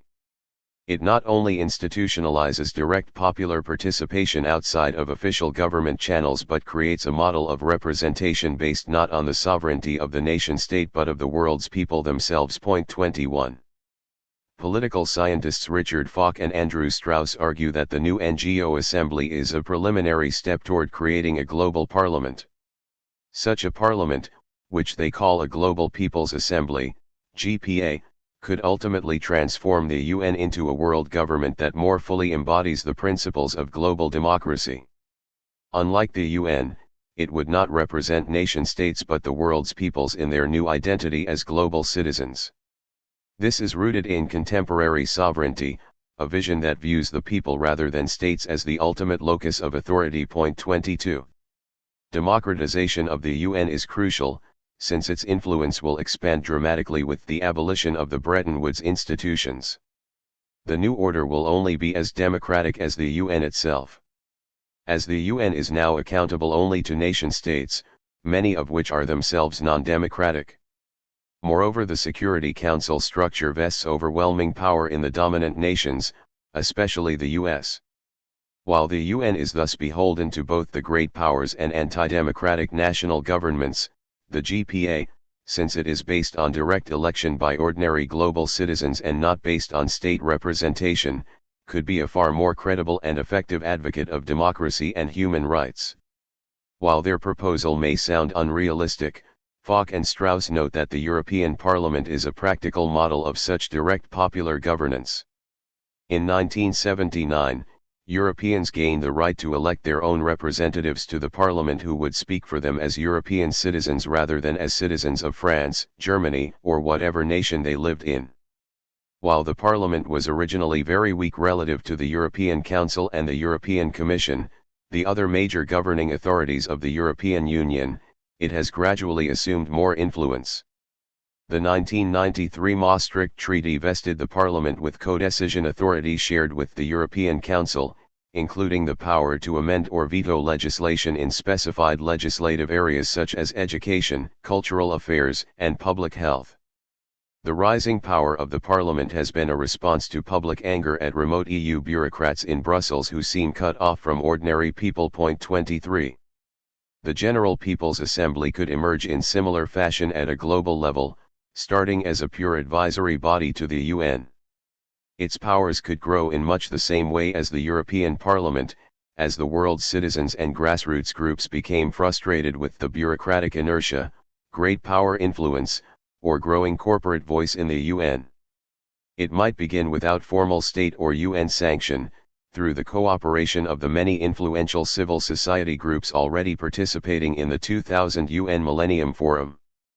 By speaking out for popular labor, environmental, or human rights concerns that neither governments nor the UN supported, it could gain increasing public visibility and support. Eventually, a coalition of NGOs, sympathetic governments, and even socially oriented businesses could draft a treaty establishing the Parliament as a formal body. They would then seek public participation to pressure governments to sign. It would not have to replace the UN, and more likely would develop a close relation with it, perhaps as a partner with the UN General Assembly in a new bicameral world legislature. Ultimately, its role would be to help transform the UN into a model of global citizenship, public accountability, and democracy, the precondition of the democratization of the world economy after the fall of the Bretton Woods triumvirate. Point 24. All of this will evolve slowly and ultimately depends on the passion of the world's citizens to participate. If the new global justice movements are any indication, that passion could spread as fast as globalization itself. In February 2002, about 30 labor organizers, religious activists, student leaders, and policy experts met on St. Simon's Island in Georgia to launch a campaign to end global sweatshops. The group asked this: if we protect the Disney or Nike labels worldwide with international patents, why shouldn't we have laws protecting the 16-year-old workers in every country who makes the product? The organizers agreed to draft a petition, to be signed by millions of people, that calls for the abolition of sweatshops and new globally enforceable worker rights. In Chapter 5, we saw that business had to create a new constitution for the world economy based on property rights and enforced by the WTO. A global New Deal and post-Bretton Woods order requires its own new global constitution that will not abolish global property rights but offer equal protection for the global rights of workers, children, women, and nature. Interestingly, this does not require a new utopian experiment based on visionary international law. The world already has embraced a splendid set of human and worker rights, enshrined originally in the 1948 UN Declaration of Human Rights. These rights, later expanded in numerous UN conventions dealing with children, women, and the environment, include nearly 200 worker rights propounded by the International Labour Organization, ILO, and ratified by most nations. To create the new globalization, we can move a long way by arming these existing rights with teeth. The idea of globally enforceable human and worker rights was the core vision of citizens' globalism at the end of World War II and the founding of the UN, and it has resurfaced as the great challenge of the coming century. A key aim of a post-Bretton Woods global order is to expand and enforce these rights. Some global democrats look to the UN's International Labour Organization since its historical mission has been to protect workers and to create agreements enshrining their rights. The ILO does not penalize transgressors, although it can theoretically expel them or encourage other countries to not trade or invest in them, as it recently did unsuccessfully in Burma, an egregious human rights violator. But while many see the ILO as a paper tiger today, it could conceivably do the job tomorrow if citizens of the world created the pressure to make it happen. The historic toothlessness of the ILO has led many to conclude that we must create an entirely new UN body. Like the ILO, its mission would be to affirm and protect the rights of all workers around the world. But, unlike the ILO, a new Worker Rights Authority, WRA, would be designed specifically as an enforcer with the judicial powers to judge and penalize offenses. its authority would have to be at least as potent as that of today's WTO, and its sanctions would include empowering workers or citizens to sue corporations that abuse workers or fire union organizers.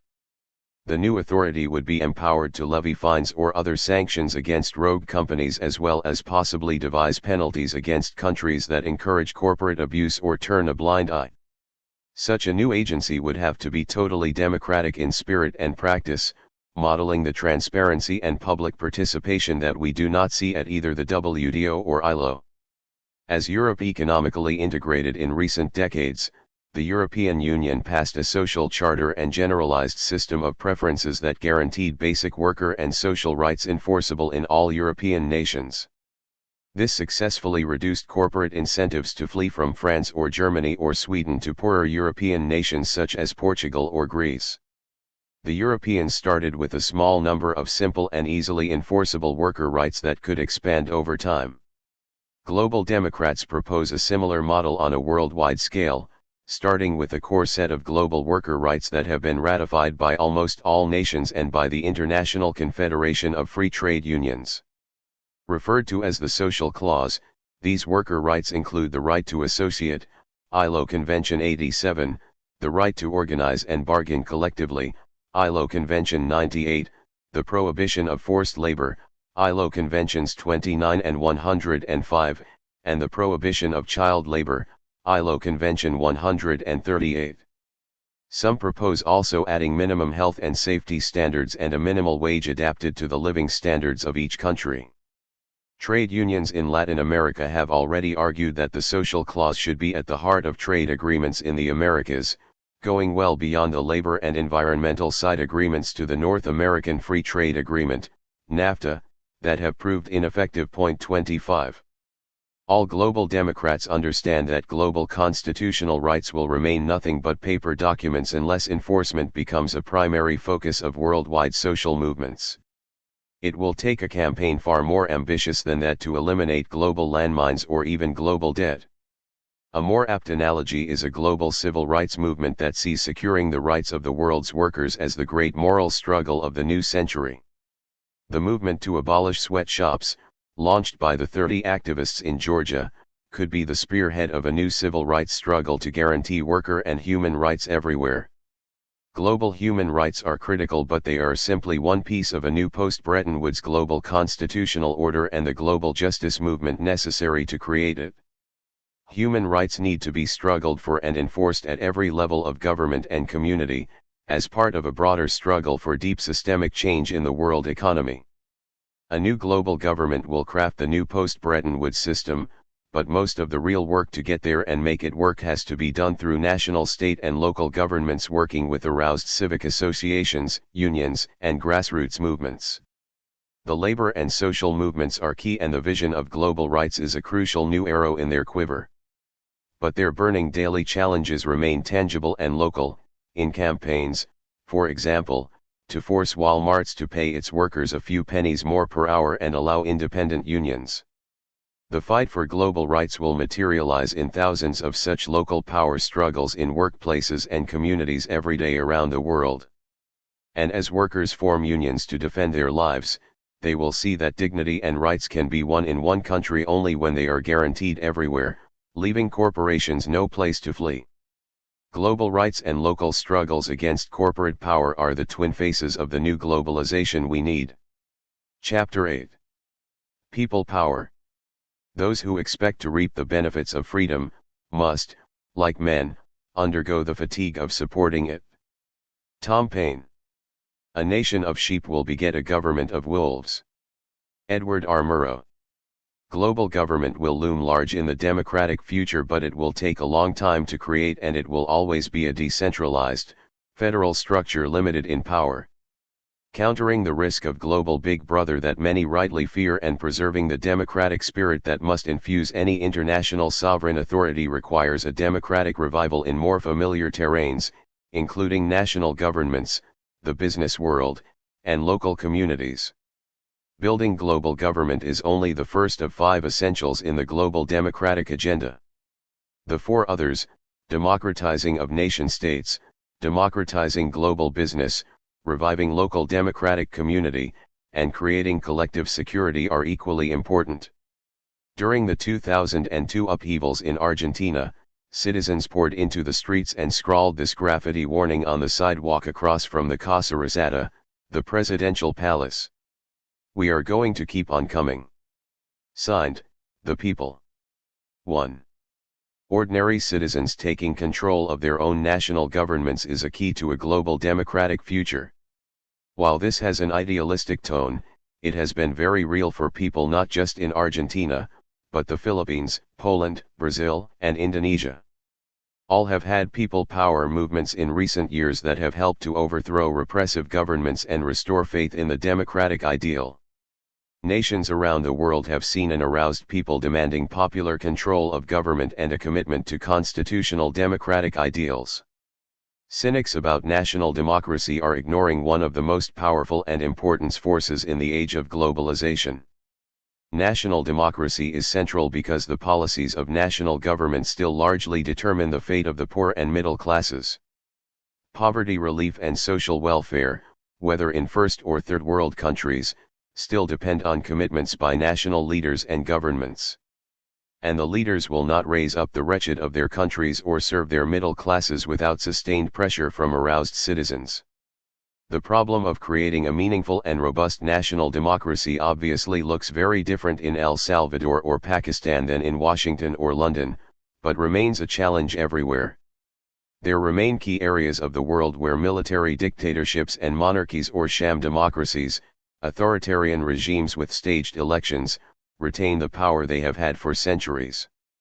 Other nations, such as Brazil and the Philippines, have new and more promising democracies that are exceedingly fragile and have their own unique problems connected to ethnic divisions and weak civil societies, as well as external control wielded by global financial markets or the IMF. The democratic crisis in countries such as the United States, long blessed with constitutional democratic systems, is a third form, linked to the problem shared by all nations of creating popular control in a national politics saturated with global money and big business. In all three contexts, new democracies, old democracies, and traditional dictatorships or sham democracies, the shared imperative is to create political systems and leaders truly responsive and accountable. And the shared obstacle to the people power movements, in addition to unique problems of corruption, illiteracy, overpopulation, and ethnic wars, is the power of global markets and corporations to dictate national agendas. The severity of the internal crises within nations is not to be dismissed. As Robert Kaplan has shown powerfully in his book, The Coming Anarchy, many third world countries have only the facade of government, dominated by warlords who rule fiefdoms only nominally knitted into nations.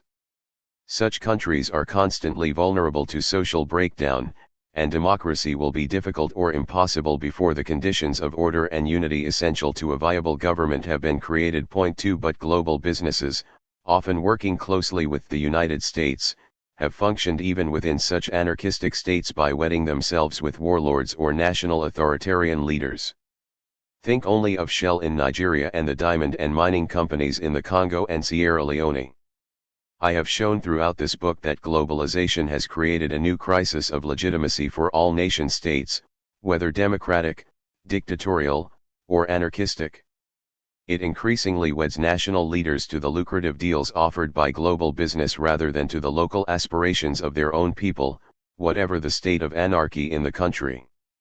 National democracy can only be achieved by breaking the marriage vows binding global corporations with authoritarian national leaders and creating a new marriage between popular leaders and their own people that can create the foundations of order and sustainable government. 3. The democratic challenge is complicated further by the need of virtually all nations to attract money and jobs. It is hard to take on the global corporate Goliath when you desperately need his resources.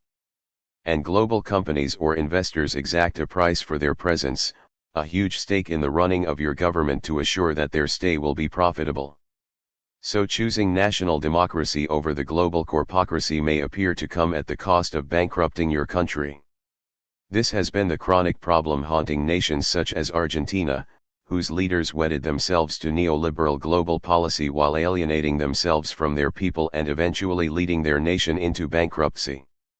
Despite the immense challenges of implementation, globalization itself has made the rhetoric of democracy the only acceptable global discourse, and global businesses themselves have a stake in the transparency, stability, and legitimacy that democracy brings. The idea of limiting the role of money in politics and making governments more accountable to people is already on the national agenda in countries around the world. There is no lack of ideas about specific electoral reforms and other concrete proposals to reduce corporate influence and deepen democracy. The challenge in both Western and Third World countries is to create a new comprehensive vision of national democracy and mobilize the political will to get the job done in an economically viable way. Global desperation has turned the question of national democracy into an explosive popular cause. I talked at length with a middle-class Argentinian couple living in Buenos Aires shortly after their country's financial meltdown in late 2001. They were deeply upset. The husband had learned he might be losing his computer job, and they were afraid that they could not get by even though they were living with his parents. His wife cried as she talked about their desire to get Italian or Spanish passports and live abroad, despite their love of their country. But they saw one silver lining. For the first time in their lifetimes, people in Argentina were rising up and demanding political accountability from their leaders. Ordinary Argentinians were rushing out on the streets, banging pots and pans. Some were raiding shops and breaking windows in government buildings, but others were waving the Constitution in front of TV cameras. New democratic movements were sprouting up, challenging the established parties. Constitutions in hand, they were seizing a constitutional moment, demanding accountability to the democratic ideals so often preached and little respected. Buenos Aires Congresswoman Elisa Carrió said the Argentine people, including an angry middle class, were going to go back constantly into the streets until real democracy was created. People have seen that they can topple one president after another. They will not stop, she said, until their democratic dreams were realized. And leaders were beginning to respond, as successive presidents began to challenge the IMF and global neoliberal orthodoxy, while promising to stop lining their own pockets and respond finally to the desperate needs of workers and the poor. Point 4. The politics of national democratization is ever more linked with the politics of globalization. Global democracy will require alliances or coalitions of national democratic movements in every country. They will have to work in concert to create the global as well as local conditions supportive of the democratic path. What globalization has done is make national democratic struggles inseparable from global ones. As long as the global economy and the WTO and IMF operate on neoliberal rules dictated by global business, replacing corporate sovereignty in a single state becomes nearly impossible. Popular national democratic movements in every part of the world will have to unite in the service of new global constitutional rules for all nations and global firms. All national democratic movements will need to challenge global neoliberal constitutionalism and support the democratic alternative. 5. Your problem, if you are American, is probably imagining Washington or other national governments serving the people again. Remembering Enron or the political scandals of the Clinton administration will likely increase your skepticism. Money and global companies, you will say, are simply too powerful. Presidents, national political parties, and the entire government apparatus are in the grip of the global markets, transnational business, and the special interests. Reinventing government has become a buzzword for talking about how to make government more lean and mean, as efficient as a business. But while efficiency is immensely important, the real task in the age of globalization is not how to make the American or other national governments look and act more like a corporation. It is how to protect national governments from becoming subsidiaries of the largest global companies. Point 6. This is not a problem that can be solved through piecemeal reforms. We need a systemic challenge to the corporate/government incest that lies at the very root of today's globalization system, as discussed in Chapter 3. Rebuilding a firewall between business and government requires cutting off the rights of corporations to political citizenship and outlawing the cozy cronyism that helped give rise to the Enron crisis in the United States. These involve constitutional changes in both the state and the corporation, reversing the corporate conquest of government that is arguably the great business revolution of the 20th century. By revoking the political citizenship of corporations, I mean abolishing the right secured by corporations during the robber baron era in the United States to be defined as legal persons with all the constitutional and political privileges of flesh and blood citizens. I expand on this in my discussion of corporate charters, but the key concept is that corporations larger than most countries snuff out democracy when empowered to use their money and influence for political ends. The solution is to restructure political systems to get corporations out of politics both globally and nationally. At the national level, this involves comprehensive campaign finance reform, including total public financing of elections. But we also need to curb corporate lobbying, outlaw use of shareholder funds for political causes, drastically limit corporate ownership of schools and media, reverse the current alarming trend to protect commercial speech under the First Amendment, rescind the investor rights clauses of NAFTA and the WTO that allow foreign corporations to sue governments for passing labor or environmental laws reducing profits, and criminalize threats by corporate officials to influence the vote of employees. Point 7. Rebuilding a firewall for democracy also means cutting off corporations from the illicit flow of public monies into subsidies, tax breaks, and other giveaways to giant global corporations. Conservative organizations such as the Cato Institute suggest that the scale of corporate welfare in the United States each year is larger than the entire government budget of many countries, amounting to hundreds of billions of dollars. Corporate critic and accountant Ralph Estes, taking into account all forms of government policies benefiting corporations, estimates that the annual amount in the United States alone was worth more than $2 trillion in 1994. Some forms of public subsidies for business are necessary to support public interests such as saving jobs or training workers, but most of the money dispensed by politicians is pork, paying off the very businesses that forked up the money to elect them.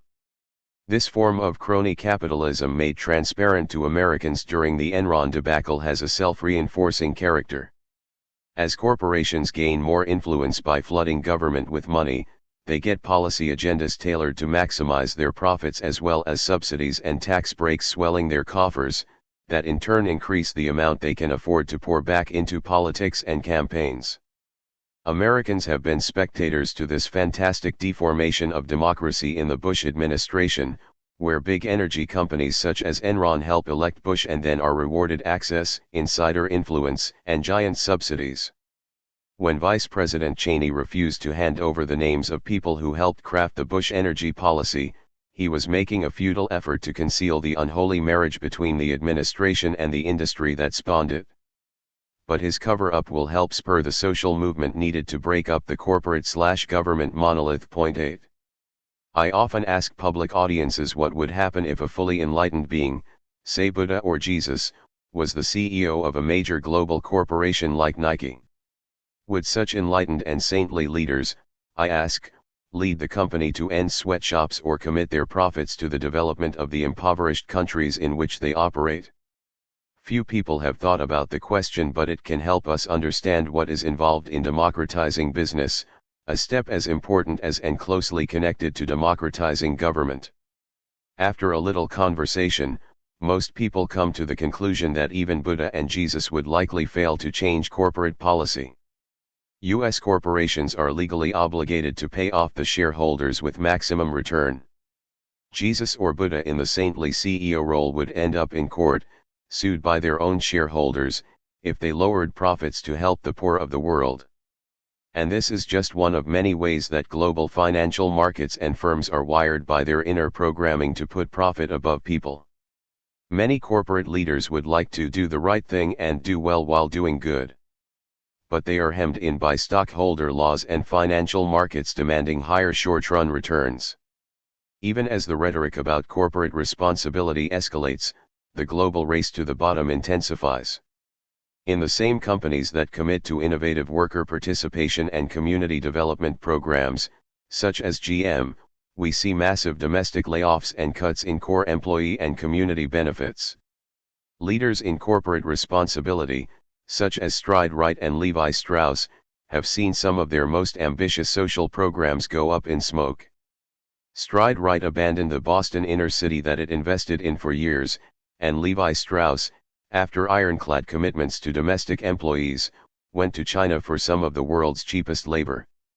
None of this implies personal bad faith on the part of corporate leaders but points to the hard realities of the larger system that inevitably turn corporations, whatever the personal values of their leaders, into cash registers. Point 9. It is a major challenge to global democrats to reinvent the system wiring of global business. Can we realistically picture another kind of business system in a global age? One of three essential systemic transformations has been advanced by economic localists: break up global corporations and cut them down to human scale, in the process changing their basic nature. Informed corporate critics such as David Korten want business rooted in or actually owned by the community itself. And it is certainly the case that one strategy to create global economic democracy involves dismantling huge global corporations such as GM or Sony or Shell, all of them larger than most countries, and shrinking them radically. Many localists such as Korten envisage shifting business to a community institution that cannot prioritize the needs of global investors over the needs of the community itself.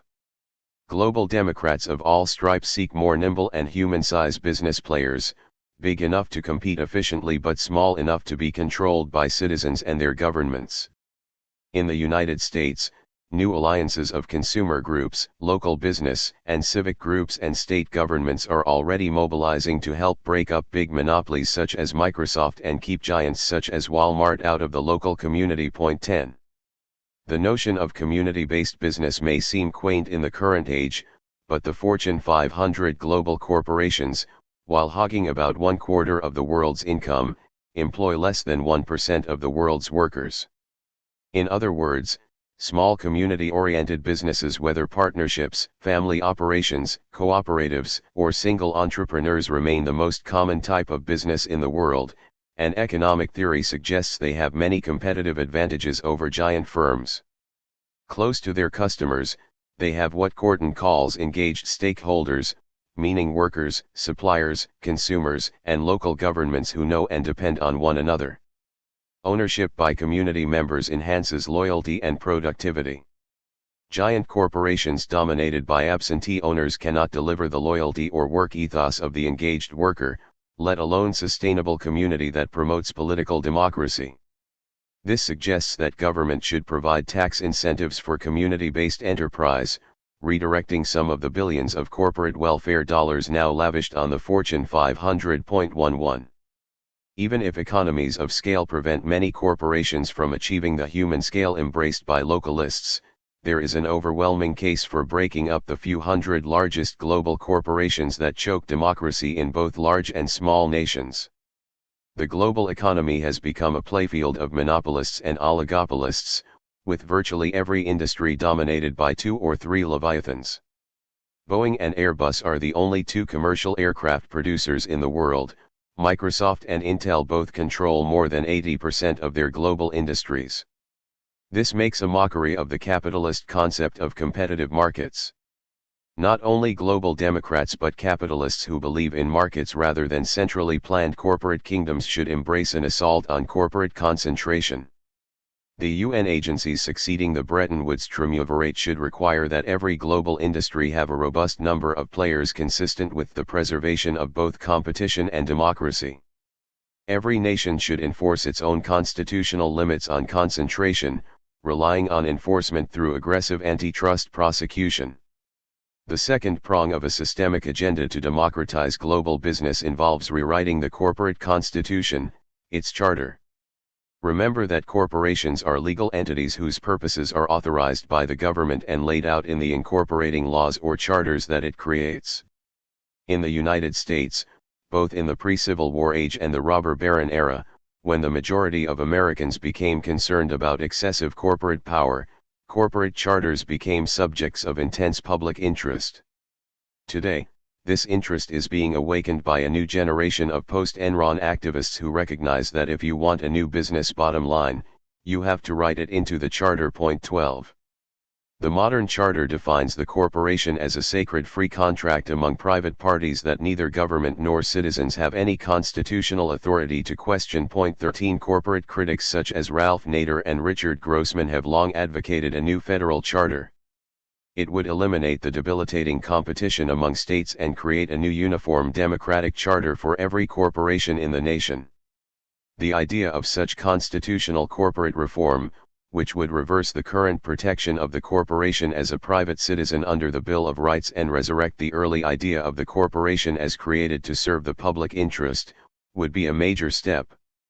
As Tom Hartman, a legal theorist, points out, the new charter would endow the corporation the ability to engage in enforceable contracts, a condition of creating any business entity beyond the individual, but it would not vest the corporate legal personality with the political and other rights of real persons. The new charter would make clear that commercial speech is not protected under the First Amendment and that corporate political contributions are not a form of protected speech either. It would also eliminate the current rights of corporations to sue governments in venues such as NAFTA or WTO tribunals. The notion that governments can be viewed as infringing on corporate due process rights by passing labor or environmental laws would become a relic, since corporations would no longer be protected under the 14th Amendment when stripped in their charter of the fiction of legal personhood. This is hardly a radical proposition, since Justice William O. Douglas wrote in 1946 that there was no constitutional justification for viewing corporations as legal persons. Current polls in the United States show that more than 80% of Americans reject the idea that a corporation, government, or international tribunal should have the power to overturn environmental or labor laws passed by other governments, whether on due process or any other grounds. Point 14. The new form of business would be constitutionally mandated to serve the global common good or face being dechartered. Charter activists in Pennsylvania have already called for state corporate charters to be limited to 30 years, and renewal could occur only after the corporation had demonstrated its service to the public good through a statutorily determined public review process. This could build on labor and environmental audits that some corporations have begun to initiate to satisfy concerned investors, but charter reform would turn the social performance audit into a system of genuine public accountability. Point 15. The new charter would strip the corporation of legal personhood and citizenship rights, as noted above, a key step in moving from corporate sovereignty to democracy. But, in addition, we need to rethink the limited liability laws that protect investors from harm when their corporations engage in the kind of malfeasance shown by Enron and Anderson. If the charter were to hold shareholders to a new standard of liability, they would be motivated to review the legal, ethical, and social performance of the company. This would become feasible only with new reporting standards and the presence of public representatives on the board who could help investors access and understand relevant information, a step long discussed in Europe. A new vision of chartering could easily be transferred to the international stage. Each nation will certainly want to put its own natural philosophical and cultural imprint on corporations headquartered on its territory. But just as the integration of the European market has led the EU to create European-wide corporate law, the new global era requires that every corporation in the world be bound by a democratic charter and live up to certain fundamentals of democracy and human rights. A baby step in this direction, which actually bears little relation to global democracy but hints at the possibility of global chartering, is the new UN Global Compact set up by Secretary General Kofi Annan.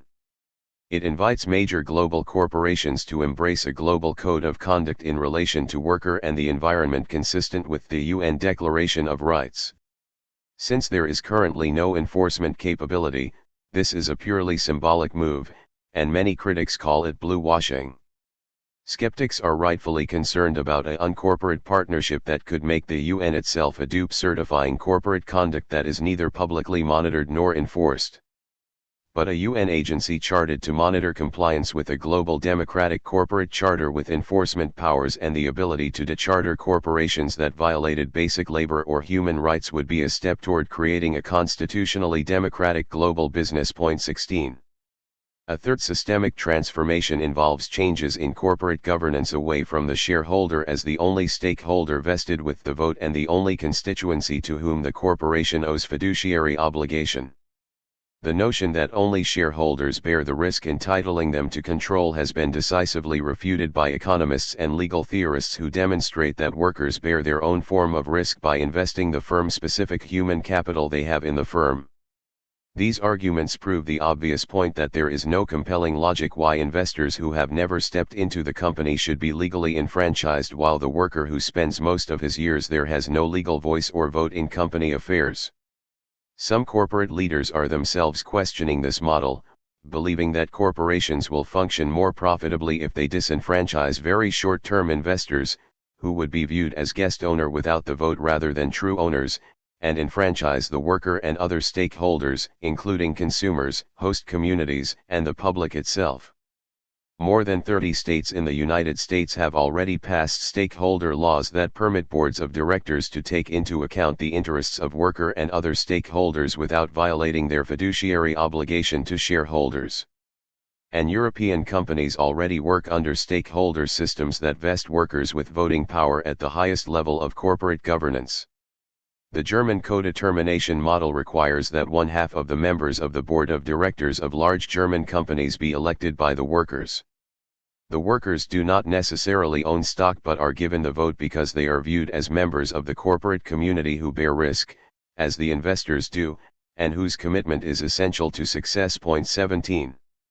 The European approach begins to redefine the corporation as a public enterprise with fiduciary obligation to multiple social communities, one way to end the legal fiction of the global corporation as private enterprise. Defining the corporation as private seems an absurd notion in the face of corporate dependency on massive public subsidy and corporate exercise of enormous public quasi-governmental power. The Enron debacle makes clear that the current closed, almost monarchic, governance system of the corporation is dangerous to investors as well as to the general public. Preventing future Enrons will require more than accounting reforms, and rooting out the systemic conflicts of interest in the current order will require a new public transparency and accountability in franchising multiple stakeholders and the public itself.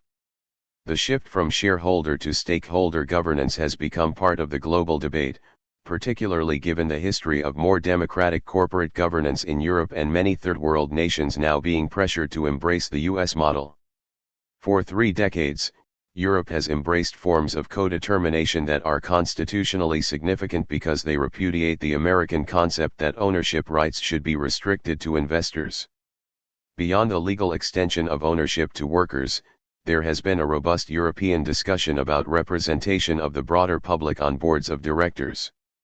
The recent spectacular failures of government regulation in the United States, dramatized so vividly by Enron, Anderson, and WorldCom, suggest the need for a new vision of ownership that brings public accountability right into the boardroom. There is every reason to believe that democratic ownership rooted in the concept that workers and the larger public have ownership claims and the right to representation on the board can enhance the efficiency and productivity of the enterprise. Germany and other European nations, while imperfect and far from fully developed models, show that more democratic governance systems are viable.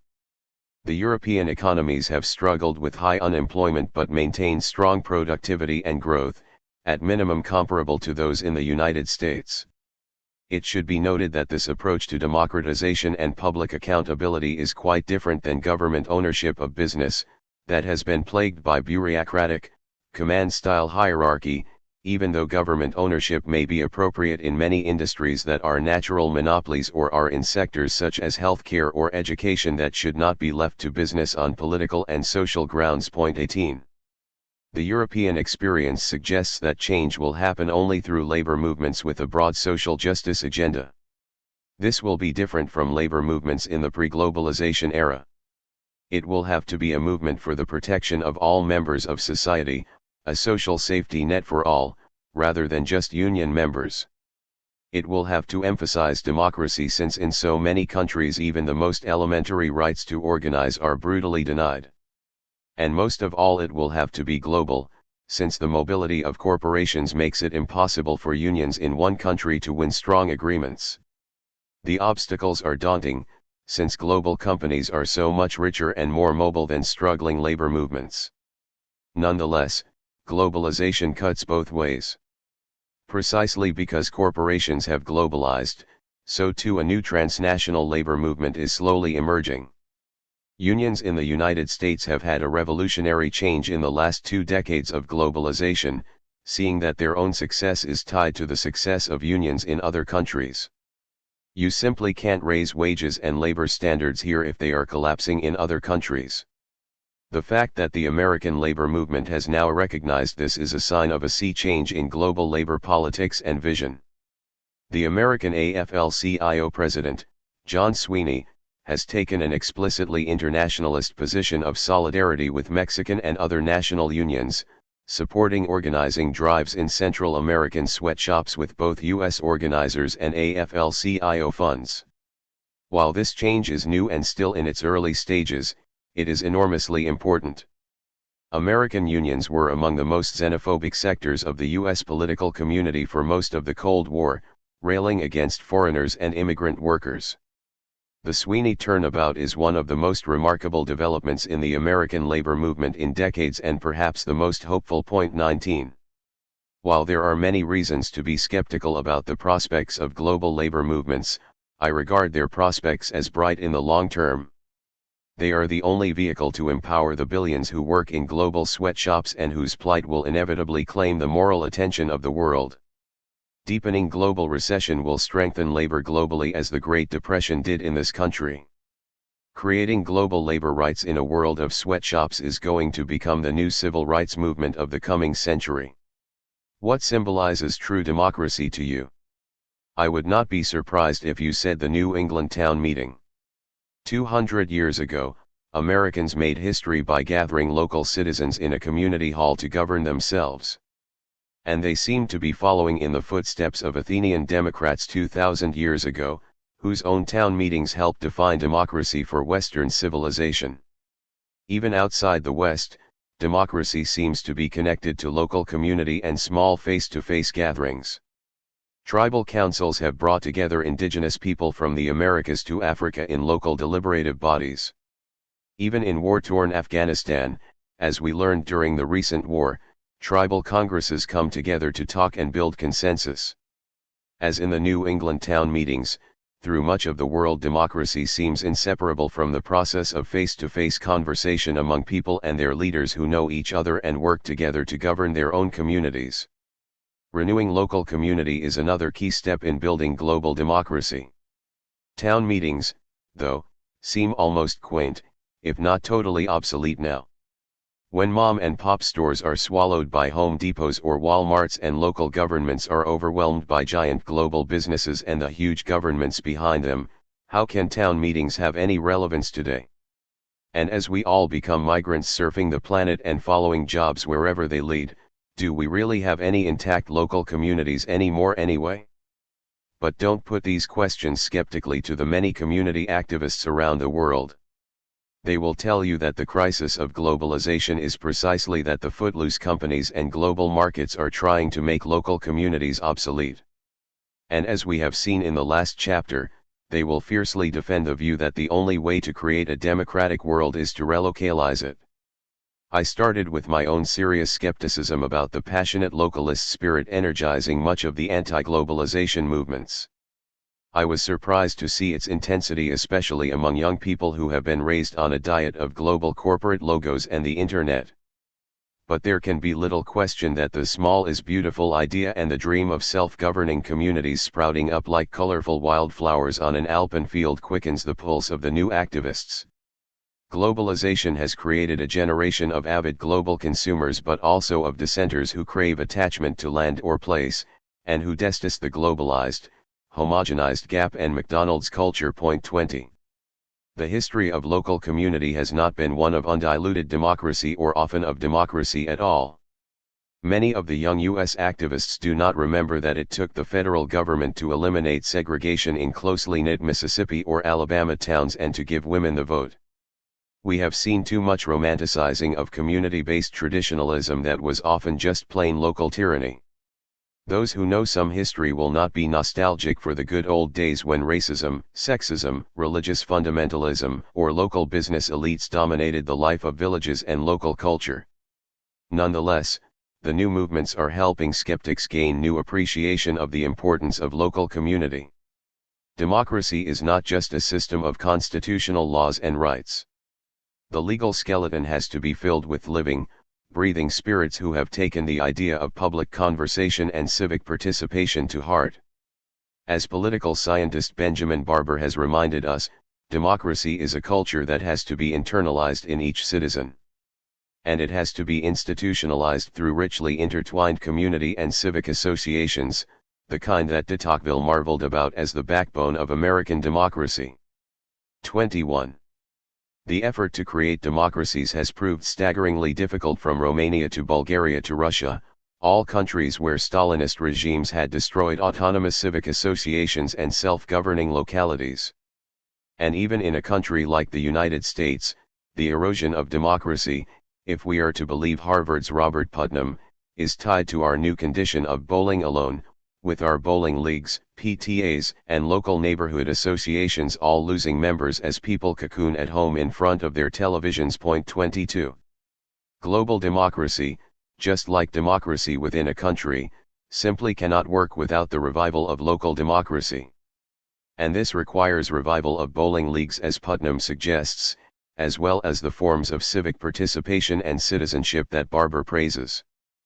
But today we need a new vision of local democracy that goes beyond these ideas and explicitly moves us toward a novel and organic connection of local and global citizenship. 23. The bumper sticker that I see often in Boston is "Think globally, act locally." It begins to get at the idea that we can no longer separate the local and the global. Globalization has globalized communities, incorporating them into worldwide economies, political systems, and ideologies. The localist democratic goal is not to cut the ties between community and these global systems. It is to ensure that power flows upward from newly revived communities that gain a new measure of autonomy and self-governance while helping govern the world order. The post-Seattle global justice movements have already begun to localize. The activists who poured into the streets of Seattle are now increasingly engaging in local community activism and working to empower local unions, schools, and neighborhood associations. But they are not abandoning their global concerns. Instead, they have seen that the crises in their communities have roots in the global economy and culture, and that saving their community require a new activism focused on global as well as local policies. A new group of labor and community activists in New England have formed a Northeast Labor Committee for Global Justice. They have an activist agenda on issues of job loss, outsourcing and privatization, downward wage pressures, and immigration that they explicitly link to problems of corporate globalization. The title of their recent broadside, "Coming to a Town Near You: Corporate Globalization and Its Impact on Massachusetts Workers," seeks explicitly to educate and organize local workers on how their own problems intersect with global issues and what they can do about it. 24. Connecting the local and the global and rebuilding local community in the new global context has to occur in three familiar arenas: the economy, politics, and culture.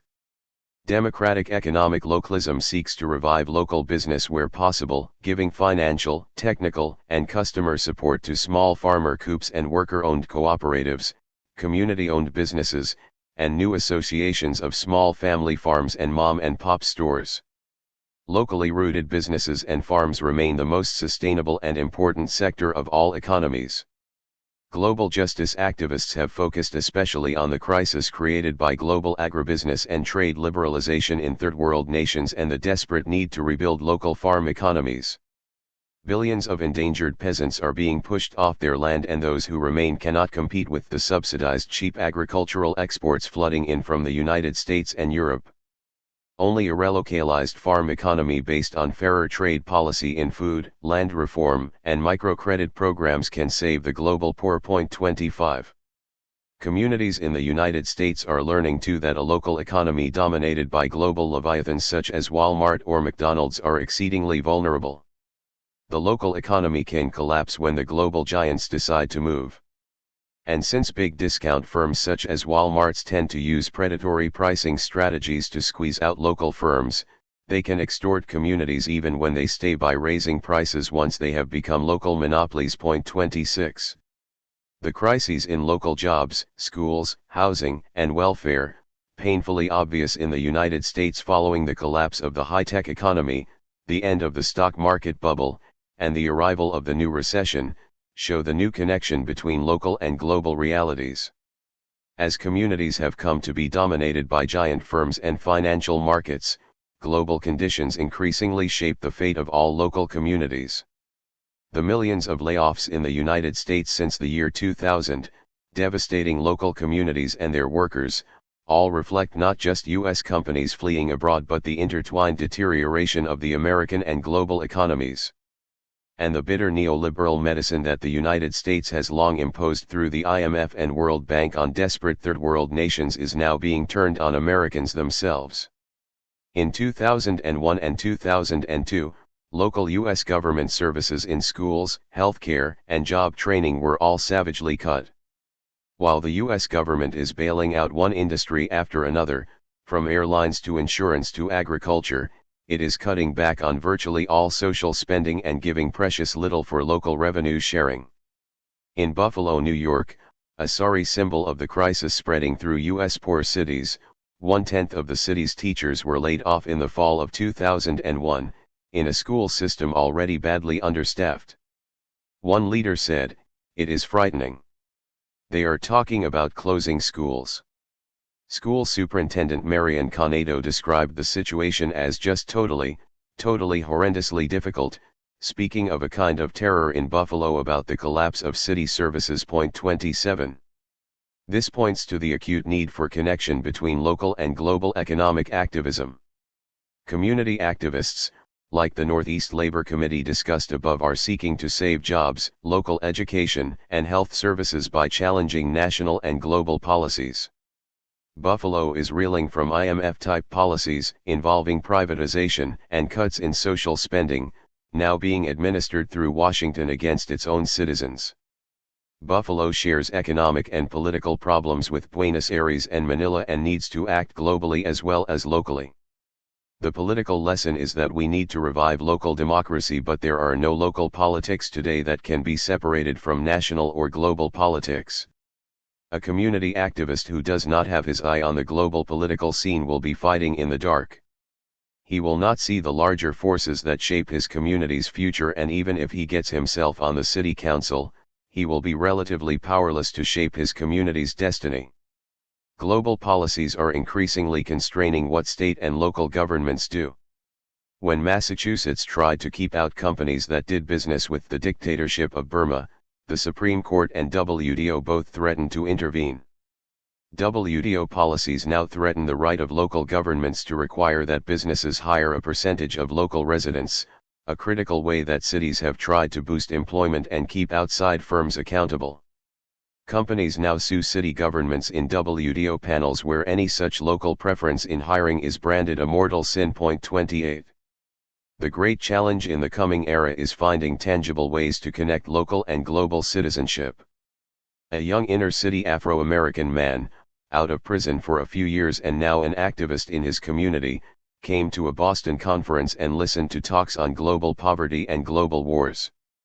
He got up to say that he and his friends are busy just trying to find food and work as they walk through their own neighborhoods. It was hard to think about the larger world.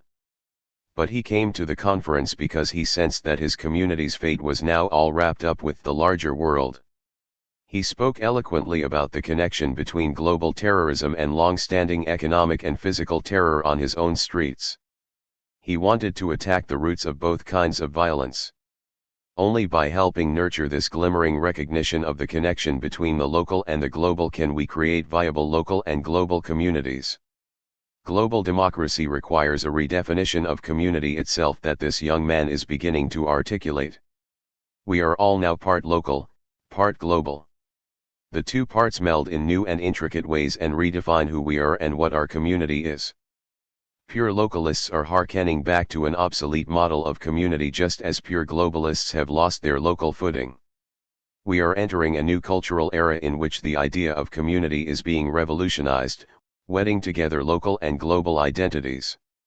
Sociologists have long distinguished between locals and cosmopolitans, people who define themselves through their local connections and others through broader, typically national associations. Globalization seems to be eroding both forms of identities as we increasingly bowl alone, defining ourselves as freelancers out to make our own way.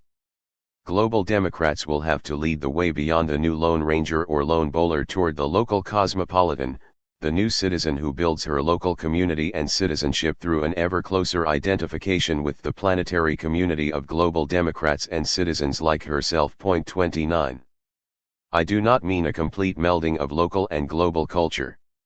The events of September 11 have made clear that local communities, and vastly different regions across the planet, value the uniqueness of their own religions and cultures. They will not readily submit to a homogenized culture of the global marketplace, and they are right not to do so, although terror and violence are hardly the ways to assert one's own autonomy or deepest values. Nonetheless, global democracy can survive only by respecting and nurturing diverse local cultures that are not printed off the same global corporate template and giving them the autonomy to support their own way of life. The barbershoppers deserve the last word on this subject. Their passionate commitment to local diversity and community is not only essential for global democracy but for world peace. Have you read this bumper sticker? Behind every McDonald's lies a McDonnell Douglas. I have seen it on more than a few cars around Boston. Do you know what it means?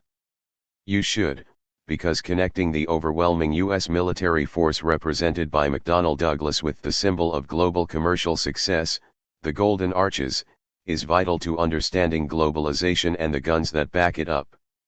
More to the point in this section, it hints at the vast imbalance between the politico-military power of the United States and that of all other nations. To create global democracy, we must rectify that imbalance as fast as we can. Put simply, we cannot have global democracy in a world so thoroughly dominated by the United States. Democracy means sharing power, and the United States wields far more power than any nation in history. As discussed in Chapter 4, U.S. power has been the driving force behind globalization, and nations who have resisted American prescriptions of open markets and neoliberal financial reform risk the economic and military wrath of the American government. In the name of fighting communism, the United States has ousted democracies in Guatemala and Iran who challenged American economic interests or Bretton Woods policy. It has also supported numerous dictatorial regimes. Think only of Duvalier in Haiti, Somoza in Nicaragua, Marcos in the Philippines, Sukarno and Suharto in Indonesia, Pinochet in Chile, and numerous others who have rolled out the welcome mat to United States and other foreign corporations on Bretton Woods terms. The quick U.S. embrace of the temporary ouster of democratically elected Venezuelan President Hugo Chavez in 2002 was a reminder that the United States remains prepared to sacrifice democracies abroad when they threaten U.S. economic interests or mount a challenge to the Bretton Woods global order. U.S. political and military hyperpower currently being massively increased and extended in the name of a global war on terror remains a critical underpinning of today's globalization system.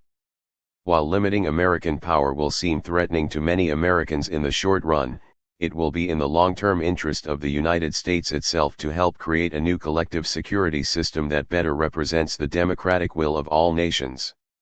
Even many in the American defense and security community are warning of the need for a change. Joseph Nye, now Dean of Harvard's Kennedy School of Government, and former Assistant Secretary of Defense, has warned of a new American hubris and unilateralism. We have become arrogant about our power, arguing that we do not need to heed other nations, he writes. We have come to think of ourselves as both invincible and invulnerable. But September 11 began to change that perception and help Americans realize the dangers of going it alone. Condoleezza Rice, the National Security Advisor of the Bush II administration, argues that the United States must proceed from the firm ground of national interest and not from the interest of an illusory international community. Nye counters that the international community is now very real and that America can ignore it only at its great peril. Respecting the international community's interest, he says, has become a vital American national interest. 30. Collective security has many potential flaws, and the world will have to move in incremental stages to get it right. We are seeing early signs of a renewed importance of the UN, multilateral peacekeeping, regional security bodies, and international law. At the same time, the United States, like other great powers past and present, reserves the right to use its vast power as it sees fit. But if the United States does not embrace the rise of a new collective security order, and accepts the associated risks of shared power, it is likely to incur greater risks of increased violence and terrorism from growing numbers of America haters around the world. In a tour of the Middle East almost 6 months after the Trade Tower attacks, Thomas Friedman reported that bin Laden touches something deep in the Arab Muslim soul, even among those who condemn his murders. They still root for him as the one man who was not intimidated by America's overweening power. 31. The American head umpire, in fact, has not abandoned the dream of empire. That U.S. dream, with roots as early as the Monroe Doctrine and Spanish-American War of the 19th century, was inflamed by the collapse of the European colonial empires after World II and the rise of the United States as the only survivor powerful enough to rule the world. During the Cold War, U.S. leaders propounded the view that any erosion of American power would open the world to dangerous Soviet expansionism. After the collapse of the Soviet Union in 1991, U.S. leaders asserted that rogue states, ethnic wars, Islamic radicalism, and drugs posed massive new threats. In his 2002 State of the Union message, President George W. Bush asserted the right of unilateral American intervention anywhere in the world to counter the new terrorist threat. Some governments will be timid in the face of terror. And make no mistake, the president thundered, if they do not act, America will. American leaders from Nixon to Clinton to Bush have insisted that vital American interests associated with the expansion of the global economy and protection of vital resources such as Middle Eastern oil require the world's sole superpower to intervene wherever it deems necessary. 32. The view of globalization as a polite name for a new U.S. empire is, as already noted, widely held in much of Africa, Asia, Latin America, and the Middle East. While the terrorist attacks have muted their tone, Europeans have also become vocal in their condemnation of the American hyperpower, their own polite term for an American global empire. Friedman is just one of many observers who report that Arabs in the Middle East are loath to believe anything good about the America, in part because of the perception of overwhelming and abusive U.S. power. 33. Global democracy depends on restraining the power of any single nation, whatever its virtues. As discussed in Chapter 5, we already have a powerful historical model of how to proceed. The UN was established to create a collective security system as part of a new global democracy. Its ultimate challenge was to remove war from the might or whim of the most powerful country and vest security matters in the community of nations as a whole. This would require limiting the sovereign right and power of any nation, even one as politically and militarily dominant as the United States, and more evenly balancing power between the United States and the rest of the world. 34. Collective security are perhaps the two most important words in the global democrats' lexicon. They imply replacing the anarchy of the world order with a system of international law and multilateral peacekeeping. Even though most nations are jealous of their own sovereignty in practice, collective security has been embraced in principle by all countries that have joined the United Nations and signed on to the core principles of its charter. Today, the United States increasingly seeks UN authorization for its military interventions, though it is very explicit about its right, as cited above by President Bush, his National Security Advisor Condoleezza Rice and many other United States officials, to take whatever actions it deems necessary to protect national interests. We saw in Chapter 5 that the U.S. government and global financial leaders saw a very minimal role for the UN during the Cold War and have since resisted new forms of global governance and collective security. But the world is moving in this direction without us. Although the United States refused to join the Kyoto talks on global warming, all other major nations went ahead and signed the treaty themselves. The same was true of the International Criminal Court, which now exists and has been recognized by most countries despite the American failure to get on board. And the same has been true of various global agreements and UN conventions regarding labor, children's, and women's rights, as well as regulation of chemical and nuclear weapons. This rejectionism is not simply an idiosyncrasy of the Bush administration. While the United States did sign on to the 1948 UN Declaration of Human Rights, it alone vetoed the Declaration of the Right to Development in 1990. This declaration helped spell out the core vision of positive rights to food, housing, education, work, healthcare, and social services that were initially established in Article 25 of the 1948 Declaration. U.S. Ambassador to the UN Jeane Kirkpatrick described such rights as a letter to Santa Claus. Floyd Abram, U.S. Representative to the UN Commission on Human Rights, declared that development is not a right, thus essentially repudiating Article 25.35. In an astonishing chronicle of American votes on UN General Assembly and Security Council resolutions, journalist William Bloom documents that Washington has found itself often alone, sometimes joined by one or two other countries standing in opposition to peace, nuclear disarmament, economic justice, and other human rights and development questions.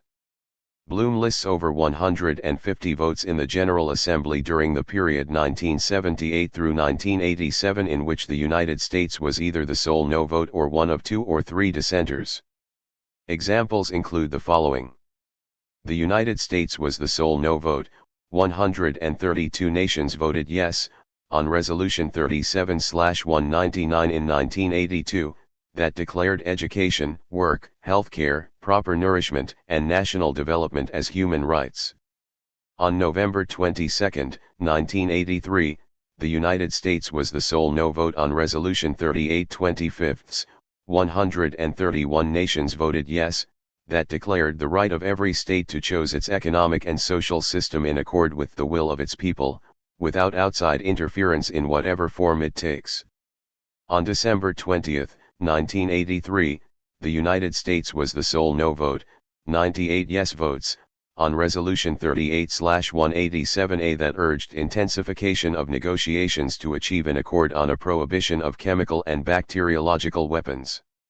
On December 12, 1984, the United States was the sole no vote, 84 yes votes, on Resolution 39/65 to prohibit chemical and bacteriological weapons.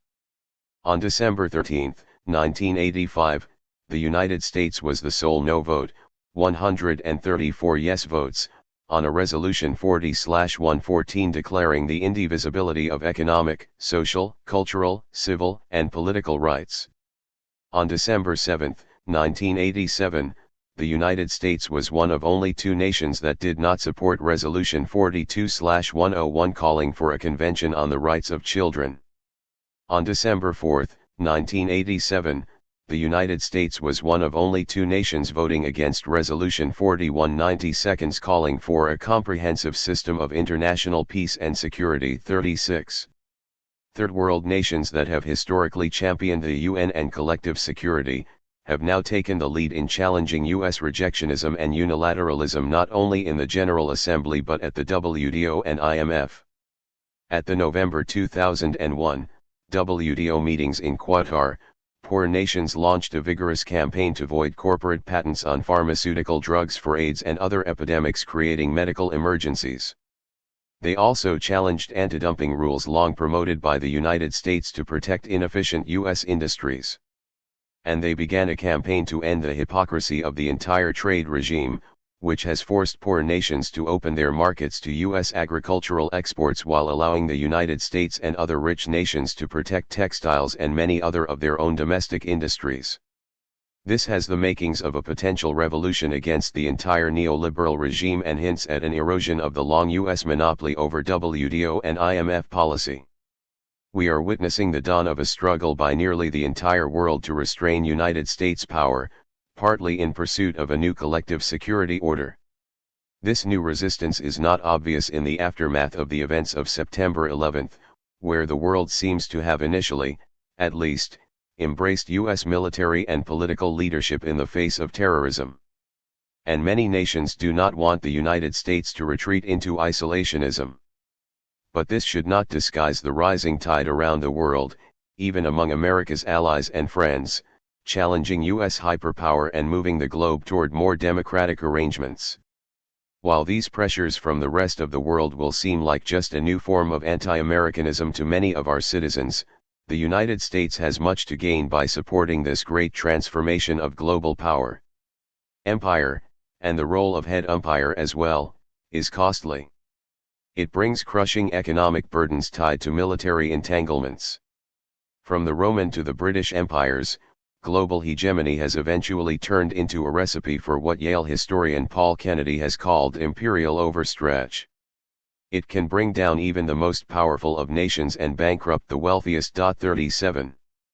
As the United States faces intensifying economic troubles at home, Americans will have to choose between expensive imperial projects and their own domestic needs. Sharing global power frees up resources for desperate healing on the home front. It reduces the growing security costs that face any hegemon seeking to preserve its own global dominance. More broadly, it would permit the United States to redirect its huge military budget towards social ends, better job training, education, healthcare, childcare, and social security. None of this would come at the expense of continued American involvement with the world. It would just make it far safer and less expensive. The United States has been the leader in promoting the WTO, IMF, and other world governments that move the world beyond the rule of any one nation. While it has been able to largely dominate these new institutions, they are the core of a new order beyond the power of any one nation. U.S. hegemony and globalization have developed together. But U.S. unilateralism now threatens the very globalization that it has long championed. Ironically, if it wants to see some form of globalization retain legitimacy in the eyes of the world, the United States will have to take a deep breath and change direction. It will finally have to abandon all dreams of empire and share power in a collective security system.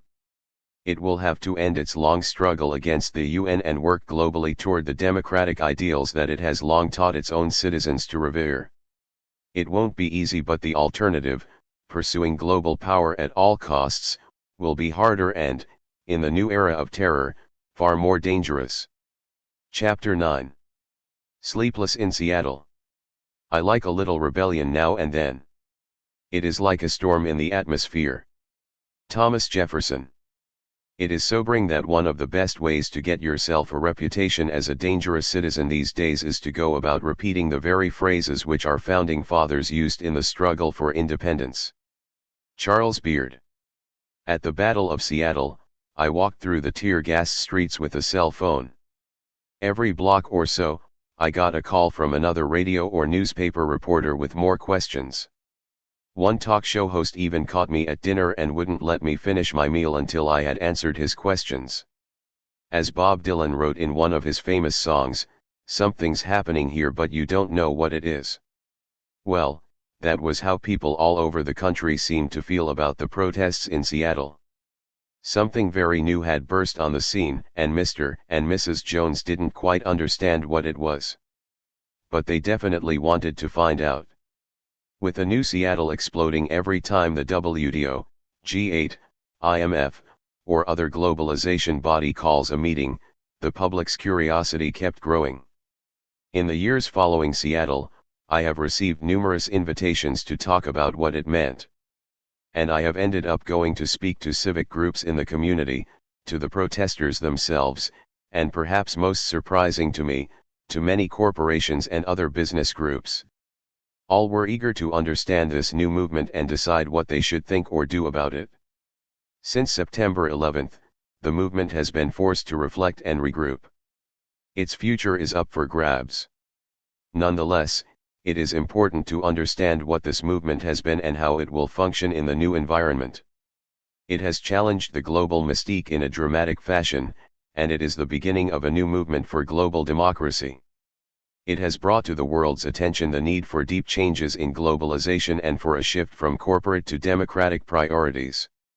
It has sent alarm signals flashing through the corridors of power and has already triggered major new public debates about current global policy of the United States, the WTO, the IMF, and the World Bank.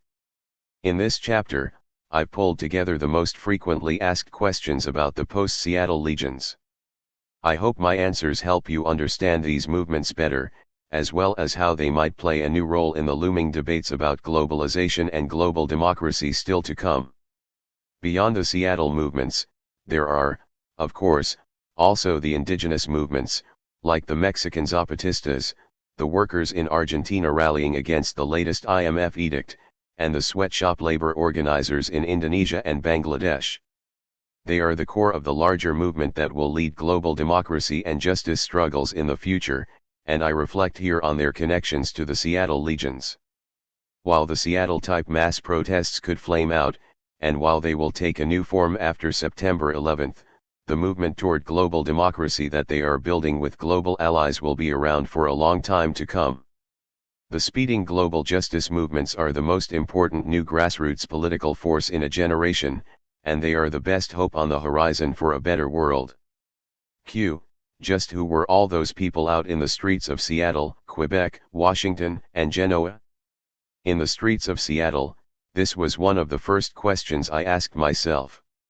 I was astonished to see so many thousands of people lining up for the big march and to discover they weren't just the usual suspects. The colorful posters made clear that there were almost as many political points of view as there were people. The variety was intoxicating. In the lobby of my hotel there was a group of 15 or so union members from a GE plant in Lynn, Massachusetts. We began a friendly conversation once they learned I was from the Boston area too. They looked and sounded a lot more like mainstream America than did some of the younger protesters who were bare-breasted or sported orange hair. The union folk were part of a much larger contingent of labor activists, including a big contingent from the local Boeing plant.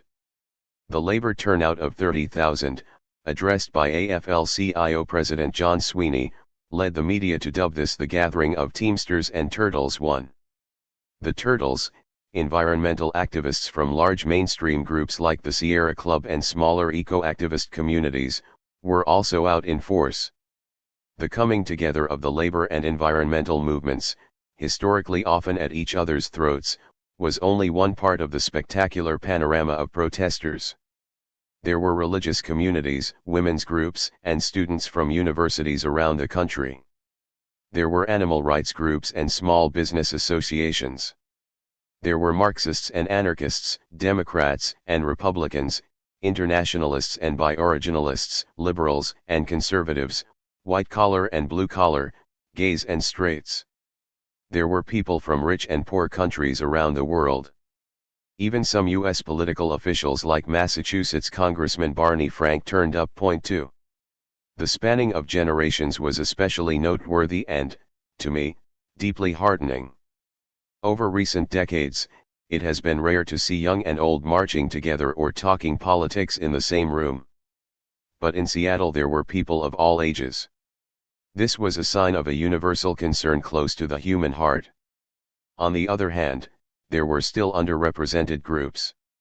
Most important, Seattle and Quebec, Prague, Melbourne, Washington, and Genoa too were mainly gatherings of white people. The small percentage of African Americans belies the whole idea of diversity and multiculturalism. It has been a matter of much concern in the movement. Seattle was mainly a group of white folks. Yet, and this was very important, there were people from India, Mexico, the Philippines, and Indonesia. They represented influential groups and millions of people who had protested on their own streets but couldn't come to Seattle.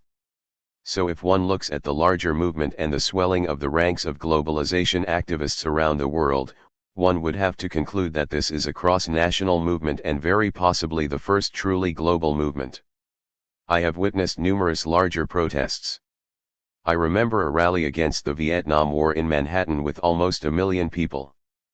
But I have never seen anything approximating the vast spectrum in the Seattle streets.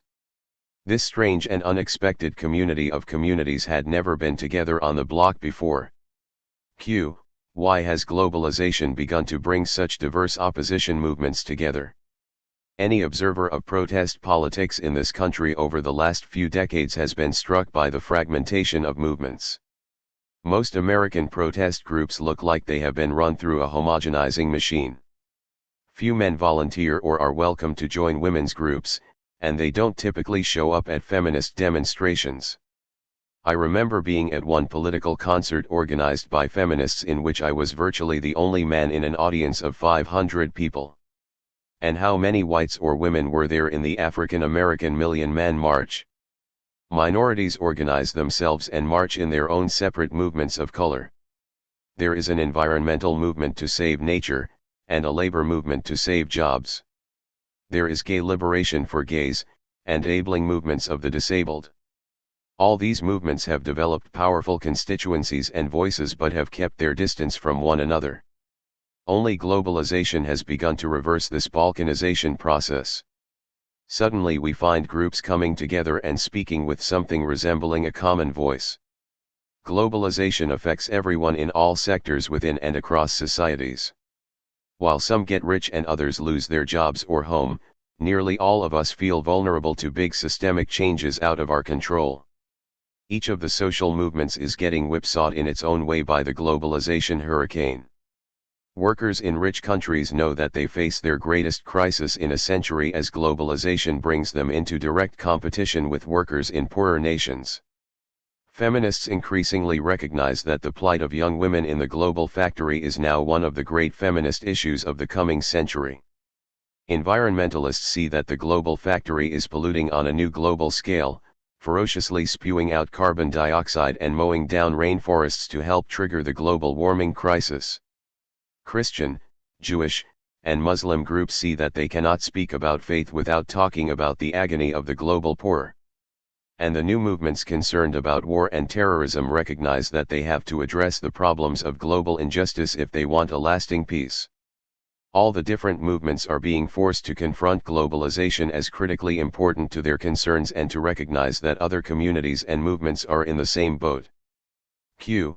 Does THLS mean that globalization is creating or will create a new politics?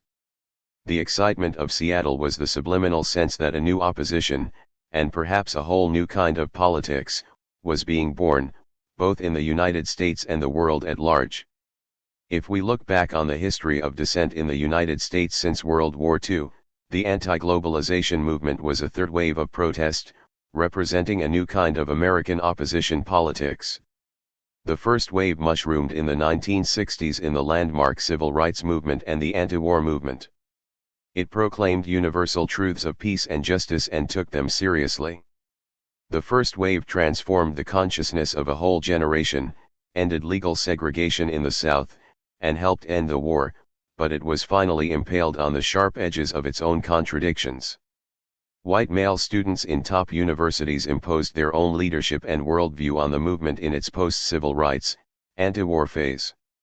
They made people who were not like themselves, whether women, African Americans, or the working class, feel marginalized and betrayed. Point 3. This gave birth to the second wave in the 1970s. Women, minorities, and gays developed an acute consciousness of their own separate identities. Being victimized by a great, first wave, movement for social justice created a tipping point. These communities each built their own separate freedom movements, which created pride in their differences, told their own stories, and fought for their own liberation. The second wave is what sociologists call the new social movements, also dubbed identity politics, and has proved to be one of the great political and cultural revolutions of the 20th century. Philosophically, it repudiated the idea of universal truth, accepted uncritically by the first wave, and embraced the postmodern vision of multiple, socially constructed truths. This led to multiple opposition movements, rather than the unitary movement of the first wave, and to astonishing changes in the consciousness and rights of women, minorities, and gays. Point 4. By design, identity movements in the United States remained relatively isolated from each other. Postmodernism led the second wave away from any solid basis for common cause, contributing to the growth of strong political communities of women, minority groups, and gays, but also showing the limits of second-wave politics. It failed to gain political control in the country or prevent the rise of deeply conservative movements that have taken over both the Democratic and Republican parties. The Reagan Revolution and the politics of globalization consolidated corporate power over the country and the world at large. Identity movements lacked either the vision or organizational capacity to unify and resist. Enter Seattle.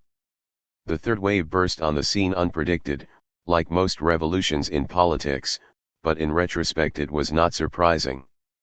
The limits of second wave, or identity, politics made a new politics inevitable. No single identity movement or new social movement was big enough or strong enough to cope with globalization on its own. And all the identity movements together were not equipped ideologically to create a coherent intellectual analysis of globalization and its alternatives. The third wave emerged as the first movement explicitly organized to challenge globalization and to envision an alternative to a corporate-dominated world system. Third wavers think globally about markets, democracy, and social justice while also newly linking global and local politics. And their rising movement has been founded on models of organization never seen before but necessary to sustain cooperation among thousands of different groups and communities within the United States and across the world. While the third wave has begun serious new political thinking about global alternatives, it is basically anti-doctrinal, in contrast to both the first and second waves. This reflects the huge variety of global constituencies and the need to accommodate their many issues and points of view. Resisting a party line has kept the movement together as a global coalition and reflects its open, skeptical, and youthful spirit. It prevents different groups from feeling that others are stealing the agenda because each can participate while holding on to its own goals. But it also creates confusion because many different agendas get mixed together and lead the media and the public to ask, what do these people really want?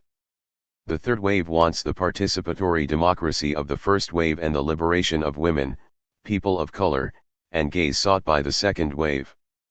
But it also clearly wants something new, a marriage of different movements to create a less market-driven and more democratic world. It wants first wavers and second wavers to think more globally, both across single nations and single issues. And it wants them to figure out how to act more locally on global issues and globally on local issues. Third wavers have rejected the first wave universalism that tried to build a new society on Western Enlightenment ideals. While resonant with the first wave focus on participatory democracy, the third wave rejects the Western Enlightenment or any other single tradition as a basis for a global alternative. This sounds closer to second wave postmodernism, but it is different. The third wave has been a coming together of groups and movements that do not want to lose their separate identities but also want to find common ground in struggles around globalization. They are united by their rejection of cowboy capitalism and by their commitment to global democracy and justice for the global poor. Divisive issues of race, gender, and ethnicity are being overcome by the shared urgency of creating a more democratic world empowering ordinary people. They all believe that human need should trump money and that we need new rules putting jobs, health, and human rights over property rights. With the coming of the new American and global recession, the idea of replacing neoliberalism with a New Deal has far greater chance of winning mainstream support. Q. Can you talk more about the movement's organization or disorganization? The third wave has pioneered the rise of the new organizational model that some call the network and others the swarm. The network idea hints that the new movement is organized like the internet. Thousands of different groups in the global network converge and swarm like bees around particular targets and then disperse back to their home bases until their next raid. The global network as organizational model and the swarm as tactic will probably be seen by historians as the defining mark of the third wave. 5. The anarchistic streak in the third wave is very strong, creating the sense of a movement opposed to any organization at all. Third wavers don't want leaders who tell them what to do, and they aren't even close to thinking about forming a political party or even a membership organization in the United States. This has been a movement of small affinity groups, traveling theater companies, spontaneous convergence centers, impromptu organizing communities, and sites that magically appear, network, and then disappear overnight. Because these are all so ephemeral, I can see why some have seen the Seattle movements as the impulse of people without any idea of what to do on the streets except act like a mob. This mob image was never accurate, but the third wave has walked a thin line between artful organization and chaos. 6. Many see the third wavers as political groupies who follow financial and political elites from city to city the way addicted fans follow rock stars. Except these groupies hate the stars and want to shut down their concert. But they seem to be having a great party when they get together, and it is not clear to many that they should be taken seriously. The groupie image unfairly trivializes third wavers as people just out to have a good time or worse, get drunk, and begin throwing rocks. From my own acquaintance with many protesters, this image is way off the mark. Most protesters have been repelled by the violence and are introspective and reflective about their politics. Many are young and still learning about the complexities of globalization, but they are hungry for ideas and take issues of social justice and spirituality to heart. Perhaps they are too serious.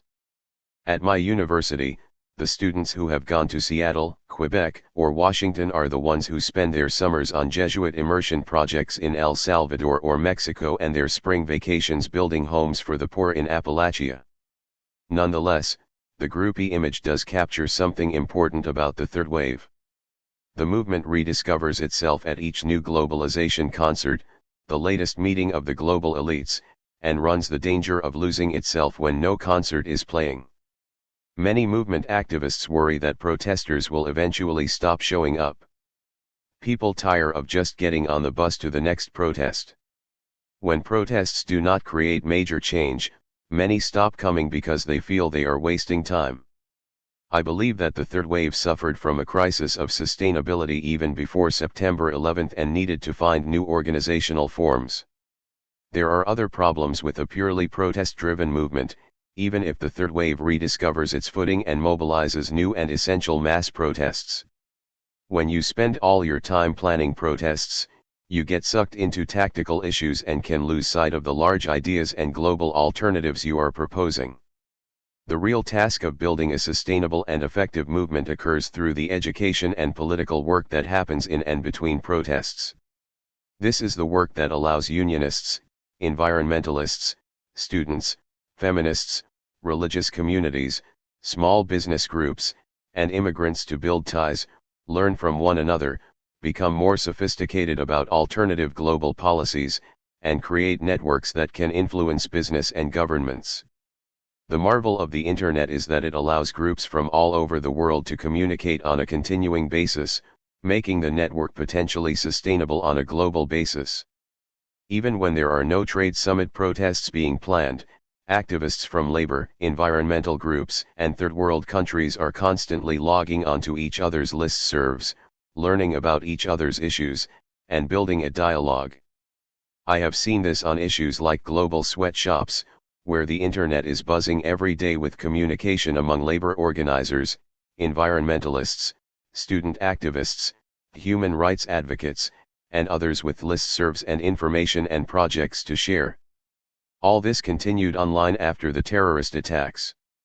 Nonetheless, it all remains at an early stage, and the movement will have to institutionalize itself offline and off the streets, as well as on them, if it hopes to survive. 7. None of this should be read as a call to end mass protests. They have been remarkably effective in galvanizing public attention and stirring up a new public debate. And despite the big chill immediately after September 11, there are signs of a revival of mass demonstrations continuing around the world. In February 2002, for a second year in a row, global Democrats convened an alternative World Social Forum in Porto Alegre, Brazil, to protest the World Economic Forum that typically meets in Davos, Switzerland. A total of 40,000 people turned out in Porto Alegre, 4 times the number in 2001.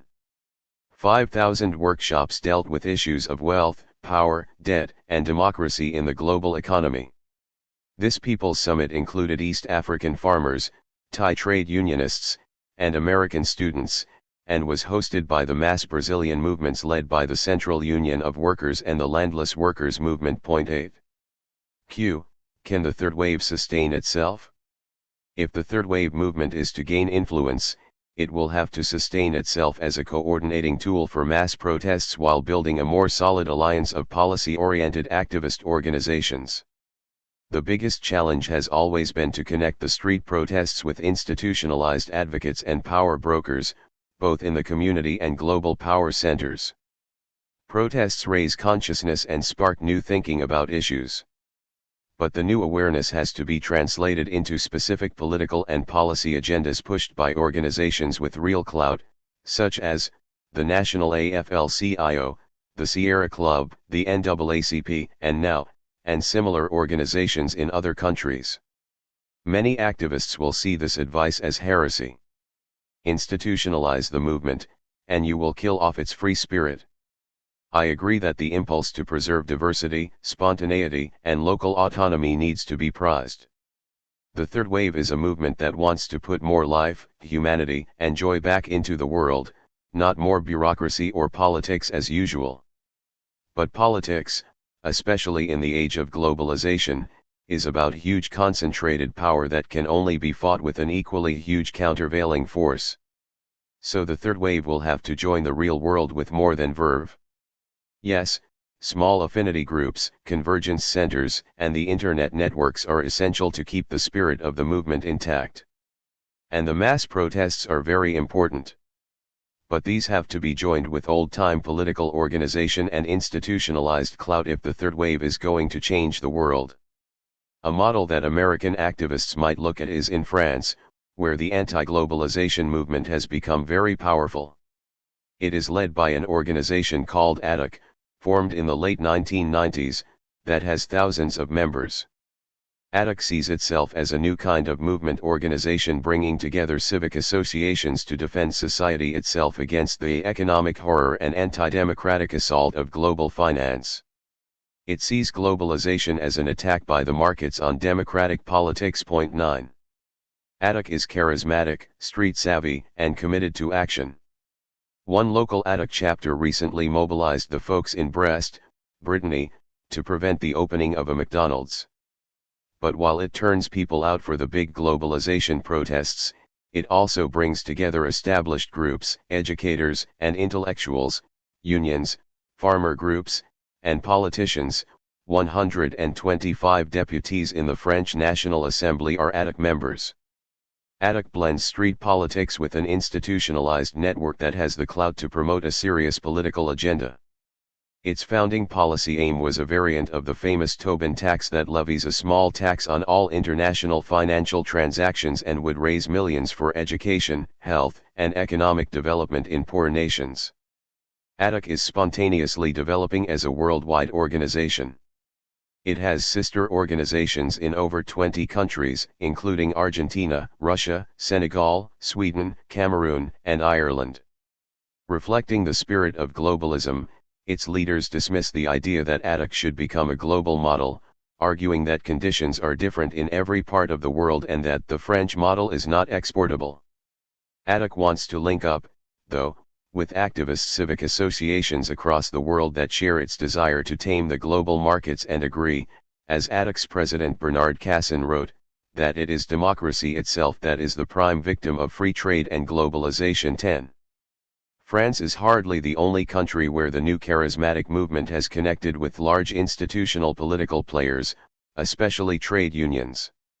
Since May 2000, unions, in association with smaller third-wave anti-globalization groups, have successfully mobilized general strikes of millions of people in India, 20 million, Argentina, 12 million, and South Korea, 4 million, as well as in South Africa, Indonesia, and Uruguay. These were all directed against the IMF and World Bank policies of privatization, sliced wages, or lost jobs, and cuts in social services.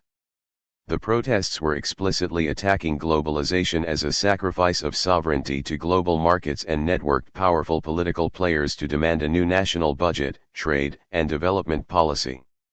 They prove that the third wave is capable of bringing together policy-oriented institutional players without giving up its spontaneity. 11. The third wave will sometimes be able to bring nation-states themselves into its network. Brazil and South Africa have explicitly challenged WTO property and patent rules around AIDS drugs. In 2001, Brazil announced it would start manufacturing a generic version of Viracept, one of 12 drugs in the AIDS cocktail, made by the pharmaceutical giant Roche. While Brazil risks retaliation from the United States and the WTO, its action builds on an intense global third-wave campaign to challenge the morality of WTO patent law when millions are being denied medicine and will die.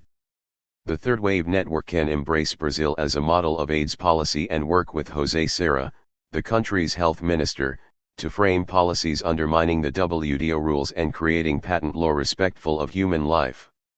As will be discussed in the next chapter, the climate after the terrorist attacks offers surprising new opportunities for such third-wave challenges. When the anthrax attacks began, and people desperately called their pharmacists for Cipro, the antibiotic made by Bayer, they were shocked to learn the high price of the pills. The Canadian government almost immediately announced it was going to make available generic low-cost versions of the drug in direct violation of Bayer's patent. The US government also negotiated with Bayer for a drastic reduction in Cipro's price. The Canadian and American leaders who had denounced Brazil and South Africa for breaking patents suddenly followed their lead. This astonishing shift, followed by the modest success of third world nations at the 2001 WTO meetings in Qatar to allow any country facing a medical epidemic to break patents, shows the unpredictable ways in which September 11 is shifting the debate.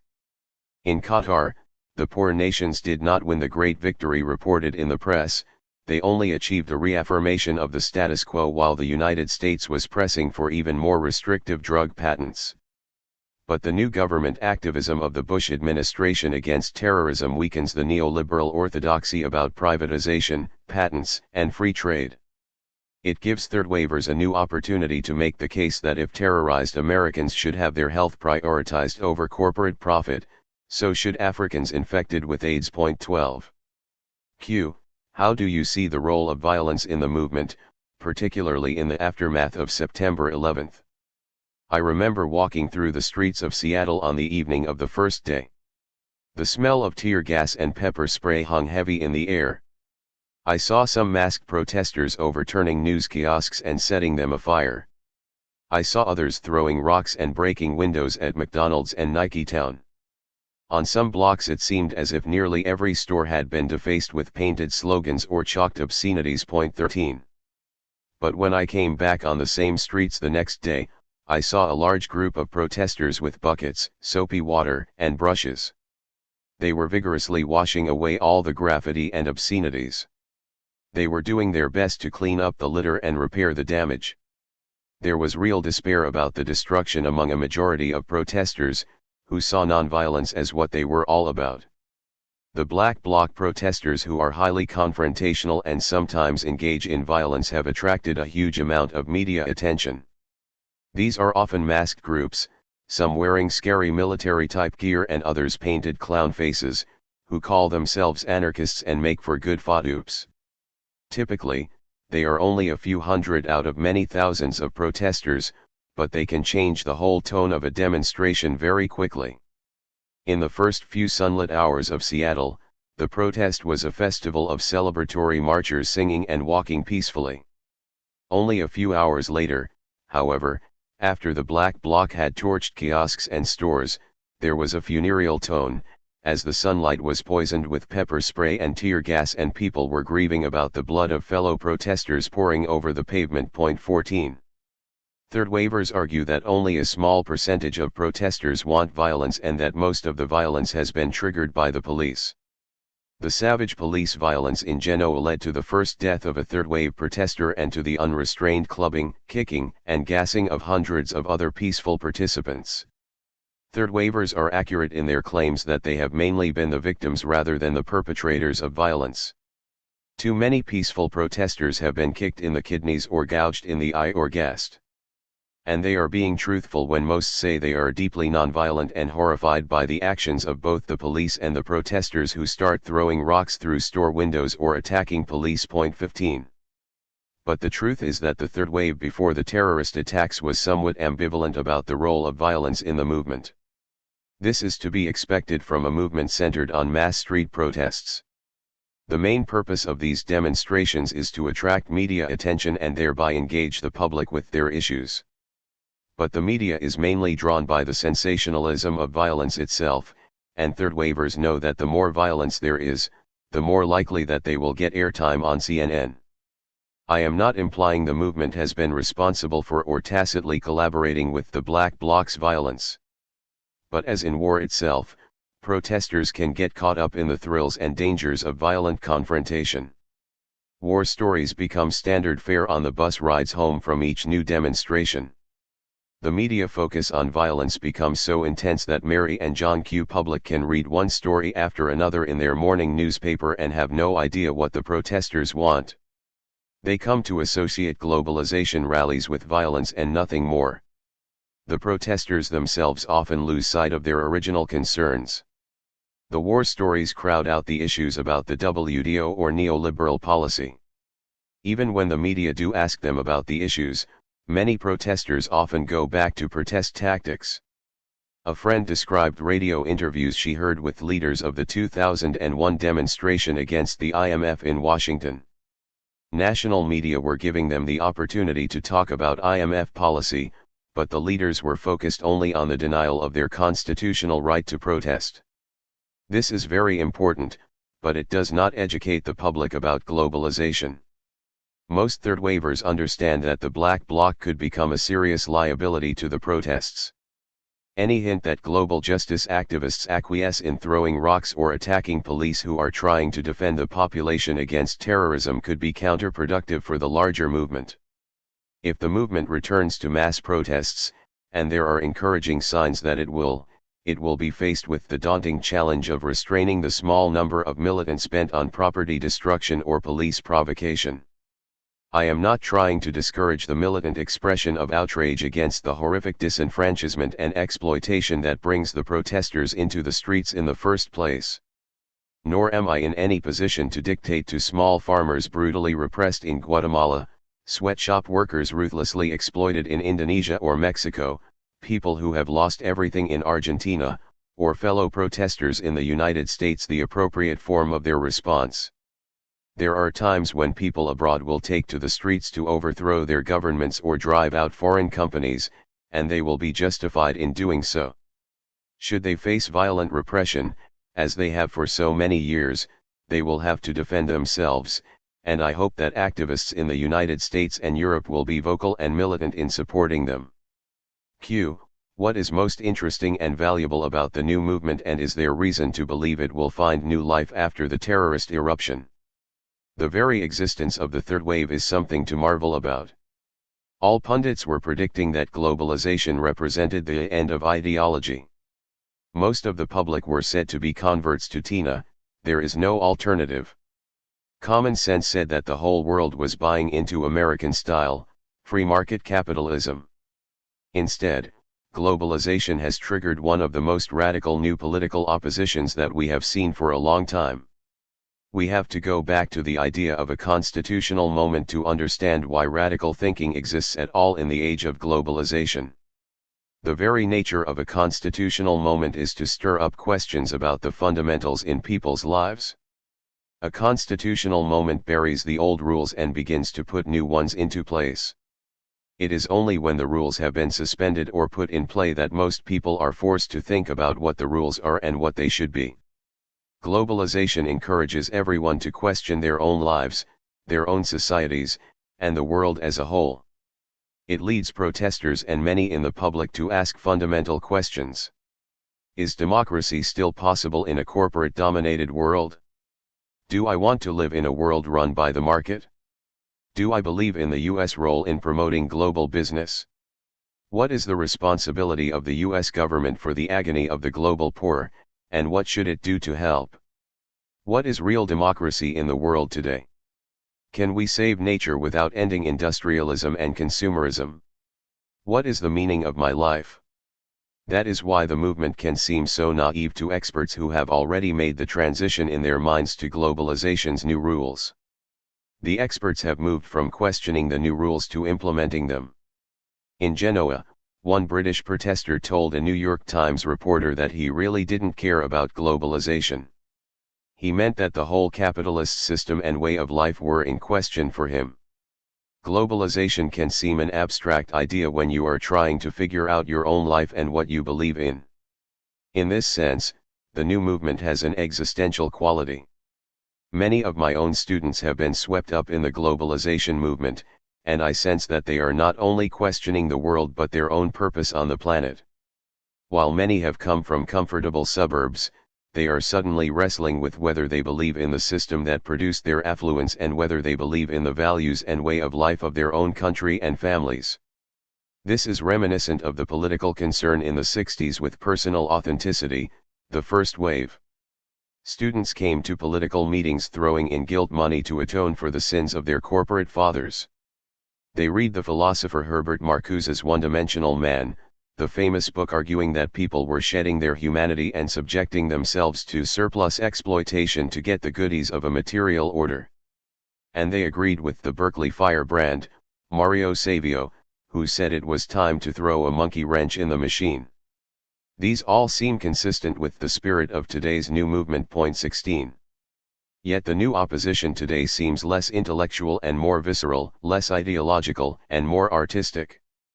The new activists are interested in ideas, and they sit for hours at each big protest to take in marathon, 2-day teach-ins. But they seem more driven by passion in the heart and trouble in the spirit. That may be why the new protests seem more raw and often more disorderly than earlier ones. 17. Nonetheless, the movement has moved beyond gut-level reaction toward an educated analysis of the global system. I never thought that so many people in the United States or the rest of the world would be asking serious questions about the world economic order and how global corporations and labor markets operate. Or that they would take an interest in who runs the WTO and IMF, or in how the new system of international trade laws affects democracy. I certainly never thought that these would become common subjects in the media or that I would be spending a lot of time talking about them to reporters and civic groups. This new public interest in world affairs and how to promote global democracy will mushroom. People will be asking new questions about the roots of terrorism and the role of the United States in the world. They will want to know why so many people hate the United States and whether this has anything to do with globalization and global injustice. They will want to know why the United States is supporting undemocratic regimes in the Middle East and whether this is related to the issues of globalization and poverty in the region. They will ask whether religious fundamentalists such as bin Laden are exploiting the sense of illegitimacy of Middle East governments getting rich from oil but not offering their own citizens ways to express their grievances. September 11 temporarily slowed the momentum of the globalization movement. But in the longer term, the attacks will open a much broader, mainstream conversation about the way the world works and the role of the United States in both globalization and geopolitics. In addition, the new American and global recession, with vast new layoffs and unemployment, is undermining traditional free market nostrums and opening the door to new thinking about the role of government and business. The third wave will find a far larger and more passionately interested public urgently wanting to find answers. Is this a movement that can connect with the mainstream of the public, particularly after September 11? The public shares a lot of the third wave's values and concerns about globalization. Americans, 60%, and, to a lesser degree, Europeans, example 53% in France, have a positive response to the word globalization. But when you get more concrete, a different picture emerges. A 1999 U.S. poll showed that between 60 and 80% of ordinary Americans think that the architects of globalization in Washington and other capitals are taking into account the interests of big business and ignoring the needs of workers and ordinary citizens. And almost 90% say that globalization should be based on values other than free trade, including protection of workers, the environment, and human rights. In France, clear popular majorities in recent polls support robust government regulation of trade, global companies, and the financial markets as well as the provision of extensive social welfare and income floors. 18. The third wave's focus on corporate power and the corruption of democracy definitely rings the public's bell. A Business Week cover story in 2000, well before the Enron crisis, reported a detailed survey showing that 72% of Americans thought that big multinational corporations wielded too much power, 75% explicitly said that big business had too much power over politicians in Washington, and 84% said that campaign contributions by big corporations were excessive. A total of 95% of respondents said that the entire economic system was too focused on profit and that corporations should balance their obligations to shareholders with equally strong commitments to their workers, host communities, and the environment. After the huge Enron scandal in 2002, concerns mushroomed among ordinary Americans about corporate power, greed, and the corrupting influence of big business in Washington. 19. Whether Democratic or Republican, liberal or conservative, Americans are overwhelmingly distrustful of big corporations and their globalization agenda. Many see globalization as corporations trolling abroad for sweatshop labor without any sense of loyalty to their own workers. In a class I taught to managers in large companies, the students told me there was nothing that a corporation could say that would make them believers in corporate responsibility. They had seen too much downsizing, outsourcing, and blatant greed in their own companies to have any faith in the conscience of business. Europeans have long had a far more regulated economic system, and by huge majorities they reject the US model, believing that they have a more humane recipe for the rest of the world. Thus, a large chunk of the public in both the United States and Europe is in a sense already converted to third-wave thinking. Peoria is as concerned about a corporate-dominated world as are the protesters in Seattle. Americans and Europeans have strong moral concerns about sweatshops and global poverty, and Americans are worried that globalization may steal their jobs and undermine their American dream. Europeans worry that globalization could turn them into les Américains sauvages, savage Americans, stripped of their generous welfare state. And the concerns of people in the Third World are far more intense because so many are at the edge of starvation while IMF policies tear apart their fragile safety nets. This is far from ensuring that the third wave will win the global public's confidence. The movement is sometimes prone to demonizing both globalization and the corporation, a powerful way to mobilize the converted but also a way to lose support of the unpersuaded. The public has deep concerns, but it sees many hopeful possibilities in globalization, and it does not want to give up the goodies that the corporate system has delivered. Moreover, the majority of people do not currently see any realistic alternatives and are not interested in betting the ranch on utopian experiments. I see several implications for the new movement. One, paradoxically, is that it should not compromise its radicalism, because people in a global constitutional moment are receptive to rethinking the basic rules of the game. While most do not see clear alternatives, they are most intrigued by root questions about what the corporation is for, whether it is compatible with democracy, what has happened to the idea of we the people, and whether money should trump human rights or erase national boundaries and local cultures.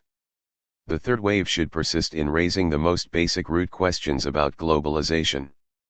But this is not the same as trashing the corporate system or globalization. This often turns the public off because most people believe that global corporations bring benefits as well as abuse and exploitation. They need to hear a radical message and will listen, as long as it's thoughtful and respectful of the complexities and contradictions. But that means the third wave has to own up to the attractions of global capitalism in the large parts of the planet trapped in feudal poverty. And that it must also take seriously the goods that global corporations have already delivered to many people in both the first and third worlds. 20. In the wake of the September 11 attacks, the opportunity to raise basic questions in the United States will change over time. In the short term, people will be focused on their own safety and war in the Middle East. Anything sounding like an attack on the United States or its economic system could be branded as unpatriotic or even treasonous, although this is hardly a reason to restrain dissent and should actually encourage people to raise dissenting views. In the longer term, people will want to link their understanding of Islamic radicalism and Middle East politics with larger issues about the global order and globalization itself. This opens a very broad new conversation that can connect with the general public about globalization, global justice, and geopolitics and American foreign policy, and that needs to go forward urgently. This is tied to a second issue of style. As I view it, outrage and militancy seasoned with humor is an effective strategy widely used in the movements. I have even seen rich Republicans chuckle appreciatively at signs waved by tuxedo-garbed Seattle protesters inviting them to join the Billionaires for Bush Club.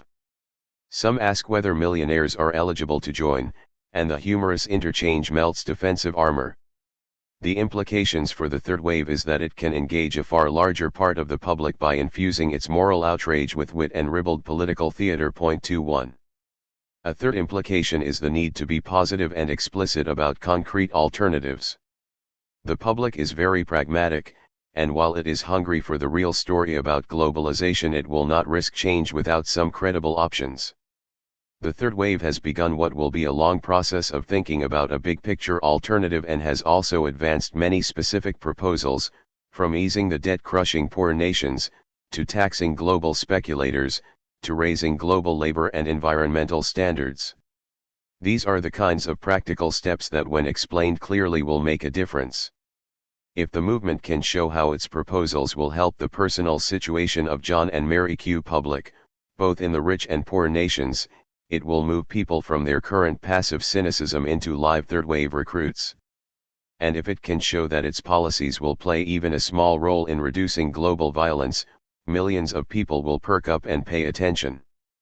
Is there a place for business people in this movement? The third wave is all about limiting corporate power, but it is not anti-business. The respect for small business is very strong in sectors of the movement. Even the Black Bloc tried not to break windows or scrawl graffiti on local Seattle businesses, and there was a great deal of effort by many protesters to protect such businesses from damage. Many see the third wave as an effort to sustain or create new forms of community-based business, from family farms and local farmers markets to the mom-and-pop hardware store that used to thrive before Home Depot came along. There were many Seattle protesters from cooperatives and from worker-owned and community-owned businesses, the forms of small business that have the most obvious political affinity with the movement. 22. Those who stress localism are working hard to build alliances with small and independent business associations as well as create these businesses themselves. The third wave publishes much of its educational material through the independent press and depends for its public relations on the alternative community-based media. Many activists are involved in alliances with small business groups in their community. A good deal of both the writing and activism of third wavers is aimed at new thinking about how to encourage what some call the hometown advantage, the economic and social advantages of local business. 23. The more surprising issue, though, has to do with large global corporations. While the movement is unified in its attack on global corporate power and the need for fundamental corporate restructuring, many big companies are wrestling with new thoughts about the social mission of global business. Partly in response to the protest movement itself as well as the fear of terrorism against the companies themselves, there is a growing sense that the corporate world has to restructure itself to maintain legitimacy for its operations, reduce security costs, and ultimately increase profits. Some companies and corporate leaders are on a mission to create a new vision of global citizenship, and the most visionary talk about enforceable measures of global corporate accountability, especially after Enron. While much of this is pure public relations, the relation between the third wave movement and serious reformers within the corporation may prove important to the success of both groups. In 1968, anti-Vietnam War protesters found allies on Wall Street who told President Lyndon Johnson that the war was no longer affordable economically. The crack in the elites, who had become divided about the war, together with the persistent wave of protest, forced Johnson's hand. Alignment between a sector of the elites and a large popular movement is typically the brew required to create societal transformation. Social change involves the knack of linking influential insiders with determined outsiders at the right moments, although grassroots social movements are by far the most important force in creating systemic change. We are already beginning to see limited collaboration between third-wave groups and global companies. Global Exchange, one of the most militant of the third-wave NGOs, has recently worked together with Levi Strauss on issues of labor standards and human rights in China. Global companies need to work with NGOs and critics outside the business world to maintain credibility with consumers, and the critics often depend on information and resources from the companies to force real change. 24,25 Most third wavers reject global citizenship as just the newest wave of corporate PR. But while such skepticism is often entirely justified, globalization, pushed along now by fears of terrorism, is helping to catalyze parts of the corporate community toward a more systemic way of thinking about corporate responsibility.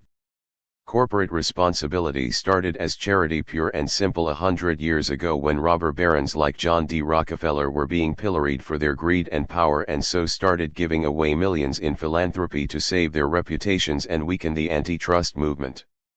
In the 1920s, American corporations devised the American Plan, a largely paternalistic vision of corporate medical plans and housing, to prevent unions. In the turbulent 1960s, a third wave of corporate responsibility began to redefine workers, communities, and consumers as corporate stakeholders who had to be treated with dignity and granted new forms of decision-making.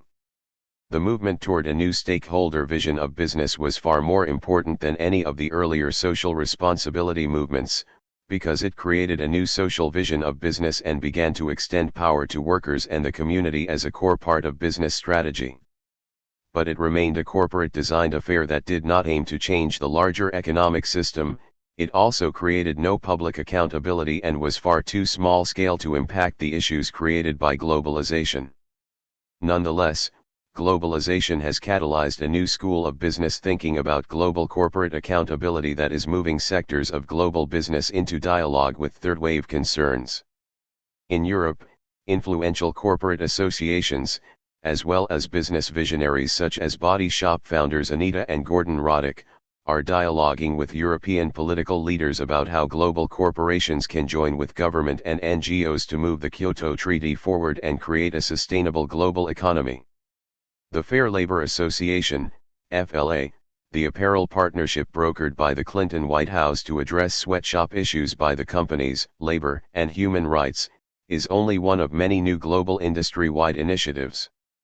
The FLA has proved deeply flawed, and many labor and religious groups have abandoned it, as it has prevented adequate public monitoring and disclosure. But such initiatives represent a new model that emphasizes industry-wide initiatives for systemic global change designed and carried out by business, government, labor, and grassroots groups. There are serious risks in this approach, but the intersectoral conversations can at minimum give activists more access to useful information and are one of many potential steps toward more comprehensive systems of democratic accountability. The third wave movement will rightly remain a severe critic of global corporate power and seek yet more radical changes. These include fundamental changes in corporate charters making global firms accountable to the public and governed by their own workers and communities. It will involve breaking up the largest firms, returning privatized enterprise in medicine, education, and social services back to government, and democratizing the corporation in a way that will change its basic identity. But inevitably the real-world process of creating global alternatives will bring third wavers and corporate reformers into limited but important forms of collaboration. 26. My guess is that terrorism and the Enron crisis will intensify the conversation in the business world about global accountability and crack open the door to reforms. The threat to global business is now on a different scale. Business also now relies on government for huge new bailout as well as security measures that no company or industry can afford on its own. At home, business will become a more open supplicant for public spending and corporate subsidies. In the process it will weaken its traditional case against regulation, social accountability, and worker ownership or other forms of economic democracy. Abroad, companies will depend on the goodwill and support of both governments and host communities. The costs of fortress globalization will force companies to take more seriously their pledges to be responsible. In the wake of September 11, businesses may develop a different mindset about accountability to the community and concern with local poverty and grievances. In the short run, they will focus on security, and they may even shut down plants abroad in large numbers to avoid attacks and new fortress costs. But in the longer term, the same incentives for operating globally will reassert themselves. However, they will only make sense when combined with a legally enforced commitment to the dual bottom line of doing good and doing well. Is a truly global social movement possible? I have a student named David who has been very active on my campus in the campaign against sweatshops. He wants to track down where Boston College caps and t-shirts are manufactured. David is one of thousands of students across the country who are trying to force their universities to develop corporate codes of conduct and full disclosure. He won't stop until he is sure that Boston College logos are not being sewn on garments made in sweatshops. David's work led him to Indonesia for a summer where he spent a lot of time talking to students and young workers. He saw at close quarters how teenage Indonesians are piled up 10 to a small room in factory dorms. He saw global poverty up close and learned what Indonesians think about globalization.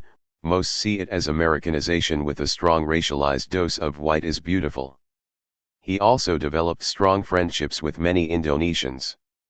Since his return, David keeps in contact by email with his Indonesian friends, helping him stay close to the people he wants to help.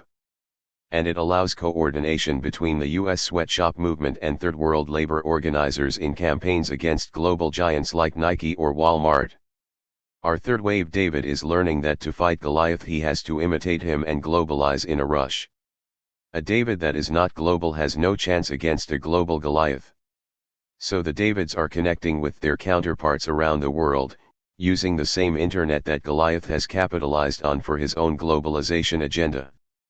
But globalizing a movement is much more difficult than globalizing a bank or corporation. Money is rootless, mobile, and unburdened by feelings of loyalty.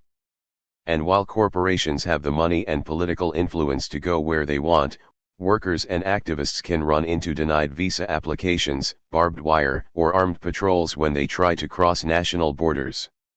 As a result, the third wave simply has not been able to keep up the globalization pace of business.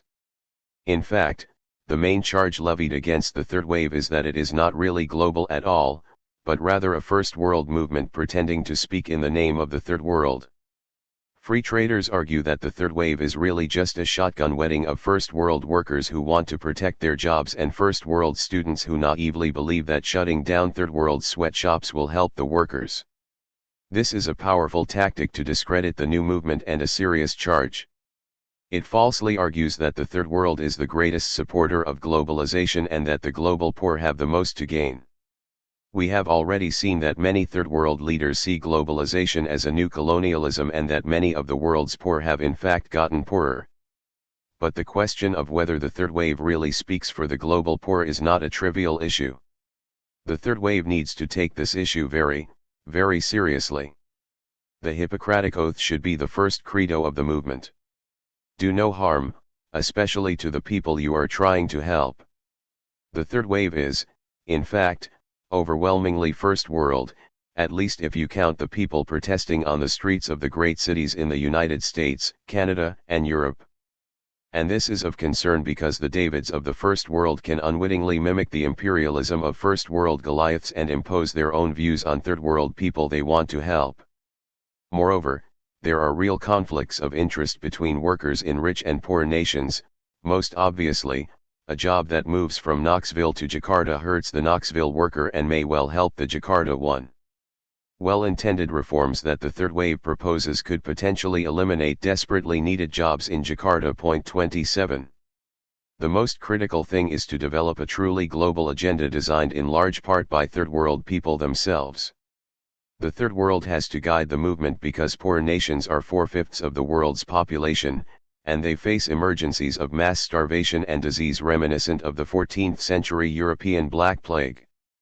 After 5 centuries of colonialism, the only way a globalized movement makes sense is if it helps redistribute power, money, and respect to the global poor. This has to start within the third wave itself. The only way to make this happen is to work tirelessly to build a genuine political community between third wavers in the first and third worlds. As globalization accelerates, so does immigration and internet communication. The globalization of business makes contact across borders for workers and citizens more and more routine. As globalization erases national boundaries, it creates ripe conditions for the globalization of the third wave movement itself. While it has a long way to go, the movement is globalizing at an extraordinary rate.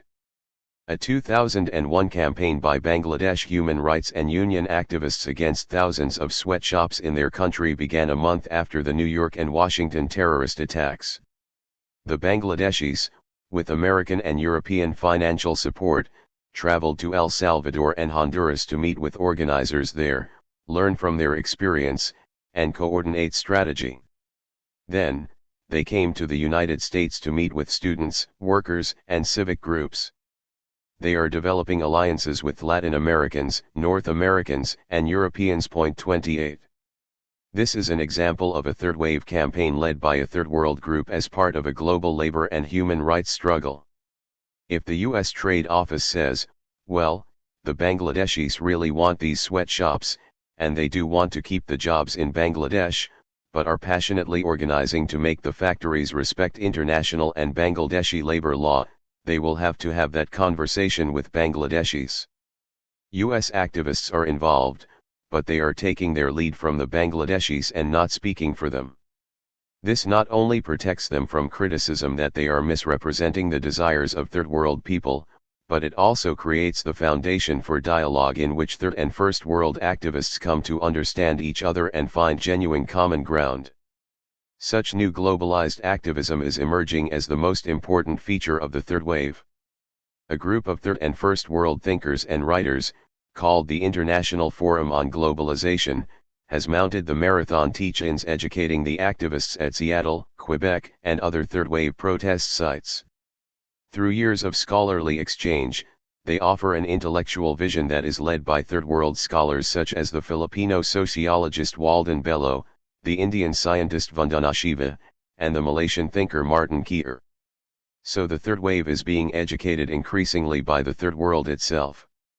Similarly, the movement toward international solidarity by the AFL-CIO is incredibly important. President John Sweeney has begun to see foreign workers as fellow members of a global labor struggle.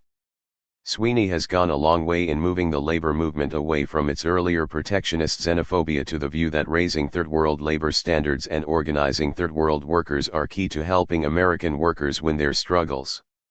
The AFL-CIO and textile unions are putting money and organizers into cross-border organizing to help Mexican, Salvadoran, and union organizers throughout Central America and other parts of the world.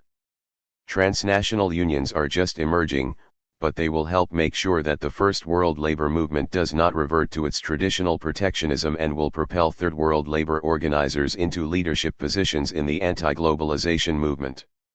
No voice can be more important or credible in ensuring that the new movement keeps the interests and views of third world workers at the forefront of its agenda. 29.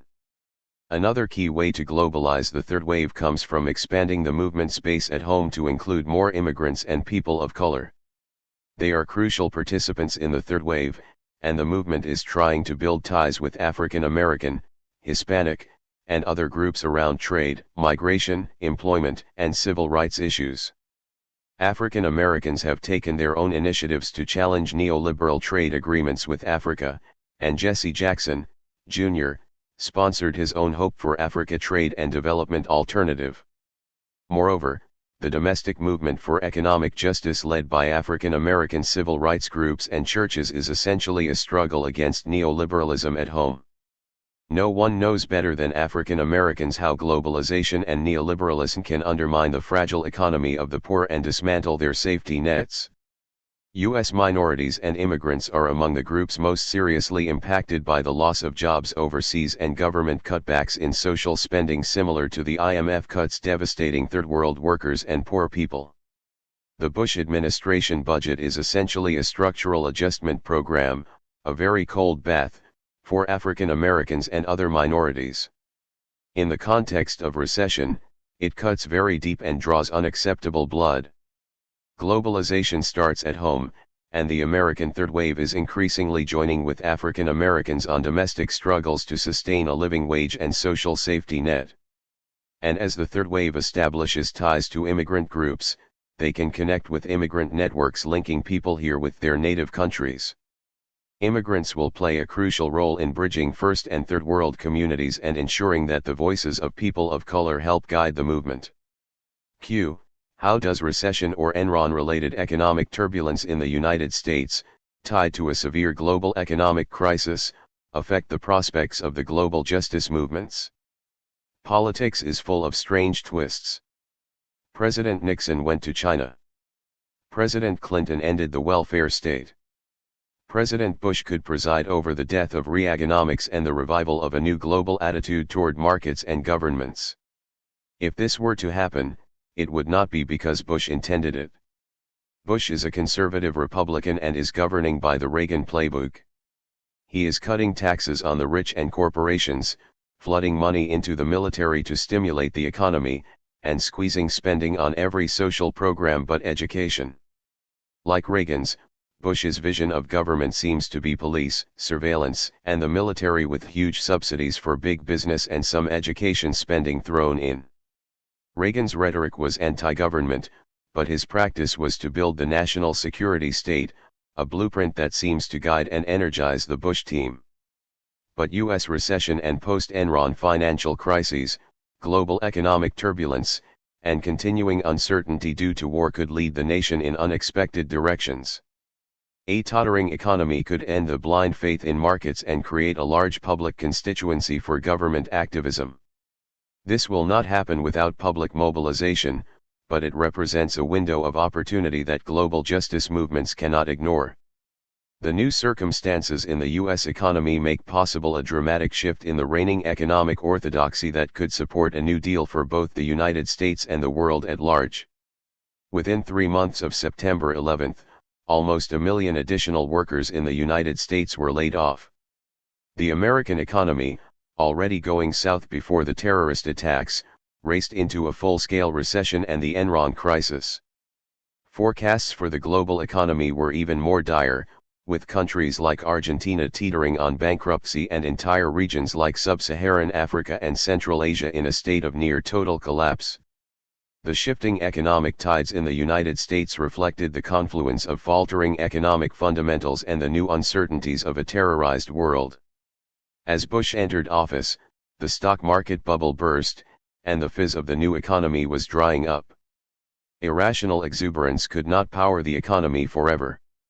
The Clinton boom faded well before September 11, with a 30% decline in the financial markets, huge layoffs in the 2 years preceding the terrorist attacks, mounting consumer debt, growing overproduction and corporate inventory, and finally serious erosion in consumer confidence and demand.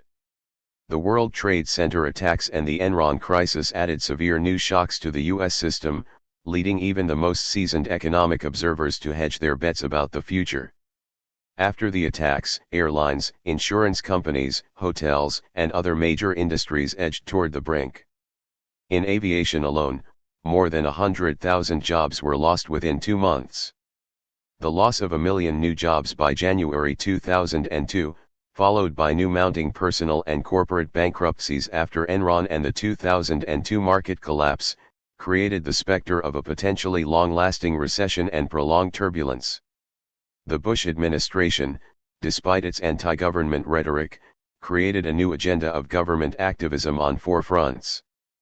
First, it mobilized the entire government and spent added billions to fight terrorism. Second, it created a new activist agenda of homeland security, investing billions more in internal security programs. Third, it spent billions bailing out the airlines and other failing industries. And, fourth, it called for a government stimulus program and new corporate accounting regulations. Point 30. Simultaneously, pollsters picked up an immediate shift in public attitudes toward government. In a dramatic change, the U.S. public said they now looked to government as the solution to the pressing problems of the day, expecting government to protect them and keep them safe. They also wanted public leaders to get the economy going again and to create new jobs for them. And, most dramatic of all, they expressed new trust in government to achieve these ends. Confidence levels in government, the President, and the Congress before Enron, shot up from about 20% who said they trusted government to do the job to more than 60%, a 30-year record high. 31 Since Reagan, government had been defined as the enemy, and Americans had trusted the market as the solution to their own problems and those of the nation. The new polls showed a watershed transformation. The Reagan religion had finally crashed on the rocks of recession and fears about personal safety that no free market ideologue could answer. 32. The Bush form of government activism seemed a success on the military front after the initial quick apparent victories in Afghanistan and against Al-Qaeda. But precisely because of Bush's early success, Americans began to raise their expectations about what government should do. They saw some initial progress on the security front, but there was far less confidence about jobs and the economy.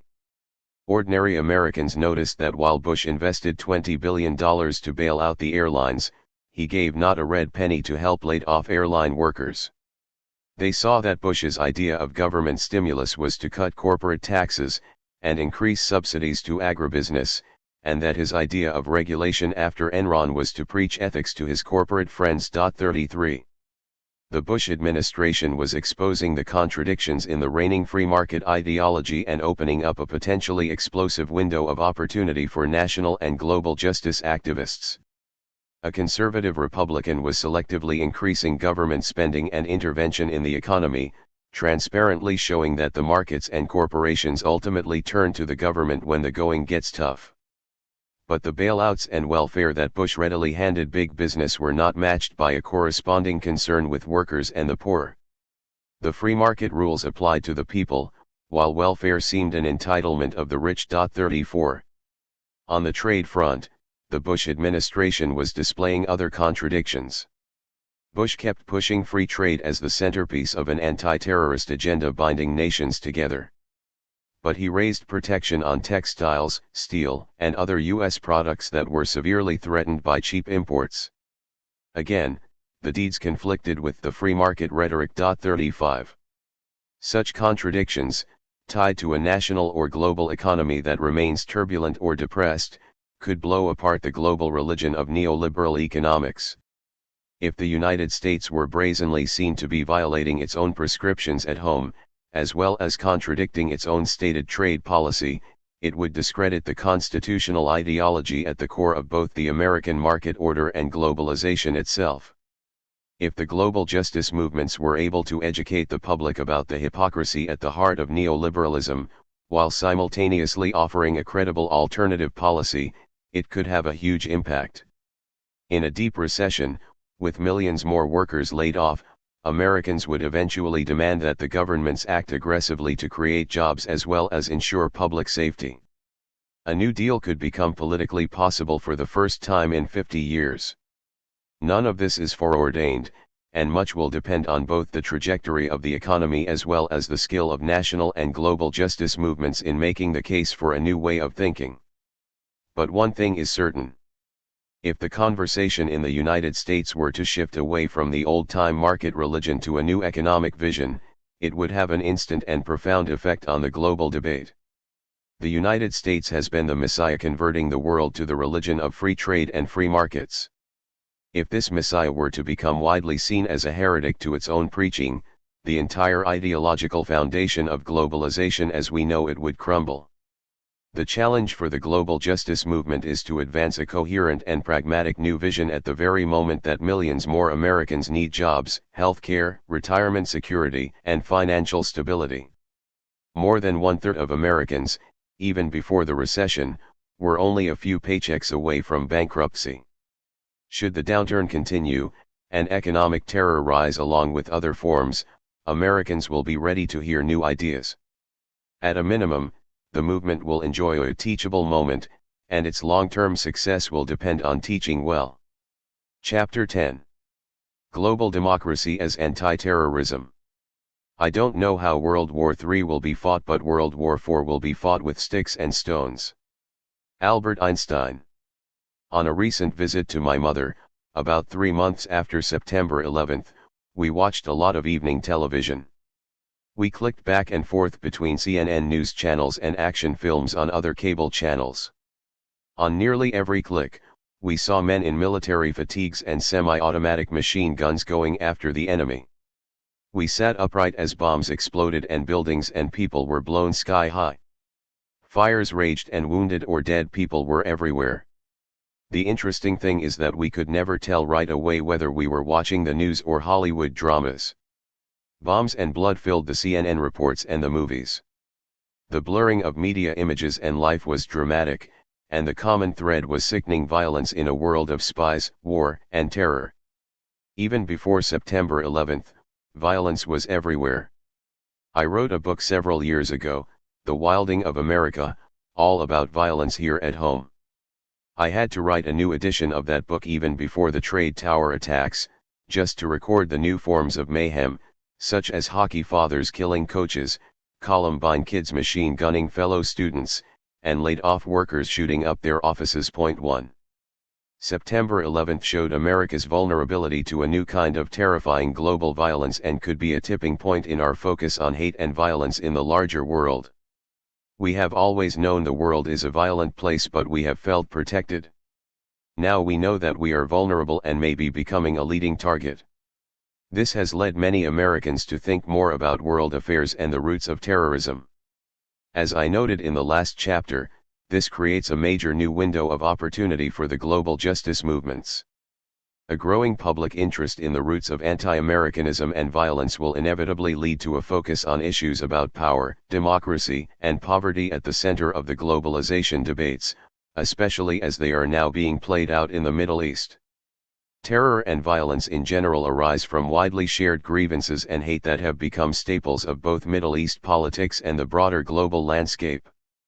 Because terrorism has roots does not justify it. I do not believe that the deliberate killing of innocent civilians is justified even if the cause is just. But if we don't deal with the underlying government policies and global conditions giving rise to terror and other globalized violence, we won't stop it. Not everyone believes that we should explore the grievances and conditions creating hate. My dental hygienist, while cleaning my teeth, made it clear that she was worried about Americans, not foreigners. Friends of her husband were killed in the trade towers.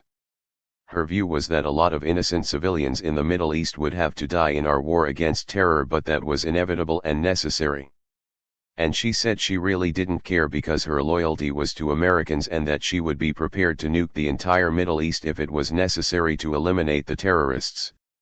I recently heard Bibi Netanyahu, the former hardline leader of Israel, offer a similar analysis. There was no point, he said, in trying to understand terrorists and their sympathizers or responding to their grievances. The only anti-terrorist strategy that works is victory, victory, victory. Israeli Prime Minister Sharon executed Bibi's plan ruthlessly and unsparingly in ordering the 2002 Israeli invasion of the West Bank after Palestinian suicide bombings, killing hundreds of innocent non-combatants and terrorizing nearly the entire civilian Palestinian population. But even Israeli officials acknowledged that the attacks on Jenin and other West Bank cities would not stop terrorism and might increase suicide bombing and other violence against Israel. This is not just because of the hate sowed by the killing of Palestinian civilians and mass demolition of their homes and cities, but the deliberate destruction of any Palestinian state authority that could negotiate a political settlement to the problems underlying the conflict. Israel's application of Bibi's principle over many years has only escalated the terrorism and hatred against it, substituting a military response for a political solution to the underlying Palestinian grievances. As in the Middle East, a global program to counter terror has to attack root causes. I do not argue in this book that globalization is the primary cause of the September 11th attacks or of terrorism in general.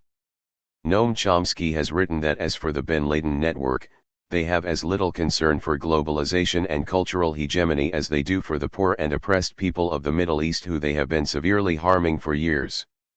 Bin Laden himself probably never even heard of globalization. Those who have interviewed him in depth, like Robert Fisk, report that he knows virtually nothing of the world, and doesn't care to. 2. A focus on globalization as the cause of Islamic terrorism can easily obscure the central role of U.S. foreign policy in helping giving rise to the crisis. The U.S. position on the Israeli-Palestinian conflict is probably the single most important factor breeding hatred of America in the Arab world. Changing U.S. policy to do all in its power to bring about a viable Palestinian state would lessen Islamic terrorism faster than anything else that America can do. Other changes in U.S. foreign policy, including ending American support of dictators, monarchs, and other repressive regimes in the Middle East, removing U.S. troops from Saudi Arabia, and refraining from military intervention against Iraq or other regimes we find distasteful, would also drastically reduce Islamic terrorism. Hatred of America and Islamic terrorism against the U.S. will grow as long as we are not prepared to re-examine the imperial dimensions of our presence in the region and transform our foreign policy to help create a new regional order free of any external domination. But, beyond the need to rethink both U.S. foreign policy and the war on terrorism in the region, I want to persuade you in this chapter that my 5-point agenda for global democracy could jumpstart a powerful strategy to help reduce terrorism and end global violence in all its forms, and well beyond the Middle East. I have shown that globalization does not fulfill the happy promises of its mystique. Almost half of the world continues to live in wretched conditions, like the garbage towns surrounding Manila, where people crawl through smoking heaps of rubble to find crumbs to eat or burnt metal to sell. We have seen that 3 billion people live under the poverty line in their countries and that the gap between the global rich and poor has mushroomed. We have also seen that most of these people, even those living in countries with elections, have no real political voice. This is because the elections are rigged or non-existent, the politicians and generals corrupted, often by their ties to the Pentagon, the governments too hemmed in by global markets and the IMF, or the state simply too weak, unstable, and poor to implement a development strategy. Whatever the reason, the lack of any political nonviolent channels for the 3 billion people living on fewer daily calories than our own household pets vastly increases their receptivity to calls for violence or terror against America by extremists. In chapters 7 and 8, I have already outlined the 5 prongs of a global democratic agenda. In the rest of this chapter, I return to each of them, but with a specific focus on how they can help to attack the roots of terror and other global violence. I will be mainly focused here on the Middle East and how they might help counter Islamic terrorism. But I hope also to show that the democratic agenda will reduce anger toward America among millions around the world who are not Muslim or Middle Eastern but may be receptive to violence against the United States and Western business. I need to add one extremely important caution about the use of the term terrorism. There is no solid consensus in the world about how to define and distinguish terrorism from other forms of violence, including war. Terrorists in the eyes of one group are viewed as freedom fighters by others. Palestinian suicide bombers are freedom fighters to many Palestinians and Arabs throughout the Middle East but are defined by the Israeli government as terrorists. When Israeli operatives assassinate Palestinian militants or bulldoze homes in the Gaza Strip, Palestinians call it terrorism but Israelis call it self-defense. Indians call Kashmiri militants terrorists, but many Pakistanis and Kashmiris see them as fighters for national liberation. In Colombia, peasants see paramilitary groups and death squads as terrorists but many Colombian elites see them as defenders of the nation. Terror, like war, is the use of violence for political ends, although it explicitly targets non-combatants while leaders of warring states often define the inevitable death of non-combatants as collateral damage. Whether killing of non-combatants is defined as terrorism or freedom fighting or a struggle for national self-determination is shaped by the ideology and interests of the parties involved. Powerful states have resources to spread successfully their own labels of who are terrorists, particularly among their own citizens. But they do not necessarily persuade other groups. For example, a recent poll showed that 95% of educated Saudis support bin Laden as a freedom fighter for Islamic ideals, even though he is almost universally seen as a murderous terrorist in the United States. The problem is complicated by the global proliferation of low-intensity violence, which does not rise to traditional definitions of war but does not constitute peace either. Such violence often erupts between conflicting parties within states, as in Rwanda or Kosovo, or between a state and non-state actor, as between India and Kashmiri groups or between Israel and Palestinian militants. Such violence can be deadly, but is often carried out by small groups, sometimes connected with official armies or internal security forces of states. Sorting out the forms of such low-intensity violence that are terrorist from other forms can be maddeningly difficult, since nearly all have political aims and involve killing of non-combatants. This does not imply that the world cannot reach a more consensual definition of terrorism, but it has not done so thus far. A definition on which all nations could agree and international law could codify would be an enormous step forward. Whether the U.S. war on terrorism or UN efforts in its wake will help to create a clearer international understanding remains unclear. What many Americans view as necessary violence in the war against terrorism will be seen as terrorism itself by many in the Middle East and elsewhere.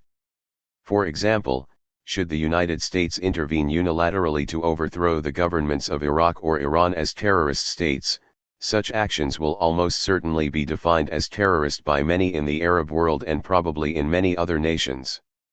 A war against terrorism, when the word is so ideologically fraught, can thus increase global violence and trigger more terrorism. As noted in the introduction, I cannot attempt a systematic conceptual definition or analysis of terrorism here, but need to caution that any use of the term is ideologically explosive.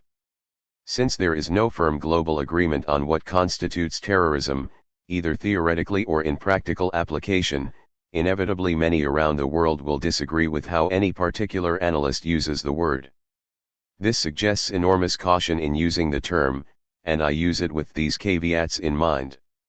Whenever possible, I refer to specific events, such as September 11th, and I also try to specify ways in which global democracy can be an antidote to all forms of global violence, not just acts defined in the United States as terrorist.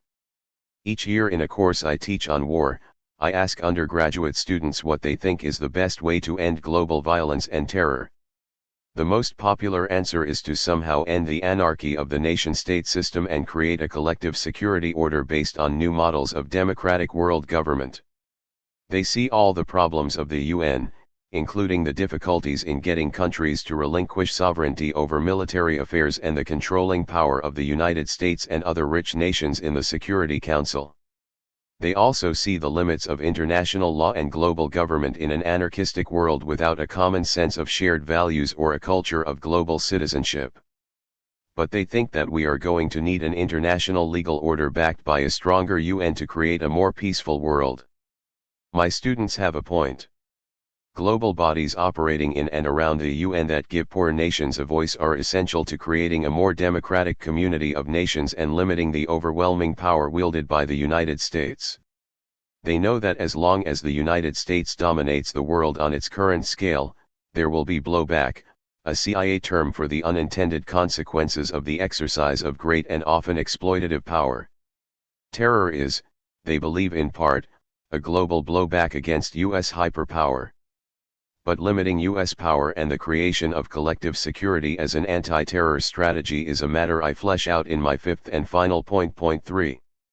When my students raise the issue of world government, they believe its role is not only to provide global peacekeeping but to target the poverty that afflicts the majority of the world's people. They see global poverty as the deepest root of global violence. They see the potential of violent anti-Americanism when people like Nisran, the Asian sweatshop worker for U.S. retailers who is paid 17 cents an hour for her 17-hour days, has no effective way to express her grievances within a union or the political process. This is a view now widely shared by world leaders. On February 1, 2002, Colin Powell told the World Economic Forum that terrorism spreads in areas of poverty, despair, hopelessness where people see no future. We have to make sure that our military response, Powell argued, is matched by measures to put hope back in the hearts of people. For Gloria Macapagal-Arroyo, president of the Philippines, has argued repeatedly that the underpinning of terrorism is world poverty. Speaking also at the 2002 World Economic Forum, she said that military force should now be replaced by a war against the handmaiden of terrorism, poverty. When the military operations are over, she said, The anti-terrorism coalition should stay on and fight against poverty. 5. Shortly after 9/11, the Boston Globe ran a story about escalating terrorism in many parts of Africa. The terrorists were homegrown, the products of slums in Cape Town or Cairo. Islamic extremists are exploiting horrific African poverty and anger to recruit prospective terrorists across the continent and especially in sub-Saharan African, the most wretchedly poor part of the planet. Abdurrahman Khan, a Cape Town Muslim recruiting Africans to defend the Taliban and fight for bin Laden, said that recruitment is going well. We are taking only unemployed men. Already over 1,000 have applied. 6. Of course, there have always been billions of poor people in the world, and few have become terrorists in the past. Poor people in the Middle East become receptive to terrorism and other violence not just because they are poor but because they believe US policy is brutally unjust in the Palestinian situation, Iraq, and throughout the region. The perception of US foreign policy as imperialistic is widespread among both poor and prosperous people in the Middle East and breeds hatred of America throughout the entire population, not just the poor. While we should not identify Middle East poverty, then, as the cause of Islamic terrorism, there is little question that poverty throughout the Middle East and Third World helps to breed hatred toward the United States and receptivity to violence. This is partly because poor people in the Mideast and elsewhere see global economic policies implemented by the IMF, the US, and big business as helping perpetuate their poverty. The poor have more reasons to hate the United States than the rich, and they have less to lose if they risk violence against America.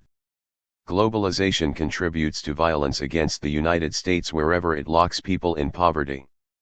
But even in countries where it is not the cause of poverty, globalization has changed how people experience being poor in a new sociological sense that may make a violent response more likely.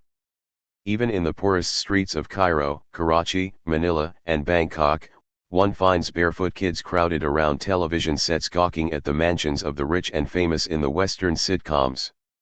They are as bombarded as we are by glitzy advertisements for enticing goods that they know they will never be able to buy. Globalization has transformed poverty by making prosperity so visually vivid to the global poor. The global rich who are symbolized by America and all its consumerist glitter are now in their face in a new way. They look at how we live and wonder why their fate is so different, just as we may wonder and thank God that we are not in their miserable shoes. Sociologists speak of relative deprivation. Poverty is more tolerable when everyone you know is poor. But as globalization through television and other mass media brings the global rich up close and personal to the poor, they experience their own poverty differently. They begin to measure their own well-being not against the poverty of their neighbor but the wealth of the people they see on TV or who employ them in their factory. Such relative deprivation hurts and is far more likely to breed resentment, anger, and finally hatred and violence. Shortly after the September 11 attacks, President Thabo Mbeki of South Africa highlighted the relative deprivation of poor people as the main source of global violence. At the UN, he said that the fundamental source of conflict in the world today is the socio-economic deprivation of billions of people across the globe, coexisting with islands of enormous wealth and prosperity within and among countries. 7. The Arab world is a cauldron of both absolute and relative deprivation. Some of the poorest countries in the world are in the region, including Bangladesh, whose wages make China's look good, and Afghanistan, where desperate indigents gingerly pick up fragments of bombs and landmines to sell as scrap metal. Core states such as Egypt and Pakistan, both operating under IMF structural adjustment programs, are teeming with millions who live in rural huts without electricity or running water. Urban slums in Cairo or Karachi are some of the worst and most densely populated on the planet. Relative deprivation in the Arab world arises from domestic and regional inequalities as well as comparisons with the West. Many Arab countries have fabulously rich ruling oil oligarchies, notably Saudi Arabia, which helps explain why they are hated by many of their own citizens who admire or support bin Laden. The gap between rich and poor is vast in most Arab nations. Much of the anger of Arabs in poor nations is directed against richer Arab countries that do not share their oil revenues. And relative deprivation helps breed intense anger toward the United States, both because of the omnipresent images of rich Americans permeating the media and the sense that Western wealth has been achieved through a colonial exploitation of the region for at least 2 or 3 centuries. In Chapter 7, I argued that global government had to commit to a New Deal for the world. The U.S. New Deal became possible only because of the Great Depression and a 25% unemployment and poverty rate. But the depressive conditions of most third world nations, now made even more acute by the severe global downturn, are on an entirely different scale. From Haiti to Zimbabwe to Indonesia, we see unemployment and poverty rates ranging from 50 to 90%. And the majority of these people have no opportunity to elect a leader like FDR who wants to address their problems. Wahidullah Adel, 23, a tailor in Afghanistan, told a New York Times reporter as U.S. troops were circling Taliban forces in Kandahar, that the real problem for his country was its poverty, with his friends and millions of Afghans on the verge of starvation. He thought hatred of the West would persist after the Taliban unless there is education for all, not just the elite. We need a society of equality for all, rich and poor. 8. Amal Khan, 27, another Afghan sewing machine operator, made the connection between poverty and violence more explicitly. We need roads and factories, because we have so many jobless youngsters. If they don't have work, they'll go for their guns. 9. Afghanistan may get a Marshall Plan-type relief and reconstruction effort because of U.S. strategic concerns about post-Taliban terrorism in the region. The unled effort to create a new Kabul central government offers Afghan ethnic factions the promise of billions of dollars to rebuild the country and feed and educate its poor. The U.S. government has, at this writing, rhetorically supported Afghan reconstruction as an anti-terror strategic agenda. Many world leaders seem to recognize that without addressing the emergency of poverty, the new government will not hold and more bin Ladens will appear. But precisely the same strategic calculation relates to Pakistan, Afghanistan's nuclear-armed impoverished neighbor, and more broadly to all countries in the region. Religious fanatics such as bin Laden, who are anything but poor, lead the jihad against the West, supported by the mullahs and clergy who teach radical Islamic doctrine. But the religious extremists can prosper only in the barren soil of nations like Afghanistan, where young people with no hope for jobs or even their next meal see salvation in Islamic martyrdom. No matter what else we do, we need to mobilize international emergency reconstruction and development programs comparable to the one envisioned for Afghanistan throughout the region. Ending global poverty is part of any long-term global anti-terror agenda, and it will have to be led by international bodies in and around the UN that allow the poor to speak for themselves. We need a new global consciousness about the truth of the Great Depression that is breeding suffering everywhere in the Third World, and we need the global poor to educate the rest of us about their views of American and Western roles in helping them help themselves. If we don't listen or help, we will hear from them in less friendly ways. International bodies led by the UN will have to lead this effort, with cooperation from the United States and other rich nations as well as aid from global corporations, who have their own interests in this matter as discussed shortly. A global economy redesigned around ending world poverty could become a key part of the solution of global violence. William Lederer, the author of The Ugly American, said it this way after September 11, "We're still fighting poor, hungry, angry people with bombs and tanks when what they would really respond to is food and water, good roads, healthcare, and a little respect for their religion and culture." The abolitionist movement of the 21st century, a key to creating a more peaceful world, is abolishing world poverty. Point 10. Wahidullah Adel, the Afghan tailor quoted earlier, said this when asked what he wanted after the war. "I want a democracy, without people lording it over one another." It's a simple idea, expressed by a simple man. But it is probably the single most important way to end violence and terror in Afghanistan, the Middle East, and the rest of the world. Unfortunately, elites in most nations, while they may accept the tailor's wisdom in theory, reject it in practice. Point 11. The second prong of my global democracy agenda is national democracy, and if we focus on the Middle East and Muslim nations more broadly, we do not see an encouraging picture. There are about 50 Muslim countries in the world. Only 5, Turkey, Bangladesh, Senegal, Sierra Leone, and Suriname, are democracies. While they are the exception to the general pattern discussed below, they prove that Muslim nations today can be democratic. The idea of a fundamental incompatibility between Islam and democracy is misplaced, despite the historic tie between religion and the state in Islamic doctrine. Islamic scholar Shireen Hunter writes that throughout history, religion has been subordinated to politics and to its requirements.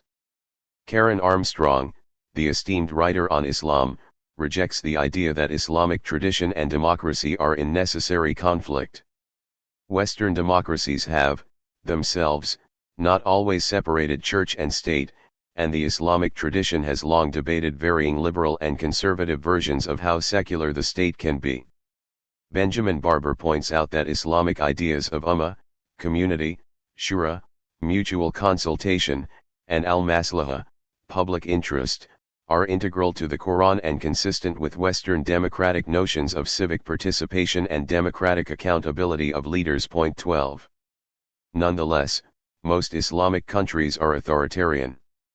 Albania, Gambia, Indonesia, Lebanon, and Niger have emerging democratic, multi-party rule but are still very limited in popular participation. About 20 other nations have some form of indirect elections or participation but are run by military strongmen, including Algeria, Egypt, Uzbekistan, Turkmenistan, and Yemen. Jordan, Kuwait, Malaysia, and Morocco are hereditary monarchies with elected parliaments exercising consultative functions. Bahrain, Brunei, Oman, Qatar, Saudi Arabia, and United Arab Emirates are monarchies with no elected parliamentary bodies. Iraq, Libya, and Syria are all run by military dictatorships, and Iran is a theocracy. Kings, emirs, sheikhs, sultans, and other military strongmen essentially run the region, and democracy is scarcer than in any other part of the world. Point 13. Many writers have observed that the Middle Eastern regimes are brutally repressive and unpopular among their own people and have been the main targets of Islamic terrorist attacks. Bin Laden has sponsored terror against the Saudi royal family ruling his native country. He has found support among ordinary Saudis, Egyptians, and others who see their regimes as corrupt Western puppets or oil plutocrats willing to do anything to hold on to their wealth. Islamic extremists in Egypt assassinated Sadat, leading to 20 years of brutal Egyptian repression of Islamic groups that seems to have only spread their popularity. But the idea that the way to help end terrorism is to democratize Middle Eastern and other Muslim nations is not high on the agenda of American leaders or the global oil giants who do business with repressive regimes. While there is some broad rhetoric about the importance of promoting democracy in the region, Western elites claim that democracy would bring Islamic extremists to power and likely increase rather than decrease terrorism. But they are afraid most of all that democratic governments would be less friendly to U.S. foreign policy and less generous to U.S. business than the repressive regimes in place. Jean-Charles Broussard, a French defense analyst, argues that the American addiction to Saudi oil and arms money threatens to undermine national security in the West. He means that U.S. businesses are making so much money in oil and arms deals that they support the Saudi regime despite knowledge that its corruption, unpopularity, and sponsorship of the extremist Islamic school of Wahhabism is actually increasing terrorism in the region. The Saudi oil deals with 6 major U.S. energy corporations: ExxonMobil, Marathon, Conoco, Unocal, Amerada Hess, and Texaco are yielding billions of dollars in profits every year. Unocal has a joint multi-billion-dollar venture with 2 Saudi firms to develop Azerbaijan's reserves. In 1998, Texaco joined with Namir Petroleum to begin drilling in a 1.5 billion barrel oil field. In 2001, the Saudi government signed a $25 billion deal with the biggest U.S. firms to develop Saudi Arabia's natural gas reserves. And the profits of U.S. military firms with the Saudi government are equally stupendous, with the Saudis paying U.S. arms makers more than $30 billion between 1990 and 1999 for everything from F-15 fighter aircraft to Apache attack helicopters. Other secretive private firms known as spook outfits. A few politically connected American firms working with the Saudi government to train its military, have earned billions of dollars over the past decade alone, equipping, training and managing virtually all branches of the Saudi Arabian armed forces.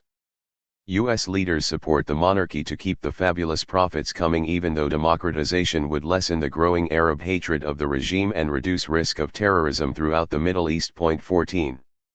Undoubtedly, there are real concerns that Middle Eastern democracies could turn more anti-American and more violent. And there is the possibility that in some Muslim countries, such as Algeria, the electorate might vote for Islamic fundamentalists who would abolish elections and parliaments and become new sponsors of state terror.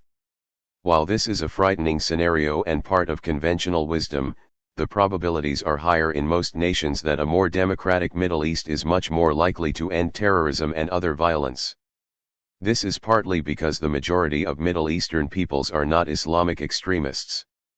When free elections have been held in countries such as Pakistan, extremist parties have won less than 10% of the vote. Islamic extremism seems to spread only in countries where people don't have the opportunity to vote for alternatives. Democracy advocates in Pakistan have made this case forcefully, arguing that if the only choice you give people is between today's U.S. allied dictators and Islamic fundamentalists, they will choose the fundamentalists.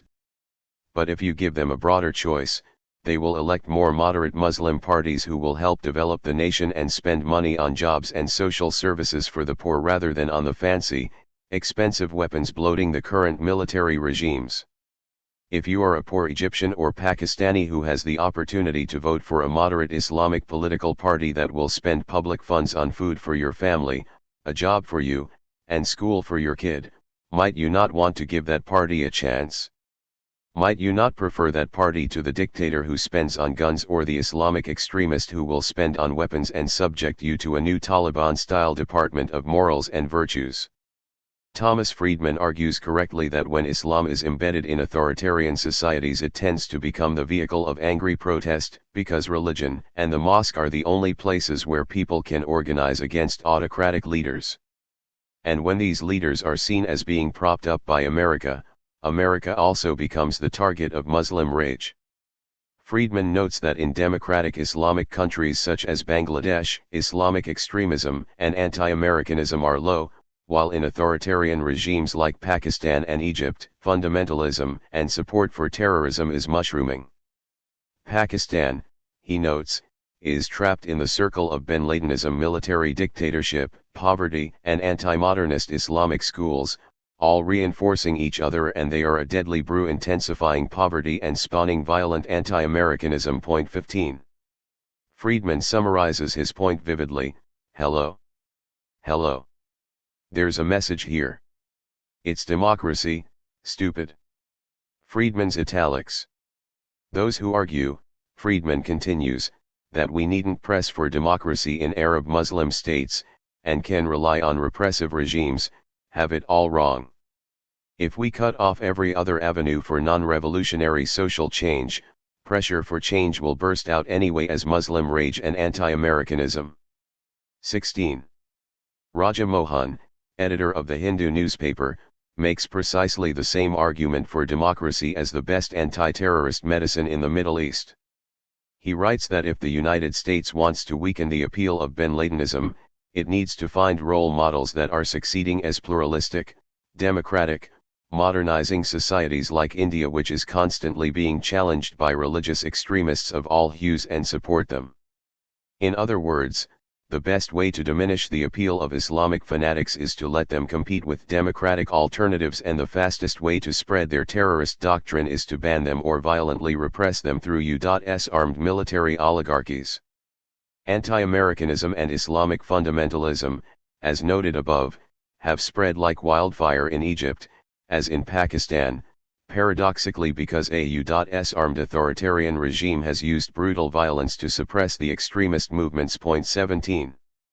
In the Cold War era, the United States used the threat of communism to justify its support of military dictatorships like the Somozas in Nicaragua, the Duvaliers in Haiti, Marcos in the Philippines, the Shah in Iran, Sukarno in Indonesia, and Diem in Vietnam.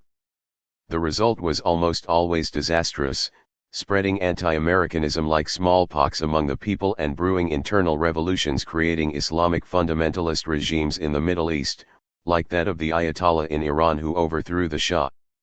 The danger today is that under the rubric of anti-terrorism, the United States will again seek to suppress democracy by supporting brutal dictatorships or authoritarian regimes. We see this clearly not only in Saudi Arabia, Pakistan, and Egypt but in strategic or oil-rich Asian countries like Uzbekistan, bordering Afghanistan. Uzbekistan allowed its airfields to be a staging base for U.S. military operations in Afghanistan during the war against the Taliban.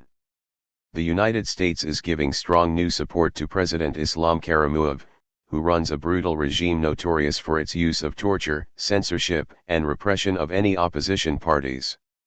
Karimov, a former Communist Party boss, jails or kills nearly anyone who opposes his regime, calling them Islamic terrorists.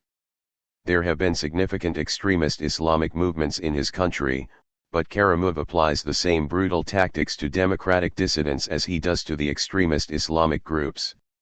Should we repeat the Cold War history of supporting tyrants like Karimov under the guise of anti-terrorism, it will fan more acutely the global flames of anti-Americanism. And the consequence today may be even more tragic, especially for Americans themselves. What we need to do is take seriously our own cherished rhetoric of democracy and make it the cornerstone of U.S. foreign policy if we want to weaken the appeal of bin Ladenism anywhere in the world. The image of the Gilded Age on a global scale began to haunt me after a recent trip to Thailand. I visited a coconut farm where a large foreign company was replacing workers with monkeys to scale the trees and harvest the fruit. When I asked why, a Thai raised 4 fingers signaling 4 reasons. The monkeys don't ask for higher wages, they don't ask for vacations, they don't form unions and don't go out on strike. Socially accountable business is the third prong of a global democratic anti-terrorist agenda. Workers who are treated with dignity and feel a stake in their companies are not likely to hate their employers or use violence against them. But when the model of a good global worker is a monkey, we are asking for trouble. The Gilded Age robber barons treated their workers like animals and inspired violent protest by radical unions, anarchists, wobblies, and ordinary workers who couldn't take it anymore. The titans of industry struck back with deadly force, turning factories into war zones. In the famous 1894 Homestead Steel Strike, Carnegie responded to labor organizers as terrorists, employing his private security force to shoot to kill with help from the National Guard called out by the governor. Today's global robber barons are following the same low road. I have already described the 18-hour days, 6 to 7 day weeks, 8 to 18 cents an hour wages, unpaid overtime, sexual harassment, and other poisonous conditions that Muslim workers in the Middle East and Central and Southeast Asia routinely suffer. The global sweatshop has become the symbol of the corporate low road in an age full of rhetoric about social responsibility and global corporate citizenship. Can anyone believe that such radical abuse practiced routinely by contractors for Walmart, Nike, or The Gap against millions of workers like Nisran and Samima is not one of the root causes of anti-Americanism? Or that it is not a breeding ground for recruits to violent movements, even terrorism? Just like domestic abuse, corporate abuse is an inspiration to hatred and violence. The victim of domestic abuse stays in relationship with her abusive partner because she feels she has no alternative, but she can ultimately end up killing her abuser out of desperation. Nisran and Samima have no options to quit, but their anger against the companies whom Samima says has robbed us of our lives runs deep. Their first response is not toward violence but to organize their fellow workers to speak up for such simple rights as a 34-cent hourly wage and trips to the bathroom without being beaten on the head by a supervisor. When Nisran is asked what her life goal is, she says, "I would like to devote my life to working for the welfare of the workers in Bangladesh. I want to spend my whole life helping the workers establish their rights." 18. The movement for basic rights of Muslim and other global workers like Nisran and Samima is the great global civil rights struggle of the coming century.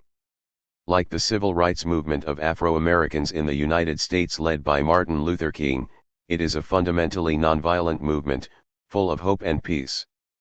But when organizers such as Nisran are fired, beaten up, or killed, the nonviolent spirit of the workers can turn into seething rage, violence, and even terrorism. Samima says that when her bosses learn that she is helping organize workers, she will be fired and blacklisted for certain. They could even send thugs to attack us. The truth is that without some protection from Western labor leaders who helped bring them to speak in the United States, Samima and Nisran could well be killed. Samima tells us that any form of organizing triggers repression. When workers try to organize, supervisors follow the leaders to find out who is actually leading the effort. Sometimes the bosses give them extra work. Then when they cannot complete the extra work, they are fired. This is actually one of the more benevolent responses to union organizers in export zones from El Salvador and Guatemala to Indonesia and the Philippines. The common fate of these organizers is far too often jail, torture, or murder by death squads, company goons, or state police and security forces. The most important first step in a corporate anti-violence agenda is, then, quite simple: respect the right of workers to freely associate and organize. This is the most fundamental democratic right that a business must respect, and it is already enshrined in Article 23 of the 1948 UN Declaration as well as the International Labour Organization's agreements signed by most countries as well as written into most global corporate codes of conduct. But neither the companies nor countries go beyond lip service, and unions are crushed even in countries such as Bangladesh with strong labor laws on the books. When a Bangladeshi labor organizer is asked why the laws are not enforced, she talks about the complicity between the US companies, the Bangladeshi sweatshops, and the Bangladeshi government. Bangladesh has good labor laws, she says. But these laws are not obeyed because the owners are driven by greed and have no accountability to the state or to anyone. They are the powerful ones. They know that if they don't comply, there is no one to force them. She mentions that the sweatshop owners are often the brothers or cousins of officials in Bangladeshi ruling political circles, and that the foreign companies do not intervene to break the circle of corruption because they want to squeeze every last penny out of Nisran and her fellow workers. Even when government officials want to enforce their labor laws, the US and other multinational firms know they are in the driver's seat. Walmart, Nike, or The Gap can simply threaten to go from Bangladesh to Vietnam or China. This exit power is central to the abuse they inflict, and it functions very much like the power dynamics in abusive marriages.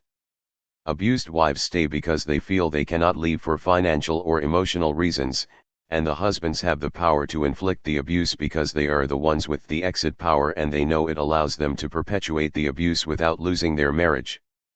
A democratized and socially accountable global business regime must end this abuse, starting with finally putting an end to the humiliation of workers like Nisran before it creates new violence in Muslim and other third world countries. Creating the new regime will take the change laid out in chapters 7 and 8, international rules in a post-Bretton Woods order to help limit corporate exit power, global labor and consumer organizing to force the companies to be democratically governed on new ownership and chartering principles, and business itself taking what I described in the last chapter as a new wave of global corporate responsibility to support systemic change. Ultimately, doing the right thing is in the long-term interests of the businesses themselves because it will create greater buying power in the third world, increase their brand reputation at home, and reduce violence or terror directed against them in their foreign operations. The key way in the short term that the firms can sustain global operations while helping end anti-Americanism is to negotiate in good faith with third world labor movements and governments to respect basic rights and pay survivable wages. The demands of the Bangladeshi workers show how easy this would be for the companies. American audiences listening to Nisran and Samima told me how touched they were by how little these sweatshop workers were asking. They wanted a raise of a few pennies an hour that would give them enough to eat but would increase the cost of the product only about 0.1%, hardly impacting corporate profit at all. The workers want 1 day off a week. They ask to be paid for their overtime. They demand not to be beaten or sexually harassed. They seek the freedom to speak and organize, but only within the boundaries of the Bangladeshi labor law already passed. Business leaders who accepted these modest demands would be setting the tone for a new global economy that rejected abuse based on exit power. This would be a patriotic service since it could dramatically reduce hatred of America in Muslim countries like Bangladesh and Pakistan and would be a potent anti-terror strategy. But, you may say, it will never happen because business is either too greedy or too driven by the dictates of Wall Street for faster and higher profit. Yet a new corporate accountability to workers and public needs is pragmatic even in business terms because, in the long run, it is consistent with the bottom line interests of the companies themselves. Even companies like Nike have begun to recognize the dangers of being identified as a symbol of sweatshops, and they recognize that their future profitability is tied to a perception by customers that the swoosh is sweat-free. Moreover, the cost calculations in sweatshop operations favors paying marginally higher wages rather than the radically higher security costs in a world of terror and fortress globalization. Treating the workers more humanely and paying them a living wage will cost the companies less than the price they will pay for military protection in a regime perpetuated on abuse. And, in the last analysis, only an approach that gives workers dignity and enough wages to afford the necessities of life will create the global demand that will sustain global production. Global overproduction and the current global recession point to the core business interest in seeing third-world consumers gain the purchasing power to buy the goods they produce. We should remember Henry Ford's rationale for his shocking proposal of paying workers what seemed a fortune of $5 a day in the 1914. The only way he would make Ford a mass consumer item was to pay his workers enough to buy the car. In today's terms, the Nikes and Walmarts would have to pay a lot less than $5 a day to make good on Ford's calculation while contributing to a peaceful and less violent world. 19.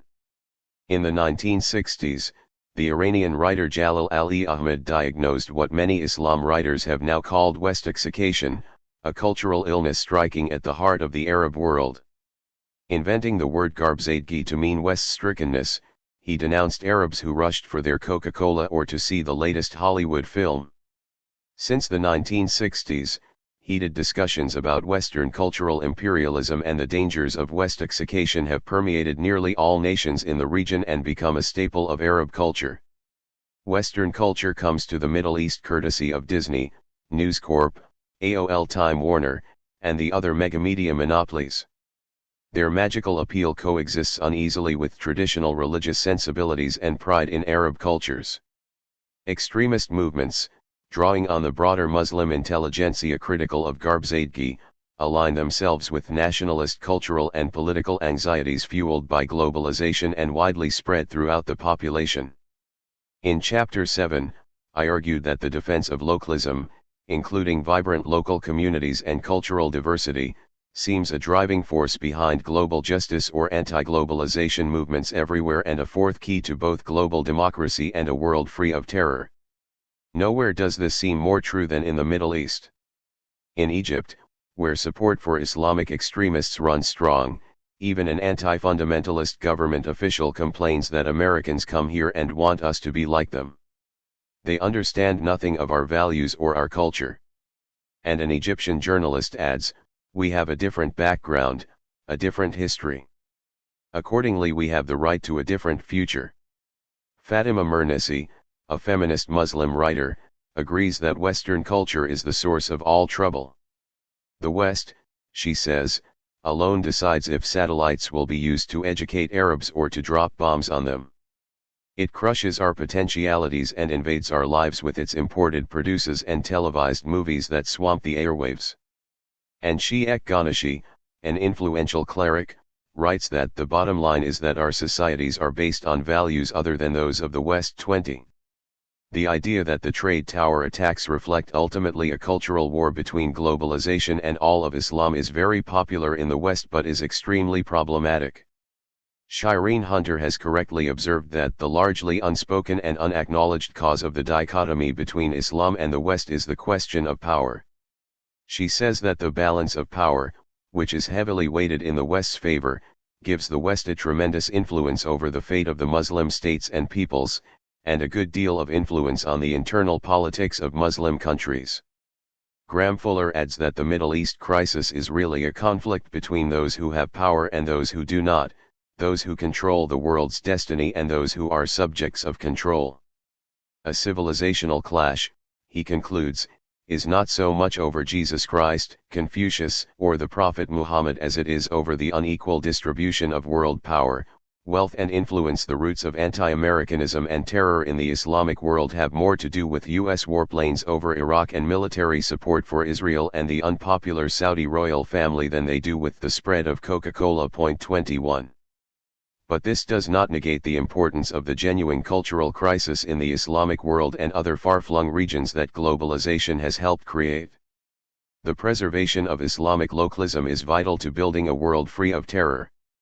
Chomsky comments about a Wall Street Journal report that anti-Americanism runs rampant among rich and privileged Egyptians at a McDonald's restaurant wearing stylish American clothes, who are bitterly critical of the United States for what Chomsky calls objective reasons of policy.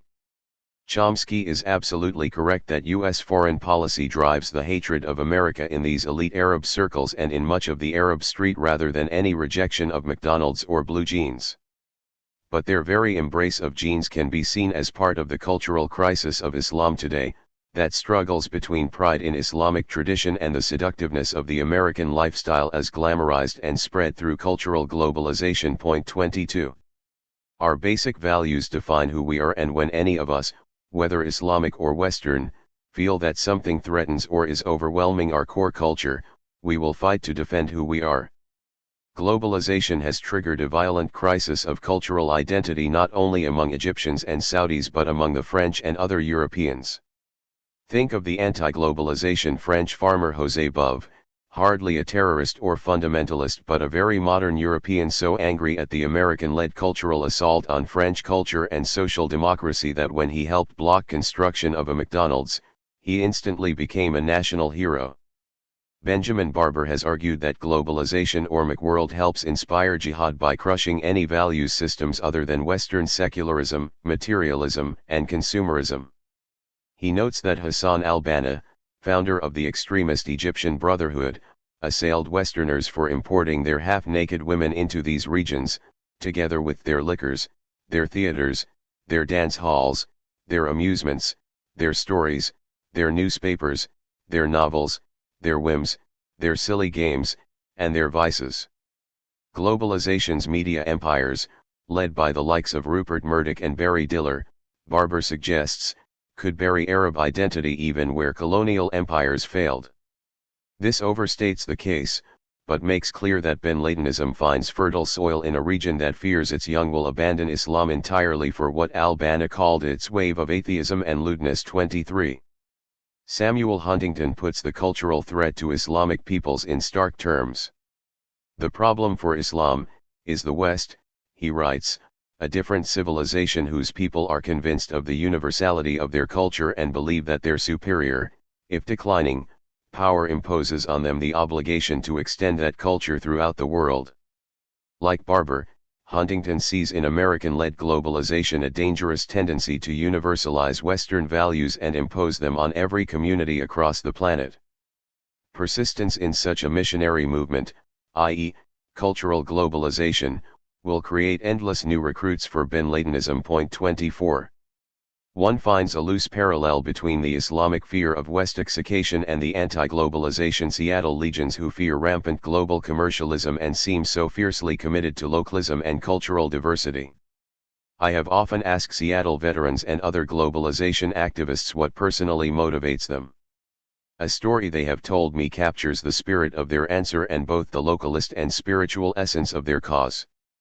A U.S. businessman goes on vacation to Mexico and notes an especially successful fisherman who catches enough in the morning to feed his family and spend the rest of the day on the beach enjoying himself.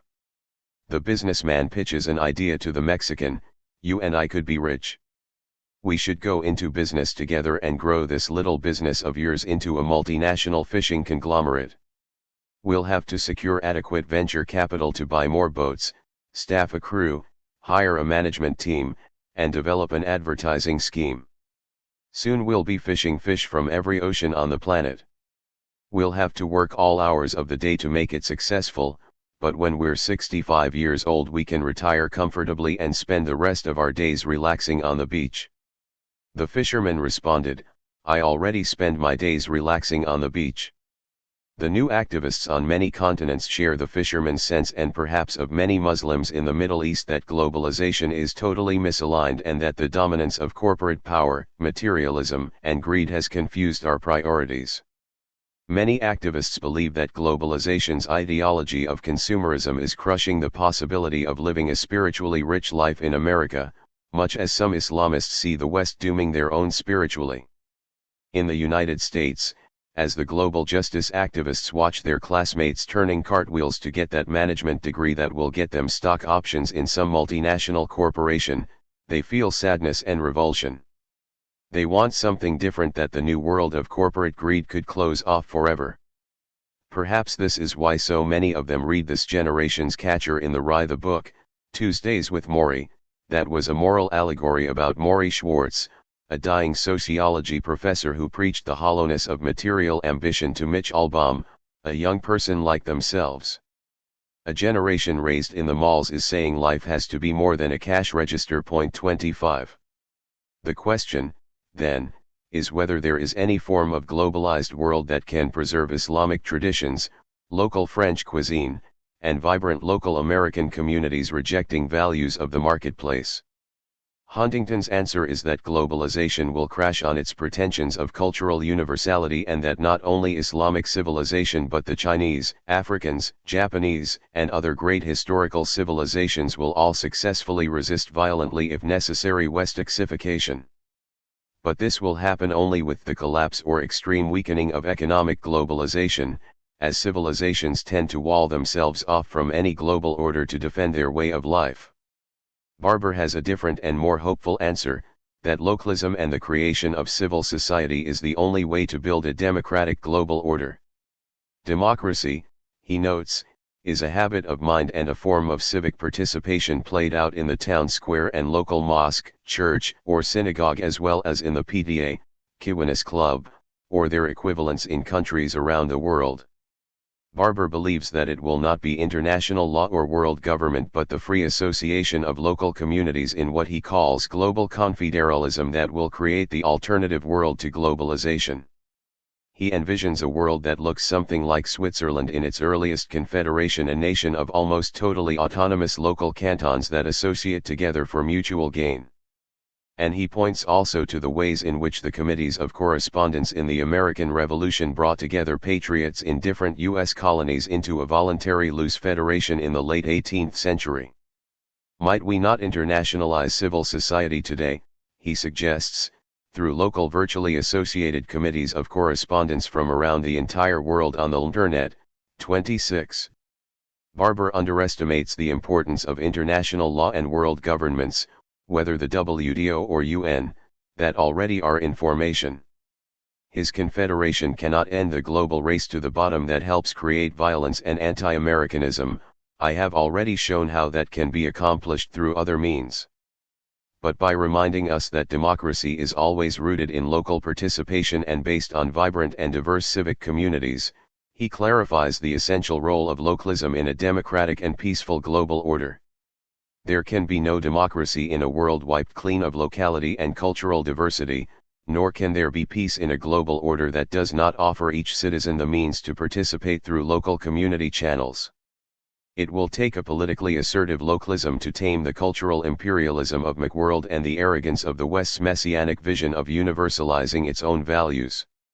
One place to begin and where nonviolent Western and Islamic activists may find common cause is the breakup of the 7 or 8 global media empires. These include Disney, AOL, Time Warner, News Corp, and others that beam globalization's commercial culture into every corner of the planet. The media monopolies are on the front line of the global cultural wars. If their power can be constrained by antitrust action in many different nations, a major step toward democratic localism of news and entertainment will be achieved. And that will play a major role in weakening extremism and violence among people who feel that a few Western companies are trampling their own media and threatening the survival of their own cultures. While it may seem impossible to stem the tide toward media monopolization, it is interesting that during the months following September 11, far greater numbers of Americans began watching the BBC, shifting loyalties from Fox and CNN because they were seen as so partisan to the U.S. perspective. BBC News directors noted that their producers and journalists come from all over the world and thus offer a more diverse perspective than the U.S.-based networks.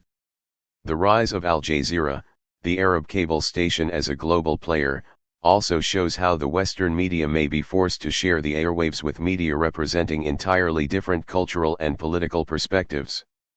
Global monopolies are crushing local community economics and cultural diversity in nearly every sector of the economy. Breaking up global corporate empires will have to emerge as a key regulatory feature of regional or global governing agencies, and we are already beginning to see some promising signs. European Union regulators have in recent years stopped key mergers and acquisitions, including one desperately sought by famed CEO Jack Welch of GE that was approved by more permissive U.S. regulators. This suggests that the Welch U.S. model of global dominance by one or two companies does not have to become the norm for the world. If national monopoly is destructive of democracy in a nation, global corporate monopoly is even more threatening to democracy in the world. It is the central threat to local community and cultural diversity and will stoke the flames of a violent localist reaction against both globalization and the West if other means do not succeed. The peaceful alternative involves regional and global governing bodies building a growing legal apparatus for international regulation to break up global monopolies and nurture smaller firms. Such policy to preserve economic localism and domestic businesses from being swallowed up by the global megafirms can also only be realized by discrediting the entire philosophy of neoliberal constitutionalism now governing the WTO and the world economy and the enshrining of alternative rules already discussed in Chapter 7. When understood as essential to an anti-terrorist agenda, it will gain growing support. The preservation of localism and cultural diversity is part and parcel of the broader democratic assault on concentrated corporate and American power. The Middle East is reacting not just against modernity and Western cultural seductions but the broader forms of economic, political, and military power concentrated in the new Pax Americana. Ending terror requires moving beyond the relocalization and democratization of culture toward a new global political and security order better representing all the world's nations and citizens. Omar Shelbaya, an importer in Cairo, called the September 11 attacks insane but said the United States had to take 75% of the blame because of its partisan support of Israel when it murdered Palestinian children. Another Egyptian wonders how could Bush say that if you're not with us, you're against us? Did Bush stand with Arabs? He and his friends are angriest about U.S. policy in the Israeli-Palestinian conflict, but they also hate U.S.-led sanctions in Iraq that led to the death of hundreds of thousands of children. And they are angry about Egypt itself, where the United States gives $3 billion annually in mostly military aid to a strong-arm regime that is brutally cracking down on both extremist and moderate Islamists. Gamal Sultan, an Islamist Egyptian and founder of a new reform party, says that the purpose of the most recent crackdown is to appease the American anger after September 11. But what is happening is the complete opposite of before September 11. If things continue as they are, a new generation of far more bloodthirsty people will arise. 27. The Arab Street, the widely used term for Arab public opinion, all over the Middle East is seething with anti-Americanism. It's amazing, said Saud Alanzi, a Kuwaiti businessman and self-defined computer nerd educated in the United States. No matter what the issue is these days, if the US is on one side, everyone else wants to be on the other. He added this is true even here in Kuwait, where only 10 years ago the United States was seen as the great liberator from Iraqi aggression. 28. The Arab Street rages about Israel, Iraqi sanctions, and U.S. troops in Saudi Arabia, but all these issues converge into a general fury about U.S. power sweeping over their region and the world as a whole. While it is difficult for Americans to understand or respect such feelings, they are so pervasive from Egypt and Saudi Arabia to Pakistan and Indonesia that we need to listen. A columnist in the respected Egyptian journal, Al Arabiya, writes after September 11, for the first time in my life, I witness with my own eyes the defeat of American arrogance, tyranny, conceit, and evil. A young Muslim tells an American journalist that after September 11, the attacks are a sign of people who want to demonstrate to the world that they still have pride, that they don't want to give up and that they are able to resist violence. Another says Ben Laden was wrong in his means, but, yes, he was right politically. For him, Ben Ladenism meant standing up to an America horrifically swollen with its own power and military prowess. 29. I have argued that the fifth and final agenda of global democracy is moving beyond Pax Americana toward a system of collective security, a world where American unilateralism would be curbed and U.S. power more evenly balanced with that of other nations. This will inevitably weaken American dominance of globalization, but it is in the nation's long-term economic interest, saving it the debilitating economic and military costs of empire, as suggested in Chapter 8. It is the most important way to end terror and protect American lives, and also the most difficult for us to accept, even though the United States will remain the most powerful nation in the world.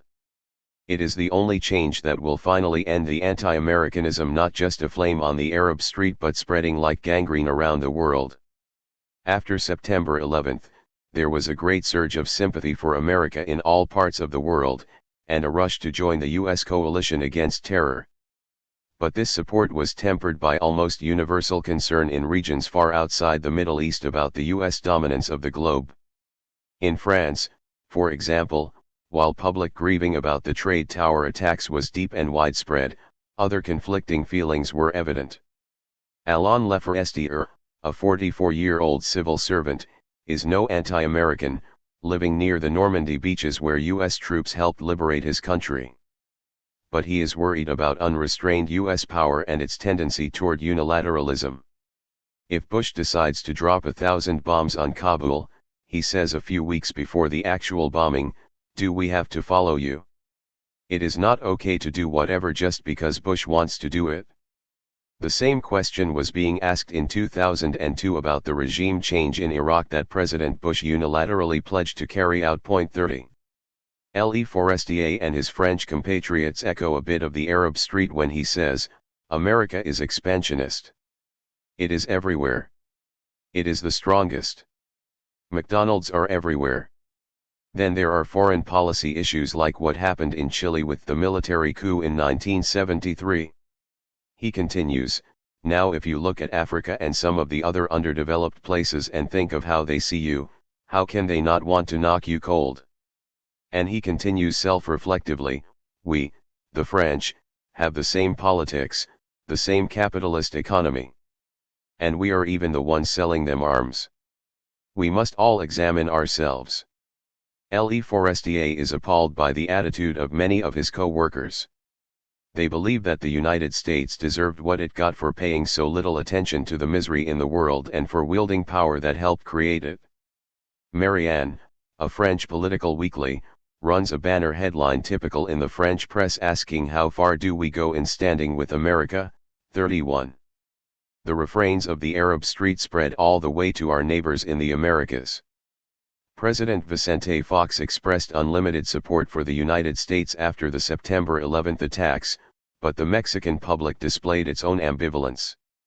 Mexicans shared deep grief for the horrendous loss of innocent American lives but did not want their president to be a puppet of the Bush administration.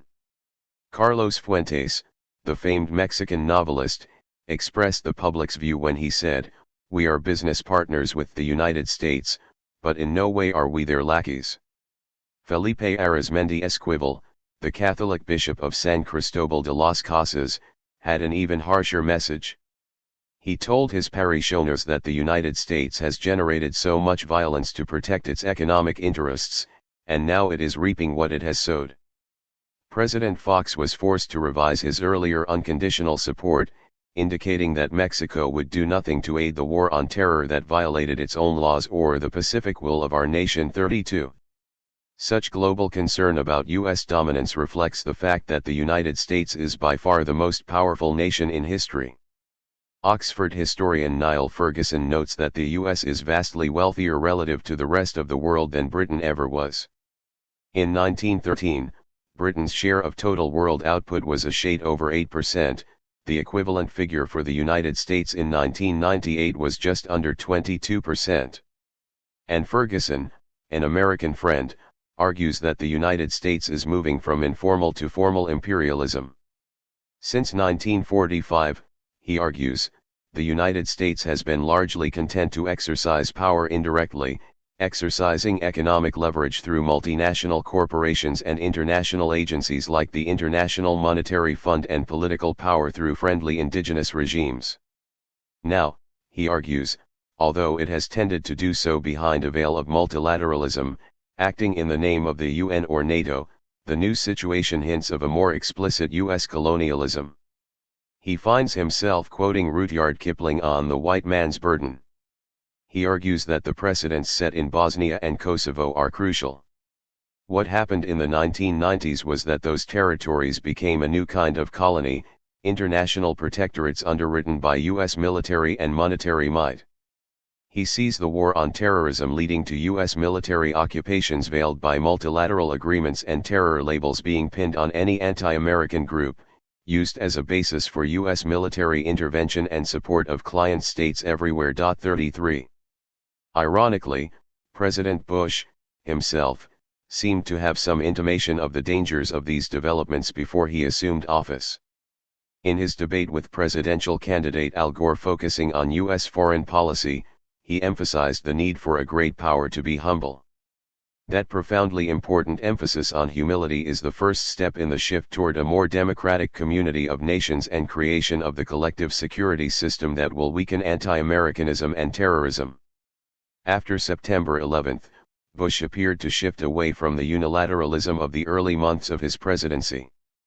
Before the Trade Tower attacks, he played John Wayne, as he pulled the United States out of the Kyoto Treaty, the International Criminal Court, arms control agreements with the Russians, and biological weapons agreements.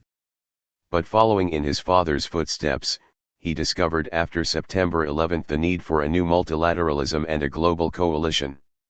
Yet he has remained clear that the United States will act unilaterally to protect its own interests and will not allow concerns about global consensus to undermine the mission. He has not moved toward his own aim of what might be called a humbler umpire. Nonetheless, his rhetoric of globalism and the moderating influence of Colin Powell has permitted the beginnings of a far more important role for the UN in dealing with the political crises raging in the Arab world. This is a small but hopeful step in moving toward a new world of collective security. The UN brokered the Bonn talks, putting together the new interim government in Afghanistan following the collapse of the Taliban. The Security Council also authorized the new international force that would keep the peace there, although it would not be a force led by a UN command. A growing role for the UN in other raging conflicts, notably the Israeli-Palestinian conflict and Iraq, may prove critical. Here, as in other parts of the Middle East, it is in America's own interest to see the UN and the larger international community play a far greater role in peacekeeping and shaping international policy and political solutions. It will save the lives of US soldiers, reduce the huge economic costs of global policing, and weaken bin Ladenism. Bush has repeatedly emphasized that global terrorism in a world of nuclear, chemical, and biological weapons is a threat to civilization, and that all nations have a stake in ending it. But the implications are different than he recognizes. He sees the need for a global coalition, but one controlled by the United States. He does not acknowledge that terrorism can only be fought through global law enforcement and collective security, combined with an end to unilateral American power and interventionism that he now wields in the name of anti-terrorism. Great powers have long justified their wars in universal or absolute values, often even invoking God on their side as they fought the evils of Nazi Germany or Soviet communism. A unilateral war against terrorism as defined by Bush, even acting under the veil of multilateralism and nominal UN authorizations, will eventually be seen as just another American imperial venture, igniting more hatred of America. This will change only if the international community as a whole, acting through the UN, the International Criminal Court, and globalized policing and financial authorities, defines how terrorism should be defined and prosecuted. The struggle against terrorism, even as Bush conceives it, must be more global and less warlike than any war before globalization. It requires enlisting all the nations of the world on a long-term coordinated effort against a common problem. Military action is now defined by the Bush administration itself as only one arm of the struggle, with a new emphasis on coordinated global political, financial, and international law enforcement activity. Military strikes and brute force dictated unilaterally by the United States contradict some of Bush's own framing of the problem. The new assault on terrorism, if the problem is truly a threat to all nations and an inherently global transnational problem, has to subordinate U.S. unilateralism to a broader vision of global sovereignty and law enforcement. It has to get serious about collective security. Building a collective security system is obviously a long-term proposition, and the United States will resist because it would subject American policy to the same uncomfortable scrutiny faced by other nations. The United States is one of only 2 countries refusing to sign on to the International Criminal Court, precisely because U.S. leaders fear that they could themselves be held legally accountable for past policy. This includes American support for death squad regimes in Duvalier's Haiti, Duarte's El Salvador, Sukarno's Indonesia, or Marcos's Philippines. But if the United States is serious about ending terrorism, it obviously cannot hold itself exempt from the same standards of anti-terrorism applied to every other nation. 34. Creation of collective security will take years, but the first step is to ensure that any further military response to terrorism be authorized and controlled through the UN. Bush, as noted above, worked from the beginning to assemble a global coalition, relying on Secretary of State Colin Powell and others who had helped assemble his father's global alliance in the Gulf War. On September 29, only 17 days after the New York attacks, the UN Security Council passed a U.S. resolution declaring the most sweeping declaration of war in its history. It called on all nations immediately to take actions to commit to the U.S. coalition. The UN mandated that every state prevent and suppress the financing of terrorists, freeze without delay resources of terrorist organizations, deny safe haven to terrorist groups, prevent terrorist movements through border controls, and a host of other mandated strikes against terror. The power of the United States in the UN cuts both ways in building collective security. On the one hand, it facilitates the turn toward the UN that we need by lessening the fear of American leaders.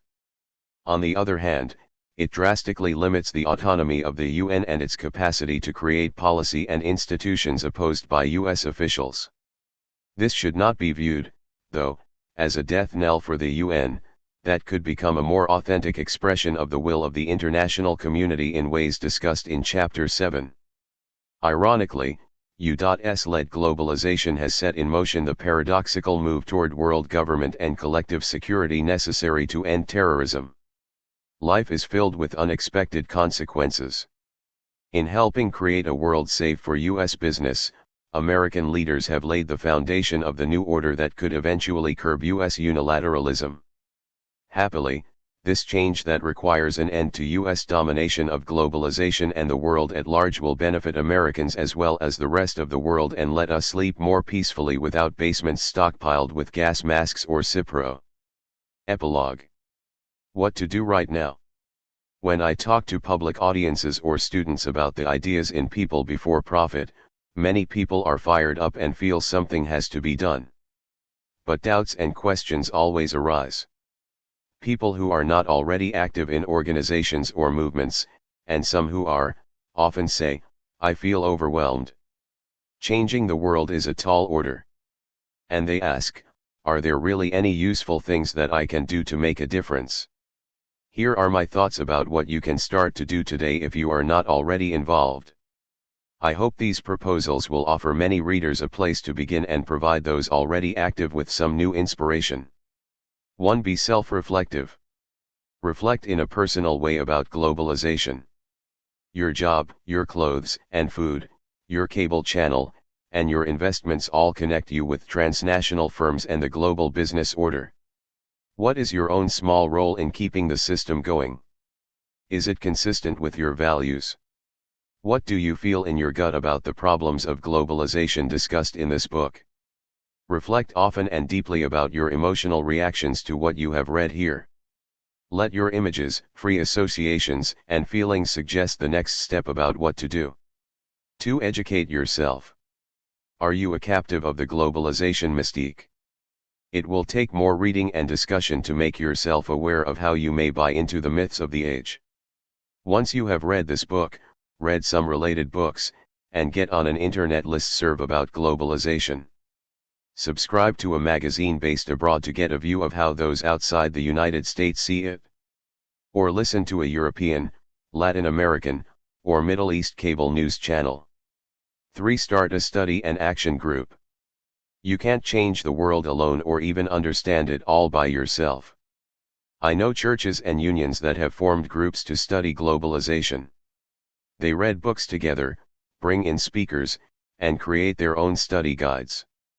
Very often, they move on to create projects in their community or help sister congregations, unions, and communities abroad. You can create a study group in your congregation, public library, local school system or union, or at your place of business. 4. Travel. This is the fun part. I have found that students who are most energetic and hopeful about making a difference are those who have spent time on service projects in El Salvador, Guatemala, or another Central American country. Even as a tourist, you can get a new sense of how the global poor live if you venture out of the big Western hotel complexes. There is nothing quite like seeing up close and personal the latrines or huts in a poor country. It will change your views about yourself, and watch out. It is the thing most likely to turn you into a dedicated and activist citizen of the world. 5. Buy smart. We all buy things. It's almost a patriotic thing to do in the United States these days. But if we spend our consumer dollars wisely and strategically, we can move even big companies like Nike, McDonald's, or Disney. Catholic high school students along with nuns in New York City boycotted a Nike town, demanding that the company live up to its own code of conduct in sweatshops. When the store manager saw the nuns and neatly dressed kids, and the media they were attracting, he promised to get on the phone to corporate headquarters. Students at my own campus, Boston College, and many other universities around the country are pressing their university presidents to insist that the caps, sweatshirts, and polo shirts with their college logos be produced sweat-free. State employees or workers and managers in any company can insist that their employer only buy from vendors who respect global labor rights and environmental codes. Hook up with one of the many consumer groups in your community, including any of the Nader-inspired public interest groups, that link concerns of consumers with issues of trade and corporate power. 6. Be a global feminist.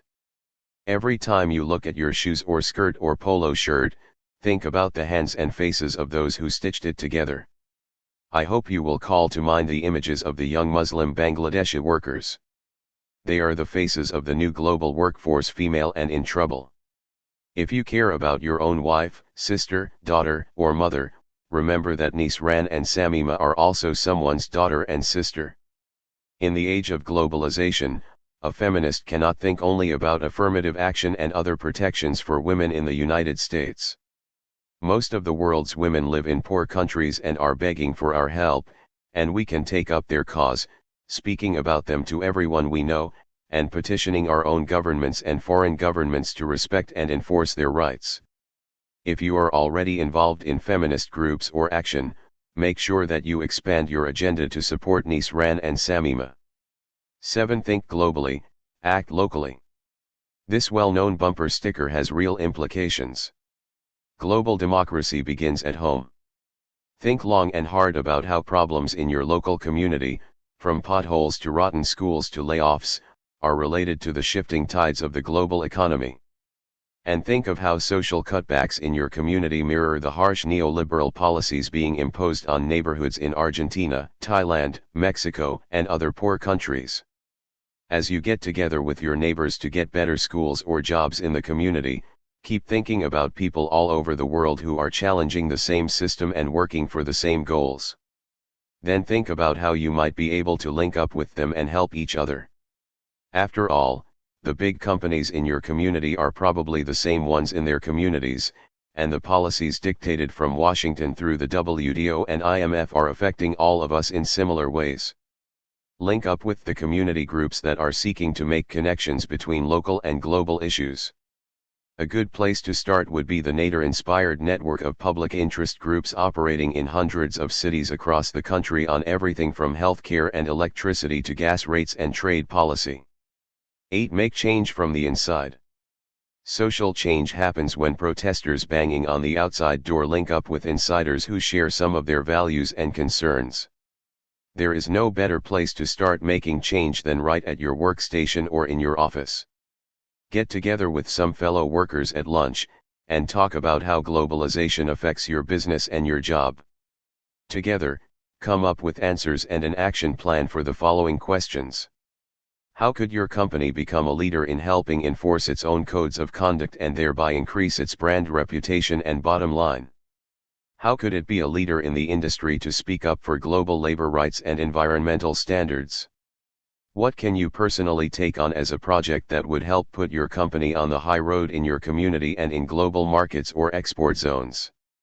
Start a study group, work team, or personal project to get the plan going. 9. Unite. Unite is a coalition of global textile and apparel unions seeking to end sweatshops and defend the rights of workers like Nisran and Samima. They are part of the new civil rights struggle of the 21st century, to secure the rights of workers everywhere to organize for dignity and a living wage. Unions, labor rights, and organizing are all going global. Good jobs and working conditions at home now depend on good jobs and conditions abroad. If you are a member of a union, make sure that it supports sister unions in other countries. If you are not in a union, give money to help support sweatshop organizing, and petition foreign governments to enforce their own labor laws. And write your congressional representatives to penalize corporations who abuse workers or try to undermine unions either here or abroad. Ask your representatives to provide positive incentives for companies that cooperate fully with unions and help enforce global labor rights. Support the efforts of the National Labor Committee based in New York City, which has been a leader in exposing sweatshops, mounting corporate campaigns, and fighting for the rights of vulnerable workers. 10. Be a global green. Have you noticed that the winters are getting warmer than ever and the summers a lot hotter? Does the idea of global warming scare you? If so, you have no choice but to get up out of your chair, pick up the phone, and call one of the local or national environmental organizations you know about. It could be the Sierra Club or Greenpeace or a local group. The Greens have become leaders in the global justice movement, and for good reason. We aren't going to have a world left to enjoy if we don't get behind sustainable development programs and support the environmental groups working for the Kyoto Global Convention and for global environmental standards. We all have to play our part, and you can do yours. Watch your own consumption patterns. Recycle your garbage, and live ecologically yourself. Support companies known to observe global ecological practices. Become a member of one of the environmental groups pressuring our own government and others around the world to get serious about saving the earth. 11. Support a strong UN. It's not a question of whether some kind of world government should exist, it's what kind it will be. We already have the WTO and IMF as well as the UN. All these institutions are dominated by rich nations and corporations, but the UN has the best chance of becoming accountable to poor nations and ordinary citizens. You can support the UN by becoming a member, reading its publications, and joining the many US advocacy groups that work to strengthen the UN. I'll bet there is one such group in your local community.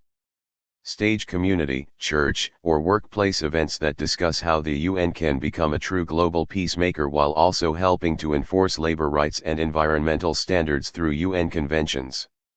Write your congressional reps, and ask them to help get the United States to sign on to the International Criminal Court and UN labor and human rights agreements that Washington has refused to support. 12. Be a human rights activist. I bet you believe strongly in human rights. After all, they are the foundation of our own Constitution.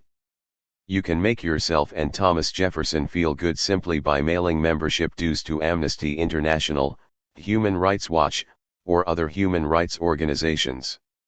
Following September 11, there is a real danger that our nation will support more dictatorships or monarchies that promise to combat terrorism against us.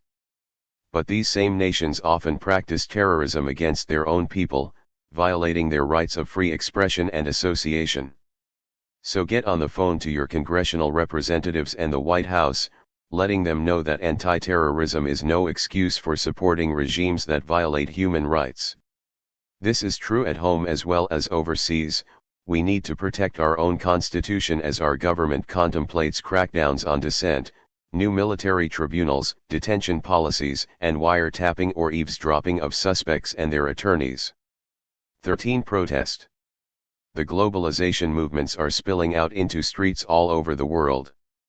They started in Seattle and just kept going at every new meeting of the financial elites. Is it time you join them? This can be a great educational venture because there are usually huge teach-ins, with leading intellectuals discussing the financial and political policies that are ruining poor nations and hurting the poor in rich nations too. It is also a personal adventure, and will put you in touch with other people and groups concerned with workers, the environment, poverty, human rights, and global ethics.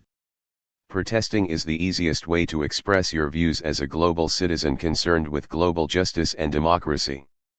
If you have never protested before, you may be surprised at how much you learn, how much fun you have, and how good you feel about yourself when you come home. 14. Get big money out of Washington. Think of Granny D. At age 90, she got so upset about the plague of big money spoiling our democracy that she walked across the country to express her outrage and shame. I recently met Granny, and she is indeed an exceptional woman.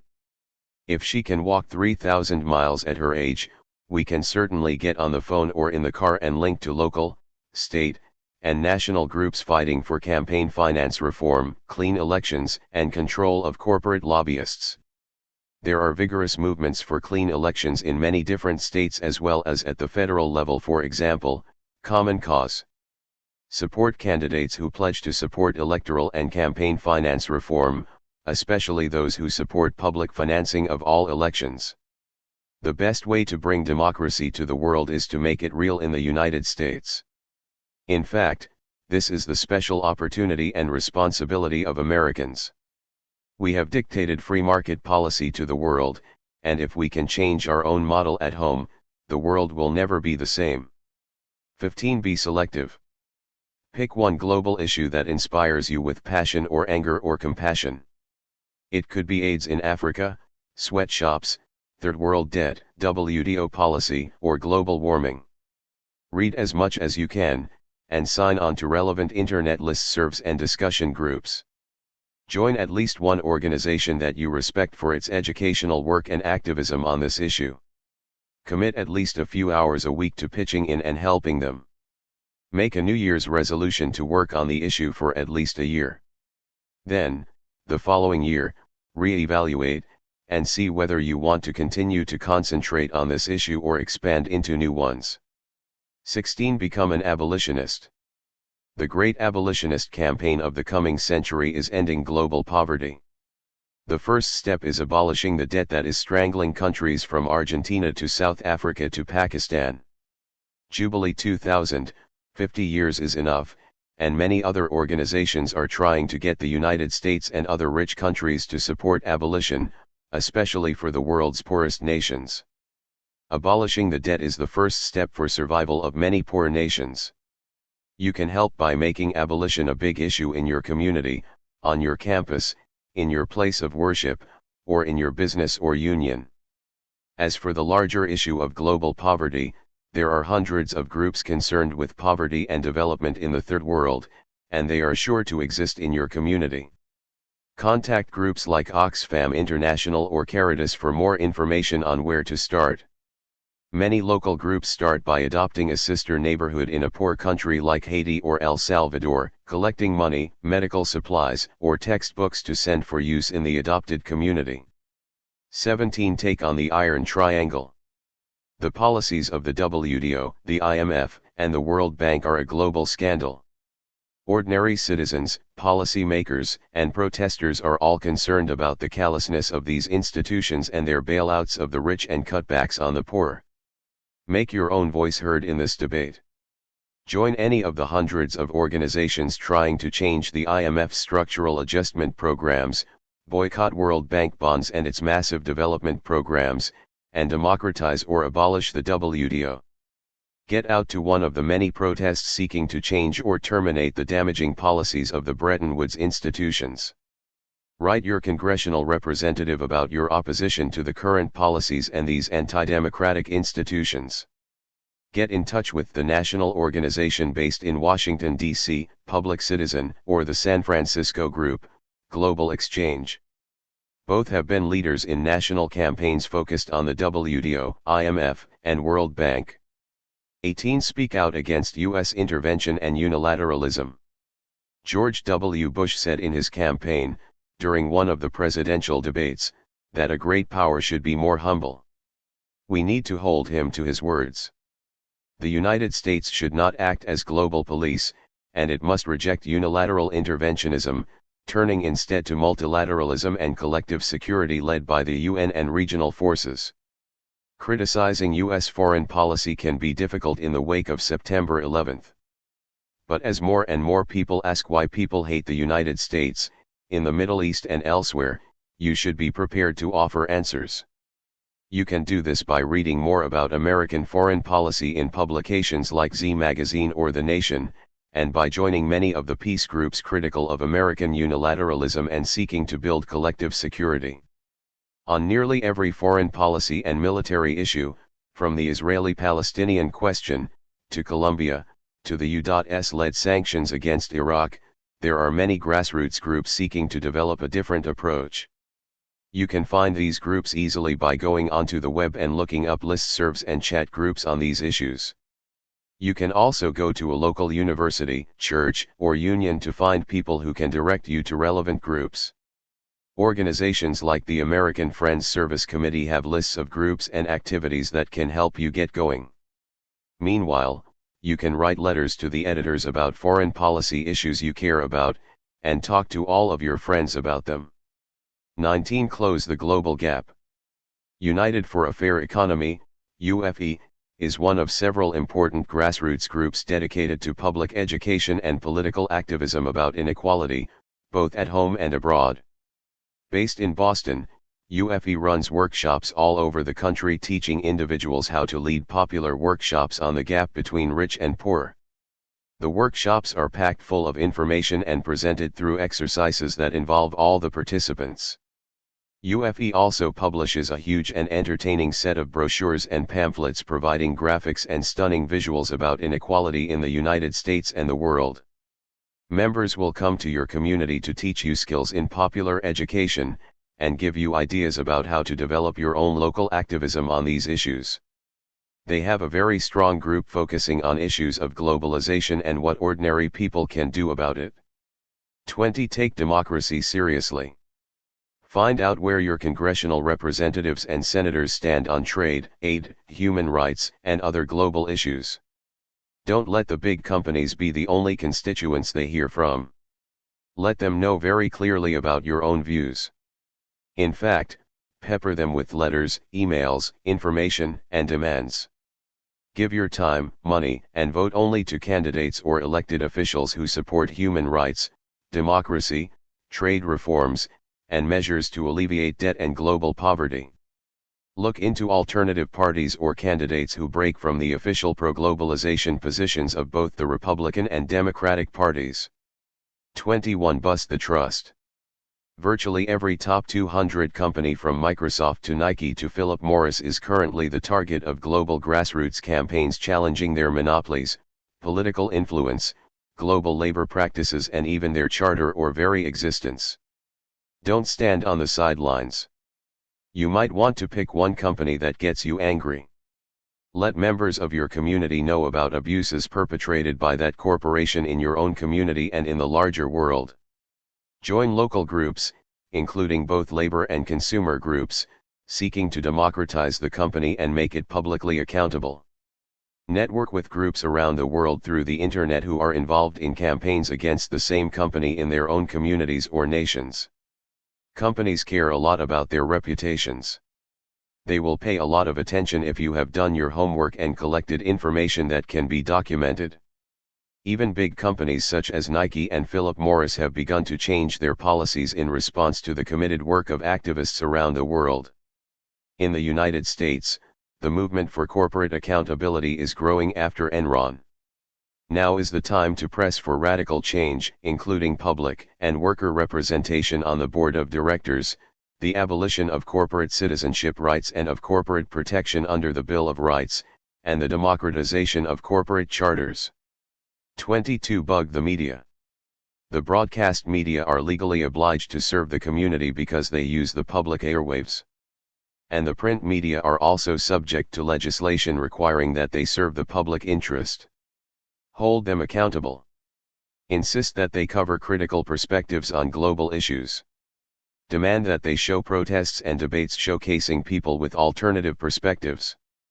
Write letters to local newspapers and to editors if you are bothered by the tendency of your local media to parrot official positions on global issues. Write about your own point of view on these matters. Organize community meetings requiring media organizations to demonstrate how they are living up to the public interest laws. And make them aware of the competition. Listen to and support alternative media. Join those trying to break the monopoly of global giants such as News Corp or AOL Time Warner, and cut them down to size. Challenge in new corporate media monopoly as an unacceptable threat to democracy. 23. Have fun. Believe it or not, political activism can be a lot of fun. You meet interesting people and learn amazing facts. People stay committed to social activism that gives them pleasure. You have to like the people you work with. The organizations you support should feel like a community.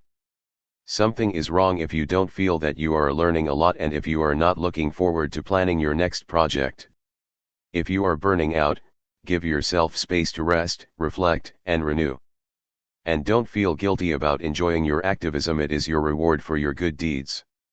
24. Integrate your action into your work or profession. As a teacher and writer, it is easy for me to meld my professional activity with my social activism. I do it every day. It may be harder for you, but everyone can find a way. If you are a teacher, you can provide a curriculum on global matters to your students. If you are a college student, you have the luxury of taking courses on global issues and joining one of the many groups sure to exist on your campus about global justice. If you are a doctor, you can join one of the many socially activist medical groups trying to provide medical service abroad or change medical policy around the world, such as Doctors Without Borders. If you are a manager or business person, link up with groups such as Business for Social Responsibility or more socially activist groups led by business leaders such as Ben and Jerry or the Body Shop's Anita Roddick. If you are a blue-collar worker, talk often with your union or fellow workers about global issues and their relationship to your own work problems. Also, strategize about how to join forces with fellow workers in other nations. If you are a journalist, take a risk by stepping out of the mainstream of your profession in your writing. If you are a lawyer, you can join with numerous groups concerned with civil liberties, constitutional rights, and representing the poor, giving as much of your own time as possible to relevant cases and clients. Your ability to use your work as a vehicle to get involved in social action is limited only by your imagination. 25. Live your values, walk your talk. Actions speak louder than words. The values that lead you to care about the issues discussed in this book are expressed in the way you relate to members of your family, your friends, and your community. If you believe in more equality and democracy, you should take these issues personally.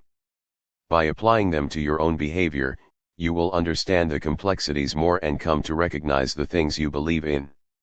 Ask people who know you how well you live up to or practice these values. Examine the social structures and inner limitations that keep you from living up fully to your own ideas. Analyze what keeps you from becoming more socially or politically active, and talk with people you trust and respect about how to move beyond these limits. Look closely at people who are practicing these values and integrating social activism into their lives. See what you can learn from their own successes, and let them inspire you.